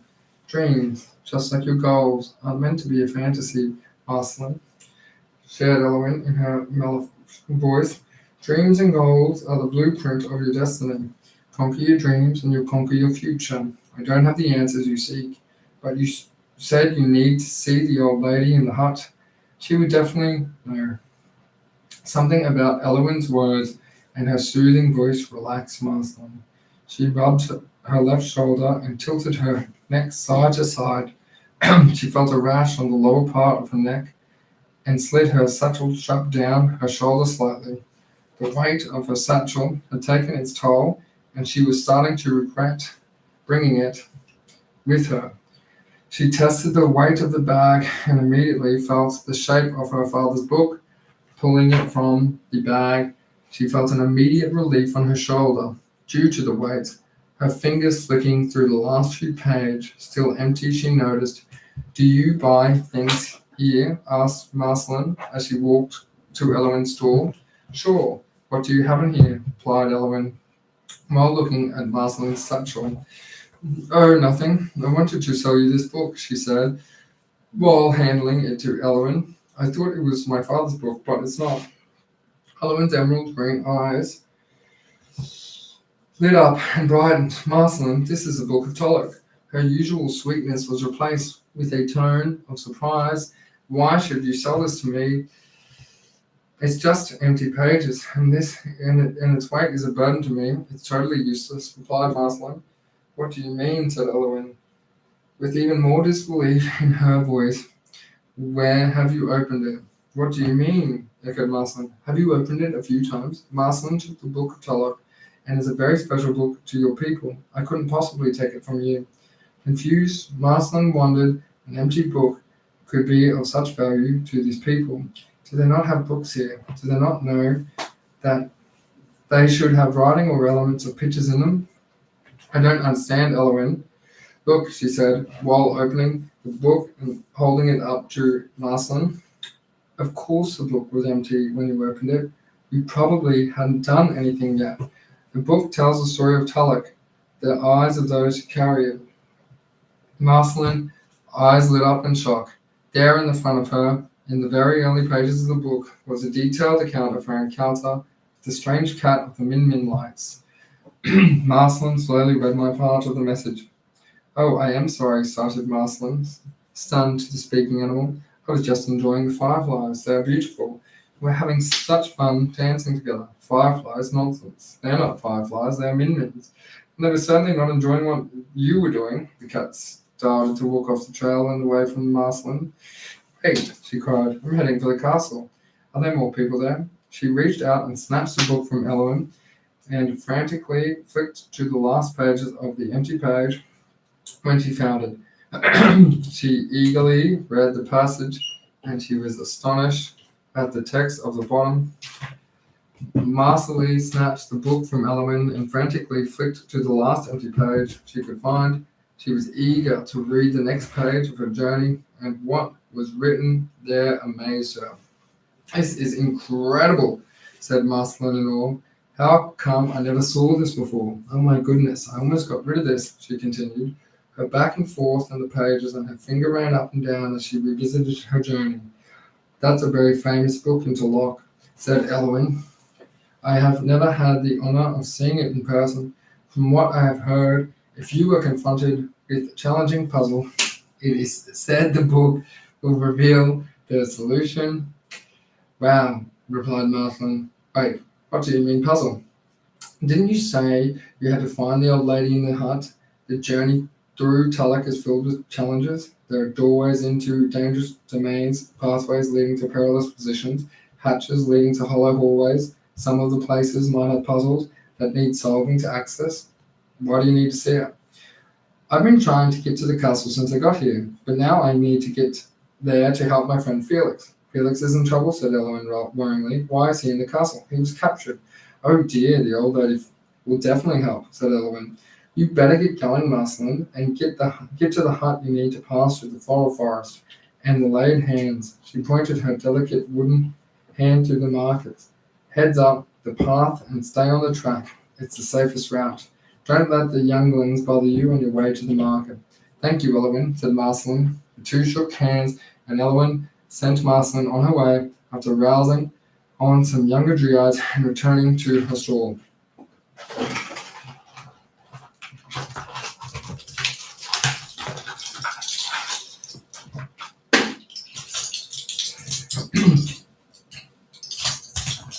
This place is wonderful, said Marceline.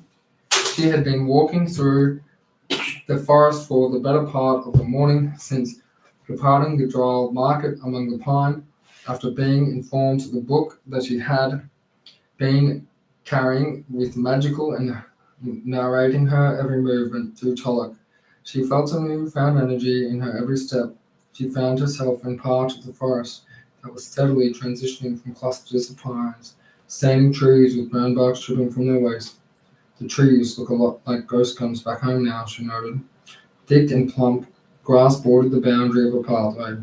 As flowers and roots tried to regain back the soil and the track, and uplifted roots stretched across the soil, clusters of striking yellow flowers blossomed between thick bushes that filled the gaps between the trees. After hours of walking, that dew that had settled started to rise and created an overwhelming humidity, causing Marceline to start sweating. As she rounded a corner, Marceline spotted a small pond nestled amongst the trees. She carefully stepped off of the path and into the grassy meadow that encircled it. The water was still and clear, reflecting the beauty of its surroundings back onto itself. The sun shone through the trees and danced across the surface, creating the scene that filled Marceline's heart with peace. She smiled contentedly and felt refreshed. Despite being so dirty from days spent travelling underfoot on muddy paths and sleeping outdoors with no shelter or comfort, she took her satchel strap off and placed it beside her, rolling her shoulders back and forth to put the blood back into them. Arching her back forward to stretch her weary spine, she gazed at the tree line reflecting in the waters. What an amazing sight, she said. Marceline knelt beside the pond and ran her hand through the waters. She watched the river spread outwardly, collecting the light and sparkling like fireworks as the refreshing liquid came to rest. Marceline noticed a school of 7 fish playing near a group of lily pads still bobbed up and down from the ripple she created.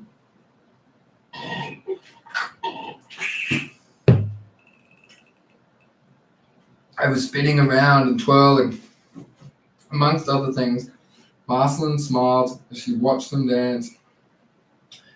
It almost felt magical being here with these creatures who seemed to Marceline so carefree and happy with life despite having nothing more than what nature provided with them with.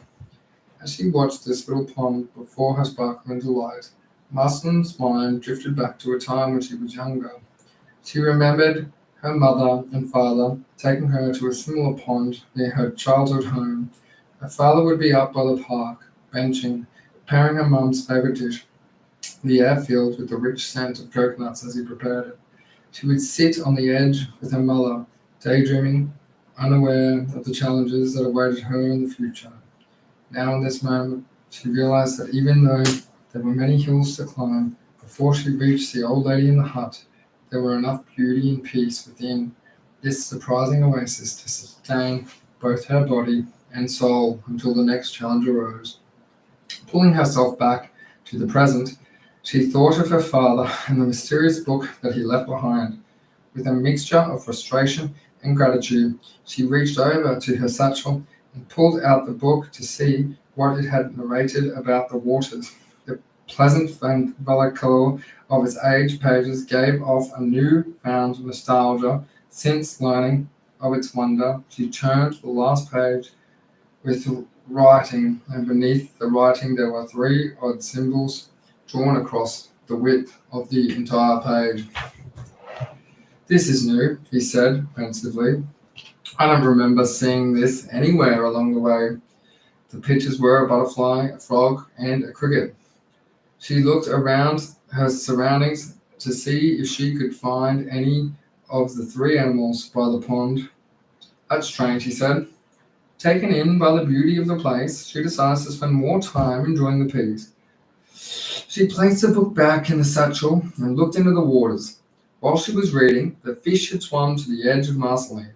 She dipped her index finger into the water to see if they would scare. One bit her softly. Marceline screamed and pulled her hand back, causing the fish to retreat frantically in all different directions. Marceline, slightly taken aback at the unity, gasped. "You bit me," she said, pointing wildly, unable to tell one fish from another. "Who, me?" the fish said simultaneously, followed by a laughter perfectly in sync. "We were just saying hello." "I'm sorry," Marceline frowned and knelt back in front of the fish. "You bite everyone, you mean?" Marceline chuckled. "Well, to be fair, you put your fingers in the water," the fish said in chorus. "Well, what else were we supposed to do? Are you new here?" The fish lapped out of the water to form a question mark before splashing back in. "Yes, I am." Marceline realized she wasn't so sure of the pond anymore and felt a slight frustration at the strange fish. "Oh well, nice to meet you. We are Norel." The fish swam around as one unit. "You're all named Norel?" Marceline shrugged her eyebrows in confused notion. "No," the fish giggled. "Norel is an acronym. It stands for Nala, Adrian, Raya, Eaton, Locke, Lynn, and Ea." Each fish jumped out of the water when its name was uttered. Marceline squealed with delight, clapping her hands and chuckling. "Nice to meet you. Sorry, guys. It has been such a strange day. Strange for us, too. We were just a school of friends playing in the water. Then a woman in a black cape stopped by the river for a drink. When she put her hand in, we swam up to say hello. Did you say hello to her in the same way you greeted me? Of course, it's what we do. But she grew angry, said some strange word, waved her hand at us. Suddenly, we were bound together like this. We can only separate from each other momentarily, but we are always magnetically drawn back together. And we are forced to speak as one. The fish turned their mouths down sadly. Marceline's head hung low at their words. Sounds like a curse. Have others come by here lately besides me? Marceline said. Yes, a giant deer came by last night. It was covered in spiderwebs and took loud gulps from the water before disappearing.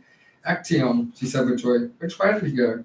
That way, as Morel, and they formed an arrow that pointed back down the path, in the direction Marceline was heading. Perhaps you can help us, Marceline. Do you have a moment? Sure, she replied. How can I help? Hooray! They cheered as they jumped from the water, fanning out in all different directions. Just place your finger in the water again and we will show you.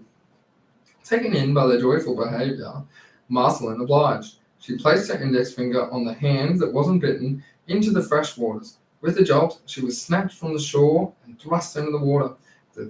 The small fish summoned the strength of an ape and pulled her downwards rapidly. Strangely enough, the small pond was extremely deep, and Marceline found herself descending to great depths beneath the forest floor.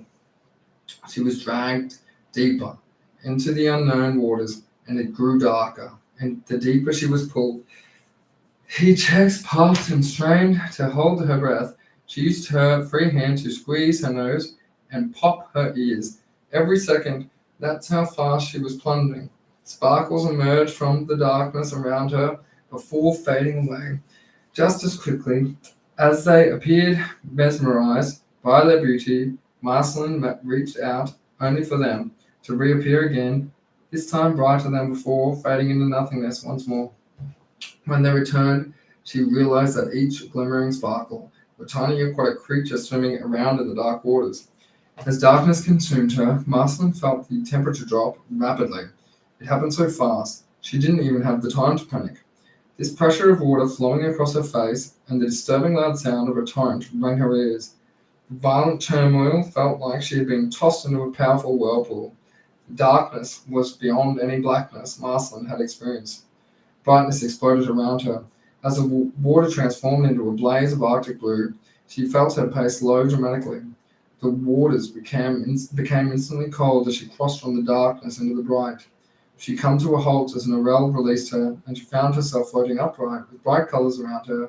Her eyes struggled to make sense of the blurred surroundings, while her lungs screamed for air and her chest tightened with desperation.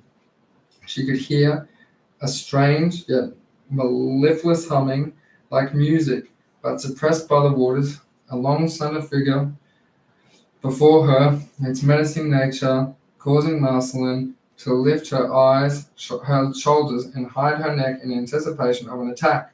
Her hazy vision, created by the dense waters, made it impossible to focus on what it was. Norel approached it and blew a giant bubble that enveloped Marceline's head. She could feel the sensation of air around her face, and waving her head dropped to her shoulders. Am I still underwater? She thought. Looking at the bubble around her head, she thought it had the appearance of an old diving helmet. It was a large sphere, holding in enough air to keep Marceline alive.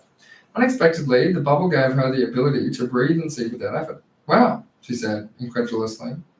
All around her was an underwater landscape of bright corals, green moss growing on the bed of the waters like grass, and bright purple jellyfish with long tentacles that swayed in the waters. Small pockets of bubbles, like the one around Marceline's head, lined clusters of the coral on the floor.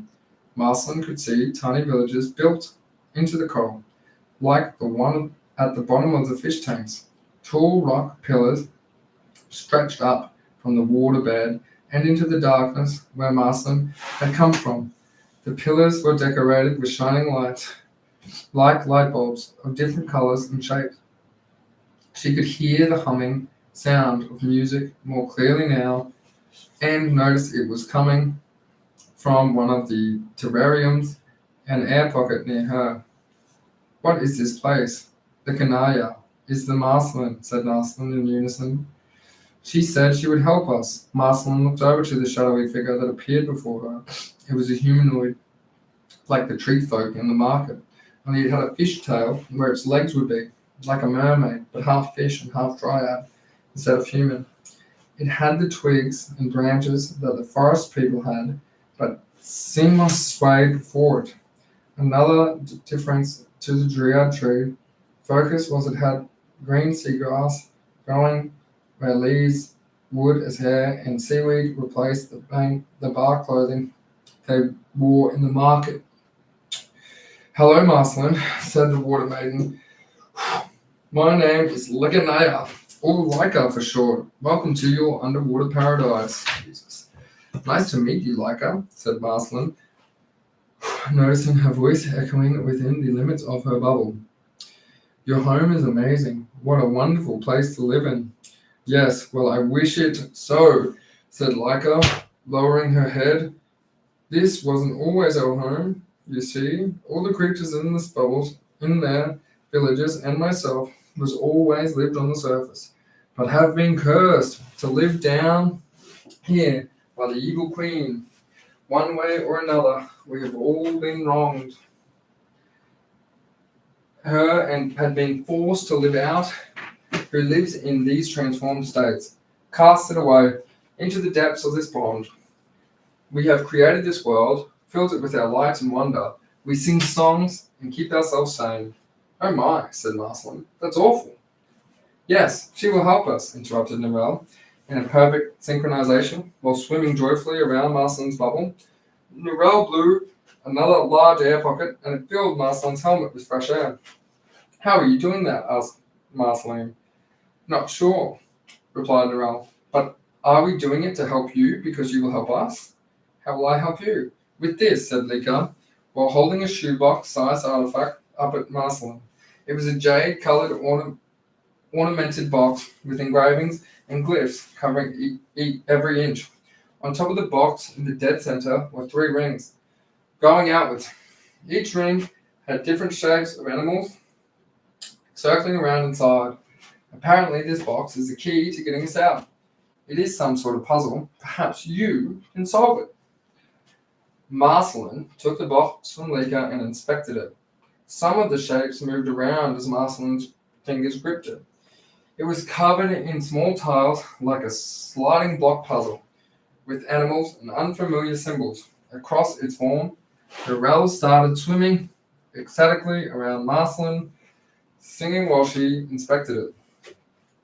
Mysterious and magical fish, so full of life, living in a watery world with stress and strife, trying to survive in a place they can't escape, but they must strive on and make the best of their fate.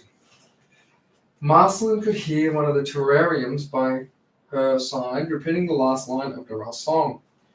It was then she noticed every living thing in the waters was watching her. We were not exactly sure how it will help, said Lika, but some time ago, Felix threw it in the water after telling Noelle that it was the key to getting us out. Since then, we have tried everything. We had someone bash it with a stone. We put it in a clam for a few weeks. We even tried taking it to the surface, and all efforts have failed. I don't understand, said Marceline. I'm not sure how I can help. Just as she said that, she noticed 3 familiar animal shapes on the rings. Across the largest ring was a butterfly, a frog, and a cricket, just like the ones that strangely appeared in her book. Then she recalled Elon, the dryad from the markets, telling her that the book will reveal the solutions to puzzles or challenges of tasks. The larger, outermost ring had different types of flying animals and insects, including flies, birds, and butterfly. The middle ring consisted of aquatic and amphibious creatures like fish, a turtle, and a frog, while the inner, smaller ring had bugs like a lady beetle, some weird ones she didn't recognize, and a cricket. Noelle kept bobbing up and down, swimming around, animated while singing. Marceline, the puzzle wizard, solves with ease. Her mind is sharp and her skills never cease. An ever-growing puzzle shall soon unravel, The solution will soon be hers to travel. Aha! Exclaimed Merceline as she spun the rings. She noticed a small triangle on the right of the rings, as if to show the correct symbol should be alienated. She turned the rings until the butterfly, frog, and cricket lined up. The box made a loud clicking sound. Narelle stopped singing and stared at it while Lika blew a series of bubbles and shocks. Then the box split in two. Merceline lifted them apart, and inside one half was a small vial with a cork holding it in red fluid. What is it? Said Narelle, while one of them quickly scooped it up and shaking it around ferociously in the water. The cork slipped off and the red liquid mixed with the bright blues around them. Knowing it wasn't the right thing to do, the one of Narelle's holding the vial opened their mouth and darting their eyes surreptitiously before backing away from the inky fluid that was spreading. The cloud erupted into a dazzling display of lightning and sparkles. So if a storm had been unleashed within it, the ground around them trembled, and Merceline felt that the water around her became slightly warmer. The small villages within the bubbles around her started screaming, and the tiny windows brightened, as if someone had turned on a bright light within each one. Merceline looked over at Lika. The lower half of her body was starting to glow, and her hair was becoming shorter. What's happening? Said one of Narelle. Wait, who said that? And another. Noticing they were no longer speaking in unison, they swam off in all different directions at the carnage happening around them. The tall pillars that were reaching from the floor into the darkness crumbled and fell to the surface of the pond. The seabed trembled and a low hum filled the space as everyone, including Merceline, began rising upwards. The small-scale villages living within the coral inside the bubbles rose as well. They passed through the threshold of the peaceful Arctic blue and into the pitch-black waters of above. Merceline felt her bubble pop, and she began panicking.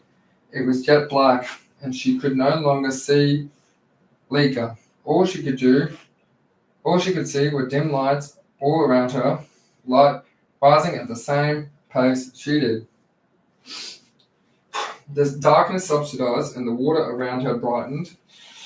Then, just as quick as it all happened, Merceline found herself taking in a fresh breath as she resurfaced. She looked around her to see the familiar trees by the edge of the pond, her satchel close by in the grass. Reaching the shallower waters, she could hear someone beside her climbing out of the water as well. It was Lika, and she was in the water in half hour. Merceline rose out of the water and reached out to help Lika. As she pulled her out of the water, she revealed that Lika no longer had a fishtail, but instead slender legs like Merceline's. Lika's seagrass hair was replaced with bushy, wet leaves, and the seaweed she wore for clothing had turned into bark, leaves, like the tree folk from the pine forest markets. Merceline saw tiny figurines scattering by her feet, her screaming in the high-pitched way that the strange things within the tiny bubble villages did. All sorts of creatures climbed out of the water's edges across the whole pond and disappeared into the forest. Your curse, cried Merceline. It's gone!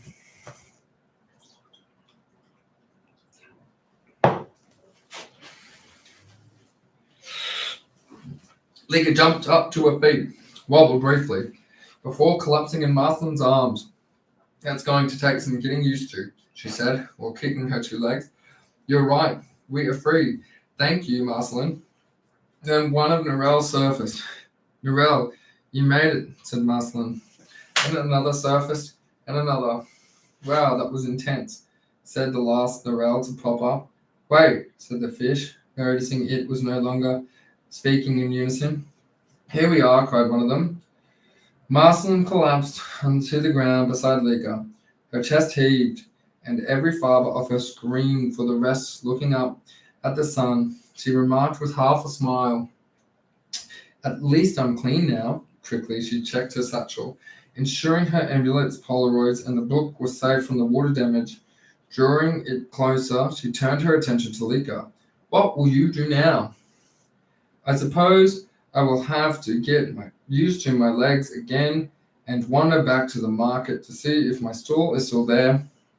I have been in there for eons. What about you? Well, I need to reach the old lady in the hut and meet my friends. Every moment counts, but I'm not sure I can take another step without a short rest. She joked. At least when I continue, I'll be fresher and more hydrated. After laying by the pond for enough time to recover and dry off, Marceline and Lika shook hands and took their separate paths. Marceline continued on towards directions given to her by Elon back in the markets, while Lika waddled her sea legs back to the sea markets. The strange sun was a little past its zenith, but it still remained in the thin clearing that the pathway created. Marceline, now somewhat dry from her adventure beneath the surface of the pond, skipped along the path, gazing at the sun. The disparity and permanence of the eclipse continued, and its dark center remained in sheer center to the smeared glow that ran across its edges. Its ring was as orange as a first apricot in summer, yet its summer was darker than the depths of the pond she had just ventured within. She couldn't turn away, and the longer she stared at it, the more entranced she was at its wonder. Just then, Marceline tripped over a rock and face-planted into the floor. The pain from her many falls came rushing back throughout her body in waves. Stupid rock, Marceline dusted herself off. Hey, you're the one who kicked me. A high-pitched voice emanated from the ground. Of course the rocks talk too, Marceline mumbled. Well, you aren't very nice, are you? The rock scoffed. Why, shouldn't rocks be allowed to talk? What do you have against stone that you kick us and then criticize us for complaining? I'm sorry, it's where I come from, rocks don't talk. Is it okay if I pick you up and we can talk about it later? Marceline asked, squatting down and to be less intimidating. I suppose, the rock said. Marceline held up the rock to her face. I'm sorry I kicked you. I wasn't paying attention. It was unintentional.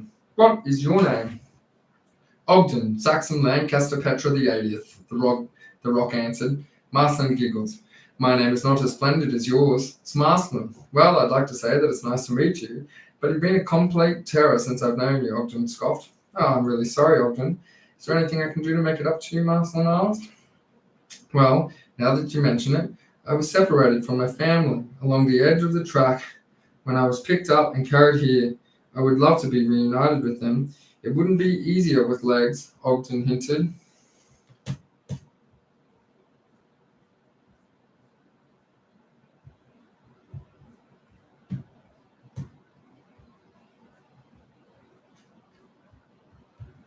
Which way? Asked Marceline.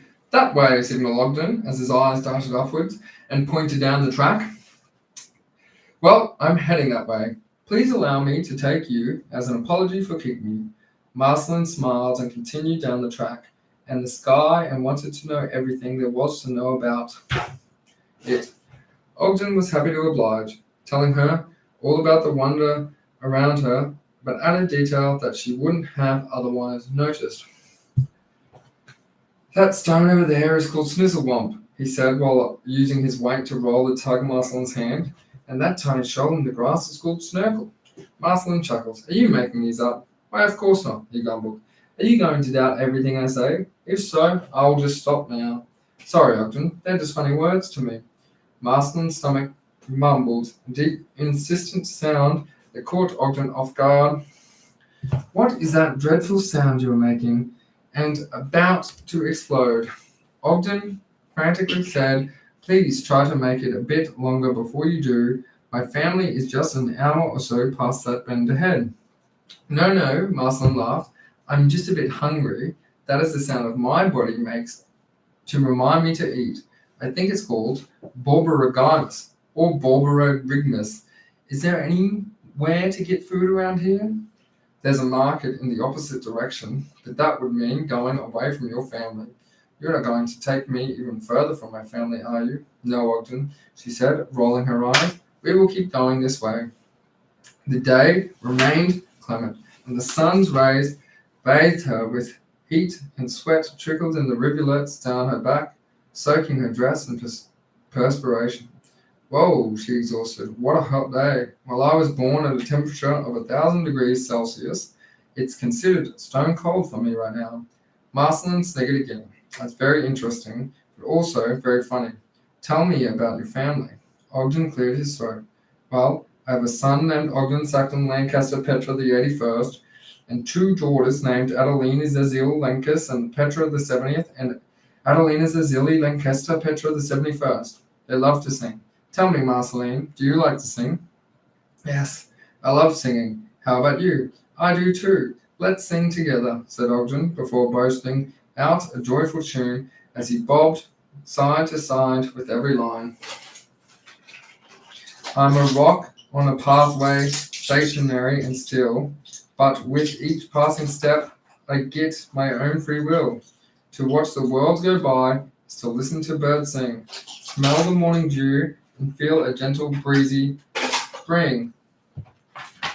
After an exchange of songs and a joyful walk through the forest, Marceline and Ogden finally reached a spot she could feel Ogden quivering in her arms. There, he shouted, as the rocks lay out along the path started to yell out. Marceline sat Ogden down among his family, and they appeared to qualify and wrap themselves around each other. Marceline stood back and allowed them to talk, her eyes welling up at their happiness at being reunited. After a respectable amount of time had passed, she had cleared her throat. I hate to interrupt you, but I have to be going. It was lovely meeting you all. I'm so sorry you were all back together. Bye-bye. Each member of the family stopped their chatter and looked up at Marceline. Thank you, Marceline. Good luck on your journey, said Ogden. Remember, we will all be here next time. Please don't kick any more rocks. I won't, she laughed. Thank you for teaching me all about Tulloch. Marceline walked off. Hearing the family break out into a joyful tune, their funny song faded off into the background as she continued on towards her journey. Chapter 6. So it was in the light of the burning sun above, under the direction of her new friend, the sweet-sounding Elohim, she turned her down this path, that Marceline continued through the forest to the old lady in the hut. She still carried her satchel, which contains the strange Polaroids she recovered from her father's study, an enchanted necklace that opened the door to Felix's secret hideaway and Book of Tulloch.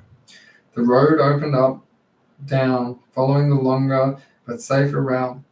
Through the steep incline of the terrain, Marceline was in the lower part of the ridgeline when a gloomy fog had settled in. A blanket of white, soft clouds covered the trees and the ground. Most of Tulloch had some sort of fog here and there, whether it be concealed the distant lands beyond Tulloch or in the dense thickness of its forestry. She had become used to its presence now. It had lost its foreboding appeal, simply becoming part of the Tulloch experience. In the forest where she ventured, the fog created a peaceful glow, like a silent dreamland, with the occasional echoing resonance of a bird chirp or drumming of an insect at certain points.